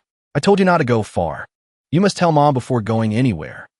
"It's not that," Xiaolong interrupted, pointing at Nova. "It understands human speech." Huayan calmly replied, "Nova has always understood human speech. This isn't anything new." Xiaolong broke into a sweat, panically explaining, "Not like that. It understands me even when I just think in my head." This made Huayan somewhat surprised too. Carrying Nova on his back, Xiaolong decided to go see the Grand Patriarch to figure out the situation. Huayan offered to come along. A few minutes later, Xiaolong placed Nova on the table and explained that it could understand his thoughts, considering that other animals could not do this. The family head thought perhaps it was due to the effect of the great ritual. But the Grand Patriarch stroked his beard, skeptically explaining, "Not really. In the history of the Tang clan, there have been quite a few people who absorbed the poison of spirit creatures. If supernatural abilities like this were discovered, there should have been records. But I have never seen or heard of them." "Then what could be the cause?" Huayan asked. The Grand Patriarch pondered, then concluded, "This is definitely due to the 5 poisons returning to origin divine art." The family head interrupted. "The great ritual was created to absorb poison, and Xiaolong is the only one who has absorbed the poison of a spirit creature using the 5 poisons returning to origin divine art." The Grand Patriarch smiled. He thought this secret might be related to the Southern Barbarian Beast Palace, where people treated beasts like their own limbs. It was very likely their secret had been embedded in the 5 poisons returning to origin divine art. The family head stroked his beard and said, "It will be impossible to find out why." "Why?" Xiaolong asked confusedly. The Grand Patriarch explained, "They will never reveal their most precious secret. If they find out someone has mastered a martial art influenced by that secret technique, it's impossible to guess how they will react. So, is there any way to avoid this?" Huayan asked worriedly. The family head closed his eyes, thought for a moment, then replied, "It won't be easy, unless we owe them a huge favor." A while later, Xiaolong walked out of the Patriarch Hall, feeling somewhat disappointed. He imagined himself with his pets, forming a group like the town musicians of Bremen in the fairy tale. While he was daydreaming, Captain Gufei approached, smiling and greeting. "It's good to see you're better. Lucky to meet you here. There's a small problem with the poison garden. Do you want to come with me?" Xiaolong couldn't help but be surprised to hear there was a problem. Xiaolong pondered. He decided to solve the problem in the poison garden first before thinking about the Southern Barbarian Beast Palace. He suddenly realized he had completely forgotten about the garden because he was busy with the engagement ceremony right after returning. "I want to come too," Gufei said, his eyes shining with joy. "There is also someone I want to hand over to you." Xiaolong's eyes widened with curiosity. Behind Gufei was Yingying. The little girl smiled, ran, and hugged him tightly. Xiaolong held Yingying's hand, deciding to take her to the poison garden as well since she clung to him and wouldn't let go. He turned and asked, "Why is Yingying here?" Gufei smiled and explained, "She came for treatment and will stay at the Tang clan for a while at the request of the Peng family head." Yingying looked up, her eyes bright, asking, "Big brother has been back for days, but didn't come to visit me. I waited for you the whole time." Xiaolong was a bit surprised. He noticed she had lost a front tooth. He laughed, patting Yingying's head. "I'm sorry. I thought you'd gone back." Are you bored being alone? The girl held out a small bag and said clearly, Not bored at all. I play with T-Tatch. Xiaolong curiously opened the bag. Gufei also leaned in a look. Inside was a click beetle, also known as a snapping beetle, capable of making a clicking sound when flipped on its back. It is a pest that specializes in boring into potatoes. But for children, it is a familiar toy. Is this a firewood beetle? Gufei asked confusedly. No, it's T-Tatch, Ying insisted. Xiaolong involuntarily smiled, remembering his childhood. He also used to call this insect a click beetle. This was the first insect he raised in his past life. It was the introductory insect that led him to the world of strange creatures today. He sat down in front of the little girl. Looks like Ying likes insects very much, right? The girl nodded vigorously. Yes, I also like queen bees. Xiaolong's eyes lit up with excitement. This girl was like a miniature version of himself. He suddenly had a thought. How about I train her with poisonous creatures? He picked Ying up in his arms, smiling and asking, Do you want to learn about insects with Big Brother? They are very special and fun. Ying's eyes shone with joy. The two siblings began chatting happily. Gufei stood by, only able to smile wryly, not knowing how to report this to the Peng family head. They arrived at the poisonous creature garden. Ying's attention immediately focused on a turtle. Xiaolong opened one of the drawers. Inside was a striped snake. He turned to ask Gufei, How was the mouse breeding going? After 1 or 2 more litters, there won't be a shortage. Estimated in about 2 months, the number will exceed 1,000. Xiaolong nodded. The food problem for the tiger-striped water snakes seemed to be solved. So, what is the remaining problem? Ying, meanwhile, had taken the small turtle out of the cage to play. Gufei scratched his head, explaining, The number of crickets we are raising for food is not increasing at all. Therefore, some creatures are starving. Xiaolong rested his chin on his hand, thinking. He wondered if they were eating each other like the incident with the baby mice. You can never raise enough crickets. After consideration, he came to a conclusion. Must find an alternative food source. Just then, Ying burst into tears, startling Xiaolong and Gufei. He hurriedly comforted her. What's wrong? Are you okay? Ying cried and said there was a strange smell. She held out her hand, and a foul smell rose from it. Can Big Brother look at my silk bag? Xiaolong asked in surprise. He used chopsticks to open the bag, and his eyes went wide. It was exactly as he thought. She had made the same mistake he did when he was a child. He sighed, telling her to look closely. This isn't a click beetle. It's something else. Ying stopped crying. Xiaolong used chopsticks to pick another beetle out. Gufei recognized it immediately. It's a flower beetle. Its exact name is the mealworm beetle. When mature, it emits an extremely unpleasant smell when touched due to secretions from its scent glands. It looks very similar to a click beetle, so it is often confused. Click beetles make sounds with their abdomen, but mealworm beetles don't. Xiaolong explained. Next time don't confuse them, okay? Ying clenched her fists, nodding with determination. However, you did a great job. Xiaolong smiled proudly. Because Big Brother really needs these friends. Need these smelly insects? Gufei was confused and didn't understand. Holding up the silk bag, Xiaolong's eyes lit up with determination. He revealed, From now on, we will raise the mealworm beetles that Ying caught in the poison garden. Although they look nothing special, they're the most popular food for insects and lizards. Xiaolong smiled, thinking this timing couldn't be better. If they replaced crickets with mealworms, the food supply will be guaranteed. Thanks to Ying, the immediate problem seemed to be solved. However, he still decided to go to the cricket breeding facility to find the root of the problem. Gufei nodded happily. At the cricket breeding facility, Xiaolong rested his chin on his hand, observing carefully. The environment and breeding conditions seemed to have no problems. But when he opened the lid of a jar, the scene inside stunned him. Crickets with missing legs. A clear sign of cannibalism. It was because of this that the number of crickets couldn't increase. Gufei was shocked, insisting that he had fed them enough. Xiaolong smiled reassuringly, revealing that he himself had encountered the same problem when raising them on Hainan Island. Sometimes, this still happened regardless of whether there was enough food or not. He began to ponder deeply. Ironically, he was an expert on animals, but didn't have much knowledge about large-scale breeding of common, non-poisonous insects. This was truly a difficult problem. Just then, A person in Gu Fei's team, named Huang Jian, timidly approached. He scratched his head, shyly saying that if they needed someone knowledgeable about crickets, he happened to know the right person. Gu Fei explained that besides him, Huang Jian was the only volunteer in the poison team. His volunteering surprised Xiaolong a bit, but also made him feel more reliable. Huang Jian confessed that he occasionally went to the cricket fighting circles for entertainment, to earn some money for drinks. He explained it was a gambling game where people placed bets on crickets fighting each other.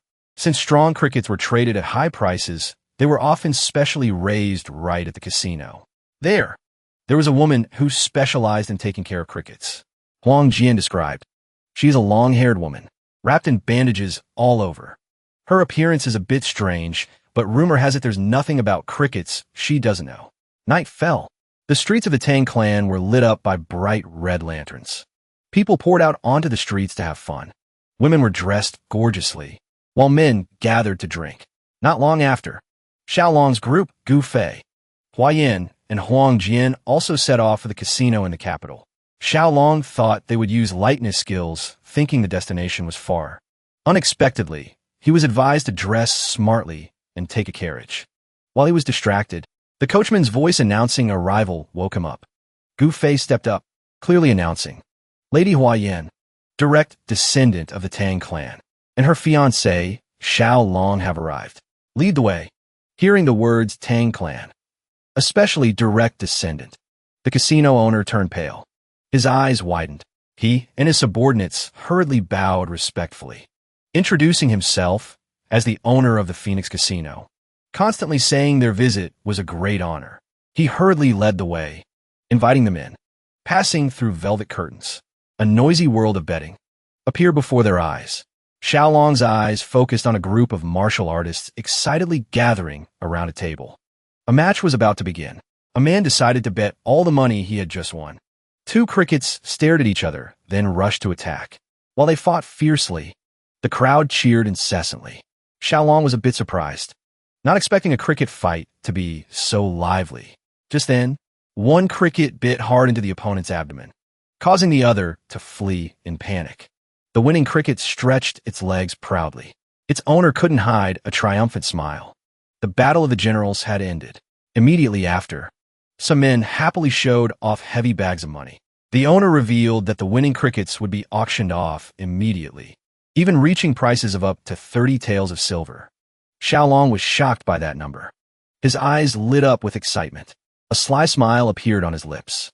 He decided, maybe later I will specialize in selling crickets. A few minutes later, they went down a dark staircase, and the owner opened the basement door. He couldn't believe they came to see a lowly cricket caretaker. Although occasionally there were guests who wanted to meet her, he indifferently explained, but this girl is nothing special. Her only duty is to feed the crickets and clean up. The owner pointed at a woman with her back turned, revealing she was the caretaker.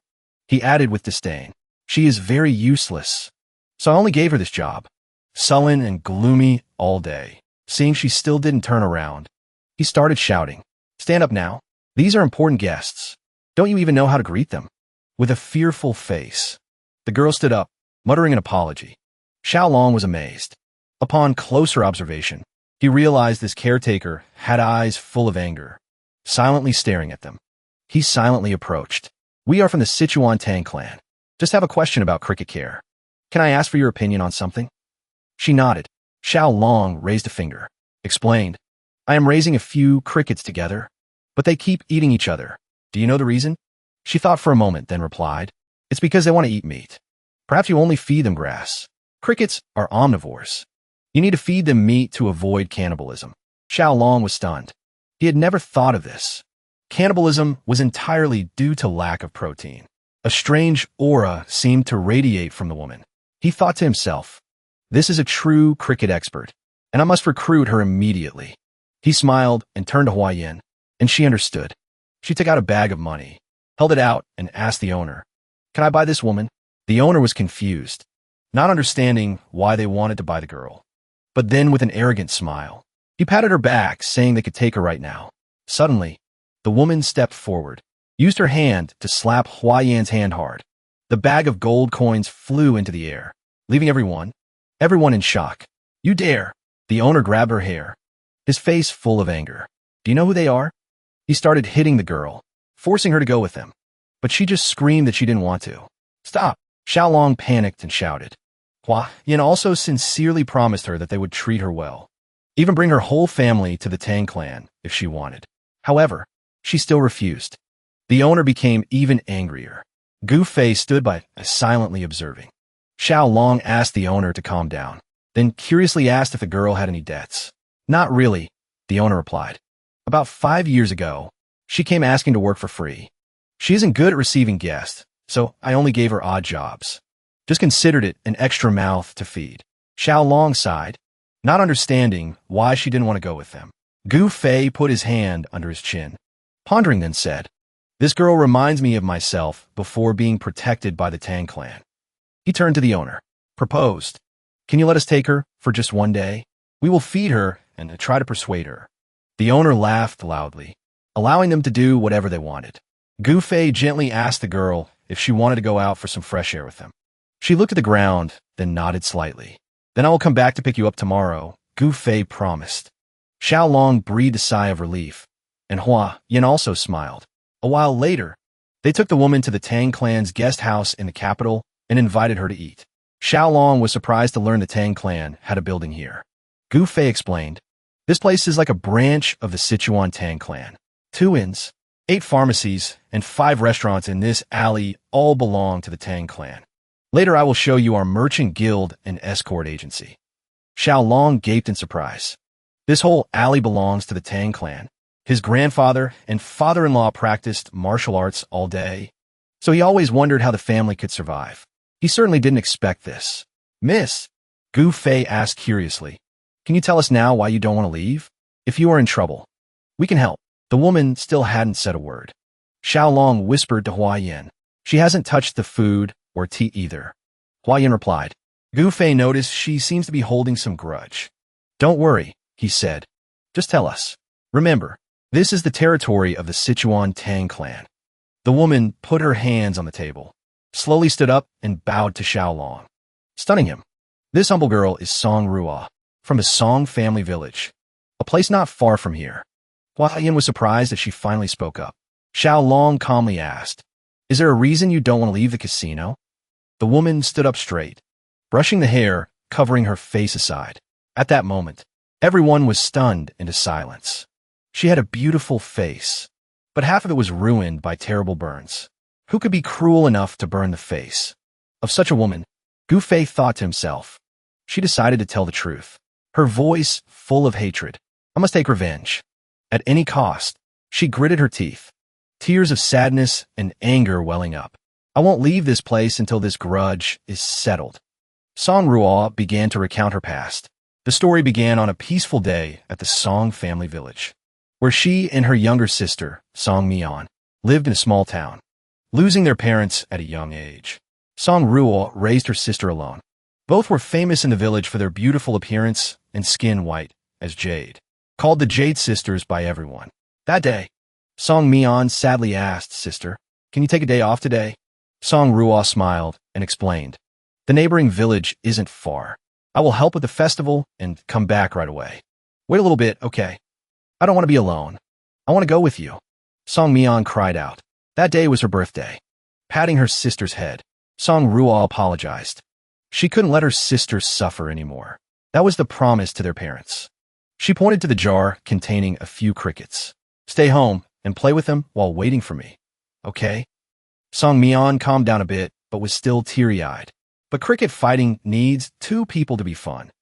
Song Ruo sighed, put her hand in her pocket, and took out a scent pouch. The birthday gift she had hidden carefully. This is what you wanted last time, right? The scent pouch was a small bag filled with fragrant herbs. Song Mian recognized it with surprise, knowing it must be very expensive. I got a bonus for helping out last time. Song Ruo explained. I give it to you. Please wait patiently for a bit, okay? Song Mian took the scent pouch, thanked her sister, and promised to cherish it. Seeing her sister happy again, Song Ruo decided to leave. Come back early. I'll wait. Song Mian waved happily, looking at her sister. Song Ruo's heart was also filled with happiness. However, More guests arrived than expected, so things dragged on. When night fell, the workers lit lanterns and told Song Ruo to be careful. She hurriedly asked to leave. Song Myeon must be very hungry, she thought, wanting to celebrate her sister's birthday with delicious food. She rushed off without taking a lantern. In the middle of the night, on the deserted village road, Song Ruo carelessly bumped into a man. "Sorry," she said. "Watch where you're going." The man grumbled. Just then, her eyes widened in surprise. The man turned and ran away, leaving a trail of scent behind. That was the smell of the scent pouch she just gave her sister. She felt uneasy. Outsiders rarely appeared in the village, but she simply brushed it off and continued home. A few minutes later, she arrived home. "I'm back," she called out, but the response was only a terrifying silence. She must be so tired she fell asleep, she thought. She lit a small candle, opened the door, and walked in. The scene before her eyes made her freeze. Furniture in the house was destroyed and scattered. Her sister lay on the floor, clothes torn. The candle fell to the floor. With tear-filled eyes, Song Ruo rushed to her sister's side, her heart filled with fear and pain. What the hell happened here? The candle quickly caught fire, setting the house ablaze. The villagers discovered it, screaming frantically, "Fire! Song Ruo's house is on fire." Not long after, a figure walked out from the sea of fire. It was Song Ruo, carrying her sister in her arms. She gasped for breath, and just before she could say what happened, she fainted and collapsed. Everyone panicked, shouting to call for a doctor. In her delirium, the only thing Song Ruo could see was her house, her memories sinking into the sea of fire. Xiaolong finally understood why Song Ruo had that scar on her face. She choked back tears as she continued. When she woke up, more than 2 weeks had passed. An old couple was taking care of her. Her body was wrapped in bandages. The burns were still deep. The old man burst into tears, explaining that he had asked the escort agency to search for that bastard, but to no avail. The woman felt guilty, admitting she didn't know how to face Song Myeon's spirit. The only thing Song Ruo could do was cry in silence, like everything sinking into the silence of late autumn. Her heart also gradually withered. Her only communication with the world was small whimpers whenever they changed her bandages. Time passed. Winter passed, spring came. The crickets chirped again. The image of her sister in the burning house reappeared. Her sister's last words echoed in her ears. "Sister, catch that bastard and avenge me." Midnight. Song Ruo woke up with a start, her eyes wide with terror. She went out to the garden, sat down on the ground. The buzzing sound of crickets, sounding like Song Myeon's call, pulled her mind back. Song Ruo clenched her hands, her eyes burning with the fire of hatred. She must find and kill that bastard. All that remained in her now was hatred ingrained in her bones. The next day, she told the old man about her intention, terrifying him. He asked where she intended to go when her wounds hadn't fully healed. Song Ruo was determined. "Every night, I hear Song Myeon screaming in pain. It's me. I must avenge my sister." The old man was even more confused. How could a weak woman like her take revenge when she didn't even know the enemy's face? His wife also advised against it. But every night, the cricket sounds reinforced her determination. Finally, she secretly escaped in the night, leaving only a wish for good health to the old couple. Song Ruo clutched the small bag, whispering to her sister's spirit, "Song Myeon, please wait for me a little longer." The first place she went was the city, where that bastard had gone. She didn't know his face, but like the red scars etched on her body, his voice was etched into her mind like an indelible mark. She struck up conversations with every strange man. Of course, no one looked at her with kind eyes. 2 years later, on a rainy night, she arrived at the Golden Phoenix Casino, right in the season when crickets chirped again. Trembling with cold, she asked the owner for shelter from the rain for a moment, but only received curses and was chased away. Just then, a man walked past, looking annoyed by the smell coming from her. He snapped, "This smell ruins my mood. Get lost." Hearing that voice, Song Ruo froze. She hadn't forgotten, couldn't forget. Finally, she had found him. Xiaolong and Hua Yun were curious to know what happened next. Song Ruo recounted that. Afterwards, she approached a beggar and learned that the bastard frequented this casino. Initially, she planned to secretly follow and stab him, But the old beggar said he was a martial artist. She couldn't possibly take revenge that way. He advised her to put poison in his wine or food. She did so, but failed. The poison bought in an alley had no effect. After that, she applied to work as a cricket caretaker in the basement. Every time she heard their chirping, she remembered the face of Song Myeon, sometimes crazy, sometimes sane, only to be torn apart by pain again. Song Ruo gritted her teeth, eyes filled with tears, voice full of resentment. I must kill that bastard. I cannot leave this place until I do that. Xiaolong whispered to Gu Fei and Hua Yin, looking doubtful. Her situation is clear, but her psychological state is very worrying. She needs to raise crickets, but hearing them chirp makes her faint. Her mind seems deeply disturbed. Hua Yin had a different perspective. This only shows how deep Song Ruo's hatred is. Once revenge is taken, she will recover. If we help someone with such a deep grudge, she will never betray us and will become a good member of the Tang clan. Gu Fei admitted Hua Yin was right. He explained to Xiaolong that before avenging his parents, he also used to mutter to himself in the rain like that. But after the Tang clan took revenge for him, all such burdens were washed away. Gu Fei's eyes focused on Song Ruo. Now he understood why he saw a reflection of himself in this woman. Xiaolong thoughtfully observed Gu Fei, and Gu Fei nodded with a confident smile. He placed his hand on his chest, firmly stated, "We will help you resolve that grudge. Once done, can you promise to become part of our family?" Song Ruo's eyes widened in surprise. "You will really help me." She swore that if they did, she would spend her whole life serving them until her last breath. "Don't worry, just leave it to us," Xiaolong reassured her. Then his eyes lit up, voice becoming sharp. "Who exactly is that person?" Song Ruo was a bit surprised, then became worried and hesitant, not sure if she should tell the truth. After a moment of struggle, she clenched her hands. "That guy is the third young master of the Great Fire Sect, named Jin Deshang." Xiaolong confidently placed his hand on his chest, declaring, "I will handle Jin Deshang and destroy him completely." Hua Yin panicked and asked again, "Are you sure that person is the third young master of the Great Fire Sect?" Song Ruo nodded. Xiaolong confusedly asked if there was a problem. Gu Fei turned to reveal that the Great Fire Sect was a righteous sect in Sichuan. Their power is only second to the Tang clan, Amei, and Qingcheng. Xiaolong was shocked, not expecting it to be such a powerful sect. If what Jin Deshang did is true, his sect doesn't matter. The problem lies in the covenant that the family made with the Great Fire Sect. My great-grandfather once received great help from them. Therefore, even if the Great Fire Sect commits a serious crime, we must unconditionally forgive them at least once. Xiaolong's eyes widened in fear. This means Jin Deshang can do whatever he wants? Well, Yin explained further that in the martial arts world, oaths were extremely important, especially when made in the name of family. They were sacred and must be obeyed. "Is there a problem?" Song Ruo asked worriedly. Xiaolong hurriedly forced a smile, reassuring her that there was no problem. He told her not to worry and to rest. Song Ruo's eyes welled up with gratitude. Finally, she could avenge Myeon.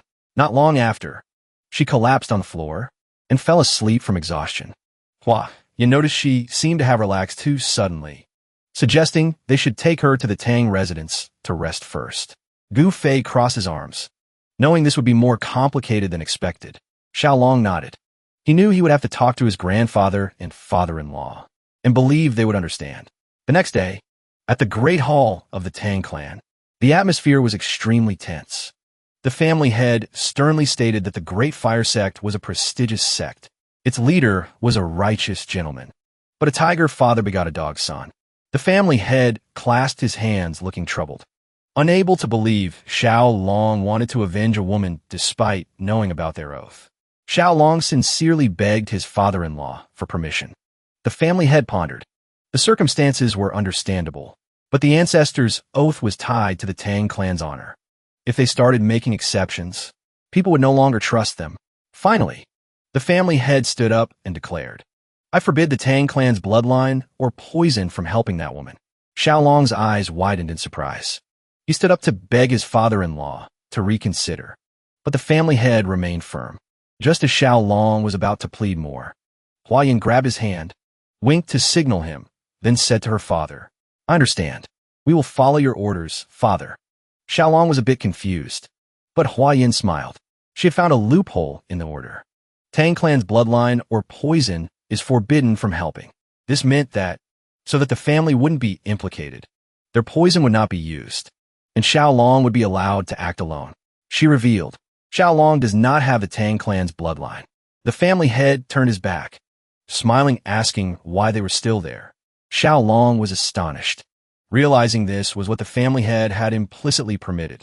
Hua Yin urged them to leave quickly as there was much to do. Xiaolong clenched his fist. He had been given permission, and this was the time to prove his worth as the Tang clan's son-in-law. He imagined capturing Jin Deshang. He thought to himself, why does this feel like a pledge of allegiance to join a gang? Early the next morning, Gu Fei, holding a scroll, came to meet Xiaolong. Although we have been given permission, he said, we must avoid involving the clan's reputation at all costs. I will secretly investigate Jin Deshang's whereabouts. Then I'll trouble you with that, Xiaolong replied. The first step is to confirm his residence and habits. Xiaolong went to Song Ruo's room. When opening the door, he saw Hua Yin and her drinking tea together. He greeted them and asked about Song Ruo. Did you rest well? Song Ruo was wearing the Tang clan's outfit, her hair tied up neatly. She nodded. Thank you for your help. Seeing she was much better, Xiaolong also felt happy. He took out a bag. I brought burn medicine from the Tang clan. I really don't know how to repay this debt. Song Ruo thanked him once again. Xiaolong sat down, curiously asked, can I ask you a few things about the crickets? Song Ruo nodded, just as Xiaolong was about to ask. Gu Fei, panting, burst open the door. Captain Gu Fei, have you confirmed the information already? Xiaolong asked. On the way, I met a guest. Gu Fei said worriedly.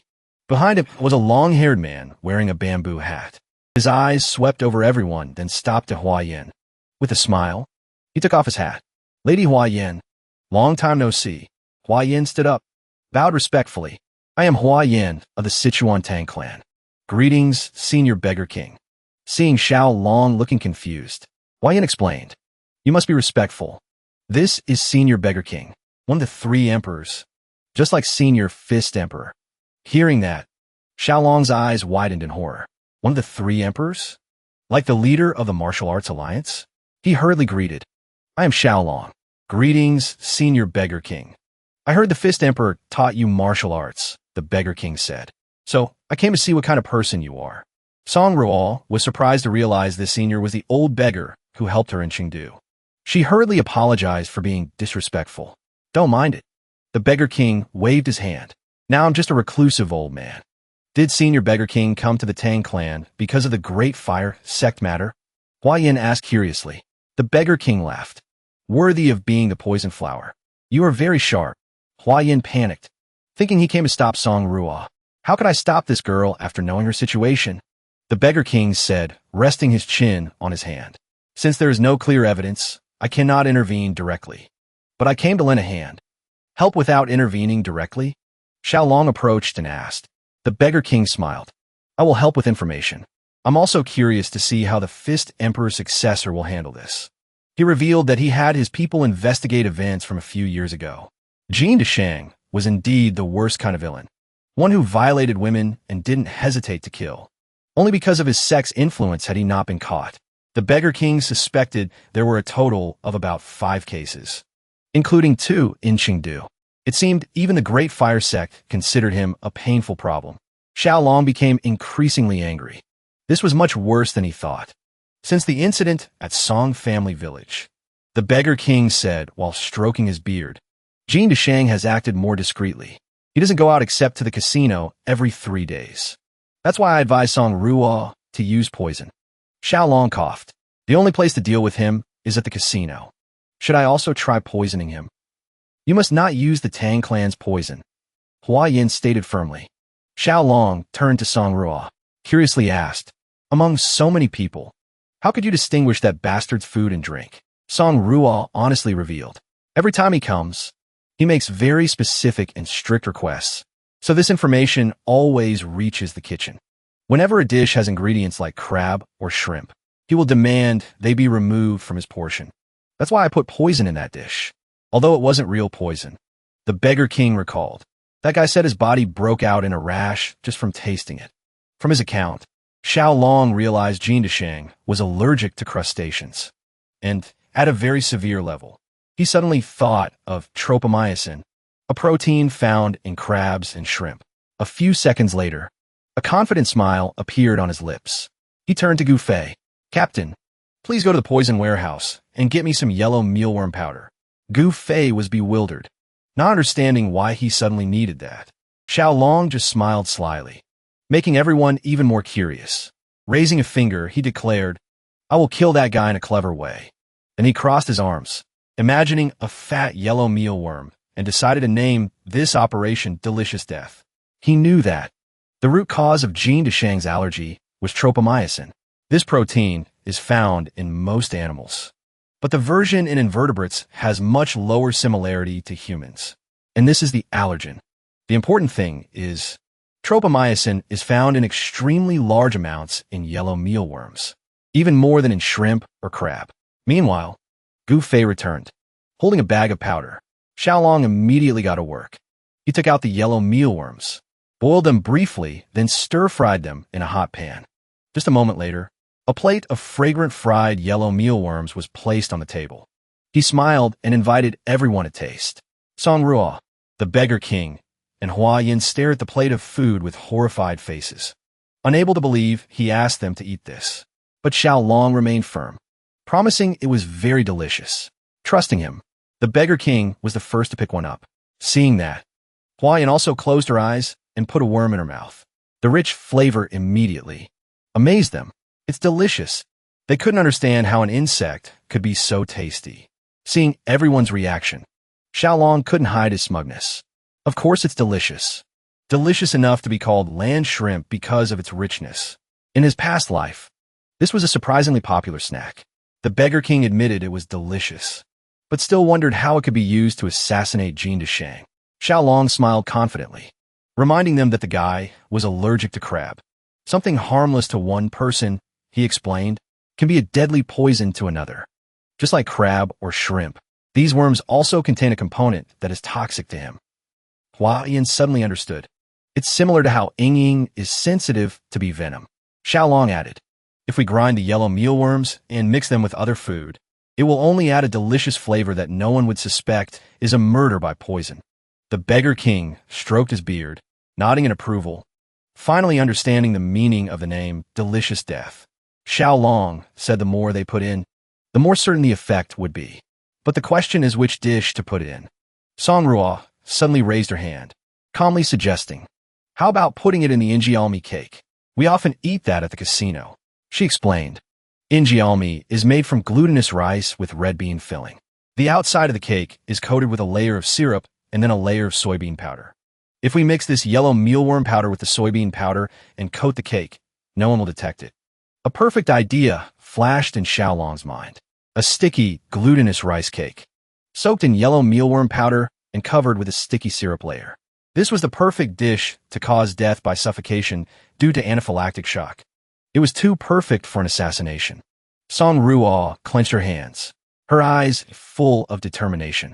"Let me make that injialmi. Only by making it with my own hands will I feel liberated from this grudge." The beggar king nodded in agreement, thinking that revenge should be carried out by her own hands. His last meal, an injialmi covered in insect powder, was a fitting end for a piece of scum. Xiao Long decided to ask the casino owner to let Song Ruo cook for one day. Hua Yin also suggested, just in case, we should participate in gambling to keep him there. A smile appeared on Xiao Long's face, his eyes flashing with malice. This plan was becoming more perfect, a trap that Jin Desheng could not survive.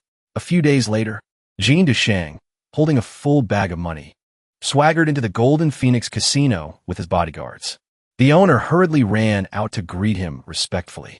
With an arrogant look, Jin Desheng waved him off, demanding wine and women at his usual table. "Young master," the owner hurriedly apologized. "That table is already occupied by distinguished guests." Jin Desheng was a bit confused. When he walked inside, his eyes widened in surprise. At his familiar table, Xiao Long and Lady Hua Yin were sitting gambling. Jin Desheng's eyes immediately glued to Hua Yin's beauty, whom he recognized as the poison flower of the Sichuan Tang clan. He hurriedly approached, smiling respectfully. Didn't expect to meet Lady Hua Yin in this place. Who are you? Hua Yin asked coldly. Jin Deshang was a bit nervous, hurriedly introducing himself as the third young master of the Great Fire Sect, reminding her that he had visited her some time ago. Just then, Xiao Long interrupted. One. He looked at Hua Yin, face confident. How do you find my skills, my lady? Truly amazing, Hua Yin replied, her eyes sparkling with admiration. Jin Deshang was confused, turning to ask his bodyguard who Xiao Long was. His bodyguard replied that he heard the poison flower had a fiancée, and guessed that was him. Jin Deshang was horrified. He couldn't believe it. How could such a weak guy get such a beautiful woman? While even he couldn't, his eyes flashed with malice. He remembered the Song family woman a few years ago. She wasn't bad at all either. Thinking of that, he drooled again. If she hadn't resisted fiercely, he wouldn't have accidentally killed her. Such a pity her sister wasn't there. Heard she was even more beautiful. With that thought, he approached the table, sat down opposite them, declared, very honored to meet the poison flower's fiancé. Would you like to play around with me? Xiao Long didn't refuse. A sinister smile appeared on Jin Deshang's face. He thought this was a good opportunity to crush and humiliate him in front of everyone. A while later, the arrogant look of Jin Deshang completely disappeared, replaced by extreme shock. Xiao Long won again, and Hua Yin kept cheering for him. Jin Deshang didn't understand what was happening. He had lost continuously for an hour and lost half of his money.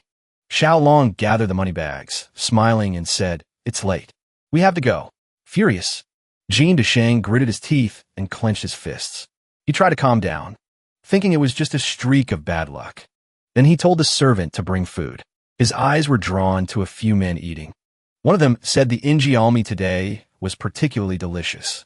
He asked the servant, and the servant smiled, confirming, and asked if he wanted to try some. The servant brought the dish. Jin Deshang picked up a piece, took a bite. It was indeed very delicious. He noticed the more he chewed, the crispier and more fragrant it became. But not long after, his face twitched in pain. He fell from his chair to the ground, hands clutching his throat. A familiar sensation hit him. Hearing the commotion, Xiao Long and the others rushed over. The bodyguard panicked, revealing that the young master collapsed after eating the injialmi. Xiao Long asked the bodyguard to step aside so he could treat him. Foaming at the mouth and eyes teary, Jin Deshang grabbed Xiao Long's shirt, begging for help. But then, his eyes widened in horror as a malicious aura radiated from Xiao Long's body. He stared at Jin Deshang and asked, Did you like the injialmi? With a cold face, he continued, For the crimes you committed in the Song family village, I hope you will regret it forever, even in the next life. How? How do you know? Jin Deshang angrily grabbed Xiao Long's collar. Xiao Long brushed his hand away. You seem to be in terrible pain, he said. If the patient struggles too much, I won't be able to transfer internal energy. Hold him down. Everyone rushed in to hold Jin Deshang down tight. He gradually suffocated. The delicious taste lingering in his mouth became the last memory of his life. The next day, Xiao Long and Hua Yin met the old couple who had taken care of Song Ruo. The old man bowed to them, asking them to take good care of the girl. Xiao Long reassured them. She is now a member of the Tang clan. You two don't need to worry. As the wind blew past, Song Ruo looked toward the grave. Before returning to the Tang clan, they visited her old village. Fortunately, the Jin Deshang incident was resolved smoothly. Normally, there would be an investigation into possible poisoning, but since he was a son abandoned by his own family, it seemed they tried their best to keep this quiet. With tears in her eyes, Song Ruo placed her hand on her sister's grave. She couldn't help but sob, wondering if she took too long. Tormented by guilt, she mourned for not coming home earlier that day, repeating a belated apology. Xiao Long surprisingly realized. It seemed even the crickets were mourning with her. Hua Yin was also sad. She remembered Song Ruo saying the sound of crickets reminded her of her sister's voice. Xiao Long wondered, under the sunset and this mournful cricket sound, what her sister might be saying to her. But the only thing Song Ruo could do right now was immerse herself in regret. The sun was setting on the alleys of the Sichuan capital. Not far away, a man wearing a bamboo hat was eating. It was the beggar king enjoying the dish prepared by Xiao Long. He couldn't help but smile. Although it looked unsightly, it was truly rich and delicious. Xiaolong's interesting revenge plan confirmed he was a truly special person. Suddenly, he realized two people were silently watching him. His face became serious. "Come out," he spoke. "Only thieves sneak around like that." Realizing they had been discovered, the two were a bit confused. They stepped out from their hiding place, landing behind the beggar king. "Indeed, your senses are still extremely sharp," the man admitted. "What are you doing in this place?" That man was one of the 5 emperors, divine thief Jiang Zhihao, and the girl was his disciple, Zhao Wanlian. "Thief!" Jiang Zhihao crossed his arms, looking offended. "After so long not seeing each other, is this how you greet me? If not calling you a thief, then what?" The beggar king was confused. "Divine thief sounds much better." Jiang Zhihao laughed awkwardly. "Moreover, my disciple is here. Save me some face, will you?" Wanlian respectfully greeted the beggar emperor, giving him even more of a headache. Dealing with this bastard alone was tiring enough. Now he even had a disciple, signaling more trouble in the future. "What brought you to Sichuan?" the beggar king asked curiously. "I have something to ask," Jiang Zhihao explained worriedly. "I'm looking for the person with the most extensive knowledge of silkworms in the entire Central Plains." He pointed to his wrist. "My sacred artifact, the heavenly silkworm, has recently broken. I used to believe it would last forever, but perhaps it also has a lifespan. According to tradition, I must pass the heavenly silkworm to my disciple after she completes her training. But at this rate, I will have nothing left to pass on." The beggar king rested his chin on his hand, pondering. He indeed knew someone who could help. Jiang Zhihao was eager to know who it was. The beggar king smiled, his eyes shining with confidence. The image of Xiaolong appeared in his mind. In the entire Central Plains, when it comes to understanding insects, no one could surpass him. A few days later, as dawn just broke over the poison garden, Xiaolong's scream of pain tore through the silence. A subordinate of Gu Fei was whipping Xiaolong's back repeatedly. His mouth kept shouting, "Try to endure a little longer." Not far away, Hua Yin and the small centipedes watched silently. Xiaolong was bitterly training the Iron Toad art, a bizarre martial art based on poison from the Fist Emperor. This martial art had a very peculiar principle.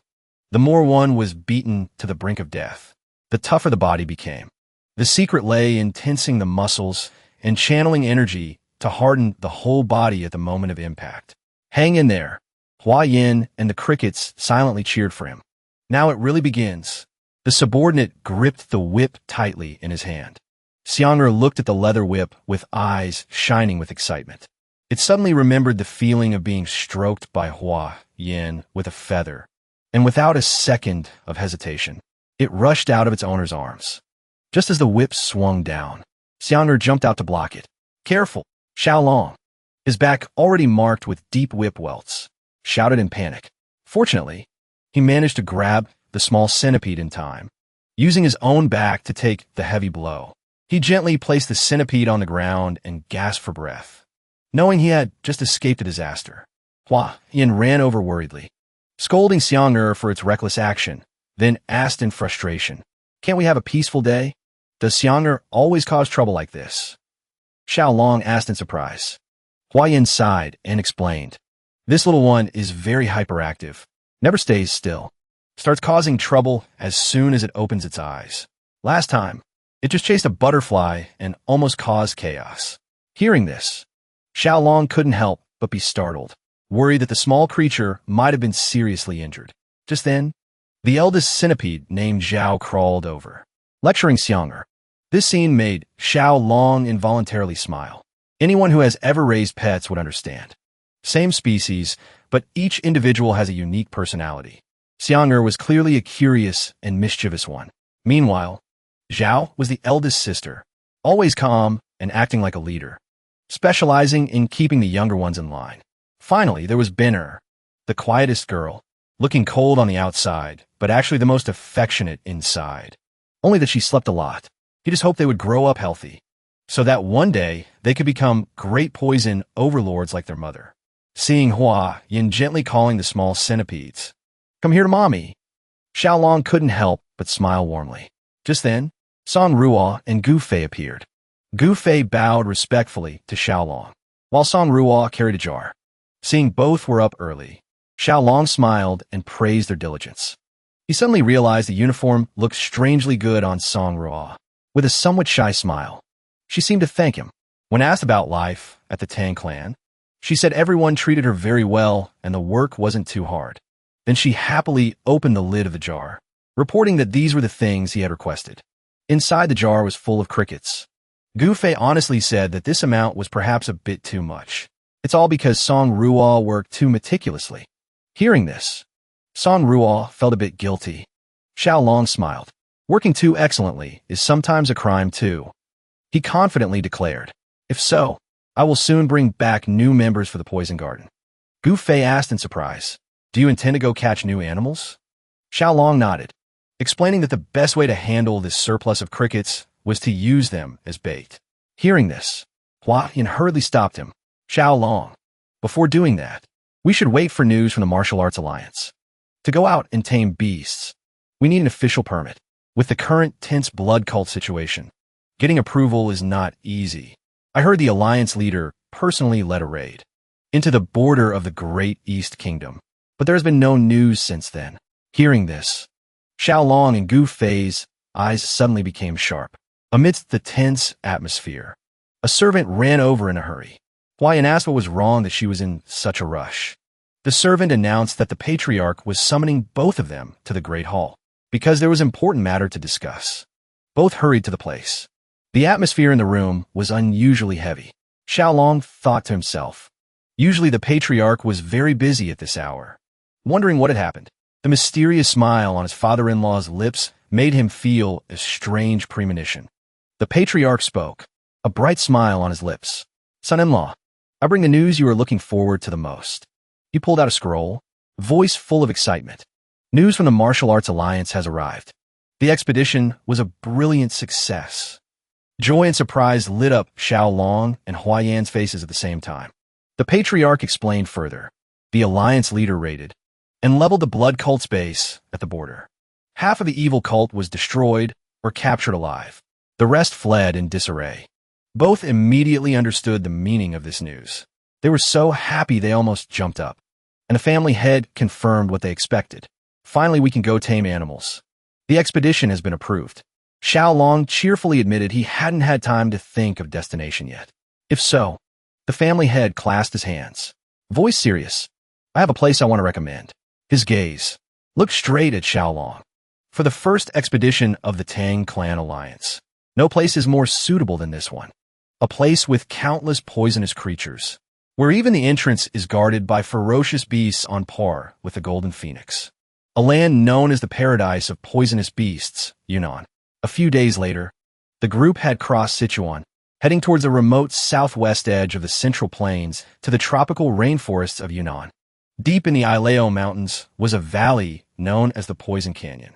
Here, the roar of beasts drowned out human voices. A land of rugged cat ear rocks and countless mysterious creatures. To Xiao Long, this place was truly a paradise on earth. That night, Xiao Long lay on the bed next to his sleeping pets. His heart was filled with excitement about the mysterious creatures this place hid. He gently caught a centipede, whispering, "Wait for me. I will soon bring back many new friends for you." A few mornings later, the elite expedition team had fully assembled. Management of the poison garden was handed over to Song Ruo, who had just been officially appointed as vice captain. Xiao Long, Gu Fei, and the others had also finished packing. Just as the group prepared to leave the Tang clan, a laughable scene took place.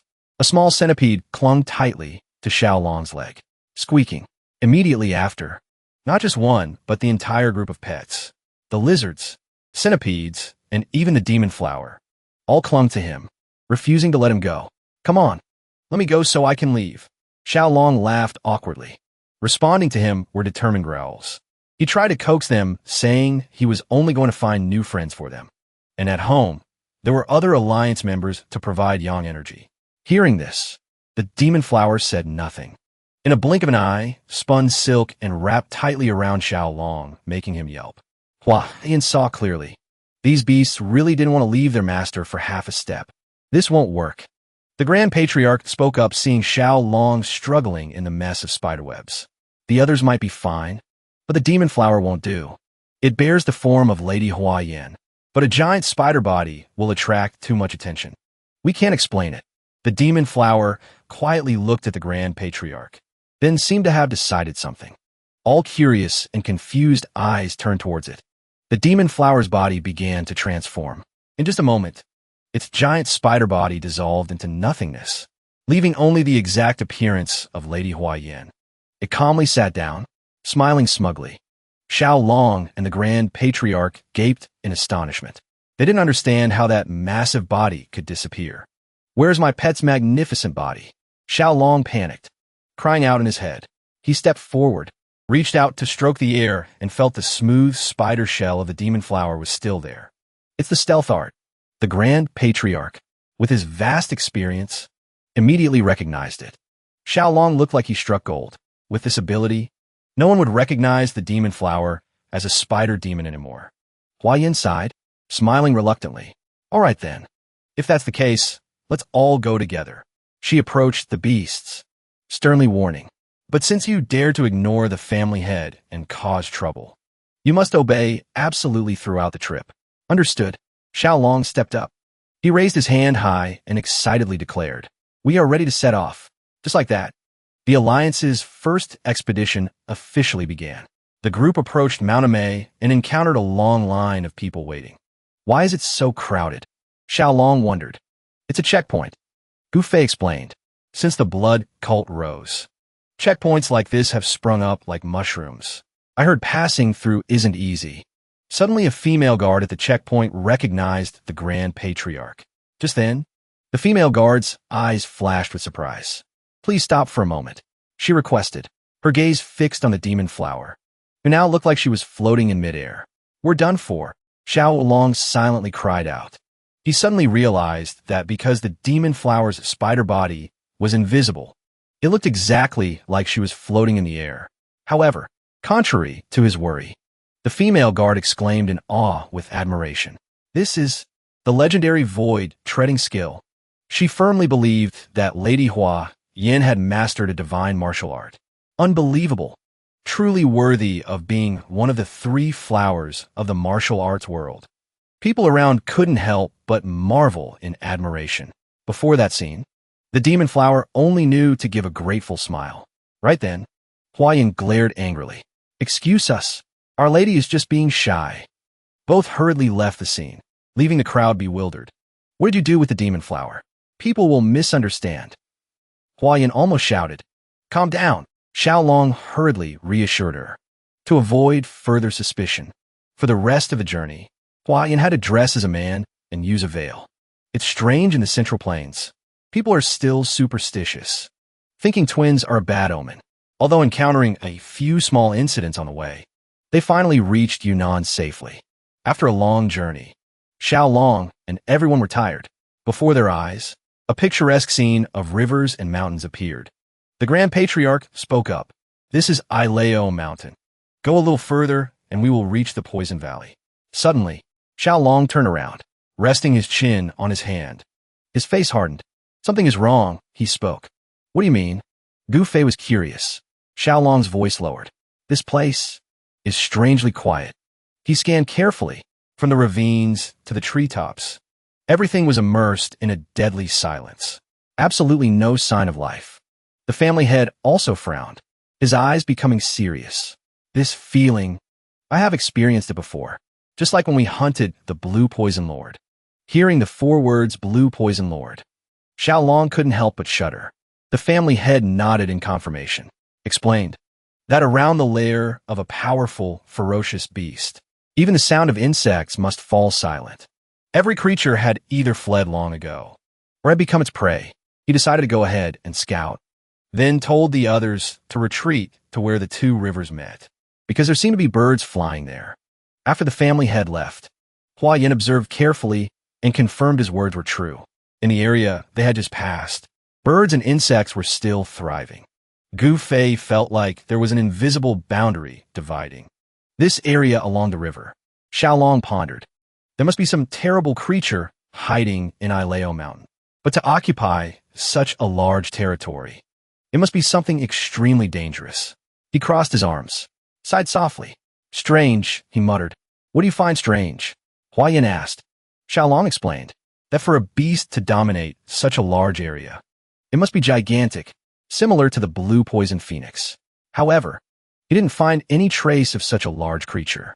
He didn't understand how it hunted when there was not a single prey left in its territory. Its size and habitat seemed completely contradictory.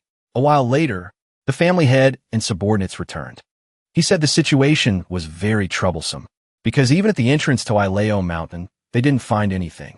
He guessed that the Poison Valley itself might also be empty, then decided the group should stop to rest.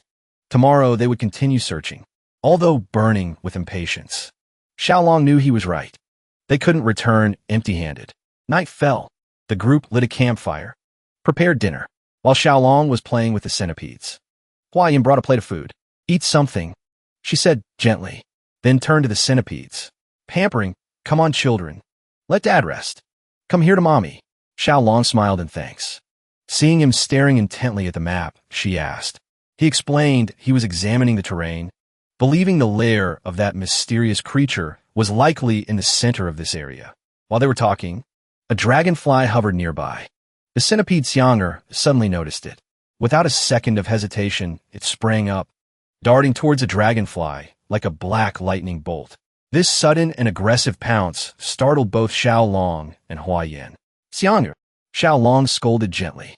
You scared me. Don't jump around. Huayan realized it was trying to catch the dragonfly. Xiaolong thought briefly. Maybe because it was near the river, there were dragonflies. But then, he suddenly froze. Just a moment ago, this place was completely devoid of them. His eyes widened, staring in amazement at the swarm of dragonflies hovering in the distance. Don't waste any more time. Xiaolong turned to the Grand Patriarch. Please go back to the places we checked. See how many dragonflies are there now. Still confused, the Grand Patriarch asked what he meant. Xiaolong explained. Land creatures can hide, but dragonflies cannot. They fly everywhere. If they feel threatened, they will temporarily fly away. But when the danger passes, they will return. He put his hand under his chin, voice full of confidence. The reason we didn't see any creatures, not because this is a beast territory, but because, right before we arrived, something had swept through this land. Following Xiaolong's judgment, the team immediately set off. The family head reminded them the area ahead was a dense forest. Must be extremely vigilant. Xiaolong's eyes lit up. He knew he had to catch up with whatever was moving ahead before it escaped. Although normally he would complain incessantly, this time, he decided not to give up. Just then, a strange sound attracted the group's attention. Gu Fei remarked it sounded like bamboo rustling in the wind. But strangely, there was no bamboo forest ahead. The two people leading suddenly stopped, warning that there was a cliff ahead and signaling everyone to be careful, because there was something down below. In front of them was a deep abyss, and the scene at the bottom made everyone hold their breath. Thousands, tens of thousands of strange creatures were rolling into a giant mass. Looking closer, the Grand Patriarch horrifiedly realized they were red ants. Could they be demon ants? He thought to himself. Gu Fei was also stunned, because their size far exceeded any ordinary demon ant species. Even the ancient texts of the Tang clan had never recorded such a species. He turned to Xiaolong, hoping he knew what they were. Xiaolong pondered for a moment. Although he had never seen them of such gigantic size, he was almost certain they were army ants. Army ants, a species usually found in Africa and the Americas, famous for moving in huge swarms. Unlike most ants that build permanent nests, army ants will migrate in huge numbers when food sources run out. Their march looks like an army sweeping through. That is also the origin of this species name. They are extremely aggressive, and when provoked, they will not leave even a piece of bone of the prey. The group held their breath, watching from the bushes. Xiaolong just signaled to quietly retreat when just then, a dry crack sounded. Someone had accidentally stepped on a dry branch. Xiaolong and the man who misstepped immediately turned pale. When they turned around, thousands, tens of thousands of pairs of eyes of the ant swarm simultaneously locked onto their position. Everyone froze. In a moment of terrifying silence, the whole sea of ants began to surge, rushing towards them like a black tsunami. Sweating cold sweat, Xiaolong and the others only knew to run for their lives. A few minutes passed. It was getting dark. They were still running with all their might, shocked to realize the ants were much faster than they imagined. On the way, a small deer was innocently grazing. As soon as they detected the prey, the ants immediately swarmed it. Witnessing that terrible scene, Xiaolong turned pale. He suddenly remembered that demon ants sense movement through ground vibrations. If they continued running like this, sooner or later the ants would consider them prey. What should we do? The family head asked worriedly. Suddenly, Xiaolong's eyes stopped at the nearby river. An idea flashed in his mind. Must cross the river. The ants can't go into the water. Jump! The family head immediately pointed to the river. Without a second of hesitation, everyone plunged into the cold water. When the bloodthirsty ants reached the shore, the group had sunk deep under the water. A few seconds later, Xiaolong surfaced, smiling with relief seeing the ants turning away. We survived. Gu Fei sighed with relief. Almost exhausted, waiting until the ants were completely gone, they crawled ashore. That was close. Felt like 1 foot was in the grave. Gu Fei sneezed and said, trembling. Xiaolong lay flat on the ground, gasping for breath. The Grand Patriarch stood up, voice still trembling a bit. Truly a monstrous species. The myriad poison divine lord, roaming freely, never knowing fear. Yet these demon ants terrified me. We must be extremely careful, Xiaolong warned, his eyes full of anxiety. This species devours everything in their path. This explains why we haven't seen any other creatures until now. The Grand Patriarch nodded, stroking his beard. A swarm of this size explains everything. Xiaolong was a bit disappointed, thinking to himself, turns out it's just demon ants, not some strange beast. The Grand Patriarch saw it was getting dark, so he suggested, this place seems safe now. We should rest for a while. Good idea. Xiaolong nodded. Then he approached Gu Fei, smiling slyly. Captain Gu, wait for nightfall. Let's go back to the demon ants to scout a bit. Scout what? Gu Fei almost jumped up. Of course the demon ants, he replied with an innocent face. Gu Fei started trembling, eyes wide with horror. They had just escaped death by a hair's breadth. He couldn't believe this kid could seriously say that. Do you plan to catch them all like you did with the golden phoenix beasts? Of course not. Xiaolong waved his hand, laughing awkwardly. There's so many. How can I catch them all? My plan is simply to sneak in and catch a few for research. This kid is crazy. Gu Fei and the other man thought in unison. Xiaolong stroked his centipede. It hissed softly in delight. His eyes lit up, turning to ask, do you two want to come along? Night fell. The group once again ventured into the blood-red forest. The midnight kidnapping mission was a complete success. Xiaolong, the family head, and Gu Fei captured 4 giant demon ants. When they retreated to safety and tied the monsters tight, Gu Fei panted, still shocked that he had to participate in such a crazy mission again. I thought the ants would sleep soundly at night. Xiaolong laughed and replied, demon ants don't sleep. But anyway, we caught 4 of them. Gu Fei grabbed the ant he caught, his eyes full of doubt. Can we really raise them? Xiaolong sat down, carefully observing the ants. After some analysis, he concluded that taming them was impossible. With a memory span of only 3 days and no queen ant to control them, all training efforts would be in vain. So, it was all for nothing? Gu Fei was dismayed, but Xiaolong smiled mysteriously, replying that it wasn't a waste at all. He pointed at their beauty, their strangeness, explaining that just displaying these magnificent creatures at the Tang clan would be enough to shock the martial arts world. Gu Fei looked helpless. Xiaolong laughed it off. We are partners. You have to get used to it. The family head interrupted, asking about the next plan. He suggested they could head west to Rayleigh or go deep south into the jungle. But Xiaolong shook his head, his eyes shining with confidence. He revealed that first they would regroup with Hua Yan's team, then follow the demon ants again. More precisely, stay 1 step ahead of them. Gu Fei and the others were stunned. Xiaolong cracked his knuckles. His eyes gleamed slyly as he revealed his bold plan. The real target is not the ants, but the countless animals flushed out of hiding by their army. He had turned a danger into a golden opportunity. Gu Fei was sweating profusely. This trip would be hard to survive. Conversely, a mischievous smile bloomed on Xiaolong's lips. Whether catching demon ants or not didn't matter anymore.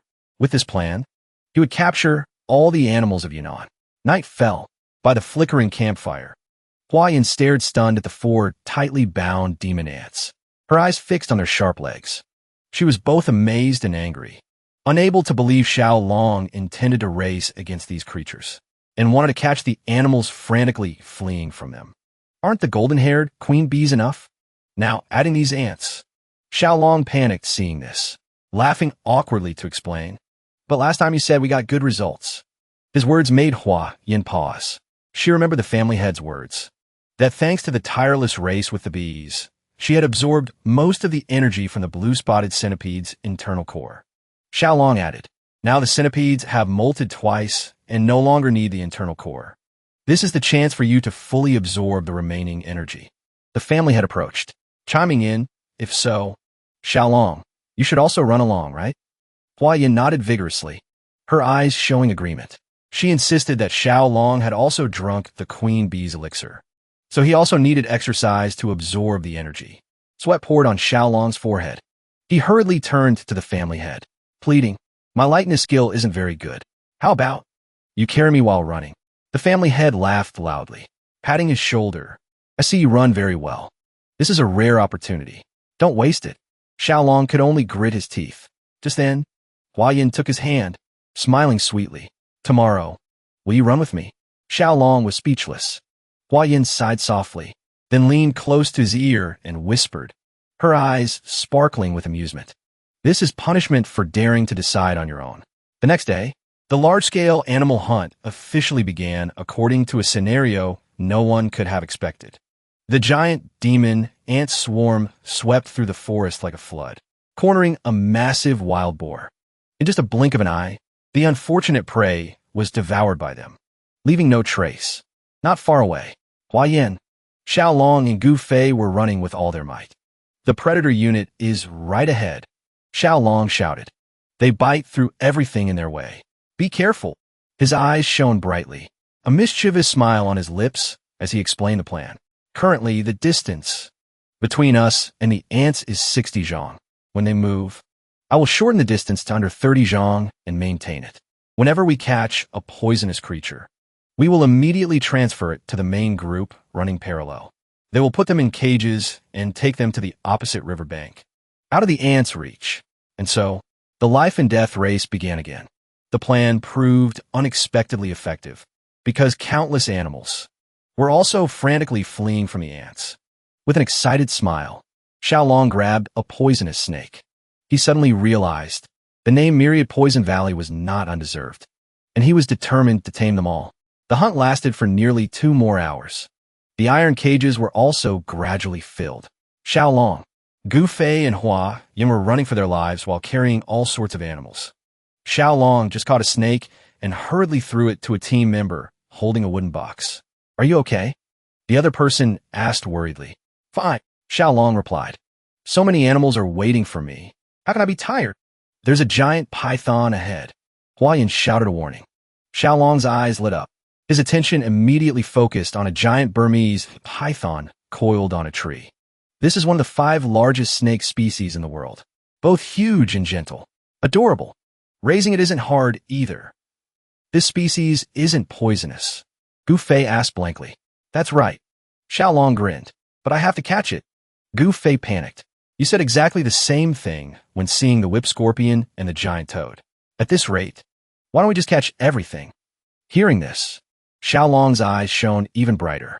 He suddenly stopped, turned around, and declared, Great idea. I'll catch that snake too. Wait. The ants are catching up. Hua Yin shouted. Don't worry. I'll be right back.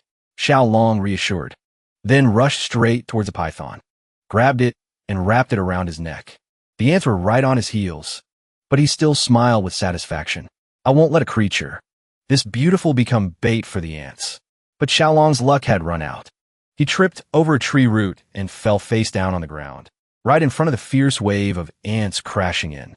Hua Yin and Gu Fei screamed in terror. Xiao Long turned around, eyes wide with horror, swallowed by fear. He could only freeze watching the ants rush in. At the moment, hanging by a thread, something yanked Xiao Long's collar hard. It was the demon flower.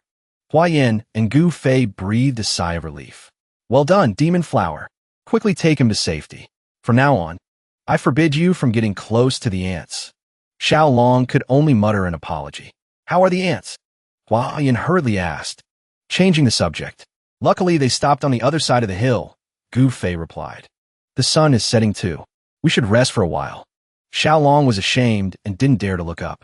Hua Yin nodded in agreement, deciding the group would set up camp waiting for the main team to follow. Suddenly, there was a rustling sound in the nearby bushes. Hua Yin's eyes flashed with alertness. A few seconds later, a spear flew out from nowhere, sticking into the ground right next to Xiao Long. Everyone was startled. From the bushes, men holding spears stepped out, shouting loudly, "Don't move. This is the territory of the Beast Palace. Intruders, identify yourselves." Gu Fei immediately drew his dagger and took a stance, while Hua Yin hurriedly spoke up. "Please calm down. We are people of the Sichuan Tang clan." Hearing this, a man leading a wolf with glowing, fierce eyes stepped out. "Why are people from the Tang clan deep in the jungle of Yunnan like this?" he asked suspiciously. Suddenly, his gaze stopped on the spider silk necklace the demon flower had put on Xiao Long. His face immediately became extremely serious. "Things aren't what you see." Xiao Long hurriedly waved his hands to explain. The leader gritted his teeth, a powerful internal energy radiating from his body.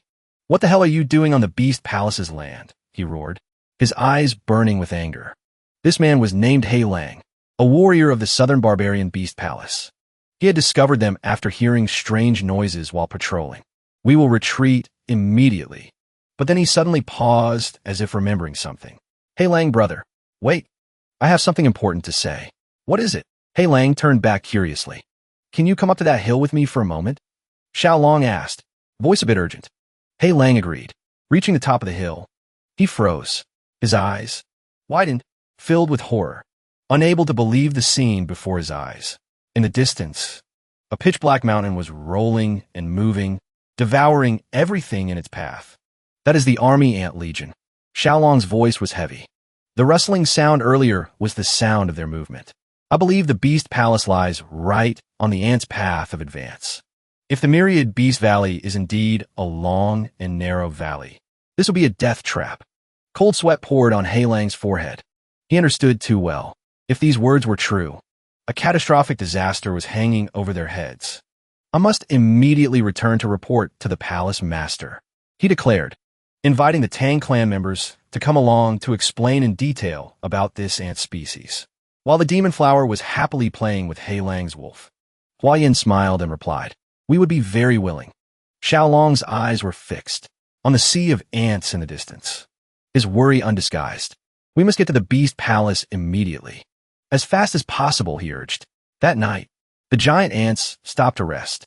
The whole land sank into a terrifying silence. Like the calm sea before a destructive tsunami, they would lie still until dawn broke, then would continue their sweep. When the night was thick, Xiao Long's group finally reached the Beast Palace. The scenery here was overwhelmingly beautiful, like a paradise on Earth where humans and beasts lived in harmony. He Lang smiled, saying this was probably the first time the Tang clan visited this place in 100 years. Hua Yin explained further. "The beast-taming art of the Southern Barbarian Beast Palace is truly unparalleled. Nowhere else compares." He Lang pointed to a circular clearing at the entrance, introducing it as the training ground. He described the myriad Beast Valley as shaped like a gourd, with a single entrance surrounded by towering cliffs, turning this place into an impregnable natural fortress, but with the eyes of someone used to traps. Xiao Long saw a fatal weakness. If the only entrance was blocked, this entire valley would become a death cage with no escape. Arriving in front of the main hall, He Lang solemnly announced, "Palace Master, distinguished guests from the Sichuan Tang clan have arrived." A majestic voice echoed out. "Let them in." Just stepping in, a heavy pressure immediately descended. 3 figures sat high up. Beside them were large black panthers, eyes fierce as if ready to pounce. An old man with white hair, face scarred, introduced himself as Ferocious Tiger, master of the Beast Palace. Xiao Long and Hua Yin clasped their hands in greeting. Ferocious Tiger went straight to the point. "I heard you came to Yunnan to hunt animals. I also heard my warrior tell about the army ants. Tell me, What exactly are they and why are they here? Xiaolong nodded, starting to explain thoroughly about the extreme danger of the ants, about their terrible destructive power and warning them to evacuate immediately. However, their reaction was completely opposite to what he expected. A suffocating killing intent radiated from Ferocious Tiger. He growled angrily. You tell this old man to abandon a foundation of over 300 years just because of a swarm of ants. A brown-haired woman sitting next to him placed her hand on her chest, her eyes full of arrogance. Father, don't listen to this outsider from the Central Plains inciting us. Just give me 500 flying wolves. I alone will destroy them all. No matter how numerous, they are just a bunch of insects. Xiaolong clenched his fist, firmly stated, I'm not exaggerating at all. The 500 flying wolves you mentioned, if they rush in, will all be devoured in the blink of an eye. The woman stood up angrily. Huayan hurriedly reprimanded Xiaolong for being too rude, but he decided to confront them. They're not ordinary ants. If the beasts here suffer casualties, that would be a true tragedy. The woman became even more furious. What does someone from the Central Plains know? Your people even eat dog meat. How can you understand feelings for animals? That sentence was like a spark igniting a powder keg. Xiaolong gritted his teeth tight. Rage flared up. Her judging all of them just because of a cultural difference exceeded his limit of endurance. A powerful aura radiated from him. He could tolerate many things, but absolutely would not tolerate anyone daring to doubt his affection for his companions. It was time to show them. Without a bit of hesitation, he held out his hand, voice cold as ice. Everyone, come out. From inside his shirt, 3 giant centipedes crawled out. The demon flower revealed its true form. Its bright red spider body, full of pressure. The gecko's snow and ice also appeared. Cold air spreading throughout the space. The entire hall sank into absolute silence. Everyone, including Palace Master Ferocious Tiger, was stunned. Their eyes widened in surprise. Speechless. Even the fierce Black Panthers growled and retreated a few steps. Xiaolong stood there, full of pride beside his companions. Those present were dumbfounded. They recognized the legendary animals, and finally understood the woman accompanying him was not a normal twin. Stroking his pet cricket, Xiaolong confidently replied, Your words are somewhat insulting. These are not pets. They are my companions. I would be heartbroken if they got sick or injured. So of course I understand them very well. The woman was stunned. An old man raising tigers also asked in surprise, Companions? You mean they will go with you for the rest of your life? Another elder raising cats also chimed in, saying that even in the Beast Palace, where love for spirit beasts was absolute, no one had ever used the word companion. Suddenly, the anger on Ferocious Tiger's face vanished, replaced by a hearty smile. He laughed loudly, exclaimed, Truly extraordinary. He explained that he found it strange when a woman chained a young warrior. But if the chain holder is this tamer and his companions, then that can only mean both consider each other masters. Xiaolong panicked, knowing this was completely a disastrous misunderstanding. The elders became serious. They deduced that if a young warrior could call the creatures he raised companions, it showed how great his love for them was. And if his advice came from that sincere affection, they should not ignore it. Ferocious Tiger also nodded in agreement. Buildings can be rebuilt, but lives of people and beasts cannot be replaced. Xiaolong and Huayan looked at each other. The plan had succeeded. Everyone gather at the main courtyard. Ferocious Tiger ordered. A few hours later, everyone was present. Ferocious Tiger approached Xiaolong, placed his hand on his shoulder, both thanking him and feeling guilty that due to the emergency, he couldn't see him off or compensate properly. The woman from before also came to apologize to Xiaolong, admitting she was wrong to judge him. He just smiled, telling her not to mind. Turns out, the woman named Shui Piao was not only an elder, but also the palace master's daughter. She curiously stroked the centipede on Xiaolong's head, looking impressed by his ability to make insects and poisonous creatures submit to him. Later, if they have babies, she asked, Can I raise one? Just then, painful roars echoed throughout the valley, startling everyone in fear. What sound is that? Like an elephant? Shui Piao was confused. Xiaolong's eyes filled with horror. When he turned around, he saw a horrifying scene. The demon ants were surrounding and tearing apart a giant elephant. The elephant had probably fled in this direction. The elders were all dumbfounded. No time left. Xiao Long shouted in panic. Evacuate immediately. The ants are heading straight for us. Too late. Ferocious Tiger gritted his teeth. They have reached the gate of the Myriad Beast Valley. There is no way back now. In just a blink of an eye, the giant elephant was gnawed clean, leaving only a white skeleton. That scene made everyone tremble with fear. No other choice. Ferocious Tiger solemnly declared. We must fight. Hua Yin worriedly asked Xiao Long if the Grand Patriarch and the Poison Team were okay. He confidently replied that with their caution, they were surely safe on the other side of the river. Conversely, Gu Fei's face was drenched in sweat, his heart burning with anxiety, worrying about his group.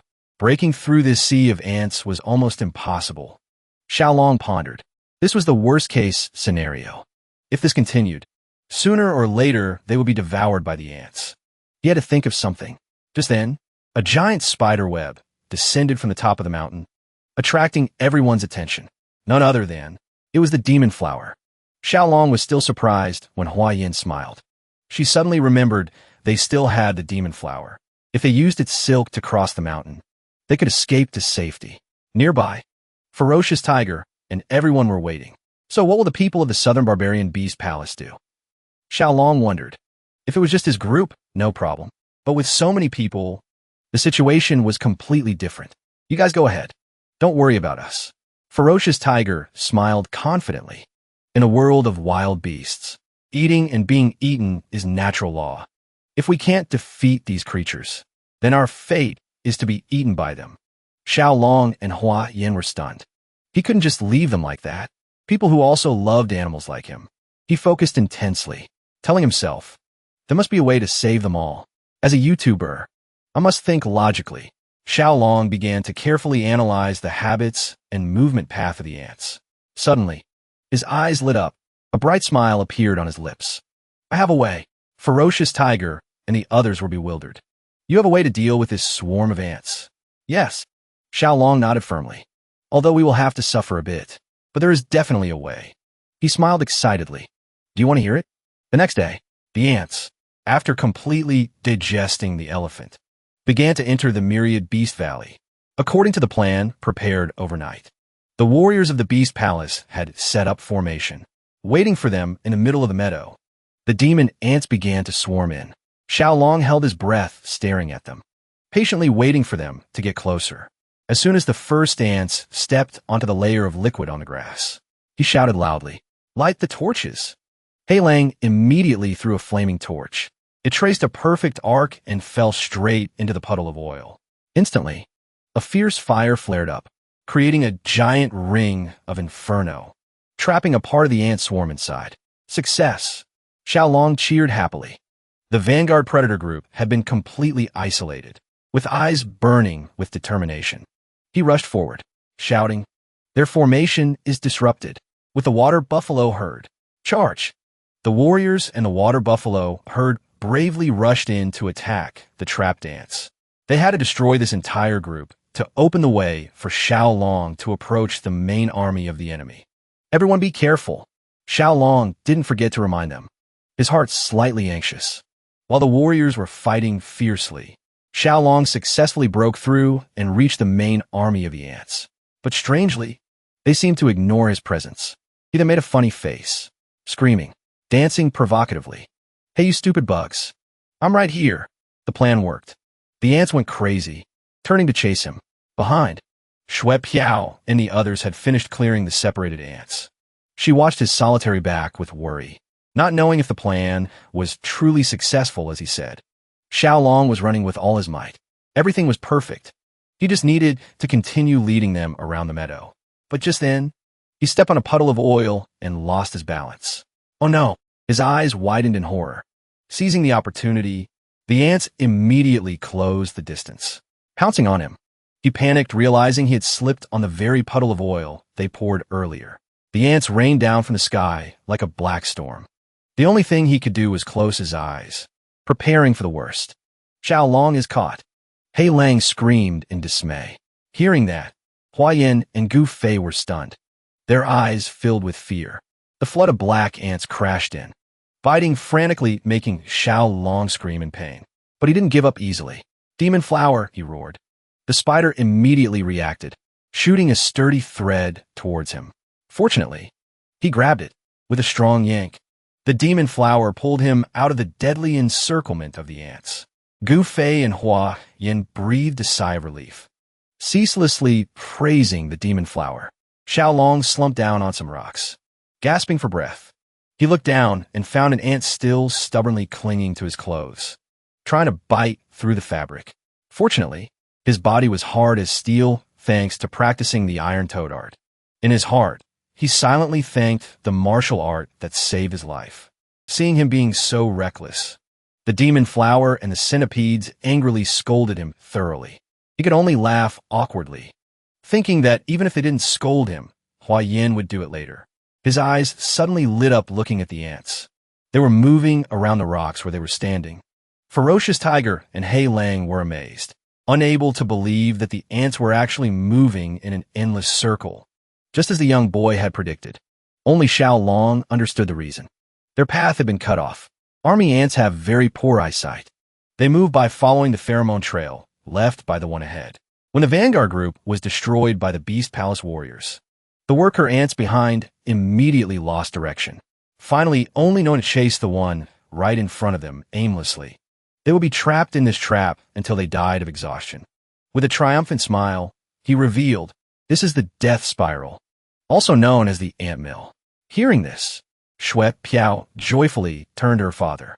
Ferocious Tiger crossed his arms, allowing his daughter to go report the good news for the first time.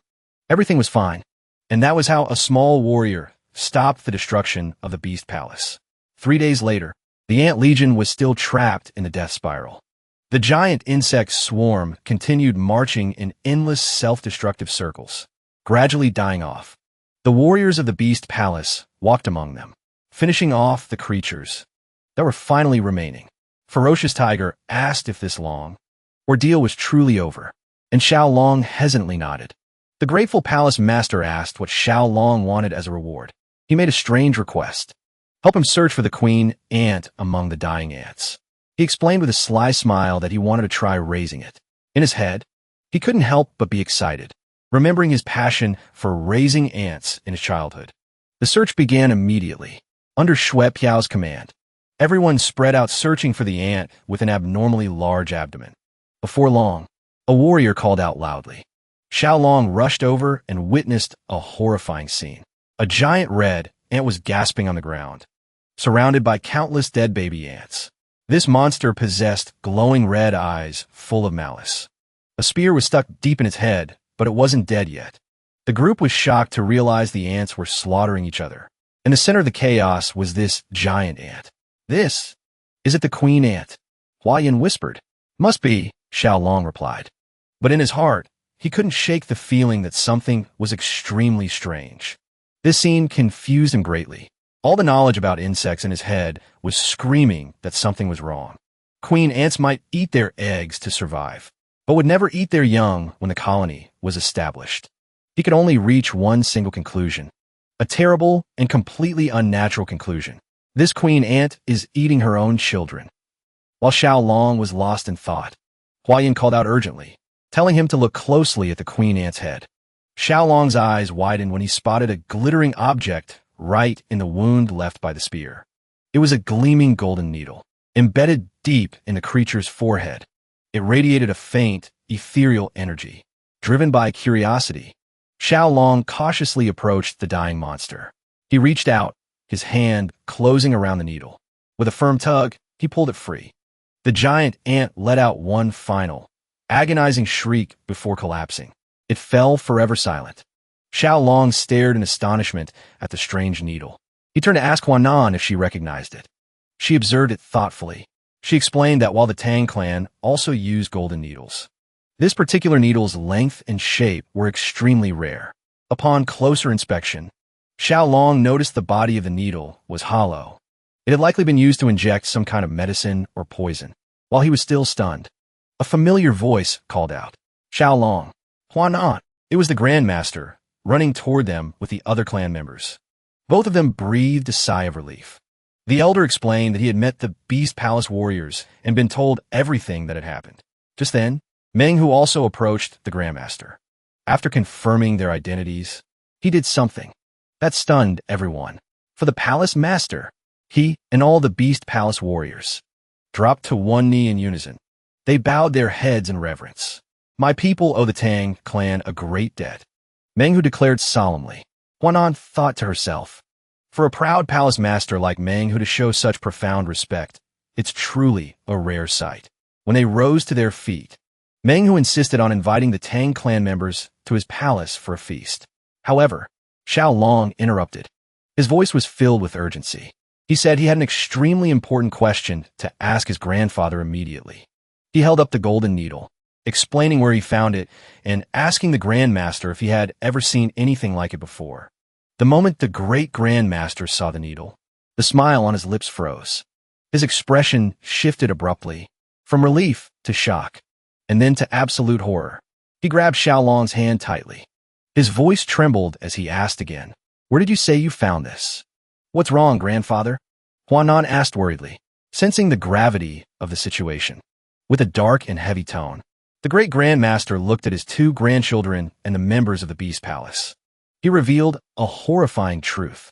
It seems an old enemy, one who bears a deep-seated grudge against both the Sichuan Tang clan and the Beast Palace, is still alive. This news left Manhwa and his warriors frozen in place. Who could possibly hold a grudge against both our clans? Manhwa asked in disbelief. With a grim expression, the great Grand Master growled out each syllable, revealing the name of their common enemy, the Five Poisons Cult. The name struck like a bolt of lightning, leaving Manhwa and his elders speechless. Then, disbelief and fear erupted among them. Impossible, they cried out. The cult we thought we annihilated 100 years ago still exists, while the elders were still reeling. Xiaolong suddenly recalled a story his grandfather once told him. It dawned on him. The divine technique he had learned came from the very same cult that the Tang clan and the Beast Palace had joined forces to destroy long ago. The Five Poisons Cult. Manhwa immediately connected the pieces, his eyes widening in realization. If it's the Five Poisons Cult, they must have used their forbidden beast eruption technique on the queen ant. Seeing Xiaolong's confusion, Shui Piao explained, it's a dark, secret art that forces a wild beast's potential to erupt in a frenzy. It's considered a last resort because even the slightest mistake can kill the animal. The great Grandmaster added more about the cult's depravity. They are utterly ruthless. They force beasts to mate with poisonous creatures to cultivate spirit pills and will kill anyone who gets in their way, he concluded. This combination of a Tang clan golden needle and a Beast Palace secret art is undeniable proof. An unseen fear began to spread through the ranks of the Beast Palace warriors. They whispered amongst themselves, worried that the tragedy of a century ago was about to repeat itself, cutting through the stunned atmosphere. The great Grandmaster placed a reassuring hand on Xiaolong's head. He acknowledged the danger they had just faced, but his voice was tinged with pride. The ant swarm may have been destroyed, but more importantly, this incident has proven that the Five Poisons cult still exists. You have done something extraordinary. Manhwa completely agreed. He gently patted Xiaolong's head. Without the young hero's help, the Beast Palace might never have known about the impending disaster. Xiaolong blushed at the praise. Finally, the Grandmaster stood up straight. His voice rang out with formality. He declared clearly, since the Five Poisons cult has not truly been eradicated, the alliance forged in years past is still in effect. In the name of the Clan Master, I pledge that the Sichuan Tang clan will give its full support to the myriad Beast Palace in the coming battle. With a determined expression, Manhwa clenched his fist. He responded with equal gravity, officially re-establishing the alliance. The Beast Palace will, of course, stand shoulder to shoulder with the Tang clan. After the important matter was settled, he turned to Xiaolong with a warm smile. Young hero, you have done us an immeasurable favor. I wish to reward you and your clan. As for anything, do not hesitate. Xiaolong was momentarily flustered, wondering how he kept racking up such massive debts of gratitude. Seizing the opportunity, the Grandmaster leaned in and whispered in his grandson's ear. Ask Manhwa about the Five Poisons soul return technique. With a debt this great, he won't dare to refuse. Xiao Long turned to Meng Hu. Palace Master Meng, there is one thing I would like to ask. Ask whatever you wish, my boy. Back in the grand hall of the Myriad Beast Palace, Xiao Long's two small centipedes were hopping about, playing happily on a tiger skin rug. He began to explain his unique situation. Unlike other members of the Tang clan, he had learned a secret art of the Five Poisons cult, one that allowed him to command one of his creatures with his mind. Getting straight to the point, Xiao Long asked the crucial question. Does the Five Poisons soul return technique, which the Tang clan possesses, contain the secret to your esteemed palace's myriad beasts heart technique? He explained that his ultimate goal was to understand how to create that spiritual bond, and whether he could do the same with his other beloved companions. After a long moment, Meng Hu shook his head regretfully. Your request is truly very difficult to grant. Xiao Long couldn't hide the disappointment on his face. Seeing this, Shui Piao gently explained her father's predicament. She said, although the Beast Palace is not stingy with its martial arts, the Myriad Beast Heart technique is our ultimate secret, the most heavily guarded of all. It is the spiritual art that allows a martial artist to harmonize their soul with a wild beast. But it is only passed down to the direct descendants of the Palace Master. The fact that Xiao Long, the future son-in-law of the Tang clan, has somehow grasped a part of this secret art has put the elders in an incredibly awkward position. Suddenly, a glint appeared in Meng Hu's eyes. It seemed a bold idea had just struck him. He stared intently at Xiao Long and asked a seemingly unrelated question. If you are the son-in-law of the Tang clan, what about your own birth family? Confused, Xiao Long answered honestly that he was an orphan. No family, no relatives. To his utter astonishment, Meng Hu and Shui Piao looked overjoyed. The palace master even exclaimed, an orphan? That's perfect. This statement only confused Xiao Long further. He couldn't understand why that was a good thing. Meng Hu laughed heartily. He called out Xiao Long's name and praised his love for animals, declaring it was more genuine than anyone else's in the entire Beast Palace. Then his expression turned serious. He looked directly at the stunned young man.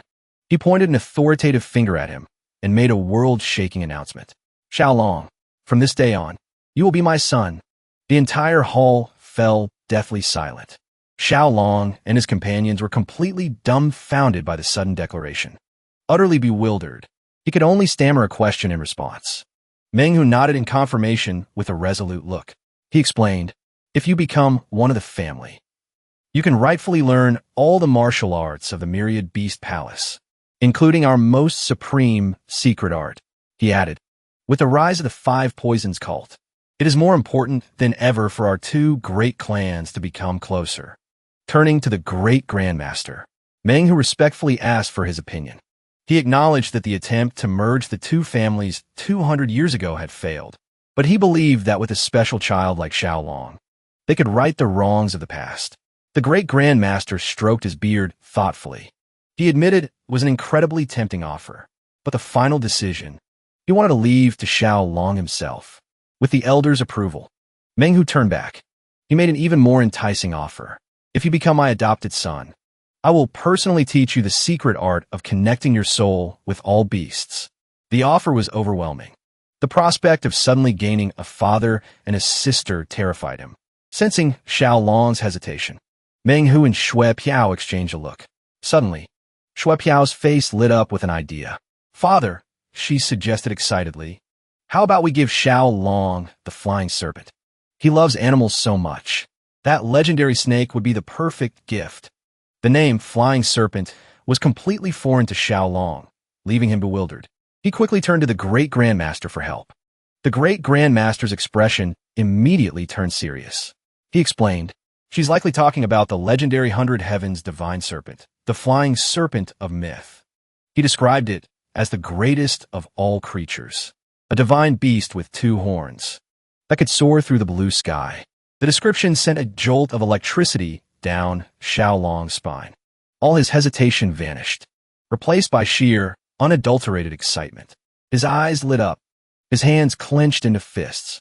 His mind was completely consumed by the image of such a majestic creature. Seeing that Xiao Long was swayed, Shui Piao delivered the final blow. With a confident and mischievous smile, she promised that if he became her little brother, she would personally help him tame that legendary flying serpent.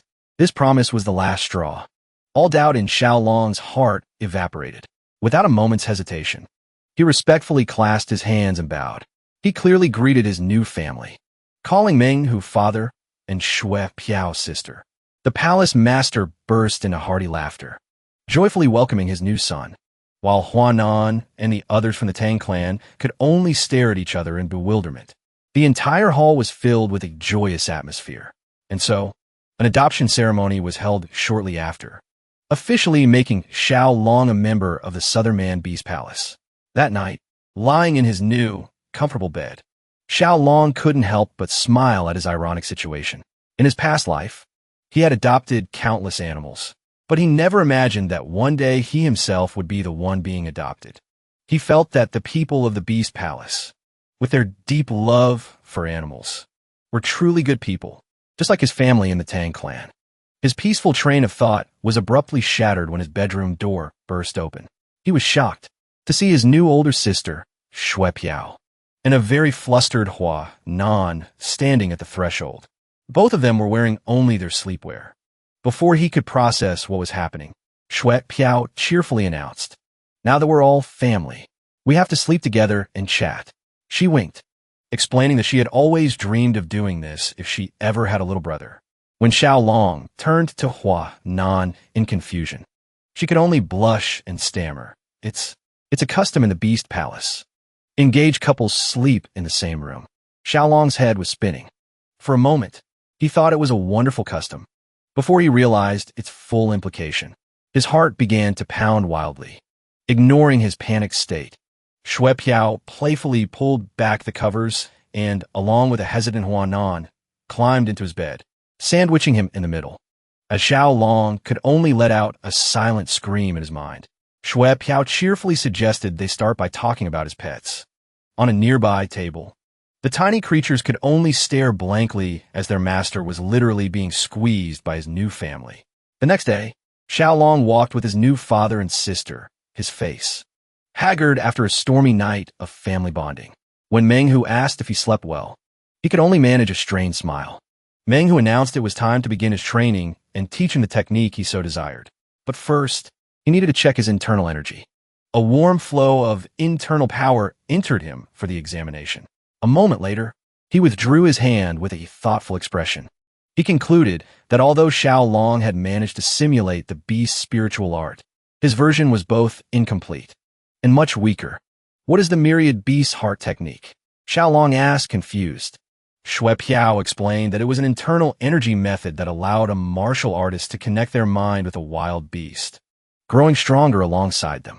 It also allowed the user to understand the hearts of all creatures and issue special commands, deciding that actions would be more effective than words. Menghu signaled to his daughter. Shui Piao took a deep breath and let out a sharp howl. In response to the howl, a pack of giant wolves, ferocious with gleaming blue eyes, emerged from the forest. The alpha wolf began to growl at Xiaolong, but Shui Piao quickly reprimanded it. "Don't be rude. He's my little brother now." The wolf immediately fell silent, letting out a confused whine. Once the pack had calmed down, Shui Piao smiled encouragingly. "Xiaolong, try giving them a command yourself." She ordered the pack to attack Menghu in a fierce formation. Instantly, the entire pack obeyed. They charged forward in unison. However, the palace master remained perfectly still, with just an invisible wave of force. He easily repelled the entire pack without even touching them.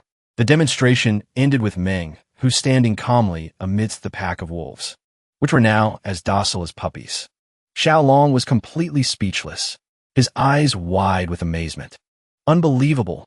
All 10 wolves moved in perfect sync. They are all connected through the myriad beast's heart technique.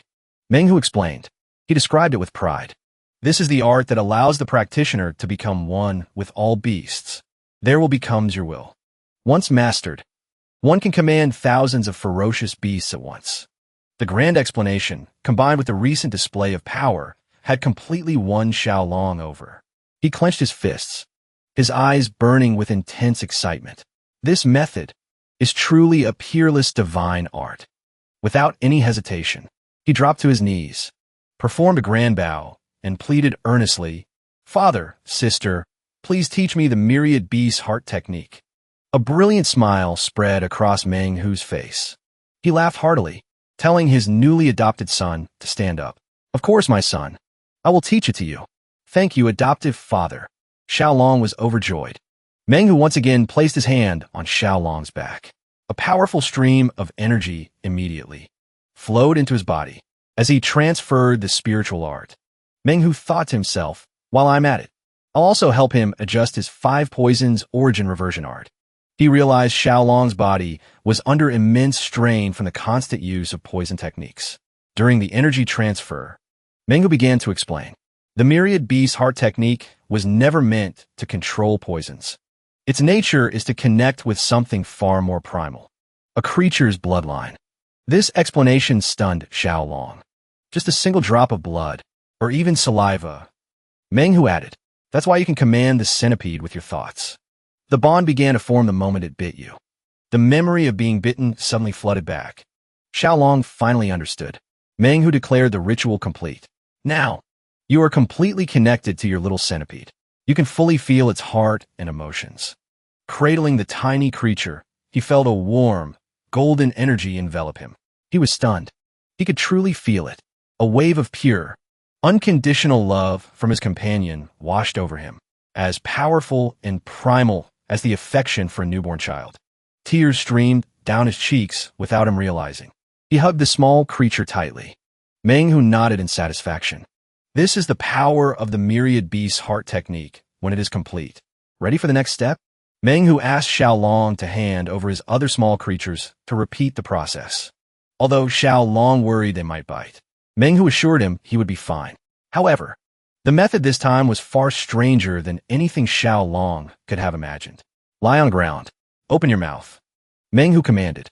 Before the young man could understand what was happening, Manhwa was holding the 2 creatures directly over his face. "Your training is to use the heart technique to feel the flow of their saliva as it enters your body." Xiaolong was horrified, but before he could protest, it was too late. The 2 creatures above him began to drool. Drop by drop, it fell. He could only remain silent in utter disgust.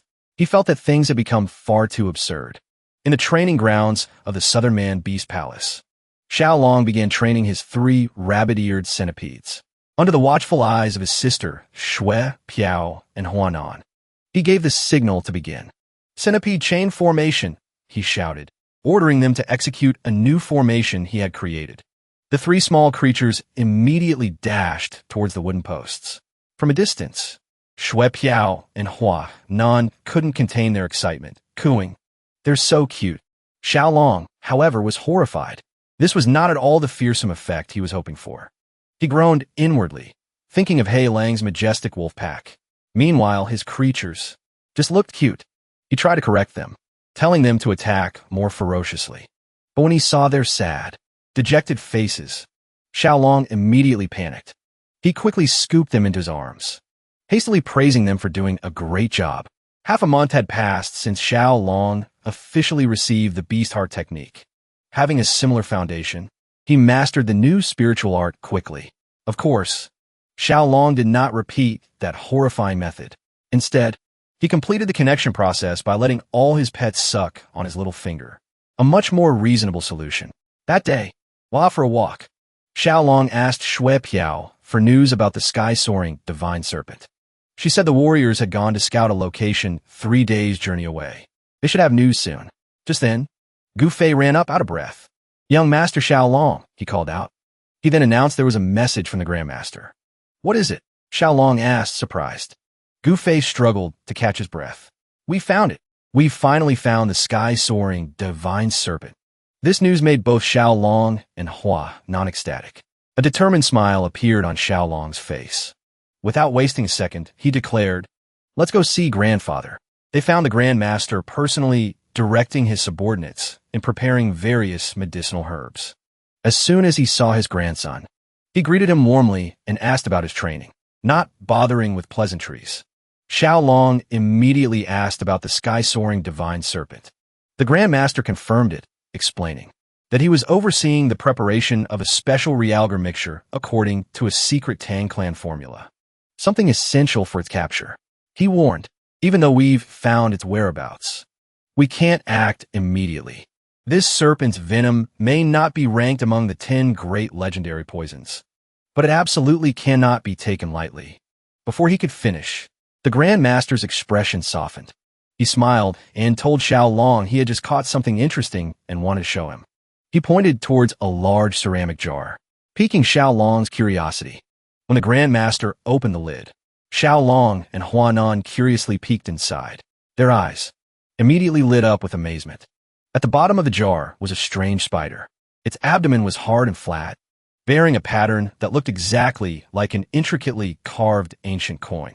A golden coin spider, Xiao Long exclaimed with the excitement of someone who had found a treasure. The Grand Master smiled and confirmed it. This was an extremely rare species that he had searched for tirelessly in his past life, but never found.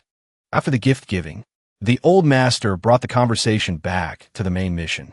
He said the remaining task was to find a safe place to imprison the sky-soaring divine serpent after capturing it. At this, his expression turned grim. He worried that conventional methods would not be sufficient, because the creature they were hunting was a high-level poisonous spirit beast, more than capable of tearing apart any container. Do you have any ideas? The old master turned and asked, reminding him that he was the expert here. While Xiao Long was lost in thought, a subordinate cried out, "Young master, the story, the golden coin spider, it's gone." He held up the empty jar, his face pale as he apologized. In contrast to everyone's confusion, Xiao Long was strangely calm. He reassured the man that it was all right. The spider hasn't escaped. Then, he asked for some spider silk and chopsticks. He tied an insect to the silk thread and dangled it over the mouth of the jar. Almost instantly, the golden coin spider shot out from under the soil, snatching the prey with incredible speed. Xiao Long explained that this was the behavior of a trapdoor spider. They often dig burrows to hide. He told the man not to worry. As the man carried the jar away, Xiao Long watched him, his eyes thoughtful. He pictured how the spider dug its burrow, creating a secure nest, fitting as perfectly as a pouch. A secure pouch. A flash of inspiration struck his mind. That's it. A specially made bag with that exact shape would be the perfect solution. His eyes lit up. He clenched his fist and exclaimed, "I've got it." With that brilliant idea, Xiao Long hurried to find the only one who could make it a reality. His companion, Yaohua, who was dozing on her web. He gently called her name, waking her up. After getting her attention, Xiao Long held up a small cloth bag. He asked Yaohua if she could create something similar, but many times larger. His plan was both simple and genius. He would use Yaohua's silk, a super durable material that had proven its strength even against an entire army of ants, to weave a giant bag to imprison the spirit beast. Understanding her master's intent, Yaohua immediately set to work. Before long, a giant white bag, exquisitely and beautifully woven, took shape. Xiao Long was completely amazed. He took the bag, praising it admiringly. "Wonderful. This is exactly what we need." Yaohua let out a soft, happy chirp, seeming very proud of her work. The others couldn't hide their admiration either. Gu Fei tried to slash the bag with a dagger, but the sharp blade only sparked against its tough surface. "How hard is this thing?" he exclaimed in astonishment. Truly a miraculous creation. The Grand Master also had to nod in approval. With this final preparation complete, he declared, "Everything is ready. We set out at dawn tomorrow." "Yes, sir," Xiao Long replied resoundingly, standing proudly between Yaohua and Huanan. He turned to Yaohua, affectionately stroking her head. "You did a great job." Yaohua seemed extremely pleased. The Grand Master and Gu Fei laughed at the adorable scene, while Huanan could only watch with a blush. And so, all preparations to capture the sky-soaring divine serpent were finally complete. As dawn broke, the group set off, led by elite warriors from the Beast Palace. They headed straight for Heishui Gorge, where the sky-soaring divine serpent was said to have appeared. "I've been waiting for this day for a very long time," the Grand Master said, his voice filled with nostalgia. "Since my youth, I've never had the chance to witness all of the 24 poisons. I only remember they are ranked below the 10 great legendary poisons," Xiao Long replied. That's just one way of putting it, he explained. Just as a day has 24 two-hour periods. The Tang clan assigned each period to a powerful creature, although they are not among the legendary 10 great poisons. These 24 poisons are a list of 24 superior beasts, all extremely formidable. After a while, a warrior at the front shouted, "We're here." Xiaolong's gaze followed, and then he felt his breath catch in his throat. Hovering majestically near a waterfall on the cliffside was a giant, dragon-like serpent. Its long, elegant body was adorned with jade-green fins, and a pair of powerful, sharp horns crowned its head. The sky-soaring, divine serpent. He could only whisper its name in utter disbelief. The Grand Master began to recite the descriptions from the Tang clan's records. It rides the turbulent winds of the gorge as if swimming in water. Its body melts into the blue clouds. Its horns breathe a spiritual aura as sharp as a blade. It glides between the sky and the mist, making it impossible to tell where the sky ends and the sea begins. Then he revealed the true significance of this creature. The Tang clan ranked this beast first among the 24 poisons. It is the beast that governs the first hour of the day, representing the beginning of heaven and earth. Xianhuang, a truly ancient and powerful being, staring at the unbelievable sight. Xiaolong's mind reeled back to his previous life. He remembered that flying snakes did exist on Earth, a time when he had excitedly shown his 1 million subscribers a real flying snake. It was a paradise tree snake, and he had explained scientifically that it didn't truly fly, but merely glided by spreading its ribs to catch the wind. His viewers had accused him of clickbait, but he had confidently asserted that everything in the universe must obey the laws of physics. A snake cannot fly like a bird. That's what he used to believe. But now, witnessing a giant, horned serpent soaring through the air in defiance of all logic, he could only wonder what the hell he was looking at. The sight was so surreal his brain felt like it was shutting down. He turned to his grandfather, stammering a foolish question. "Grandfather, a snake that can fly. Isn't that a bit absurd?" "That's precisely why it's called the sky-soaring divine serpent." Xiaolong stammered, trying to explain further, but no words came out. Meanwhile, Huanan was completely captivated by its beauty. She lifted her small centipedes, whispering encouragement for them to grow up to be as magnificent as the creature before them. Unfortunately, her excited whispers startled the divine serpent. It turned its razor-sharp eyes toward the cliff. In a flash, its massive body was enveloped in a brilliant blue aura. Then it suddenly shrank into a streak of light before shooting away at incredible speed. "It's getting away," Xiaolong shouted in panic. Amidst his panic, the Grand Master remained unusually calm. "Don't worry," he reassured him. "It has sensed us. It won't go far." He decided the group should set up camp and send a scouting team to find it. After the serpent disappeared, the group stood on the cliff, discussing their next move. Shui Piao approached Xiaolong. Seeing him deep in thought, she asked what was on his mind. He explained that he was trying to come up with a plan to lure it down. Shui Piao teased him playfully. "I would have thought someone who can control a swarm of poisonous creatures would know the most basic principles of hunting." Seeing Xiaolong's confusion, she explained a simple but fatal truth. Even if it can fly, it's still a living creature. It has to eat. It has to sleep. Eventually, it will have to return to the ground. And that will be our chance. That simple logic struck Xiaolong's mind like a lightning bolt. He had an epiphany. That's right. Every creature has to eat and sleep. He had been overthinking it, missing the simplest solution right in front of him. His mind immediately connected it to the video games of his past life. The final boss always had a critical weakness while in an eating or recovery state. Filled with gratitude, he sincerely thanked his new older sister. Shui Piao smiled confidently, promising to help him catch the sky-soaring divine serpent. They both laughed cheerfully, but their joy was short-lived.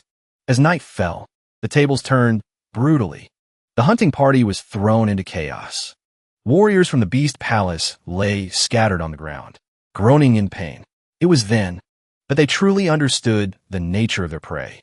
Looming above them in the moonlight, enveloped in a powerful aura, was the divine serpent.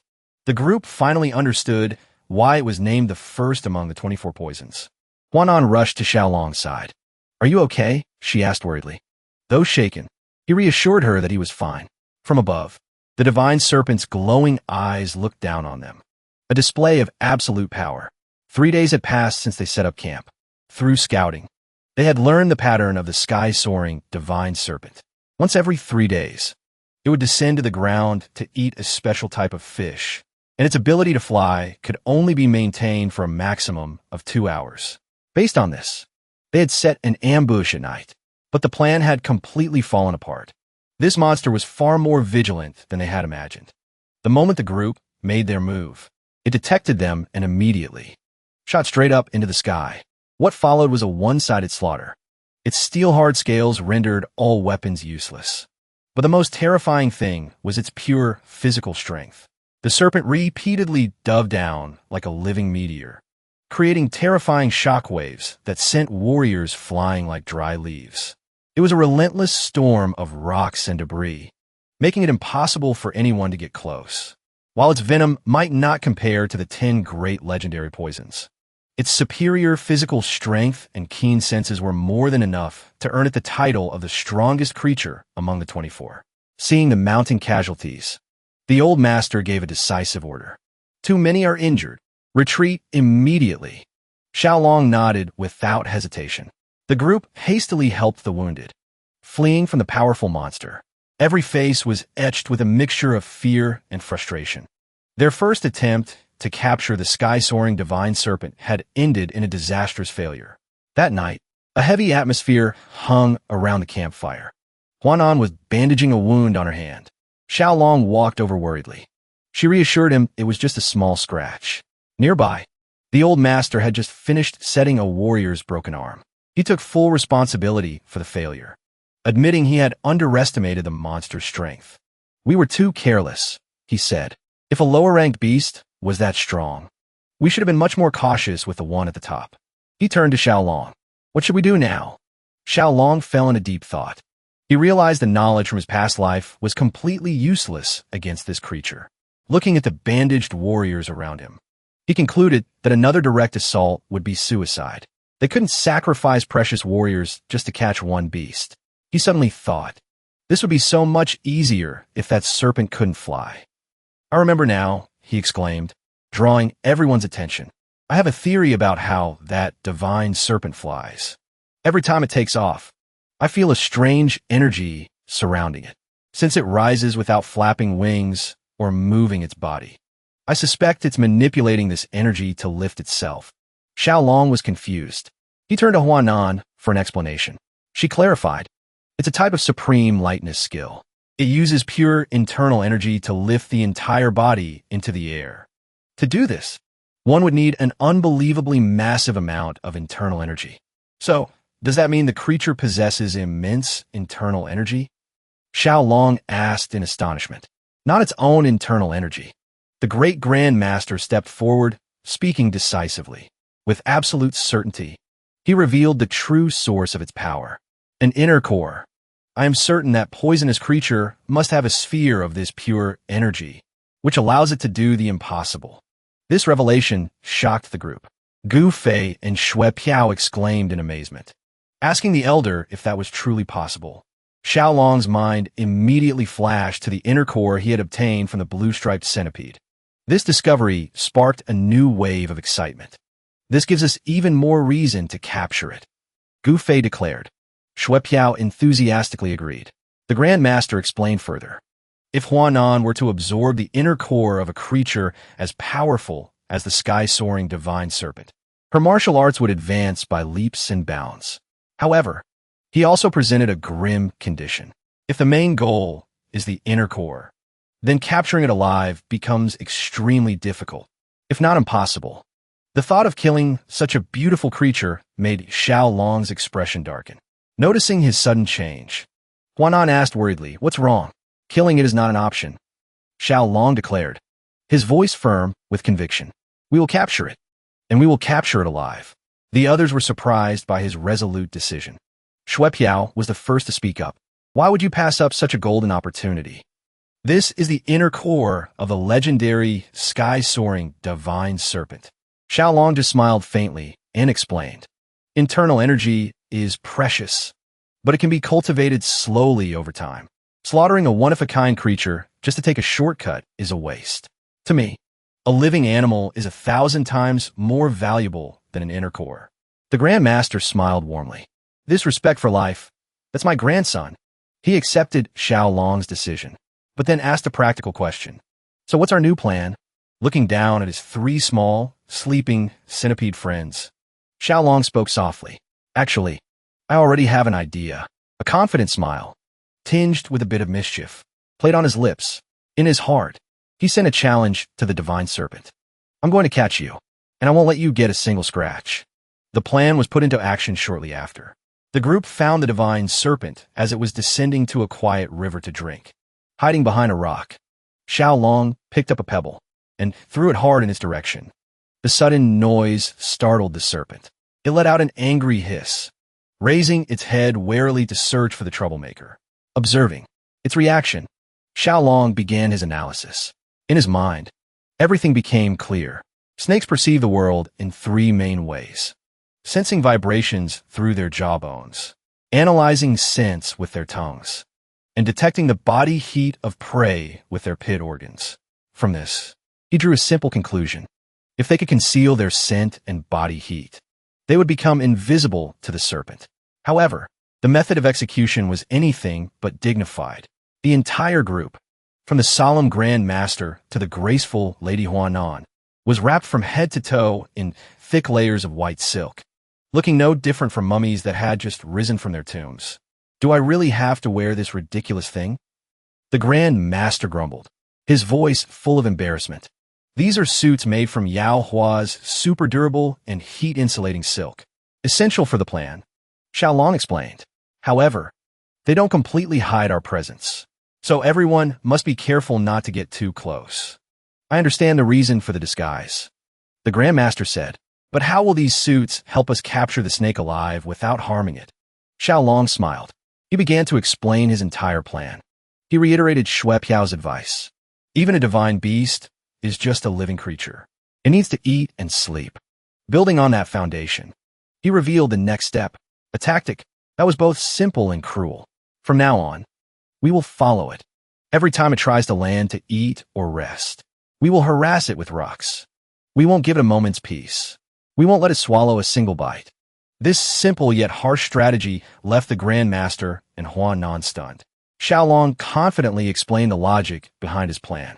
Because the suits made from Yao Hua's silk would render them nearly invisible, the snake wouldn't be able to find them to attack. By constantly harassing it, not letting it eat or sleep, it would eventually collapse from exhaustion. Even if it was the strongest of the 24 poisonous creatures, it couldn't fight the basic survival needs of hunger and fatigue. This will be very tiring for us as well, he admitted. I'm counting on everyone's stamina. This statement only made the other members sigh wearily, and so, the harassment campaign began. 6 long days passed. Just as the hunting party was nearing exhaustion, they discovered the divine serpent had also reached its final limit.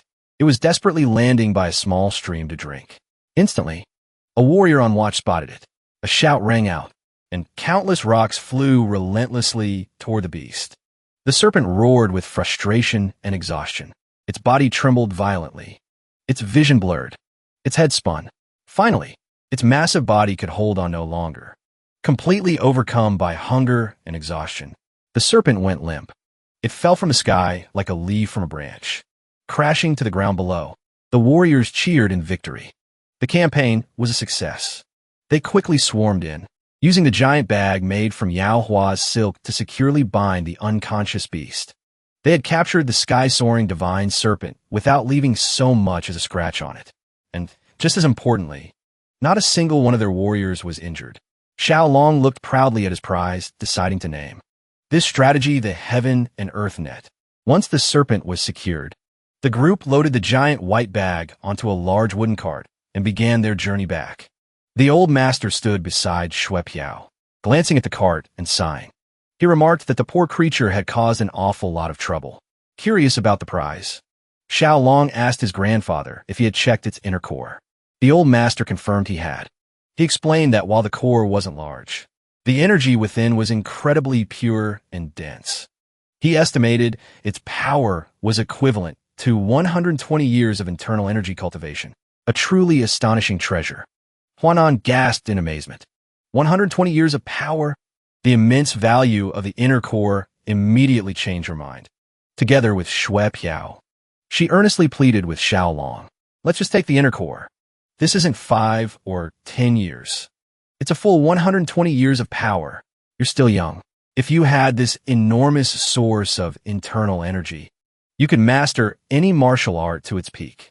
This is a once-in-a-lifetime opportunity. The old master also spoke up, agreeing that an inner core of this quality could rejuvenate the body and reverse aging, completely changing a person's physical constitution. With it, Xiaolong could even surpass the legendary 10 great poisonous creatures. Xiaolong was silent, seriously considering it. He admitted the prospect was incredibly tempting. However, his thoughts turned to the creature itself.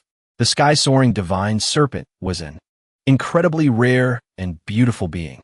The thought of killing such a magnificent creature was something he just couldn't accept.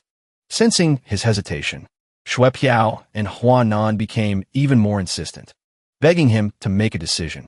Weighed down by the pressure, Xiaolong could only ask them for a little more time. But then, their debate was abruptly cut short by a terrifying event. The wooden cart carrying the snake began to shake violently. To everyone's horror, the cart was lifted into the air. Xiaolong was stunned. The creature inside had definitely woken up. The martial artist strained to hold down the violently thrashing silk bag, realizing with terror that the beast's strength seemed undiminished. An enraged, muffled roar echoed from within the silk prison. The Grand Master watched the chaos with a grim expression. He realized the snake was still full of vitality. Nothing like a creature that had been starved for days. Xiaolong sighed. He added that snakes are extremely resilient and can go for months without eating. The Grand Master pointed out that this put them in an extremely difficult position. Now that the snake is awake, it won't stop resisting, and its struggling has already damaged the cart, making transport impossible. He explained, while Xiaolong's other pets are manageable.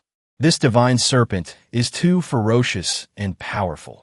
I'm not sure we can find any place safe enough to contain it when we get back. Finally, the Grand Master lost all patience. With a pained expression, he delivered an ultimatum. If it continues to resist so violently, we have no choice but to kill it for its inner core, whether you want to or not. The moment he finished speaking, the struggling inside the bag abruptly stopped. The eerie silence was broken only by a soft hissing sound. Then, a strange vapor began to emanate from the silk bag. Everyone stared in disbelief at the incredible sight. A glowing blue orb emerged from an opening in the bag. The martial artists were all speechless. Finally, one of them shouted, "Young master, come quickly." The flying serpent, it shrunk. The once majestic, giant serpent had now transformed into a tiny creature. With large, round, teary eyes, it looked as harmless as a stuffed animal. This sudden transformation was a heavy blow to Xiaolong. Instead of relief, he collapsed to the ground, heartbroken. He cried out, not in joy, but in mourning for the majestic, sky-soaring divine serpent that had been reduced to a tiny creature. The Grand Master quickly understood. He explained, this creature must have voluntarily offered up its inner core to save its life. He was amazed by its intelligence and its ability to expel its own core. But Xiaolong didn't hear him.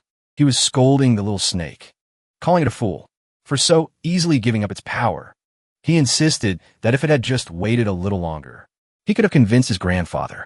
He picked up the inner core, trying to force the tiny creature to swallow it back down, begging it to take back its strength.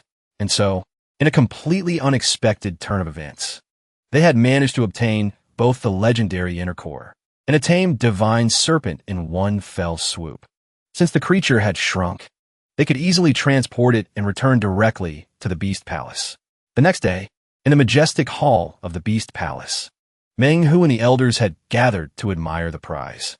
The inner core rested in a brocade box, radiating a pure and powerful energy. Incredible, one of them remarked. Now I understand why the Grand Master valued it at 120 years of power. However, as Menghu observed it more closely, his expression became thoughtful. It's a pity, he said, The energy in this inner core is celestial in nature, while Xiaolong's spiritual art is based on terrestrial energy. These two forces are not entirely compatible. He regretfully told him that he would probably only be able to absorb about half of its power. Even so, Xiaolong was not discouraged. He figured that even half of such a powerful inner core was a godsend. Huanan congratulated Xiaolong on this incredible opportunity, and he happily took the brocade box containing the precious core. But the moment his hand touched the box, his 3 small rabbit-eared centipedes suddenly darted out from his robes. Their eyes glowed with an unnatural light, shining with a primal, wild craving. Before Xiaolong could react, the 3 creatures shot forward like lightning bolts, knocking the box from his hand. The glowing inner core rolled across the floor. Instantly, they surrounded it, their entire bodies glowing brightly as they frantically fought over the precious gem. Huanan was shocked by their behavior. She quickly tried to stop them. Nova, Mira, Ray, stop it. But the creatures, consumed by desire, only hissed back defiantly. Xiaolong was equally stunned and angry. What are you doing? How dare you be so rude to your mother?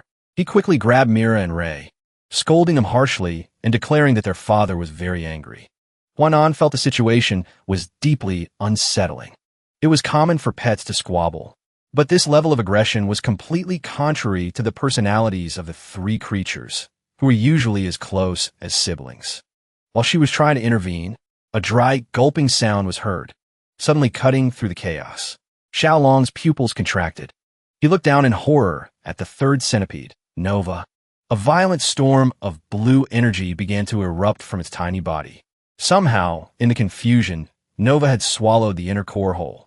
And with that, the story reached a shocking climax, leaving the fate of the small creature hanging in the balance, forever changed by the power it had consumed.